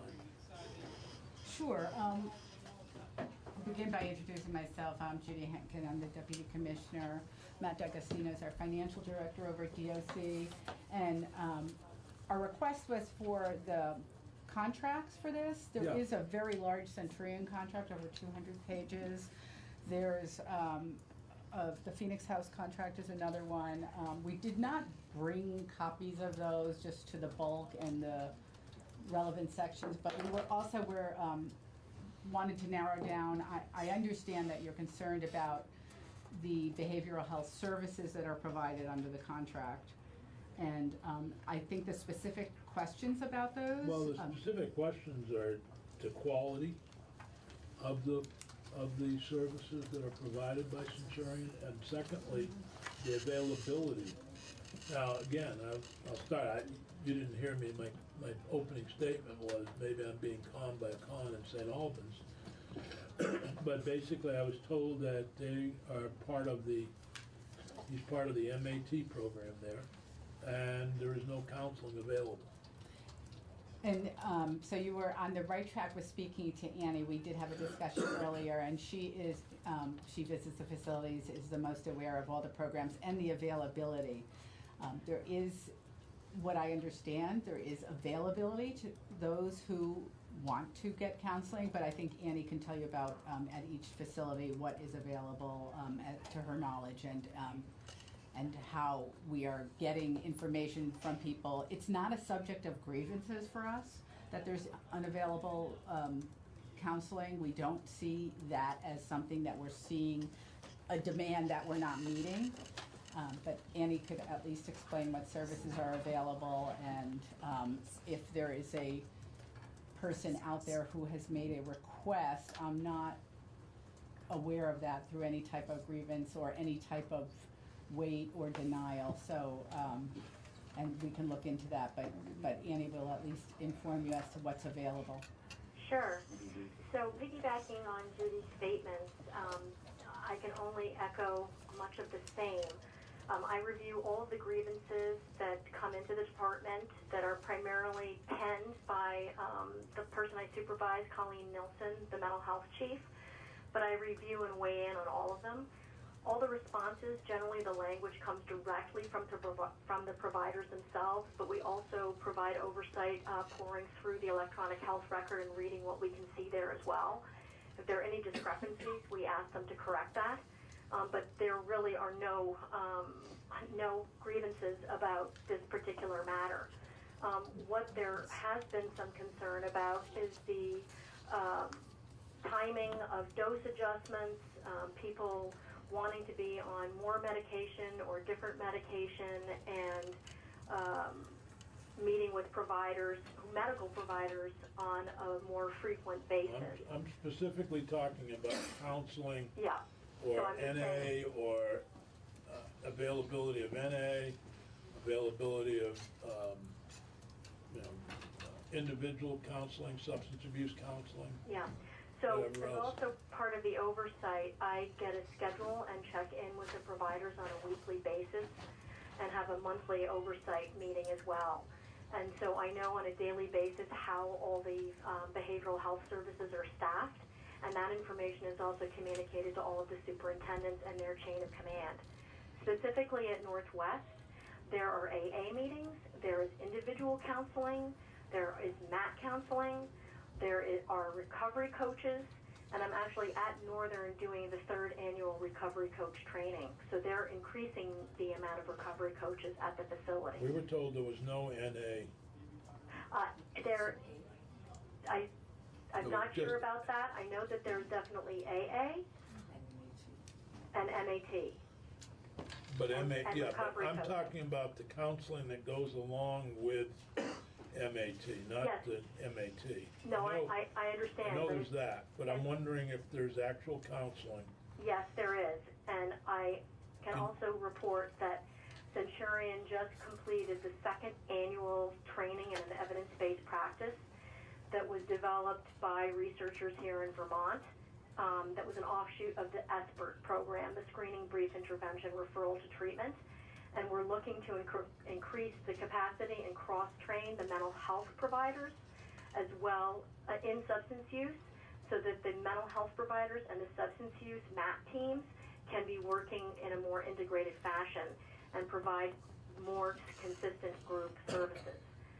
But all of these are happening right now. So I know you began the comment, Senator Sears, by saying maybe you were conned by a con who's receiving MAT. I don't know his particular situation, but I can tell you that services are available if he wanted them. Hi, Annie. This is Mary Hooper. Can you say what percentage of folks who are receiving MAT are also participating in a weekly counseling session? So I remember you asked me that question several months ago when I appeared in front of the committee, and I did my best to mine the data. I do not have that data in front of me, and quite honestly, it was quite difficult to glean. The electronic health record is not set up to create a report like that at this time. So I had to do a basic count of how many sessions were being conducted, but I was not able to cross-reference that part of the record with whether or not they were receiving MAT. And I couldn't tell you how many unique sessions they had or whether it was the same group of people coming for that volume of sessions. Does the contract call for the provision of a certain number of sessions? I mean, there must be some way of managing that through the contract or knowing that.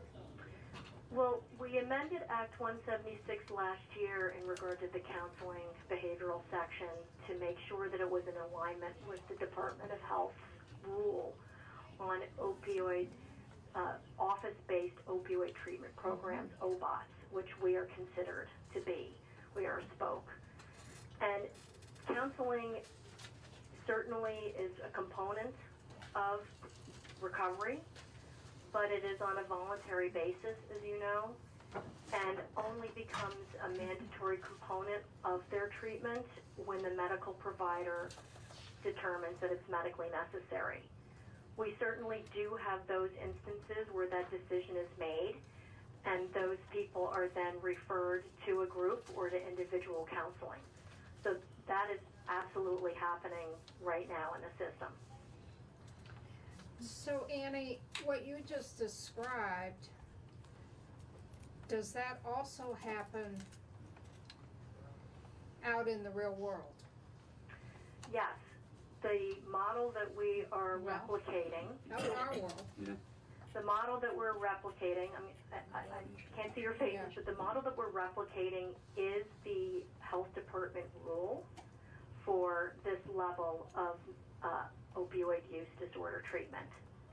So someone who's out in the community, that's not an offender, could be one of us, that's participating in an MAT program at their local spoke, they would enter into some form of counseling if their provider determined it was medically necessary.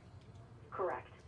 And not all folks who are under MAT in the community are required to be in counseling if they're on MAT. Is that correct? That is correct.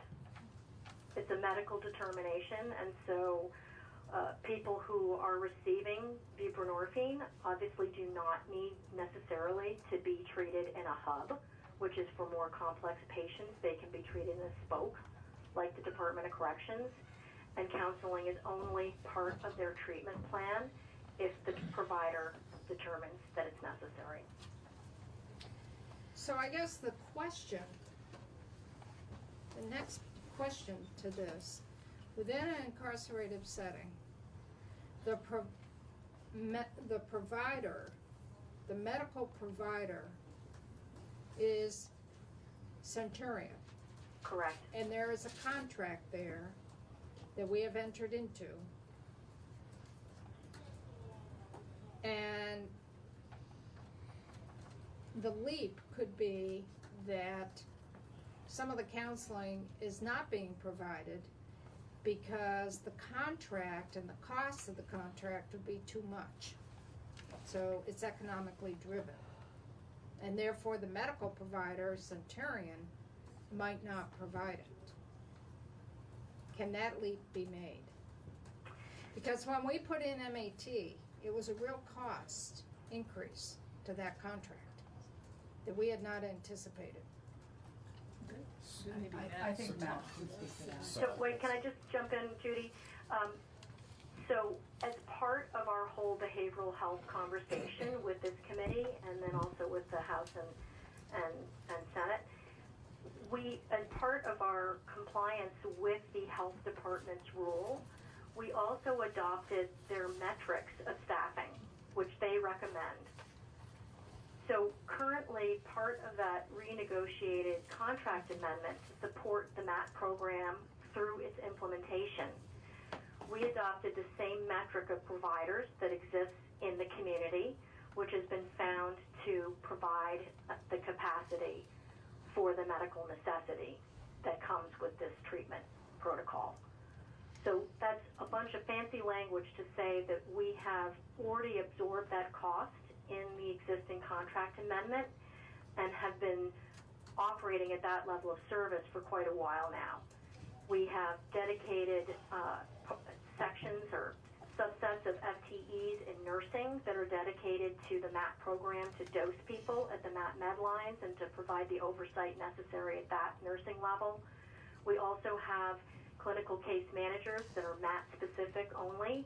Again, a certain number of FTEs per ratio of number of inmates in each facility. We have a MAT care coordinator who's entirely dedicated to oversight of the care coordination at release. And then we also have a MAT program director and a MAT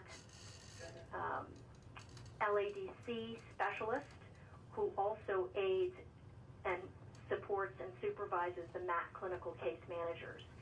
They are interviewing patients whenever they put in a sick slip, meeting with them face-to-face, triaging dose requests, offering behavioral counseling on a daily basis as these sick slips come up.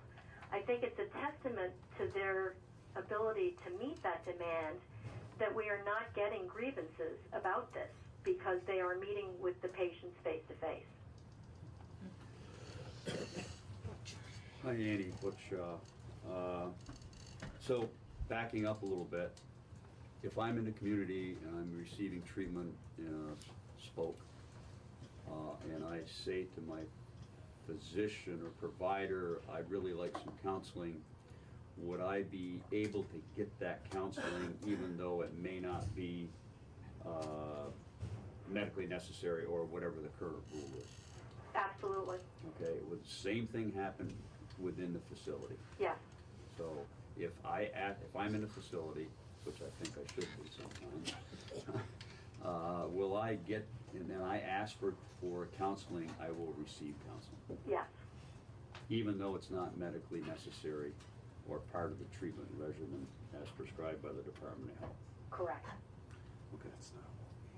Right, that's not what we heard, so the question then is, are people requesting this and it's not being provided?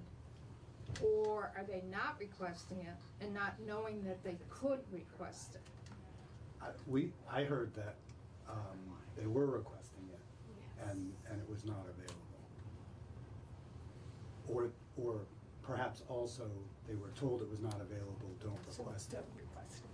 Yeah. Welcome to the world of corrections. Yeah, I just, I'm at a loss because, as I said, honestly, we could give you all the grievance data. There are no grievances on this. And I mean, I'm here with the Open Ears coaches right now. This has been part of the discussion. There hasn't been any report to me about this from them, and I would hope that they would trust me to tell me. And then I meet every 2 weeks. We have a very extensive MAT work group meeting where we meet with all of the players, and no one is talking about being overwhelmed or not being able to provide a level of service. So where are you now, Annie? I'm at Northern. Newport. You're in Newport. Yeah. You're not at St. Albans. No, I'm not at St. Albans. One of the people we met with was an Open Ears coach. Really? Yes. But was it the coach that mentioned it, or I was, don't remember. I think it was the other person. But he was in the same discussion. Yeah. Right, but the He person. seemed to agree. Yeah. He said, as a matter of fact, he said, yeah, there's AA but no NA. Right, there's no NA. But NA may be different than counseling when you're in an MAT program. Is that correct or not? So what I can tell you, because I also go to recovery centers like almost every month as well, is that the NA meetings, for whatever reason, and Northwest is not alone in this, are somewhat more difficult. Newport is suffering from the same thing. I've been trying to get an NA meeting going at the facility here for 2 years. There isn't anybody who's willing to step forward in the community to come to the facility to do it. And there's not one in the community either. Well, Kim, we can shift gears for a moment to sex offender treatment. Where are we at with that? That's not my area. Well, what's the contract for sex offender treatment? I would defer to Matt. Yeah, Max Titus is our kind of person on the contract. I wasn't aware that was a subject of discussion Well, today. behavioral health. Yeah, and I remember when you're talking about the old days. I don't when want to there was be, a I don't thing. want to be difficult here, but I just have had too many concerns expressed by various people regarding the behavioral health contracts that the department has, and it just, if we don't have answers to the sex offender treatment, I would like them at some point, because you can send them to me personally, but it concerns me that at one time, Vermont had one of the most renowned sex offender treatment programs in the country, and now we're having a hard time getting sex offenders out of our programs, out of our institutions. And I suspect that part of that is the housing situation. We hear the complaints there. I know there's a battle going on with St. Johnsbury about transition residences there, and whether or not the problem that the department has is getting sex offenders out into the community who are past their minimum and have been treated. Communities don't want them. There needs to be a conversation about that contract and what we're doing, whether or not that's part of the problem or whether the problem is the communities or what's going on. I didn't know that you weren't prepared to talk about that. Well, the transitional housing piece is a whole separate piece. I understand that, but I'm saying that the sex offender treatment, let me back up, maybe I wasn't very diplomatic. Try to be more diplomatic. What has happened with sex offender treatment appears that there are a number of sex offenders who are past their minimum that do not have an appropriate place to live, and part of the reason they don't have an appropriate place to live is because they can't find a community placement that will accept them. And is that reflective of the treatment program? Is that reflective of the community's adverse, or is it reflective of the department's trying to find placements for them, and it's not easy? I don't know what's going on, but we've been asked to look at various groups of individuals for release into the community, and how do we ensure that these folks get out. And we've been having discussions about perhaps presumptive parole or something of that nature. And if we go in that direction, that means that we would presume that if you're past your minimum, you're going to be released unless the department has a reason not to. Yet, we seem to have great difficulty getting sex offenders back into the community. And I think there's a real reluctance of landlords to take, if there's a housing requirement, it's a very difficult thing to get landlords that are willing to take people that have sex offenses. I don't think it's necessarily the lack of or inavailability of treatment. I do think that there's difficulty getting people into the community in a community that doesn't want them, and if there's restrictions of where they could live, whether it's near children or some other type of imposed restriction, those also limit the options for people. And I would just chime in that the sex offender treatment, Senator Sears, is bundled under program services and is not part of the Centurion behavioral health contract. Okay. Whose contract is that? So that is managed under Kim Bushy. She would be the person to come in. Yeah, and she would be the person to speak And to she that. would be the person to speak to that. And I think we got too much bureaucracy. that's in her charge in regard to, the TIPSA and the VASOR, the sex offender treatment assessments, etc. It's handled under criminogenic risk and need. So, Annie, the folks doing that work, are they state employees or is that contracted out? Matt? Thank you. So, the VTIPSA folks are part of our department, but the services are through contracted vendors. There's a number of contracts, and I apologize, Senator Sears, and all that we don't have the list of those. Not including the program service component of behavioral health. Senate Judiciary Committee meeting January 8th. I would like a complete list of all contracts with all providers and all, whatever you call them, whatever you want to call them. Like a complete inventory of all the contracts, how much they're for, what they're providing, what they're not providing. And I'd like to also have a complete inventory of the number of offenders who are incarcerated on January 1, 2020, who are past their minimum, and the reason they're not being released past their minimum. So that'd be January 7th. It was the first day, yeah. So January 8th, please. And Peggy, if you would set that agenda for contracts, so you don't have to worry about what to do the first day. She was worried. She was worried. So I would really like to get a full understanding, and if you could share that information with Stephanie Barrett from Joint Fiscal.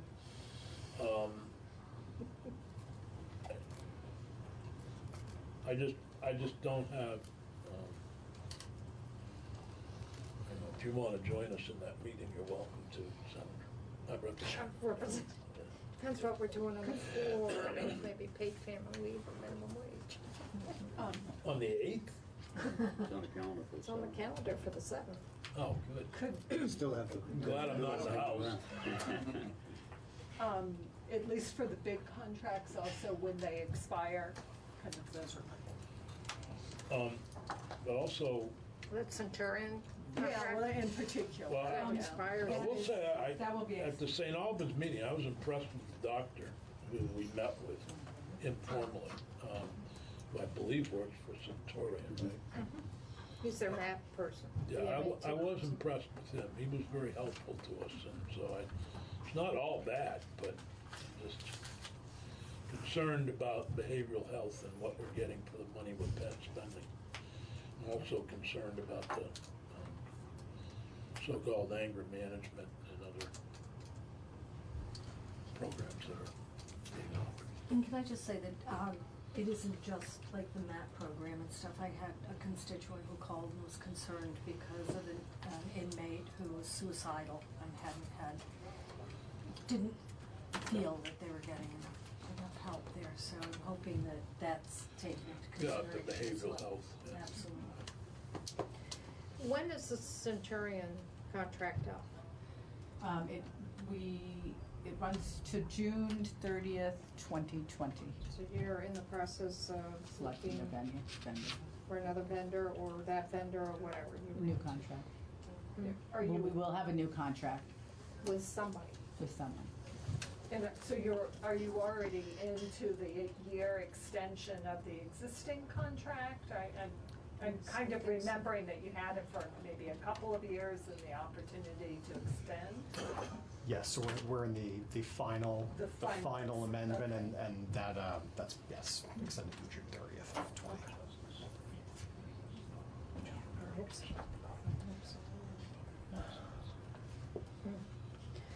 If you remember, we had our joint fiscal office do a study about our medical and mental health, and we wanted that information to come back to us to help us discuss how we move forward with the new contract to providing health and mental health services. Which we That got was last year, We right, received because that we knew this report. contract was Yeah, expiring, yeah. coming up for, was gonna expire. And the main thing it said was centralize your services. Yeah. Annie, while we got you on the phone, could you explain a little bit about is the recovery coaching and is it called Open Ears or program? Those are inmate to inmate, correct? Correct. And the recovery coaching is done by inmates to other inmates? Correct. And you're kind of, is that a DOC program or is that?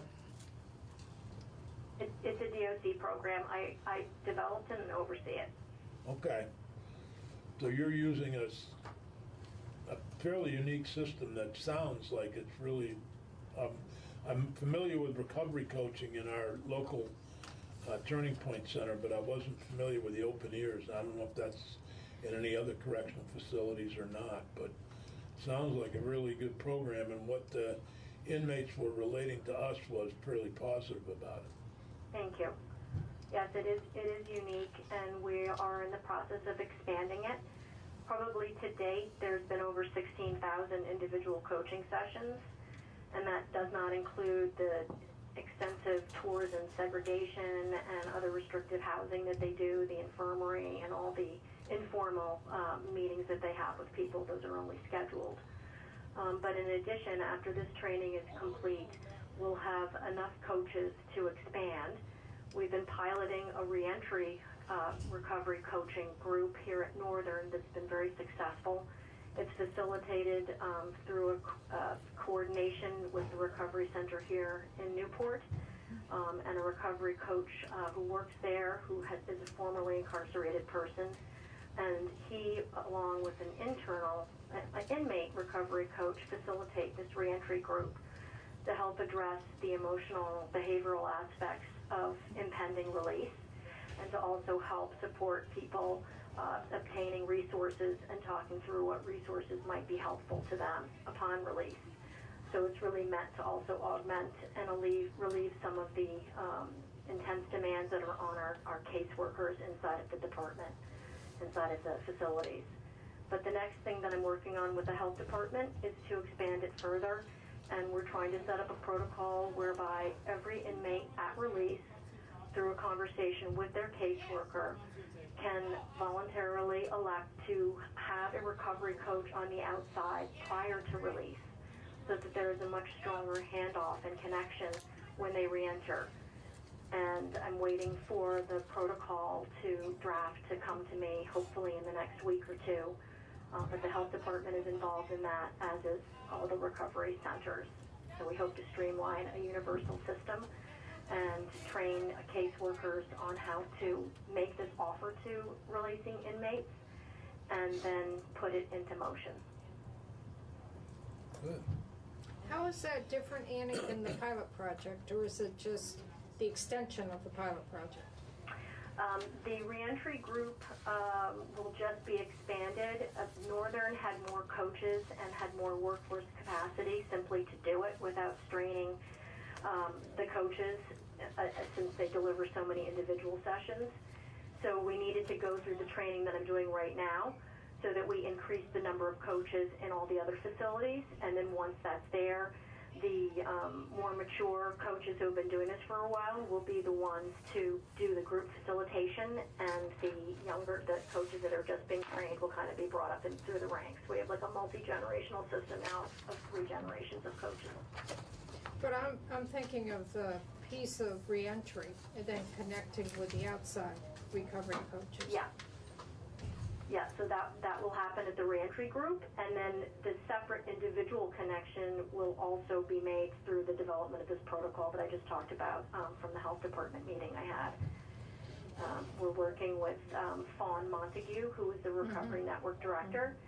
She's in turn coordinating with all the recovery centers. Representative Emmons, you know that I go to all those centers. You've seen me in action at the centers. They know me very well. They're all primed and know about this effort and want to participate, but we're just looking to try to work with our sister agency, ADAP, to make sure that this is centralized and that everybody has awareness of all the levels of service that are being provided. Are the recovery coaches all volunteers? Yes. Well, they're volunteers, but there's money that comes from the current from the turning points. It's part of their budget. Oh, so are you asking about they don't get, are they They're compensated? not paid by DOC. Are you talking about the inmate coaches? No. I'm particularly, I know that the recovery center coaches are volunteers, at least in Rutland. And I'm just wondering about the inmate. I think they get paid. They get paid. They get a little from the turning point. It's not great, but It's not great, but that's part of the turning point. do the inmates get paid? The inmates get paid. I think you'll find it rough. They get some compensation. I don't think it's getting rich, but. No, I'm there's sure some it isn't, but, compensation.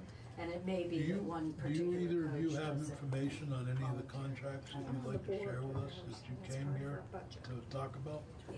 It's recovery coaches. I think we'd probably give a more complete picture if you gave us the opportunity to go back and go through and make that listing for you. I think it would be more helpful.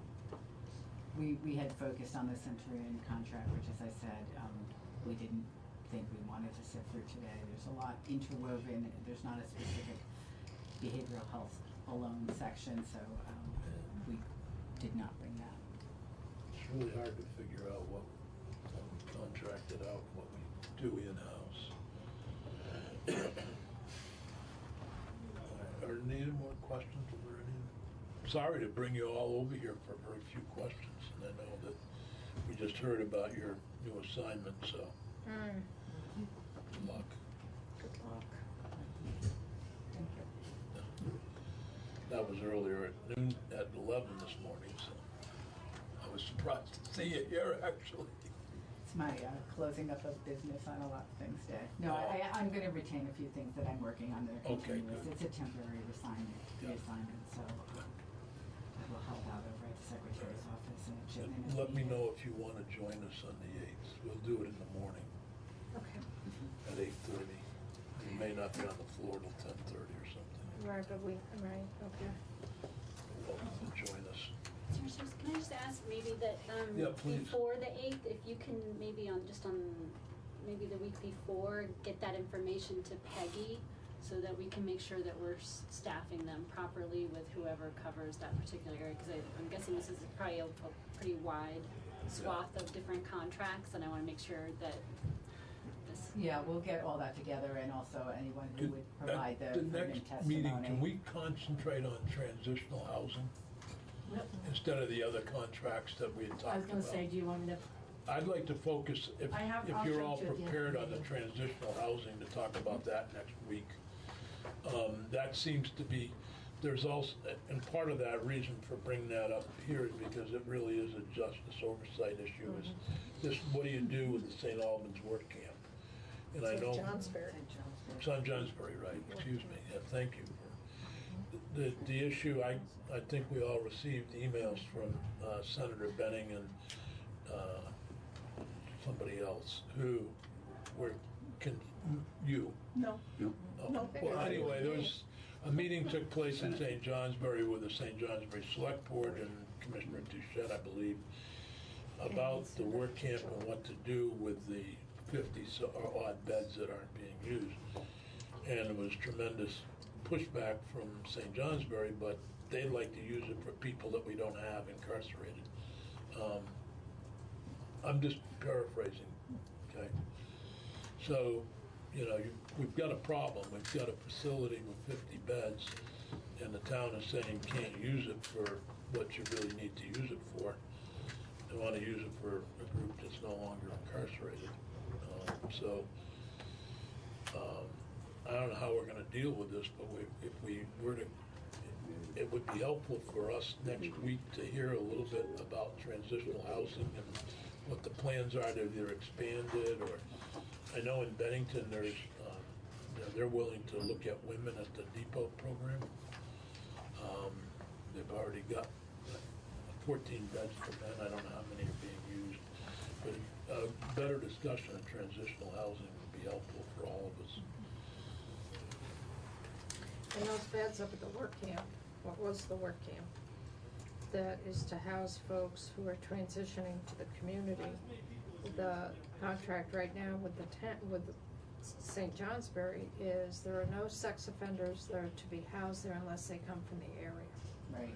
So that's tying, what we're hearing, that's tying DOC's hands in terms of putting folks, part of those B1s, that might be able to stay at the St. Johnsbury facility, but they're a sex offender from another part of the state. And St. Johnsbury is saying no to that. But St. Johnsbury is also getting money from the state for what is called a readiness to serve. And that was negotiated when those B1s went in there. Based on 100 beds. Based on 100 bed, was it 100 or the other 50? I don't remember. No, Yeah. Anyway, we increased their make ready and be ready money from that population. And I was part of the discussion in St. J. Matt was at a prior juncture, part of a discussion with St. J officials, and there is not any welcome mat out for anyone who did not qualify when they negotiated that contract, and so they are people we don't have. So I wasn't being facetious when I said that. No. They want people we don't have. So hopefully we are not paying them of the readiness We to are, serve. Well, based on the 100 beds, But even though those if we're beds not aren't full. using them, I would hope we're not paying for them. We are. Especially if we can't use them. So I look forward to the budget that does not have a payment for that in Well, it. I don't want to have that's an appropriation issue, but. Right. It's a negotiation. I would like to focus on how what we're gonna do with the people that are incarcerated who are past their minimum, Yes. who don't have an appropriate housing. And it appears that St. Johnsbury is not the answer, Could so be what's Windsor. the, what is alternative B? You know, there will be a push, I suspect, from the representatives and senators Yes. from that area. Yeah, already is. And I might mention that the two chairs of the appropriations committees are from that Area. area. So there will be a push to try to use it, but if they don't, And the chair of the Institutions Committee in the Senate's from that area too. yeah, so I would prefer to have this committee have a grounding in it so that we can respond to that when the time comes. But So that's for next week, you want? next week to talk about transitional housing, clearly, It's on schedule at noon right now. Oh, good. clearly, yeah, I just want to make clear what we're talking about, that there's been some lack of clarity from me because I was out at sea on these issues. But I want to make sure that we're talking about what are we going to do in light of the fact that the 50 beds that would be appropriate perhaps are not going to be available at St. J. So rather than trying to fit what we don't need, you could ask the question, why are we buying what we don't need? I do that all the time. You buy what you don't need, or you ask the question? I ask the I'd be question. happy to in my committee. And they get kicked. Yeah, you sit anywhere near kids? Yes, I do. About this close, or closer. And Butch kicks me. All right, thank you both very much, and Thank you. appreciate the, Thank you, Annie. hopefully we're clear on next week on the idea of transitional housing. Thank you, Annie. You're welcome. So besides that, and what else you want to talk about next week? What we did. We have time scheduled about an hour and a half for the justice. There's the Right, agenda that we have so reinvestment far. too. Justice, yeah, because we're meeting on, Should we talk We're meeting about- on Monday. Should we talk about what we did throughout these 10 meetings, and if there's any legislation needed in the various committees of jurisdiction, without letting you report? and we're not coming in at 10:30 We're coming in at 10:30. either. You are? I Yeah. thought you and I meet are We're 9 meeting at o'clock. 9, 10:30. 9 to 10:30. You're not coming in at 10:30. I'm not coming in at 10:30. Next week. If we don't have a snowstorm that day, which I hope we don't. We don't. Did you check it? I think we're gonna have to delete the presumptive parole report. I think we're gonna have to put in you have to have time for the Woodside, the closing of Woodside and hearing from state employees. And So you want to hear if that's, I also want to add a judge to that group that we hear from on closing Woodside. Judge Grierson or something? Yeah, and I'd like to hear more from the state's attorneys as well. I think that was rather brief today, and I think they had some significant concerns. So Judge Grierson, Pepper, Yeah. Pepper, anybody else? So this, we're getting rid of? Yeah, getting rid of that and just put Steve Howard in Steve here. Howard, and then we'll Showers, continue 1 to with 3 that at inches. 11:30, and then at noon we'll do the, So I'm gonna add Matt D'Agostino, and they're gonna tell me who else to add. yeah. Do we want more time on this now that we? 1 to 3. No, I think that half an hour should be enough, don't you think? I guess, we may have a snowstorm next Tuesday. No, we're not. It says 1 to 3 inches during the day, 1 to 3 inches later. Then we have this, so right now we do have a half an hour state contract, you wanna take that off, right? Yeah. And then do you want me, where do you want me to add time? All right, well, let's do lunch at noon, then put them at 12:45. Okay, Or lunch. do- Well, you're I just gonna get can't here at come 10:30, you because want lunch that early, or? No, It's up to you. I guess you're right. That's right, you don't have to lunch that early. Have lunch at 1. We vote on something? Well, appropriations. Do them at is 1:30. When is the meeting. approps meeting? 1 o'clock Monday, lunch, Tuesday, okay, and so that gives you We an could do hour. a cameo. This part. Well, and I 1 was just o'clock thinking if we were 1:30. meeting at noon to talk about 30 the, to 15. then I could come down for that. Okay, all right, so that sounds good. I don't know what we're doing here. What are we doing at noon? We're doing here? Yeah, for, So So we're I gonna do just- lunch at 12, at noon is gonna be traditional. Appropriations is. oh, Transitional transitional housing. housing, okay. So 1, I was What is hoping to lunch? sneak out for parts of it, but Yeah. I may not. Well, sneak out as much as you can. Get a note. Tell her, just tell Get a her. note. Get a note. Just tell her that. No, it's more fear of what will happen in Okay, there if never I mind. leave. They'll be fine. Well, it's just the administration presenting a budget, right? So that will be our last meeting, Our last meeting. and there won't be any other meeting prior to the session about anything that should. Unless you desire an emergency meeting if something serious comes up. Butch's suggestion that we just kind of review what needs to be done, did that make it on you? No, it didn't yet. That's a good, yeah. Michelle, would you be able to review whatever needs to be done that we didn't do? Or that we did do. Or that we think Needs legislation. Legislation. Right now? No, next meeting. Well, so I was just reminding Peggy, so I'm only here till noon on the 17th. Right. Should we do it in the morning? So, you mean go over? Is there anything we've missed? That's the question. I mean, just remember when we were meeting over the tax department, I kind of went through your charges. There were some things that you didn't really, but it kind of seemed like, you decided what your priorities were, Yeah. and I raised those. I can go over those again for you, but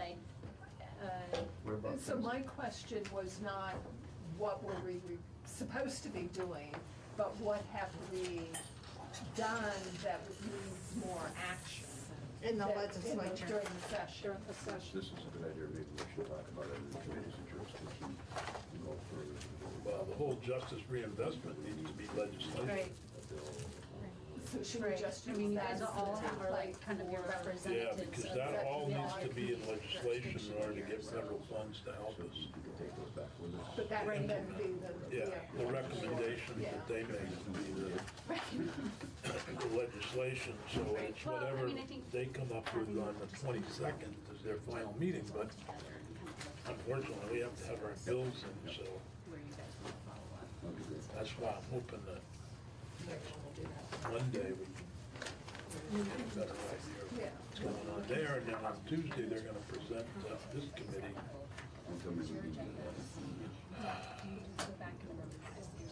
I'm sorry, I just get frustrated with the department sometimes. Which department? Well, wait, directions. Yeah, so you can see all. There is, I probably would let there are you problems with the behavioral health program. I'm a really thoughtful person. We don't really have the ability to navigate. They are no longer that forward-thinking, solve, But they have so much churn in the system. It's part of it. They've lost that. Yeah, they've lost that view. Lisa Menard is more of a caretaker, and I'm hoping that Mike DeShow will be okay, because I see him. Yeah, I don't know. He's lost his thing. He's under a lot of pressure. Huh? We don't know. Yeah, no, I We mean, don't. So Take when the you're fall going for to this. about transitional events, one of the problems that we're seeing now, we have a women's house and a house for men. And they have restrictions such that they have to have a medical person on premises. And they're a block away, or they're half a mile away from the hospital. But that's the organization that's running it. Well, It's not might be DOC. federal law. That's, It's yeah, not those are- DOC. It's, Well, it may not be DOC, it's but not. what can we do, how can we affect that change so that they can take more people on and well, I don't think St. Johnsbury is the only case where there's people who operate programs that are operating programs for people that we no longer need the programs for. But I think there's some, I know on the juvenile side, there's some federal law coming that's gonna require medical personnel on board. And these programs, like you just said, that are, Can't afford a it. block up the hill is the hospital, but they're gonna have to have medical personnel on board because of the federal, what was that, the first, Families First Act or Families, I something? don't know. I don't know, it's killing me. it's very, so I don't know if there's federal requirements there. That's why people But- vote for Trump. It would be helpful to have an inventory of all the transitional residences and what the rules are for admission to those programs, and maybe there are more programs that, are trying to, more than just St. J. I mean, St. J is such an obvious example of trying to get people that we no longer have. And that was one thing we were thinking of the Windsor for the reentry Right. program, and the town of Windsor didn't want anything to do with it. Well, yeah, I mean, there are a lot of factors involved in Has there been a discussion of Woodside being used as part of a Reentry. Well, Woodside could be a lot of things. We're still being filmed. Yeah. Yeah, we're more informal discussion right now. Oh, I'm sorry.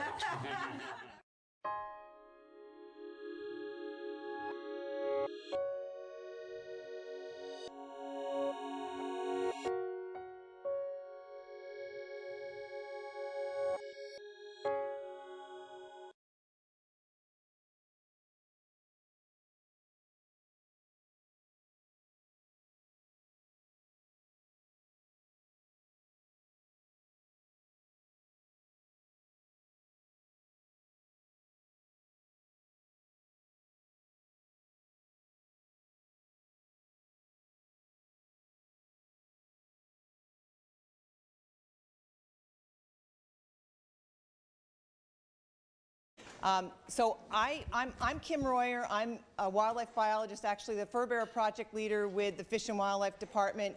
I'm going to do a very, very short introduction, and then I'm going to turn it over to Dr. Dave Person, and he's really going to steal the show. So he's going to give you all the biology background and provide you with the information that I think you're here to hear.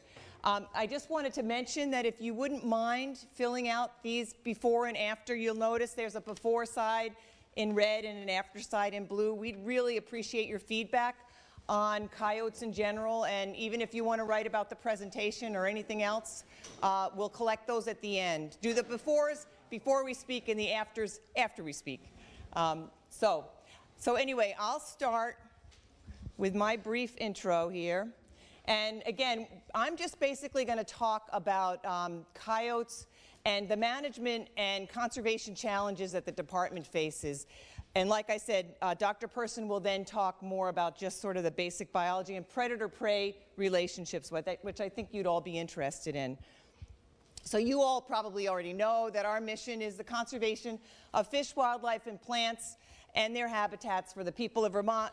What you may not know is that includes over 25,000 species. And we all think of it as the iconic species that we know and love, but there's many, many other species that we're responsible for, anything from invertebrates to black bears to bobcats. We're the organization that's responsible for maintaining these into the future, as well as the habitats, the natural communities, and the plants that keep those animals alive. And we take this role pretty seriously.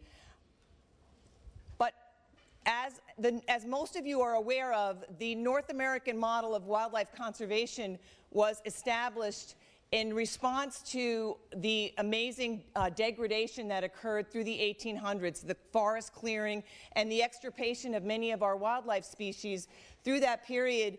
And from the ashes rose this process which allowed all of us to be stewards of these animals. So in the United States, in North America, we are all stewards of our wildlife, and as in Europe, the landowner owns the wildlife. And so as a result of that model and the tax on ammunition and firearms and hunting and fishing and trapping licenses, many of these species have been recovered, and sometimes now some of these are actually, we have some human-wildlife conflicts with some of these species. I refuse to call them pests because they're not pests. It's usually an interaction between humans and them that make a problem. And so coyotes came in on their own, most of you know, from west of the Mississippi. Dave will go into this a little bit more. Moved into the Northeast in the 30s and 40s, and they were replacing the wolf that was extirpated as a result of that land clearing that I talked about. And as a result, many people, because they were a species that came in after 100 years without a large predator, a middle predator like that, there are a lot of feelings of animosity towards this animal. And we feel like the coyote is actually here to stay. It's an animal that actually plays an important role in the system, and it deserves some respect. But public attitudes, as you all know, run very high when it comes to coyotes. And people tend to either really love them or really dislike them. And sometimes that dislike depends on where you're coming from. And when you look at these pictures, you can see that if you have domestic animals like sheep and they've been attacked by coyotes, you're probably going to have a different feeling about the animal than if you've never encountered them at all. Or if you perceive that this nice big buck here is getting taken down by coyotes, that's going to influence how you feel about them. Or if the coyotes are hanging out on your front porch and you've got a little dog that you're worried about, that's going to influence how you think about coyotes. So coyotes tend to be an animal that people tend to either love or hate. And we find that there's some very disparate and polarized public attitudes around coyotes. There still remains a deeply rooted perception that coyotes compete with hunters for deer. And on the other end of the spectrum, there's this sort of Disneyfied view of how coyotes operate in the wild, that they love everything and they love each other and, they don't ever have to kill anything. So we have these two very polarized views around coyotes. But what we have seen is this animal can become easily habituated. And these are just 1 month's headlines from newspapers around the country in the month of May, last May. And you can see that coyotes, when they live in areas where they're in close proximity to people, we often start to have coyote-human interactions that make people nervous, to say the least. And what we're worried about is that the public doesn't value or want to conserve pests. So once these animals are considered vermin or pests, then it becomes very much more difficult for us to create a management or conservation policy that's going to keep these animals on the landscape into the future. Can you read a couple of those headlines? Yeah, sure. So this one here is Culver City's officials approved $210,000 in a coyote management program. Mother, 4-year-old son attacked by coyote in park. Watch out for coyotes in West County, police warn. State lawmakers look to help those hunting climbing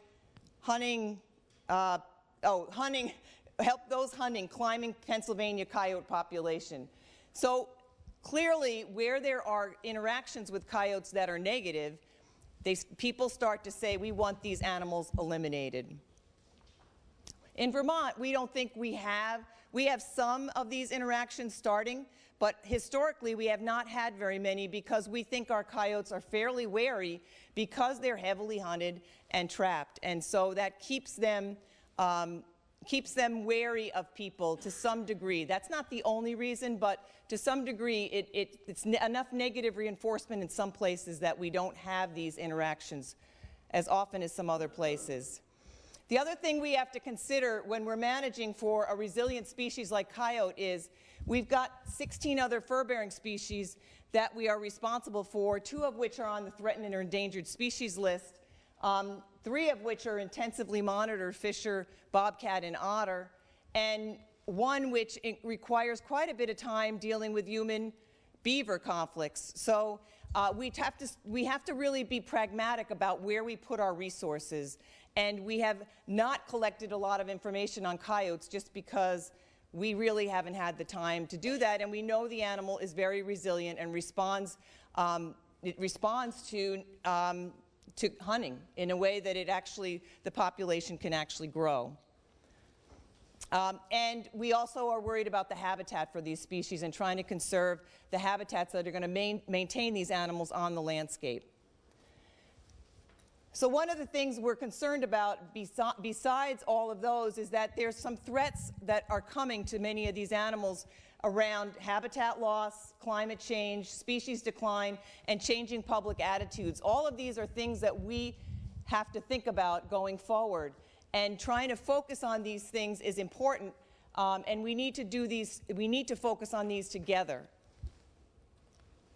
Because public divisiveness will create roadblocks to really good management. And so that's where we're trying to find ways to find common ground around some of these species so that we can move forward and address some of these really negative consequences for the future for many of these species. So our goal for coyotes is to ensure that they're here on the landscape, maintain and protect habitat for all species, maintain public support and respect for all wildlife species, and provide opportunities into the future for everybody to enjoy wildlife through hunting, trapping, and just watching, bird watching or wildlife watching. And so we want to try to do that through building bridges and figuring out how to bring people together around these animals. And coyotes are not the only species where this is an issue, where we have this clash of public values. There's many, many other species where we're starting to see this happen, and we're just worried that future efforts towards conservation management of our species, of our wildlife species, are going to be derailed by some of these polarization issues. And so we're looking for ways to bring people together. And one of the ways we're doing that is our next speaker is Dr. David Person. And I've actually known Dr. Person since the 80s, when he left New Jersey as the Deer Project leader and came to Vermont to do the Addison County coyote study. And he got his master's studying coyotes in Vermont in the 80s, and then went on to get his PhD in Alaska, and then Alaska Fish and Game hired him as their predator-prey scientist for 22 years, I think, right? Well, I was there for 22 years. You were there 18 years with Fish and Game. 18 years with Fish and Game. And then he retired and returned, in his retirement, came back to Vermont. So we're very lucky to have him here. He's so knowledgeable about predators and coyotes in particular. And I'll turn this over to you, Dave, and thank you so much. I'll also say that Dave is doing this as an independent person with gratis. So, huh? No, independent person, no pun intended. Yeah, right. Independent Dave person. Yeah. So I really appreciate that he's willing to come and speak to us and partner with us on this. Kim, thanks so much for that introduction. I just to reiterate, I am an ex-Fish and Game research biologist. Most of my time in the state of Alaska, but I'm retired now, and thankfully retired now. And I'm retired, and my basic job right now is to build muzzleloading guns. And when building muzzleloading guns, I have a shop in Braintree, right on Braintree Hill. And I have a porch and a nice shop, and I end up somehow being an attractive magnet for lots of old retired Vermonters, farmers, loggers, and others that come over who want to talk about guns and history. And in those conversations, things like coyotes and bobcats and deer, they always come up. And one of the things that I gleaned from those conversations is that there is certainly a lot of hard opinions, strong opinions, but one of the things that is missing is that most the public has never really had any good explanations or any good presentations about predator-prey dynamics. They get talks about coyote ecology and biology, or deer biology and ecology, but predator-prey dynamics are complicated, and most of you are probably not exposed to the actual behaviors, the actual mechanisms that go on when a coyote population is in an area and prey populations are in the same area. And what do they mean to each other? You know, coyotes kills a deer, certainly, but what does that mean? Does it really matter much? And so predator-prey dynamics is a missing piece that I think the public is not aware of, hasn't had much exposure to, and that's where I come in. That was the piece that I thought, when I was talking to Kim about doing these presentations, that was the piece I thought I could bring to this, because that was my background. And particularly in the state of Alaska, I was the predator-prey biologist for all of Alaska south of Yakutat. It's a pretty big area. And I spent 22 years in that environment studying predator-prey dynamics with wolves, deer, bears, and people. And don't forget people, because even, of course, people are important here in terms of harvesting deer, harvesting coyotes, harvesting other fur bearers. But in Alaska, sometimes there are people whose the only red meat they ever have in their entire lives are deer and maybe caribou and maybe moose. They never see any other kind of meat and unless it's red meat, and unless it's fish. So the human component is very important in all of this. And it was never far from my research in terms of how important that human component was. Just a quick little summary of me. I did work on coyotes in the state of Vermont, in the Champlain Valley, back in the mid-'80s to get my master's degree at the University of Vermont. And that study was basically descriptive, looking at the ecology of coyotes, home ranges, food habits, things like that. At that time, not much else was known. There was some work done in Maine, there was some work done in New Hampshire, but nothing in Vermont. And there really wasn't a great deal known about what role these coyotes were playing in the ecosystems. And in my case, I chose the Champlain Valley because it was fairly close to the university, so it was relatively convenient. But it also had deer, it also had rabbits, it also had a diverse prey base and a lot of coyotes, so it made a very good study area. So I spent 4 years there doing that work. And as well as looking at coyotes, we also looked at their interactions with red and gray foxes, because there are a lot of data that suggests that particularly with red foxes, there is a lack of coexistence. There is actual direct competition. Coyotes will kill red foxes. But we didn't know much about gray foxes, because gray foxes there's not much research on gray foxes anywhere. And so we included gray foxes with red foxes. And one of the interesting things with the fox situation is red foxes, most of the red fox genetics that you have in this country, we have in North America, actually are derived from Europe. And the gray fox is actually our indigenous fox, not the red fox. The gray fox is actually our indigenous fox. And what's very interesting is when you had the early colonists come over and get well established, and especially those who used to do fox hunting back in England, they found that the little gray fox wasn't much fun, because instead of running, it would go down a hole or up a tree. And so they brought red foxes over because they could use them for their fox hunting. Well, it's that going to the ground or up a tree is why gray foxes seem to coexist very nicely with coyotes, because they don't run. And if they run, they get killed. If they go up a tree, they survive. So they can actually live in close coexistence with coyotes, where red foxes are in competition. Anyway, I left Vermont, went to Alaska to do my PhD work on the wolves of the islands of Southeast Alaska. It's a fascinating place, a fascinating wolf population, because this is mostly on islands. So we're talking wolves that are swimming in the ocean, in some cases up to 2 to 3 miles in the open ocean, to go from one island to another. It's a remarkable ecosystem, temperate rainforests, huge trees, a lot of deer, a lot of other animals like black bears and brown bears. It's a fascinating place to be. But it's also a very useful and interesting place to be to study predator-prey dynamics, because each of those islands offers slightly different conditions. Therefore, they become an actual natural laboratory, a natural series of experiments. So you can learn a great deal if you can just gut out the bad weather and the other disadvantages of working in Southeast Alaska. When you work on predators, if you aren't just interested in the ecology of the predator animal, if you're trying to understand predator-prey dynamics, how they fit into a predator-prey community, you almost always end up studying their prey. It's by default, you're going to start looking at because that's what drives the system, is the prey, and how their dynamics go relative to the predator and relative to their habitat. So I always gravitate to the prey, in this case, Sitka black-tailed deer.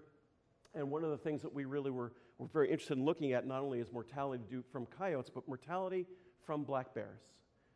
There are very high densities of black bears, perhaps in some areas as many as 2 to 3 to 4 per square mile. These bears are subsidized by salmon, and in the springtime, in June, they prey on neonate fawns, and about 35 to 40% of all neonate fawns are killed by black bears within about a month of birth. So it's a huge source of mortality. A big chunk of it is compensatory, but I'll talk about that a little bit later. But anyway, there's a lot more to the system than just wolves and deer. The bears are a complicating factor, and people are a complicating factor. I also pioneered using dogs in my wildlife work, and I just thought I'd show you. This is my dog Bella, and I am calling in a doe, and Bella will actually decoy the doe. And this is a training film. We don't actually do darting in this film, but she would actually allow me to get a perfect shot to the rump of the deer without any risk of hurting the deer. I'm just blowing a fawn bleat to bring the doe in.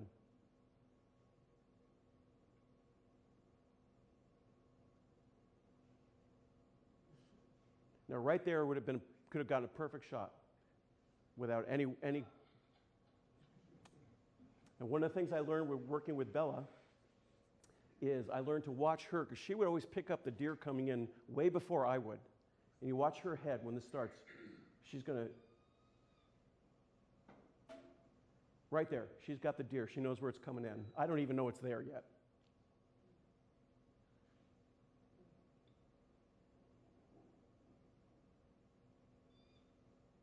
My graduate student, Sophie, is doing the videoing.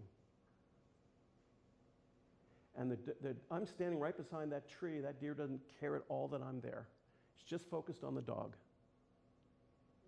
And because Bella won't move a muscle, the deer just keeps wanting to come in, and that would give us an opportunity to get a good, safe shot to the rump. When we started using Bella as a decoy, our mortality, capture mortality of deer went to 0. It wasn't very high to begin with, but it went to 0 when we used the dog. And we use dogs for other things as well. So let's go on to coyotes here. And just to finish up, I retired from the state of Alaska. I didn't retire initially, I quit. I just got sick of the crazy politics involved with predator-prey and management. It just, after a while, kind of drove me nuts. So I could retire. I retired, came back to Vermont, and have been building muzzleloading guns and happy ever since. It's really nice to work on something that really nobody cares about. Anyway, so just before we started here, this nice lady here asked me, well, what do we have here? What kind of coyote is it? Is it a coy dog? Is it a coy wolf?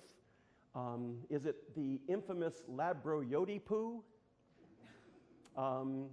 What do we have? Well, we really have a coyote, and they did come from the west. You have the Canadian coyotes coming in from the north. You have the southern Texan coyotes coming in from the south. And you have an invasion from the Midwest as well. And this occurred shortly after the period of time when most wolves were decimated and landscapes had been changed dramatically by human development. So we sort of created the conditions that allowed this to happen. Oops, that's right, this is one of those animated slides. And here you're going to give you some time frame. About 1918 or so, there's some evidence of coyotes beginning to move into the northeast, into southern Ontario and Quebec, and then into the northeast. 1940s in New York State and Vermont, I believe, about late 1940s. In Pennsylvania, you start seeing them in the 1940s, although there was evidence of coyotes in Indiana, Ohio, back as early as 1919. So they didn't waste a lot of time till after the wolves were decimated. They really moved on pretty quickly here. And they came in slowly. There was a lot of concern about what this animal was. Certainly there was evidence that some of them were bigger. And of course, at that early stage, there was this idea that they may have mated with dogs. They might have been a hybrid with dogs somehow and become a coy dog. Well, the problem with a coy dog is that first off, if it's, it would have to be a female coyote and a male dog.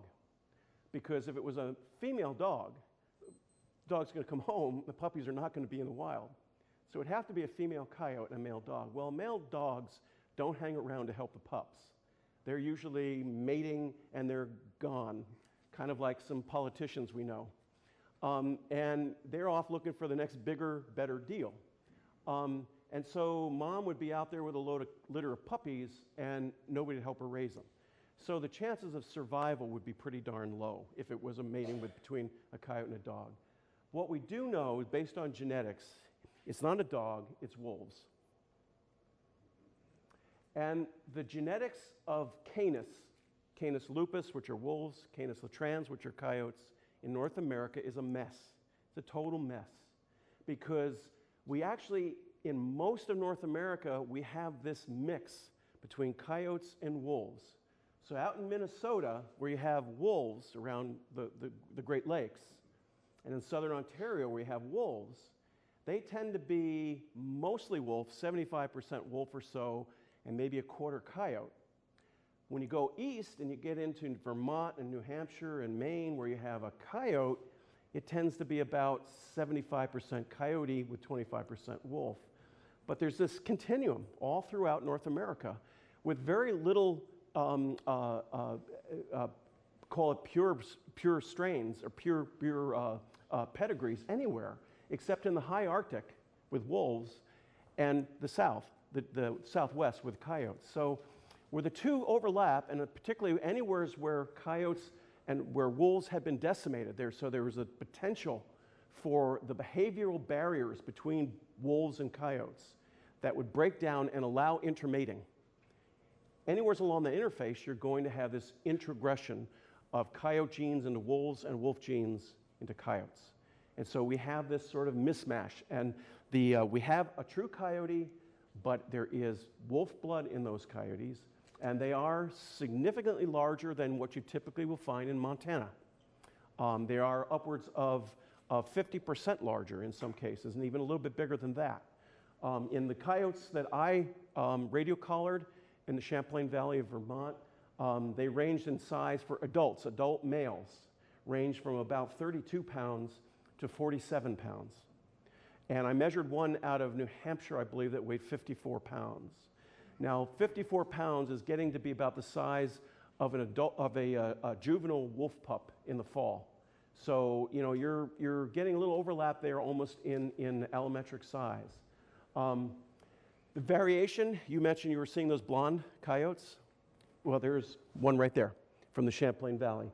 The pelage can be incredibly variable, from almost black and dark gray to the sort of the classic buff below and gray and black in the back, or like this actually gentleman right there.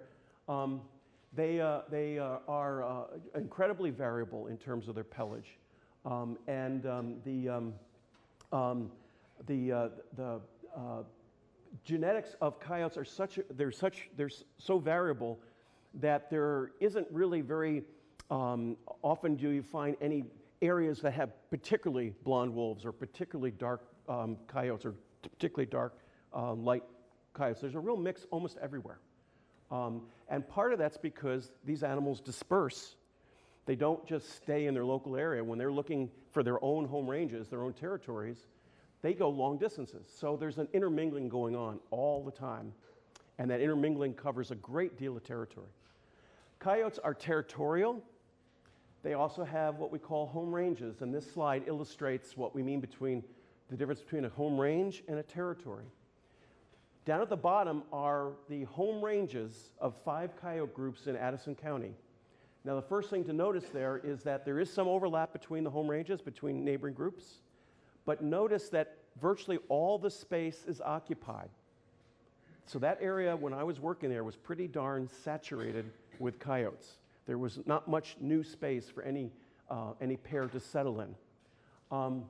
When you look at where they spend most of their time within a home range, which is the middle series, these are the same groups right here, the same 5 coyote groups.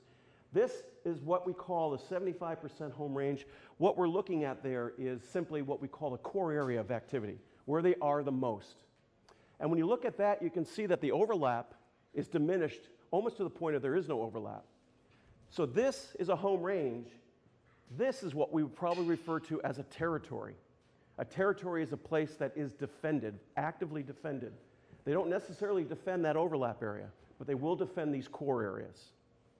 And then the smaller 50% home ranges there represent generally springtime and early summer when they're active at their dens and they're concentrating their activity at the den sites so that they have a really peak of activity in a much, much smaller area. The coyotes, which were numerous in the fall and let's say in winter, you saw them everywhere, all of a sudden they disappear in April, May, and June. And you find concentrated activity in one place and no activity in the places you used to see them in the wintertime. It's because they're really focusing around the dens. When we look at the size of those home ranges in Vermont, about 30 square kilometers, basically a little under 10 square miles. In the forests of Maine, 70 square kilometers, which is roughly going to be somewhere in the neighborhood of about 19 square miles or so, 19, 20 square miles. The significance here is not the size so much. It's the fact that the size of the home range represents the richness of the environment. If you're a coyote family, you don't want to have to go around a home range that's any larger than you need it to make your living, to find your prey, to raise your puppies. And so in a rich environment, you're going to have a smaller home range, a smaller territory probably as well. In a poorer environment, you are going to have more space that you're going to have to occupy. And so the size of the home range oftentimes represents the richness of the environment. Addison County was a very rich environment for coyotes. They had deer, but they had cottontail rabbits, woodchucks. And even more important, they had the carcasses of heifers and cows that died, particularly in the fall and winter, that got dumped. They couldn't get buried because of frozen ground. And that food source was a bonus food source. It made for a very, very rich environment. In Maine, you just have forests, essentially, and deer and other small mammals in that forest. Those are a much poorer environment for a predator like coyotes. And so their home ranges are much larger. The implication is, of course, that the densities are lower. So if you've got a smaller home range, you can pack in more coyotes. If you've got larger home ranges, you're going to have fewer coyotes. And coyote family groups, call them a pack if you will, the family group, generally average about 7 or 8 individuals in the fall, which is where they're going to be the most numerous before there's any dispersal. So you can see that you know, the richness of the environment, the richer the environment, the more coyotes you're going to pack in there, the more cow groups you're going to pack in there. And of course, the implication for that is if you were going to go out and do some sort of predator control, like you're going to try to eliminate coyotes from an area, you're going to have a much greater problem because you're going to have many more family groups that you're going to have to deal with than in an area that's of a poor environment. The coyotes are denning in April and May. Generally, May would begin the peak of the denning season. They mate in January or February. They have a 63-day gestation period, and they become sexually active at about 22 months, about 2 years. So it takes a coyote about 2 years before they're off looking for a mate somewhere. They mate, like I say, in February, late January. They give birth the end of April, early May, and the female around April is looking for a den site. And a den site doesn't necessarily have to be too elaborate. It may be just a hole in the ground where there's some loose dirt. It might be a hole between the root wads of a tree, but it's going to be dry, and it's going to be within probably about 100 meters of water, because when mom has puppies, she's got to drink a lot of water while she's lactating. So she's not going to travel far from water. So you're not going to have a coyote den sitting way up in some dry mountaintop somewheres. They're going to be in a place where they can get fresh water within a very easy distance. This is in contrast, you know, these small holes, and generally I've not seen a coyote den that was more than just a natal chamber, single natal chamber. In contrast, wolves, the biggest wolf den, and I've crawled in about 30 to 35 wolf dens. We used to actually, these are actually wolf pups, so cow pups would look about the same. But we actually snaked in active dens a video camera with a 16-foot flexible shaft lens, so it's all like a long snake. And we would snake that down and actually video the puppies and count them all to get an estimate of litter size in that wolf den. And of course, mom and pop and all the other wolves are running around howling and barking at you. It's pretty exciting. But the method allowed us to get good estimates of the number of puppies in the dens. Well, one of the wolf dens that I actually went into had 11 entrances, and it had tunnels up to 60 feet long. It covered almost about a sixth of an acre. It was huge in size. But coyotes don't do anything like that. They concentrate their activity during the denning season. This just shows you one wolf group here in Addison County. This is showing their home range during the winter months. The dotted line is showing the home range during the denning season. There's the territory, and there's the territory during the denning season. They're concentrating their activity during denning. These little grid squares just show you when coyote was active at that spot. So the frequency of activity. So the taller the bar, the more active they are at that location. And you can see they're very active at the den sites. You would expect that. Again, here's another group here, and you have harmonic mean, the territory here, and then you have during denning, it's really compressed a lot smaller. They're really concentrating their activity around the den sites. When you look at the breeding pair and their activity at dens, these are radiolocations within 100 meters of an actual den, active den. And you can see in April, this breeding female right here, the black bar, she's of course spending most of her time at the den. As you get into May, she spends a little less time. She's lactating, she's going out to get water to drink. And when you get into June, she's even spending less time. The male is beginning to spend more time. So as she goes away from the den, he comes to the den, basically babysitting the kids. And the interesting thing here is you have this juvenile female from the previous year, and you can see here she's not anywhere near the den generally in April, but in May she shows up, and she actually by June is spending more time at the den site babysitting the kids than mom and dad. So there is really family cooperation here in terms of raising the litters of pups. The thing you need to know about coyote family groups is that they really are mostly a family group, meaning that they're a coyote breeding pair, and then there are their siblings, their young that they've produced. Now, typically, the young are of the year, meaning that the young from the previous year are leaving. They're leaving in their first year, and definitely at least in their second year, to locate their own territories, basically establish their own family groups if they can.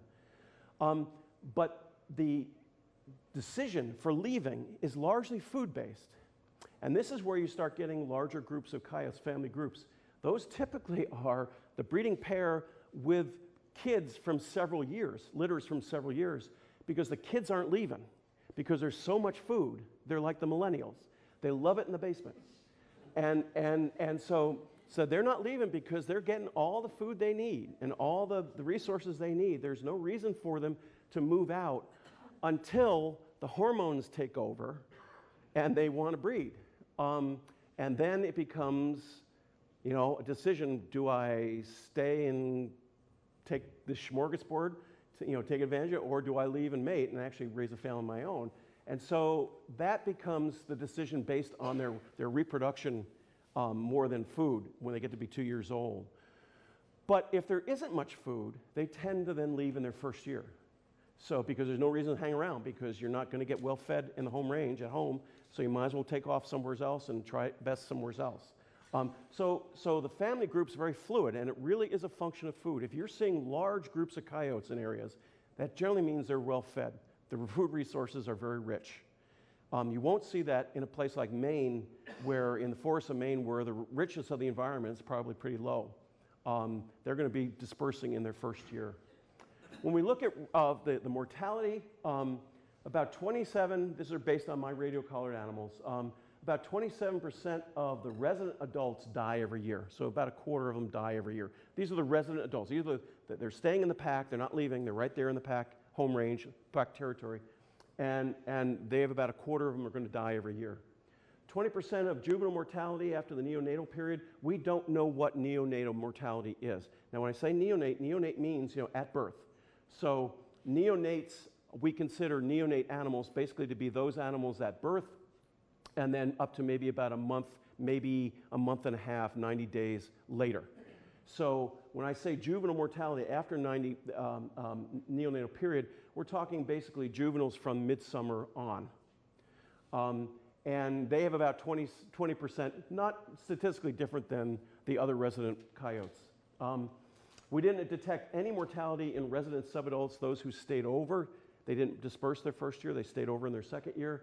But our sample size was just too small. I'm not surprised we didn't detect much mortality. There's probably the same mortality here as here. They're probably, if we got a big enough sample, we'd see it would be probably pretty consistent. The main point here, however, is when you leave, your mortality goes way up. And if you don't settle in an area very quickly, you're not going to probably do it at all. You're not going to survive to reproduction. So annual mortality for dispersers, dispersing is a very risky business. Looking for a mate is a very risky business. And your mortality rate goes up considerably. It can be as high as 70% for wolves in some areas. So coyotes and wolves share the same risk factors when they disperse. They're going through different territories. They don't know the landscape very well. They might get killed by other coyotes or wolves. And then they also are at greater risk to hunters and trapping and being hit by vehicles because they're in unfamiliar territory. Of the wolves the coyotes that we monitored, 10 were shot, 1 was trapped, 3 were hit by vehicles. The key there, not so much the breakdown of the different sources. The overwhelming source of mortality in coyotes is human-based. Natural mortality from other coyotes, from disease, is relatively low compared to sources. People kill coyotes, and people are the main sources of the death of coyotes. Now, that's not to say that if people didn't kill coyotes, that something else wouldn't kill many of those coyotes otherwise, either. So, for example, if the risk of disease would go up in a population if it wasn't being harvested. There'd be, because the population density for any kind of density-dependent disease would place them at greater risk. So there's a bit of compensation that's going to be going on there between human mortality and other sources of mortality that are not human-based, because the human-based basically overwhelms that other source. And there's a bit of a compensation that may be actually occurring within a population. Dispersers, they travel quite a ways. Now, these are just what we knew where we got the collars back. We had some that just disappeared. Who knows? They could be in Quebec somewhere. They might be, maybe for all we know, they might be in Indiana. We don't know. But they do disperse long distances, and only a small fraction of them actually ever get a chance to settle into a territory and establish their own home ranges. Unfortunately, the success of dispersers is one of the hardest things to study, and there's not a lot of good data on dispersal in coyotes in terms of their success rates. Food habits, well, it's pretty eclectic. They like lots of things. They like mice, they like porcupines, they love woodchucks, they like deer. And when we look at their scats, it gives us a pretty good seasonal picture. Now, keep in mind, this is the percent occurrence of any kind of evidence of an animal in the scat. So in other words, this is not volume. We're not talking that here, for example, we're not saying 40% of their diet in spring is deer. No, 40% of scat deer either in a weakened state from the winter or carcasses. And they have black bears down there too who are also killing fawns. So they can take a significant number of fawns. In the Northeast here, in studies that have looked at deer mortality due to any source, the predation on neonate fawns seems to be considerably lower, but there is definitely evidence of killing adult deer as well. There's no doubt that coyotes are capable of taking an adult deer, but the primary mortality is going to come to the neonate fawns. And there's a reason for that, because at that time, mom and dad need a nice big little package of meat to bring back to the kids. And a fawn is a perfect little package of meat. Plus, killing a fawn, you don't risk getting killed yourself. One of the things that is pretty clear with looking at the physical condition of coyotes and wolves throughout the seasons is that they do best in winter. Coyotes put on weight, wolves put on weight. They're healthier, they are more active in winter because they actually have more access to food in winter, particularly in this case would be deer, but also here snowshoe hare would be a huge one. In the summertime, the pickings are a little thinner, a little leaner, and so they tend to lose weight based on, one, the females are lactating, they're feeding kids. So that's one reason why they're going to be losing weight. The secondly is they have a little bit harder time finding food. And taking down a deer by a coyote in the middle of summer, they can do it, but it's really risky. Deer are not knockovers. I mean, I don't know if any of you have any clue. Deer, even for a wolf, deer is not a knockover. It's not, they don't just walk up to a deer and just push it over and kill it. Deer are dangerous prey. Beaver are dangerous prey. Cottontail rabbits, not so much. And so there is a real emphasis in summer, particularly on those smaller animals. Here you have, you also see the influence of livestock, the blue bars. They're picking up in the late summer and into winter, and those are those frozen carcasses mainly. And then you also have some other mammals thrown in here. Sheep, I didn't find a lot of evidence of sheep in the scats. There isn't a lot of sheep growing in that area, so that's probably one explanation for it. But in terms of other mammals, they kill skunks, they kill foxes, they kill raccoons. I just can't imagine what it'd be like to kill a raccoon. It would probably be a pretty miserable thing to do. But they do kill other larger mammals. Rodents, they take large rodents in the spring and summer specifically. Well, of course, in the wintertime, a lot of those rodents just aren't there.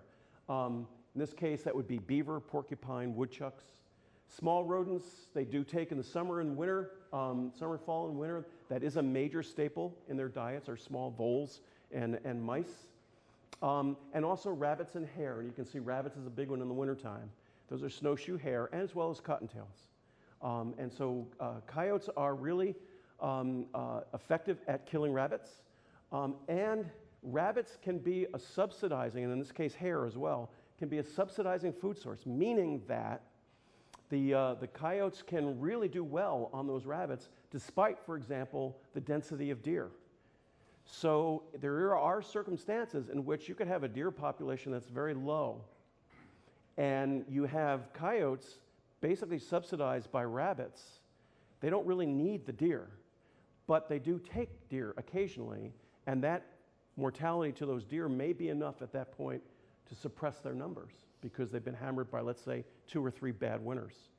So there are circumstances in which the prey base plays a role in how the coyotes might affect, let's say, deer, because they can be subsidized. In the West with wolves, they get subsidized by salmon. Salmon can decouple the wolf population, their sort of physical condition, from the population density of the deer that they mainly prey on, because they don't depend on the deer alone. They've got other sources that they can switch to. This just shows birds and vegetation, nuts, berries, all kinds of things, corn even. They're pretty much in all the scats. They are very omnivorous, kind of like a bear.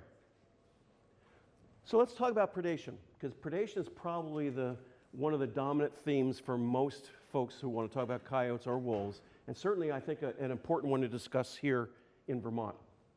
Of course, coyotes are predators on livestock, and there are conditions in which they can do a significant amount of damage. But I don't believe in Vermont that they are a scourge of livestock in Vermont. I don't think there's any evidence that livestock producers in general, except for perhaps some local producers, have had really economically devastating effects from coyote predation.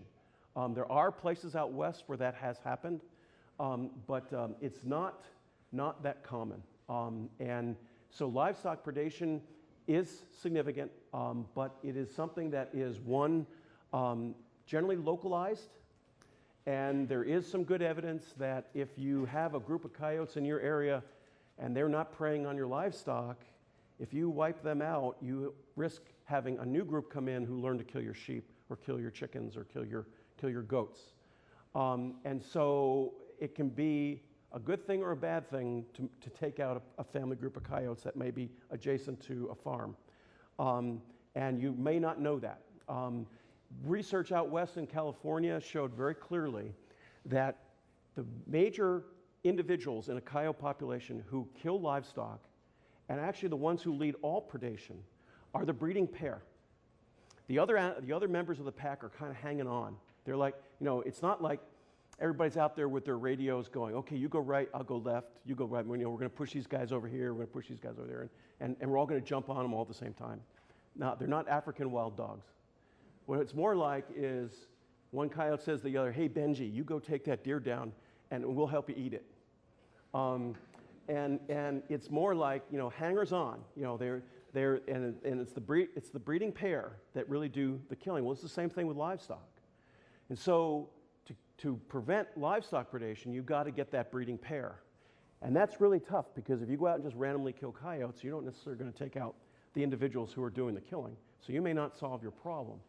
The one device that did work very effectively were the what they call the poison collars on sheep.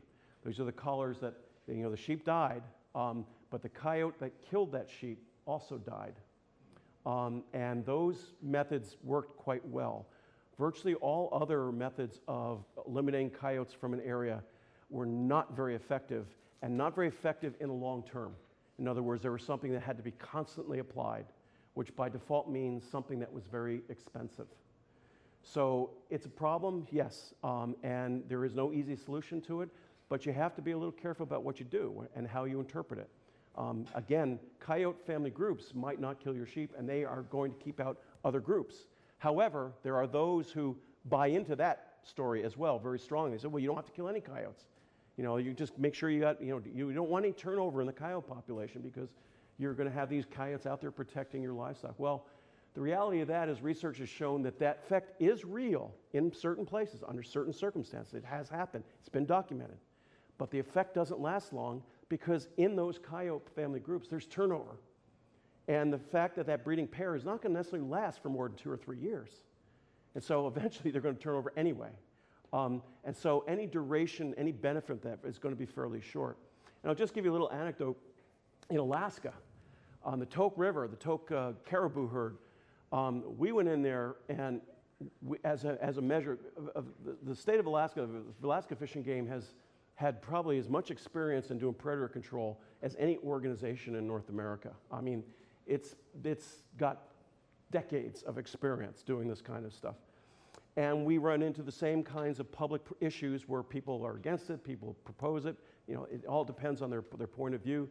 And so we're always looking for alternatives to lethal controls, because publicly it seems to be more satisfactory to a lot of people. Well, anyway, so in one experiment, we took an area probably the size, half the size of Vermont, and we gave every male coyote, every male wolf in that population a vasectomy. We snipped them all. And the effect, idea was that you have these territorial males, they're not dead, they're maintaining their territories, but they can't breed, they're sterile. And so you're going to see a reduction in wolves because they're going to keep out any dispersers. They're going to actually prevent other wolves from coming in and you know, depredating, increasing population level and reducing predation on, in this case, caribou. And it worked, but it only worked for about 2 or 3 years because those wolves die and there is turnover. And the other thing you have to do when you do that is you've got to then prohibit hunting and trapping of wolves in that area because you don't want your hunters and trappers out there killing those vasectomized males, right? Because you're just going to ruin the effect that you just spent millions of dollars trying to achieve. And so it is a short-term effect. It's a very expensive one. And when you hear people talk about, you know, these sort of natural controls on predation, like on livestock, because of the territorial coyotes, and not all coyote groups are learning to kill livestock, that's true. That is a true effect. But it is something that's not going to work everywhere, and it's not necessarily going to be an effect that lasts very long. There's also the notion that if you go in and kill a bunch of coyotes in an area and kill breeding pairs, that you'll end up with kind of a free-for-all going on with dispersers coming in trying to establish new territories. And in that free-for-all, you may actually end up with more breeding pairs within the same area. So instead of having 5 breeding pairs, you might have 15 as they're sort of sorting things out, as they're scrambling for space. That can create more problems for livestock producers as well. But that's another circumstance in which, if those coyotes were hammered in terms of their population density, if that wasn't a continuous process, the coyotes that move back in, scramble for space, in about 4 or 5 years, it's all going to be sorted out, and they're probably back to almost the same way they were before they were removed or heavily harvested. And so again, another kind of a notion of sort of call it counterintuitive notion of You know, you don't want to go in and necessarily blast away at every coyote in an area because you might actually be worsening your problem. It's true for a certain time period in certain places, but it doesn't carry for all circumstances by any means. Well, I say coyotes are major predators on neonate fawns, so are black bears. This is one of the pieces of data that we do not have for much of the Northeast, is the role that black bears play on mortality of neonate fawns and deer in general. We know in my work in Alaska that it could be as high as 40% of the fawns every year are taken by black bears. When you find a dead fawn from a black bear, you don't see hardly anything, except you usually find, right down here, you'll see the lower jaw of the deer. And typically you'll get that lower jaw there because I think it's probably the most massive bone in a deer fawn's mouth, a deer fawn's body actually. And the bears just don't chew it up as well as they do all the other parts, so they leave it behind. But you don't find much else. And of course, the predation by bears on neonate fawns, and I'll talk in a minute here, we need to know whether it's compensatory or additive. And the same thing with coyotes. You need to know whether it's compensatory or additive to understand what's actually happening in the population, how it affects deer.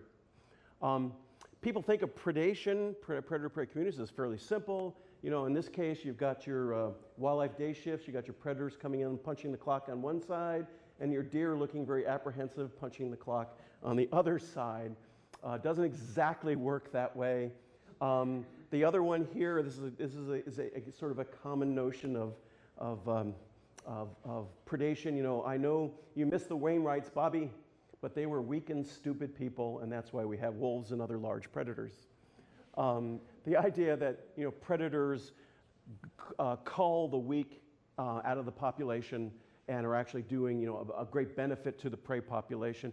And there's truth to that. It's not false, it's not true, but it doesn't necessarily lead to a balance. And this brings me to this point. All of you, I'm sure, have seen some documentary on wildlife in which the end comment is, we need to preserve the fragile balance of the coral reef, or we need to preserve the fragile balance of the Amazon rainforest, or we need to preserve the fragile balance of the grassland ecosystems. If those balances were so fragile, those systems wouldn't exist. And so it isn't a fragile balance. And what balance does occur is very short-lived because something happens, a fire, winter, flooding, a change in animal population due to disease, an invasion of an invasive species, all these disturbances, a road, a city, all of these disturbances cause a disturbance that upsets that fragile balance of nature. And the fragile balance is kind of dictated or illustrated here in this model. This is a deer-wolf model that I wrote for the Fish and Wildlife Service back a decade or so ago. But this shows you, here you have a deer population, and they're at carrying capacity. That dotted line is carrying. That's the maximum that the landscape can support, the maximum deer landscape can support.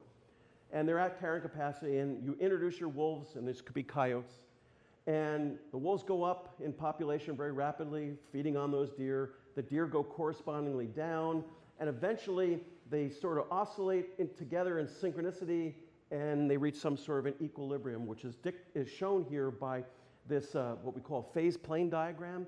This is just wolf density or wolf population versus deer population, and they're coming around, they're spiraling into a common equilibrium, a common point.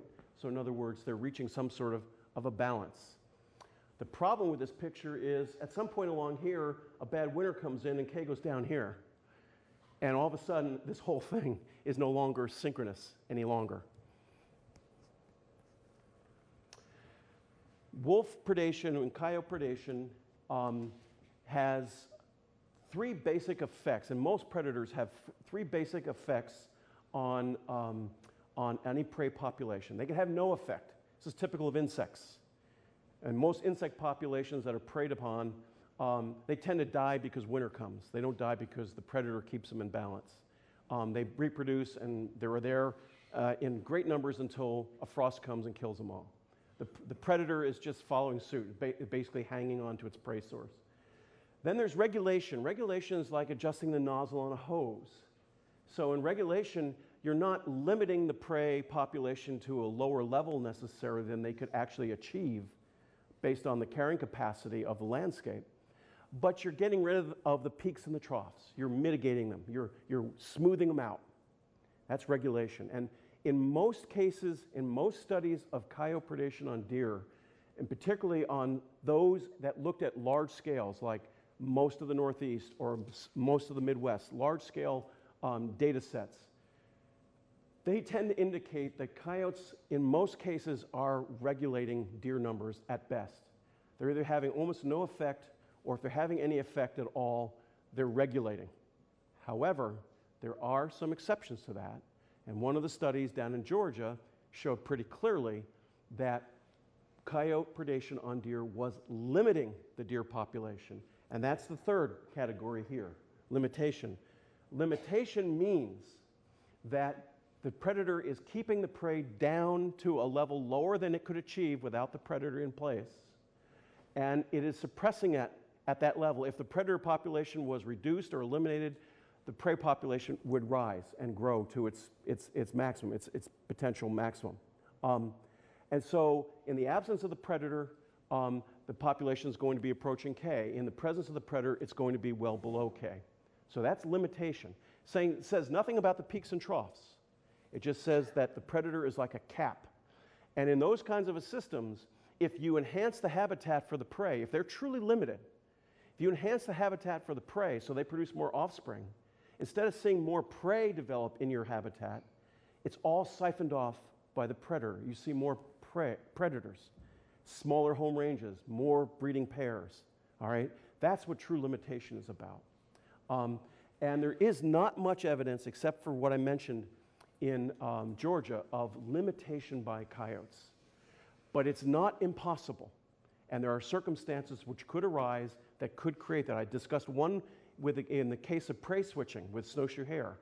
But if you had a situation where in a part of Vermont, for example, that has experienced a number of severe winters, that deer were really hammered in those winters, predation by coyotes, which might be at a relatively low level in all other circumstances, except when that deer population is plummeted, and they're doing fine on snowshoe hare, and so the incidental killing of any deer in that population by the coyotes is in fact suppressing that deer population to a lower level than it could achieve if the coyotes were removed from the area. So that is plausible. That's, I don't think anyone's documented anything like that in Vermont, but the circumstances are certainly there. There could be those circumstances, but they're not going to be general. It's not something you're going to see all over the state. It's very unlikely that that would be the case. Getting back to this again, so this, you see the predator is actually mitigating the variation in the prey population. That's regulation, smoothing out the curves. But the fact that that population of deer is that far below K, that's limitation, okay? That's the difference between those two. And you really need to know that before you decide to go in and do predator control somewheres, because the outcomes based on that are going to be very, very different. Anyway, let me get... You also need to know about compensatory and additive mortality. Compensatory mortality is, or predation, is when an animal prey is killed by a predator, but that animal would have died from something else during that year anyway. So, for example, it could be a neonate fawn killed by a coyote or a bear, but there's a good chance that a number of those fawns are going to die in winter anyway. So those that would have died in winter anyway, that's compensatory mortality.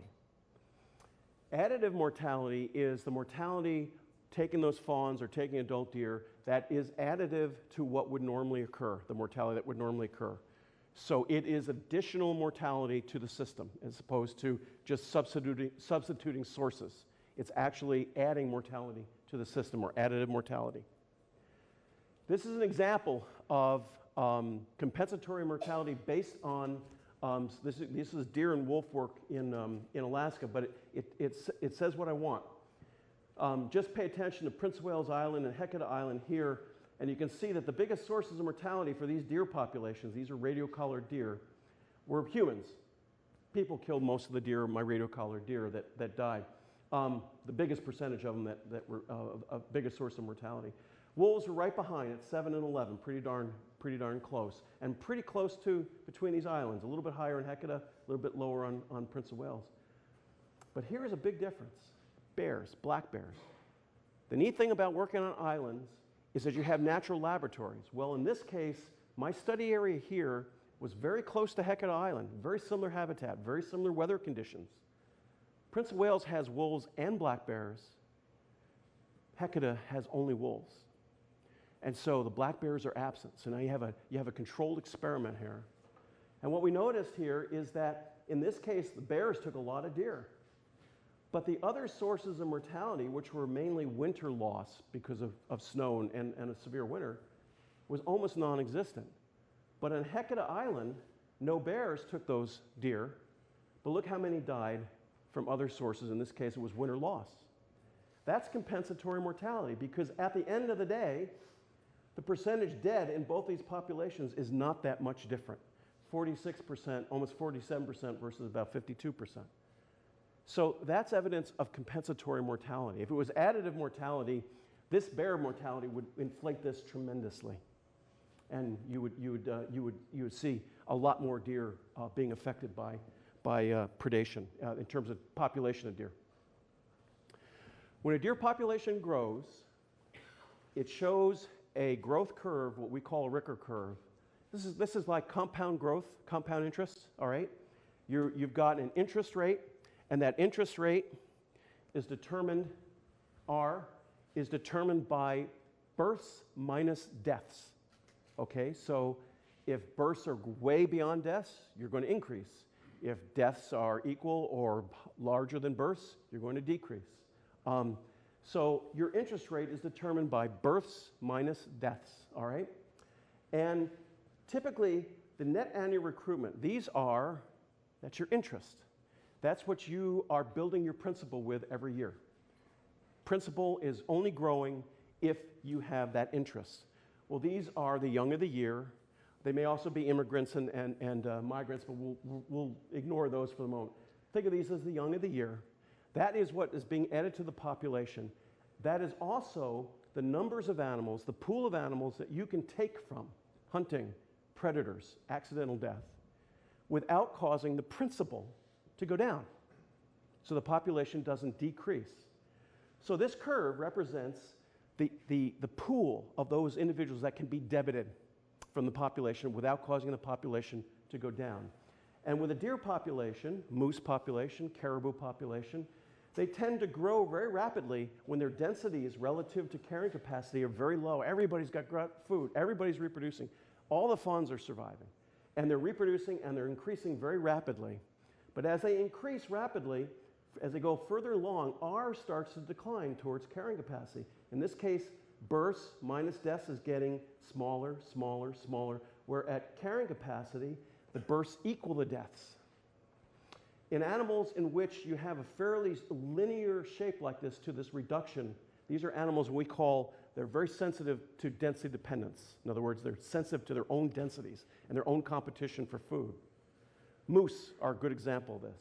They tend to produce a Ricker curve with a good even parabola shape. When you look at white-tailed deer, they don't show any of these effects in births minus deaths until you start really getting close to K. In other words, it's delayed. That decline is not linear. It's actually a negative exponential. And what that produces is this, a much bigger arc, because the effects of density dependence are being delayed closer to carrying capacity. The difference here, and the reason I point this out, is that this is the evolutionary indications that deer, white-tailed deer, are well adapted to predation, because their strategy, based on their demographics, is to out-reproduce whatever's killing them. Moose, on the other hand, and caribou, on the other hand, that is not the case. They're much more sensitive to their environment, their carrying capacity. Deer just blast out fawns and new recruits as fast as they can until they start starving, and then they tend to really collapse. And that's what's indicated here. Now, the importance of this is that you need to know where your deer population is on that Richter curve before you can tell what effect you might have if you go in and kill all the predators. Let me just... because if you are going in there to remove predators, you want to know whether your deer population is it close to carrying capacity, or is it well below carrying capacity that it has the potential to really grow sustainably, or at least healthily. And one of the things that happens is in a population, if that carrying capacity is diminished, the area under this curve, which is the pool of recruits, is going to decrease in a negative exponential fashion. In other words, it's going to go to hell in a handbasket really quick as carrying capacity goes down, because it's going to reduce this in a nonlinear way so that you're not going to be able to have resilience in the system that you had originally with a very rich system where carrying capacity is very high. So carrying capacity is a driver of the dynamics as well as the volatility in a predator-prey system. When you have low K, you're tending to see populations of prey all over North America in which predators have a bigger role in keeping them suppressed in their numbers, in actually limiting their numbers. And so here you go. Here you have this Richter curve here showing population growth of net random recruitment in deer. And in this situation, you have this red line indicates the portion of this interest that is being removed by the predator.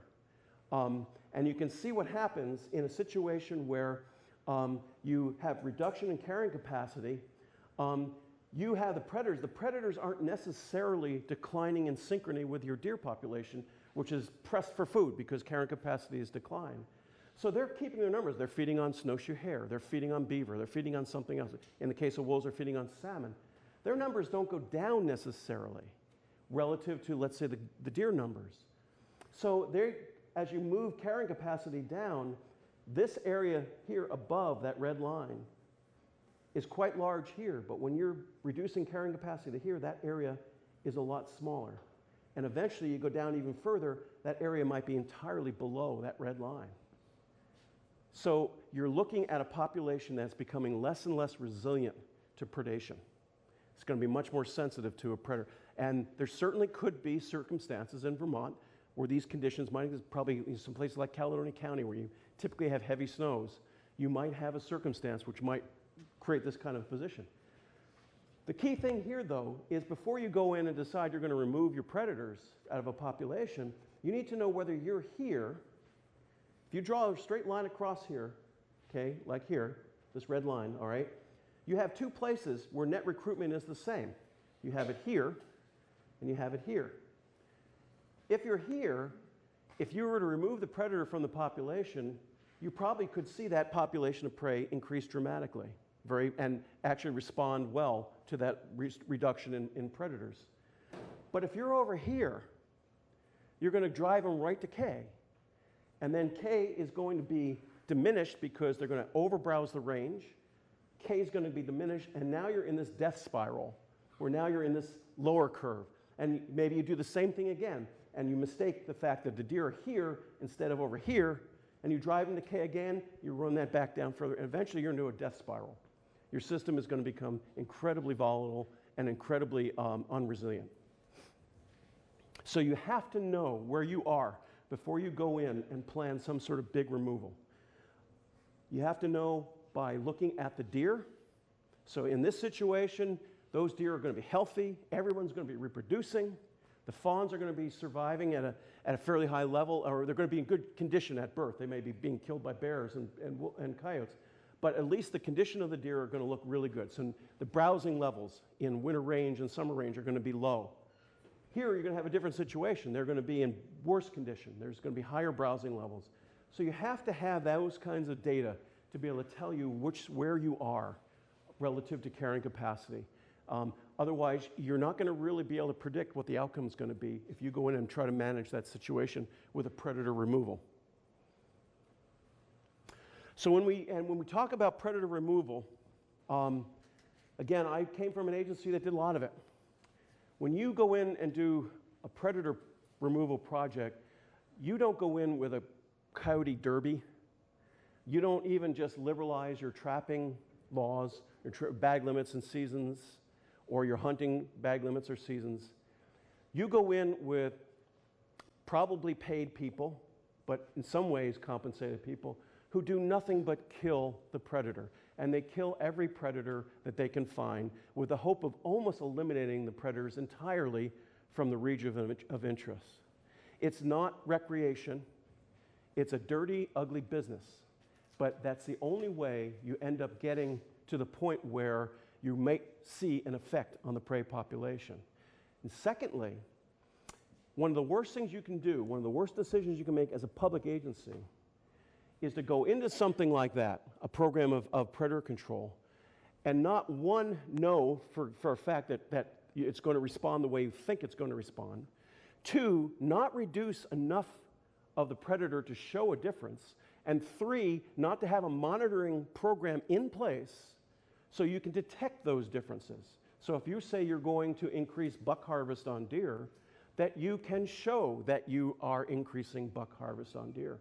Because if you can't go there, if you can't provide those data, you cannot show that your program worked, and it becomes a political nightmare, a public and political nightmare, because these programs are always controversial.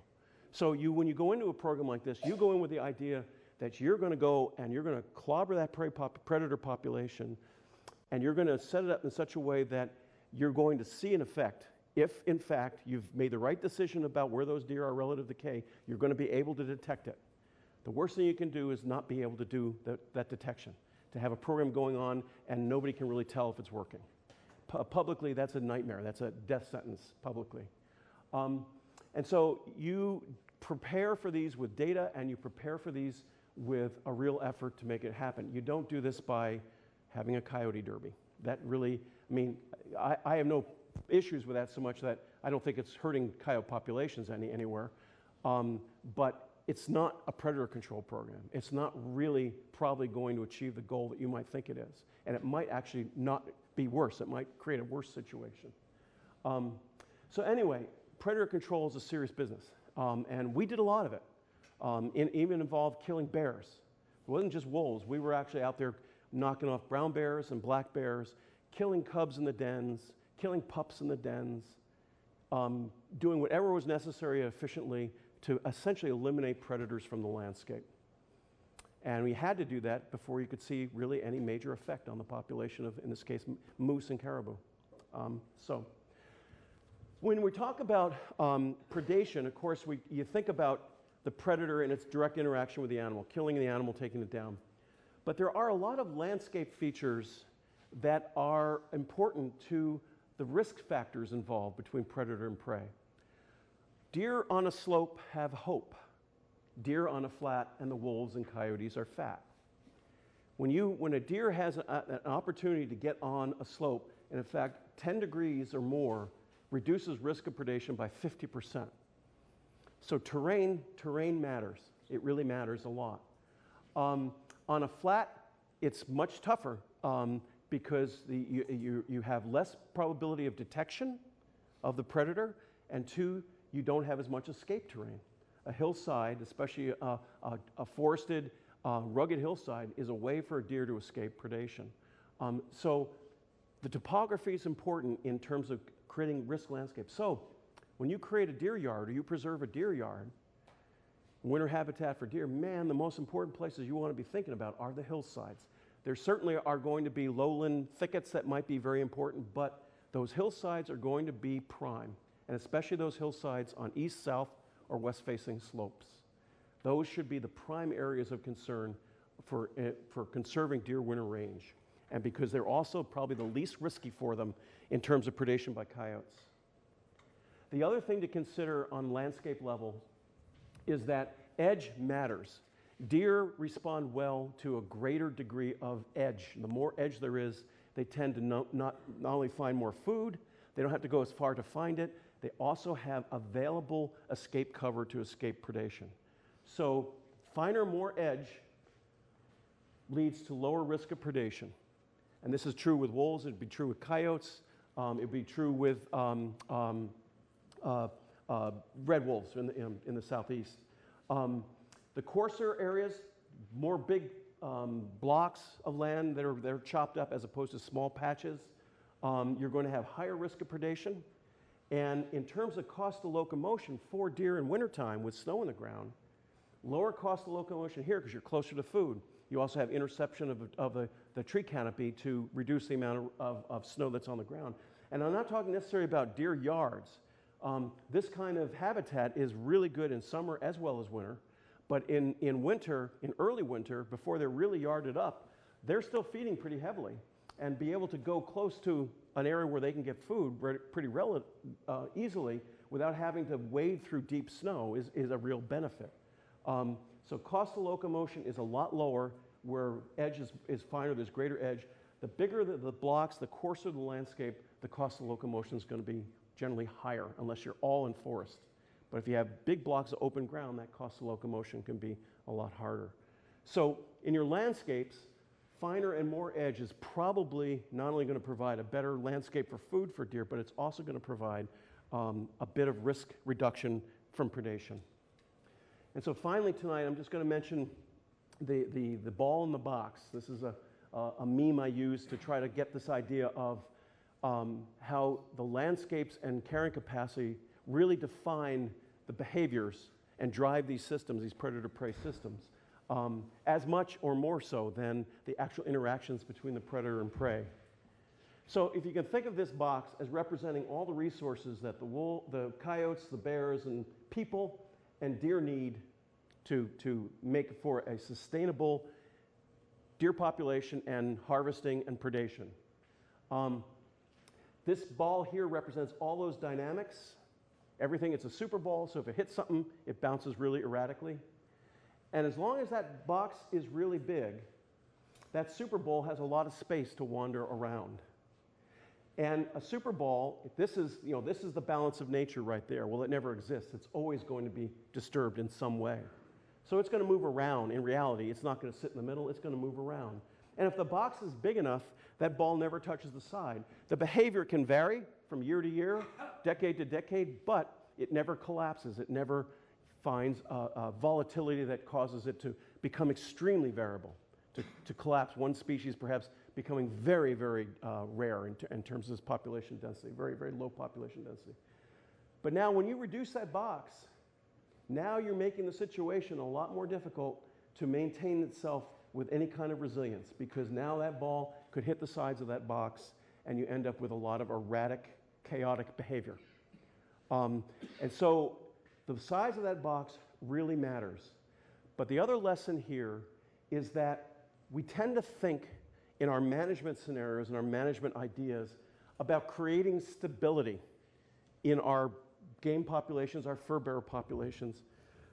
Trying to maintain stability in any of those populations is a red herring, and it's also a pipe dream. There is just no way that you can control enough of the parameters that control any of those populations, whether it's the weather, the landscape, the dynamics between the animals. You can't control that enough to have stability. Stability is really a red herring. Like I said, it's a pipe dream. What you really want to manage for is resilience. You want that system to be able to bounce around, to be disturbed, to be changed in some way, but still have enough space so it can move around wherever it goes and it's not going to crash. And when I crash, I mean one species becomes very sparse and low density, or maybe completely disappears, or that the goals for those populations, like harvest goals, collapse on you. So resilience is really the key here, not stability. Stability, you'll lose your mind. Here, you at least have a chance of actually accomplishing a goal. And of course, resilience then would lead to persistence. The more resilient a system is, the more persistent it's going. It's going to last longer. And this is going to be critical in the future here in Vermont, and as well as all over Northeast, because there are dramatic changes that are coming that are going to challenge that resilience. But if you maintain the habitats for deer, the critical habitats for deer, as much and as rich as you can, you're probably going to do the most you can to make sure that you have a sustainable deer population in the presence of coyotes, which would be extremely expensive and probably infeasible to get rid of to any real extent that would be meaningful. Your really only choice you have is going to be to maintain resilient ecosystems that keep that box as big as possible. Anyway, that is it. I'm done. It's enough.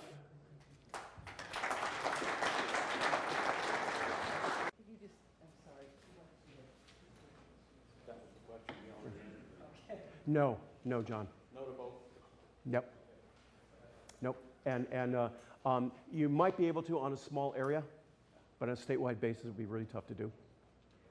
Yep. We tried in Alaska. Well, Alaska, Vermont isn't as big as one Alaska county. I know.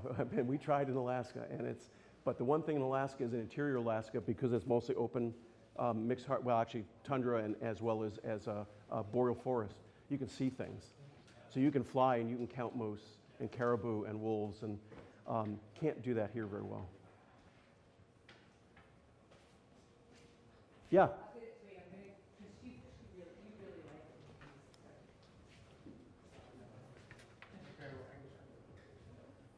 Concerning dispersal? Yes. Is that something that occurs at a certain time every year? Yeah. Well, it does. It has a low presence throughout the entire year, but the rate of dispersal really picks up around the mating season, particularly when the juveniles are reaching sexual maturity, and they're really getting the urge to mate, and that's a real inducement to get out of the basement. Well, is there a certain age when they're more likely to disperse, or an age where they would not disperse and just stay with the group for the rest of their life? I don't think we know the latter part of that question. I don't think anybody knows that. In terms of beginning dispersal, we know for coyotes that they will disperse in their first year if food drives them to do it.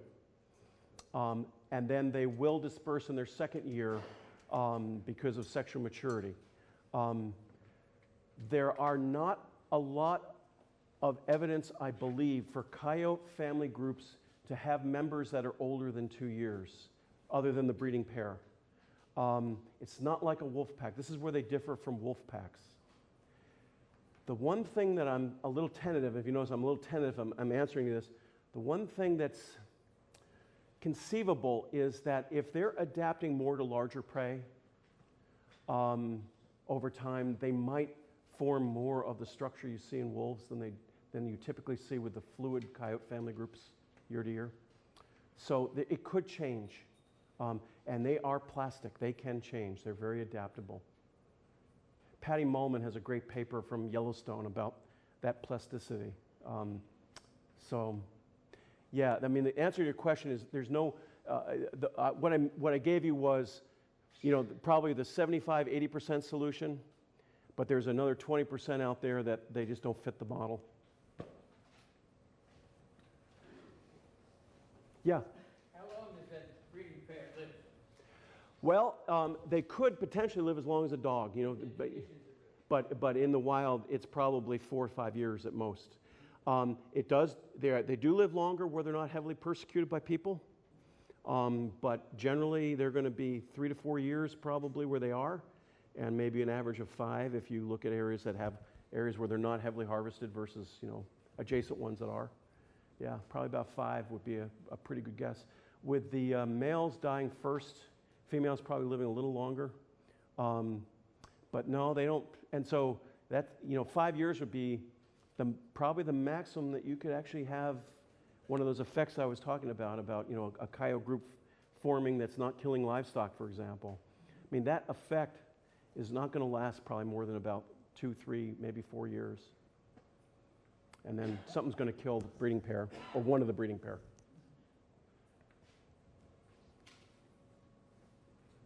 I guess I have one. We actually raise chickens, and for years we raised chickens. Never had coyote problems. Last year, one came, killed off almost our entire flock. It happens. We understand almost everything about chickens. Help my dog sometimes tries to go after them. I like chickens too. Yeah.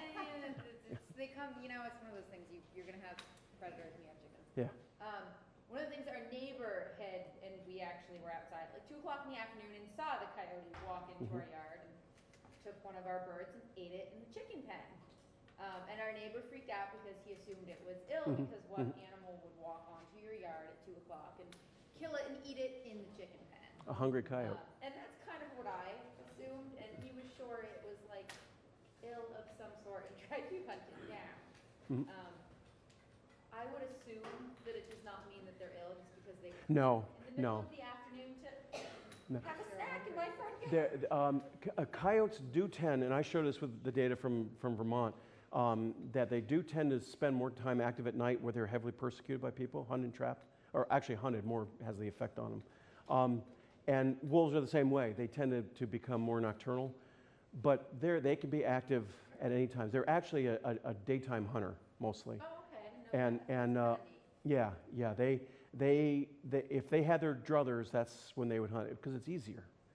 At nighttime, they do it because they're trying to be a lot more cryptic because they're getting killed.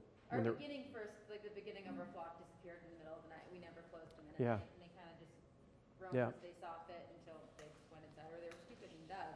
Yeah. And then, like, randomly one day we came home and out it walked and killed a bird while us and the dogs were outside in the yard. Yeah. That story though, that bothers me a little bit because obviously he had no fear of you guys. Yeah, no, it just, and we were maybe no more than 50, 60 feet away from it. Like, we were outside doing yard work, and we have a golden retriever and a black lab, and we were down doing something in the yard, and our dog suddenly, like, stops, looks, and we see this nice coyote just walk across the lawn, pick up a bird, start munching it, look at us, drop the bird, and walk back in the woods. It does. I mean, I can't quite get a sense of just how habituated that animal might have seemed. It does worry me when they become habituated. I mean, there's ways of doing that too, with dog food and with bird feeders and that are close to the ground. There's a number of ways you can get coyotes coming in, and chickens would be another one, right? And that. Worried most about our dog because she's golden and she thinks every freaking animal in the universe is her friend, and so she likes to go down and kind of like scout the area and just chases whatever's on our lawn. The lawn for the hell of it. And so coyotes are one of those things she does not want to go play with. We haven't seen it since. It killed all our flock. We didn't get any more for a year. And then I hope it doesn't become a regular thing. And we've had them for maybe like 8, 9 months, and we haven't seen any yet. No, it could also be a disperser that just found a way to get an easy meal. It didn't seem terribly, I don't know how to tell the age of them or anything, but it wasn't probably much bigger than our dog, and it was, it was a nice looking coyote. That way. I mean, our neighbor did decide he was going to try to go hunt it down. Apparently chickens are delicious. They are. And they're easy. I mean, you don't risk much killing a chicken. It just cleared the other fence like it was nothing. I'm here because I've had the same experience. They are not afraid to be in my yard. I see the tracks, those single tracks that go right through my yard. I have 2 dogs, and my question is, one dog is 50 pounds and one is 60. How worried do I have to be about those coyotes who are definitely coming through my yard, bothering my dogs? No, they're actually bothering the dogs. I mean, are they? They're not. But the dogs are registering that they're there and getting bothered by the fact. One time, I have an underground fence, so the dogs only have a certain area they can be in, and the dogs were barking like crazy. I went out, and there were 2 coyotes. Right. So I took a jacket and put it over my head and said, "Get out, get out," and kind of ran toward them. And they turned around and they looked at me. What is your problem? They were not afraid. That was and us. so I am afraid of them being so comfortable. And would they hurt my dogs if I have a 50? I kind of doubt your dogs are that size. Now, if you had a little wiener dog, that might work. Yeah, that might be a different story. It's 50, 60-pound dog is probably going to be able to do okay. The only thing is, I mean, it's not it would not be impossible that coyotes would attack, and even dogs of that size. I mean, I have the same thing going on. I have coyotes around me all the time. My dog goes out and she doesn't chase them, but she barks and does a whole perimeter and thing and I'm not particularly worried that they're going to attack. But you know, we said that before. You know, there was this big notion for years that, you know, wolves wouldn't never kill people in North America. You know, maybe in Europe there were stories about wolves attacking people, but we dismissed it for years, for decades, until, you know, in Alaska about 5 years ago, teacher was walking home, pack of wolves came along, killed her and ate her. And so I'm hesitant to say that there's no issue there for you. I just don't know. Obviously don't encourage them in any way to be nearby. But I wouldn't be overly concerned about your dogs, really. I don't think there's, you know, the likelihood is that they're going to be bothered by them. But it is, I don't think it's not impossible. I mean, I know, I realize that's unsatisfactory, but that's, you know, Do you think, I can't give you no guarantees. of course, at night I can't see them. So what I do is I go out with the dogs with a headlamp on, and because I think they're not going to like that light. Do you think that is true or not? Oh, all coyotes come to the light. And the light's on your head, so it's the worst spot you could have it. No, it's no. No, I mean, I don't think you're at any real great risk. You don't think so? I don't need to do that. No, I don't think so. I don't. Thank you. I don't think. I mean, the reason I say that I've done this kind of stuff myself quite a bit, and you know, I go and play with the coyotes around my place all the time. I mean, I howl with them and let them know that the boss is there, because my howl is not a coyote howl. It's a wolf howl, and it's a little bit more intimidating for them. But so I've been fairly close to a lot of them in my adjacent area around where I live in Braintree, and I never feel threatened. I never feel like I get nervous about them. But I have to say that, you know, they're a wild animal, and the one thing that changes everything is they look to people for food. So in other words, they can be curious about you, and they can be maybe not worried by you, but it's when they change from that to being you're a source of food, that's when the problem arises, and that's where I worry about. I'm not sure how you know that. If you understand what I'm saying. Yeah. I'm not sure how you know that that's the case. And so I mean, they're going to be there. I mean, and even if they were eliminated, there's going to be other coyotes coming in. So it's going to be one of those things where you're just going to have to see for yourself. Yeah, well, probably, because I'm not afraid of them at all. I just don't want them to get my dogs. Yeah, I know. I don't want them to get my dog either. Yeah. So, you know, for example, I don't just let Willow out running free. She's confined. You've got a underground invisible fence, so they're confined. So right there, you've taken a big effort to safety-wise for those animals. If they wandered off like some people's dogs do, they could be toast. Yeah. I think you had your hand up for a while. I have a little two-part question. One is my tough Siam, his cat likes to take off. Right. And there's a pack up the road, and I don't know if they would go after him. He's survived 4 or 5 years so far. They would kill a cat in an instant. Yeah. Yeah, especially one that's just wandering out like that. I put a studded collar on him. Oh, they just love that. I mean, that would just, that would just be a, they just, you know, they just get their tooth hooked on that collar, and the cat comes right with them. The other part was I was wondering if you could speak a little more to the personality of the coyote. Well, I'm not sure what you mean by personality of them. Yeah, I mean, they're very much like wolves, and you know, foxes are a bit more cat-like. They're a bit more edgy. Coyotes are not nearly as edgy. They're more curious. They're more, again, like I said, more like wolves. They're very intelligent. They're fascinating to be around and watch because they are so smart that you can watch them solving problems, and it's really fascinating to watch that. So their personalities are very much like wolves, and you know, if you can kind of think of it, an extension of that would be like dogs.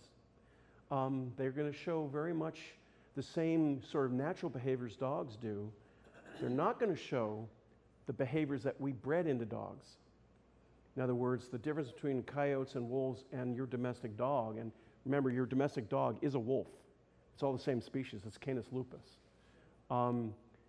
But the difference is it's had 15,000 years of direct selection by human beings to get rid of any wolf-like traits, like attacking your kid because you are the alpha male in the family and your kid is a threat. You know, that's what we bred out of dogs. And it took, you know, we didn't do that in a year. It took 15,000 years. So it's a case where they're going to be very dog-like in a lot of those features. Facial recognition, the signals, the cues, you know, wagging the tail, barking, howling, all of those things. Their expressions on their faces. I'll tell you a little quick story. Talking about, and I mean, coyotes are going to be the same way, but so I was darting deer. This is on Hecata Island, and I was concealed by a logging road, and I'm blowing a fawn bleat, and a big male wolf comes by, trotting down the road. And we had radio collars on some of these wolves on Hecata Island, and we knew where the den was, because we actually counted the puppies on the den. But this is in August when they abandon the dens and they're going to meet with pups at what they call rendezvous points. And so this male just went trucking down the road, and I just watched it and listened. It went off into a muskeg, and I heard a lot of barking, or a lot of howling and yipping, and you know, it was a very joyful sound because it was coming together for food. He's bringing food to the pups at this rendezvous site. So I said, great, now I know where the rendezvous site is. So it was a perfect day. It was drizzly, a little bit wind blowing in the right direction. So I went down the road, and I was in this big open heath area called a muskeg, and I was able to approach the wolves from the downwind side from a slightly lower slope, so I could come up hidden from them. And when I came over the little ridge where I could see them, and there were some stunted hemlock trees, I was really close. I was like, they were like from me to you, basically. And so, so I'm watching them. They had no idea I was there. And I'm watching them, and so there's pups, and the pups are playing, and there's one, I think it must have been a male pup because it was the biggest of the pups, the biggest of the litter. And it was playing with the alpha male, the big male wolf. And it would nuzzle around, and then it would bite his tail. And the wolf would just shake him off, and you know, he'd get really irritated. And the little guy would run away a little bit, and then, you know, no more than about 30 seconds later, he's right over there sniffing around and biting the wolf's tail. Well, finally, this big male got fed up with this. And he gets up, and he walks right into me. So I'm behind this little hemlock tree, and this big male comes trotting down, and he looks up, and he finally sees me. And if there is an emotion of confusion that a dog can portray, this was perfect. This animal looked at me like, what the hell are you doing here? And he looked wide-eyed, and he trotted away. He didn't make any noise. He trotted away from me. He turned around and looked again. And he was like, are you still here? And then he walks over. He made no sound, but just the way he carried himself, his tail, his back was tense. He was all tense. Every animal in that little group knew something was wrong, and they all ran away. They melted away, disappeared into the forest. So the game's up. I walk out, and out of the woods, edge of the woods, comes the alpha female, comes mom, and she's barking and howling at me. And so what she's doing is she's pushing me along, right? And then what she would do is she would run past me to the direction she wanted me to go, and she'd kind of sit there and act kind of funny. She actually would lie down. And what she was doing, she was trying to get my attention. So I would walk towards her, and then she'd get behind me and bark and howl, and then she'd go past me again, lie down and do all this. And she was just basically doing like a broken wing or whatever, trying to get me to get out of there and lead away. And you know, she followed me about a quarter mile down the road doing this. So they are very much like dogs. They really are in a lot of ways. Coyotes would be the same way. Yeah. Yeah. Couple questions. Been documented quite a lot that wolves go on killing sprees, whether it's blood sport or anything like that. Wolves go on killing sprees? Killing sprees. It's been documented. I haven't, I've still got a question. Go ahead. My point is, have you ever seen any instances of coyotes doing that? No, not that I've seen. No, I have not. If I've ever seen a carcass of a deer that's been taken down by coyotes, it's just been one deer. There hasn't been like a bunch of them, like they get into a wintering area or something, and you got deer everywhere that are dead. Let me just answer your two parts of it. First, in terms of kills, one thing you do have to be careful, and this is something all of you to know, is when you see a dead carcass out there, deer carcass out there, it doesn't necessarily mean it's predation. Even if there's coyote tracks around it, doesn't necessarily mean it's predation. That could have been an animal that was dead for some other reason, hit by a car, lost from a hunter, died of the winter, and it's being scavenged by coyotes. And you can tell the difference usually because if it was a kill, parts are going to be scattered around big area, and there's generally, if you're there early enough, there's going to be blood everywhere. There's going to be sign of a struggle. It's not going to be like this curled up animal lying there that's being, torn apart by whatever's feeding on it right there. Because when an animal dies from, let's say, from starvation, all its blood pools in its body cavity. So there's not this big splash of blood all around in an area. So it's usually pretty clear to be able to tell the difference between what's predation and what isn't. And of course, coyotes are going to kill, or they're going to feed on carcasses. They're going to scavenge as much as they're going to kill. Now, getting back to your killing sprees, I don't really like that term because it's not really accurate for what the animal is doing. They do surplus kill. The term is surplus kill, which means they're killing more than they need at the moment. And there's some talk about wolves now. It's been documented that they will surplus kill. The thing is, it's not like blood sport. It's because they have an advantage on their prey. They've got a chance to kill a lot of food, and they just go ahead and do it. In other words, they don't just say, oh, we'll just take two. We'll just take one and save the rest for later. No, they have the advantage at that moment. They have the opportunity that they're going to kill as much as they can because they're making their living on their feet. Nobody's feeding them. They have to go out and get it. So if you were in that circumstance, you'd probably do the same damn thing. So yes, they can surplus kill. Yes, they can kill more than they can eat at any one moment. And it doesn't always follow that they come back and clean up the rest and scavenge them. They do sometimes, but sometimes they just leave them. I mean, and we of course would think, well, that's a big waste. Well, one of the really important things in the Arctic is that those kinds of kills, and even the ones in which were not a surplus kill, which is just a single animal, but they didn't consume the entire carcasses, that's what keeps Arctic foxes alive. It's what keeps ravens alive. Some places, that's what keeps polar bears alive.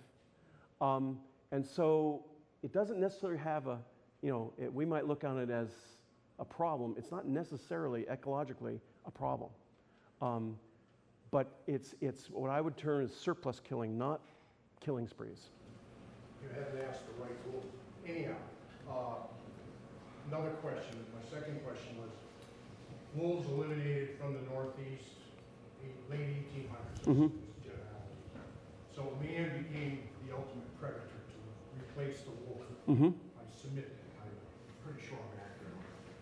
So now you have a coyote, which is an invasive species, which infiltrates from the west, comes to the east.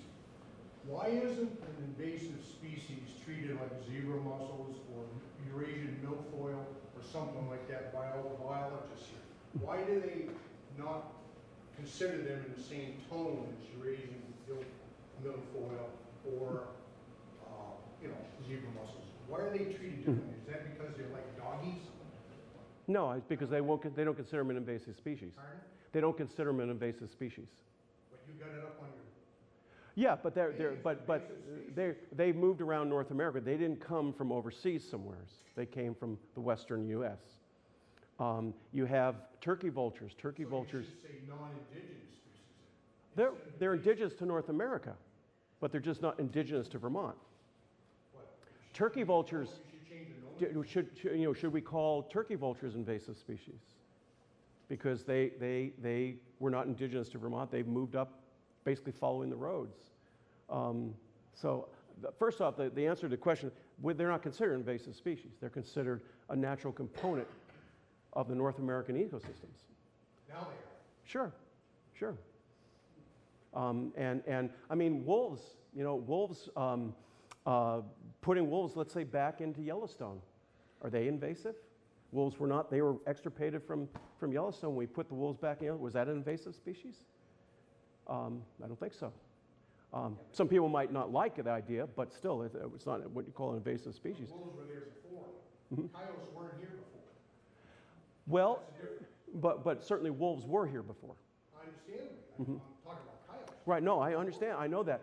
But still, they are, it's not like they're coming over from China someplace, or not like they're coming over from Europe, where they have no connections with the ecosystems in North America. They have very well have connections with ecosystems. And something like zebra mussels, well, zebra mussels come into an environment and exploit it because they have no natural predators. We have plenty, we have, the same predators that kill wolves are still alive today. You're one of them. So it's not quite the same circumstance as what you would call zebra mussels or some other invasive species like that. So you're not advocating open borders? No, No. We'll take maybe one more Sure, question and sure. then wrap up. Yeah. A quick question. When you hear a pack yipping and barking at night, what are they saying? There's a variety of things. If it's like a single howl, so yipping, it can be a number of things. One, it can be the group coming together. They've been separated hunting and now they come together. Depending on the time of year, it could be the breeding pair coming back with food in their bellies, in their guts, that they're going to then regurgitate to the puppies. And they oftentimes will make, that's when you hear, especially in July and early August, you'll hear this crazy yipping howling. And oftentimes that's the breeding pair coming back with food.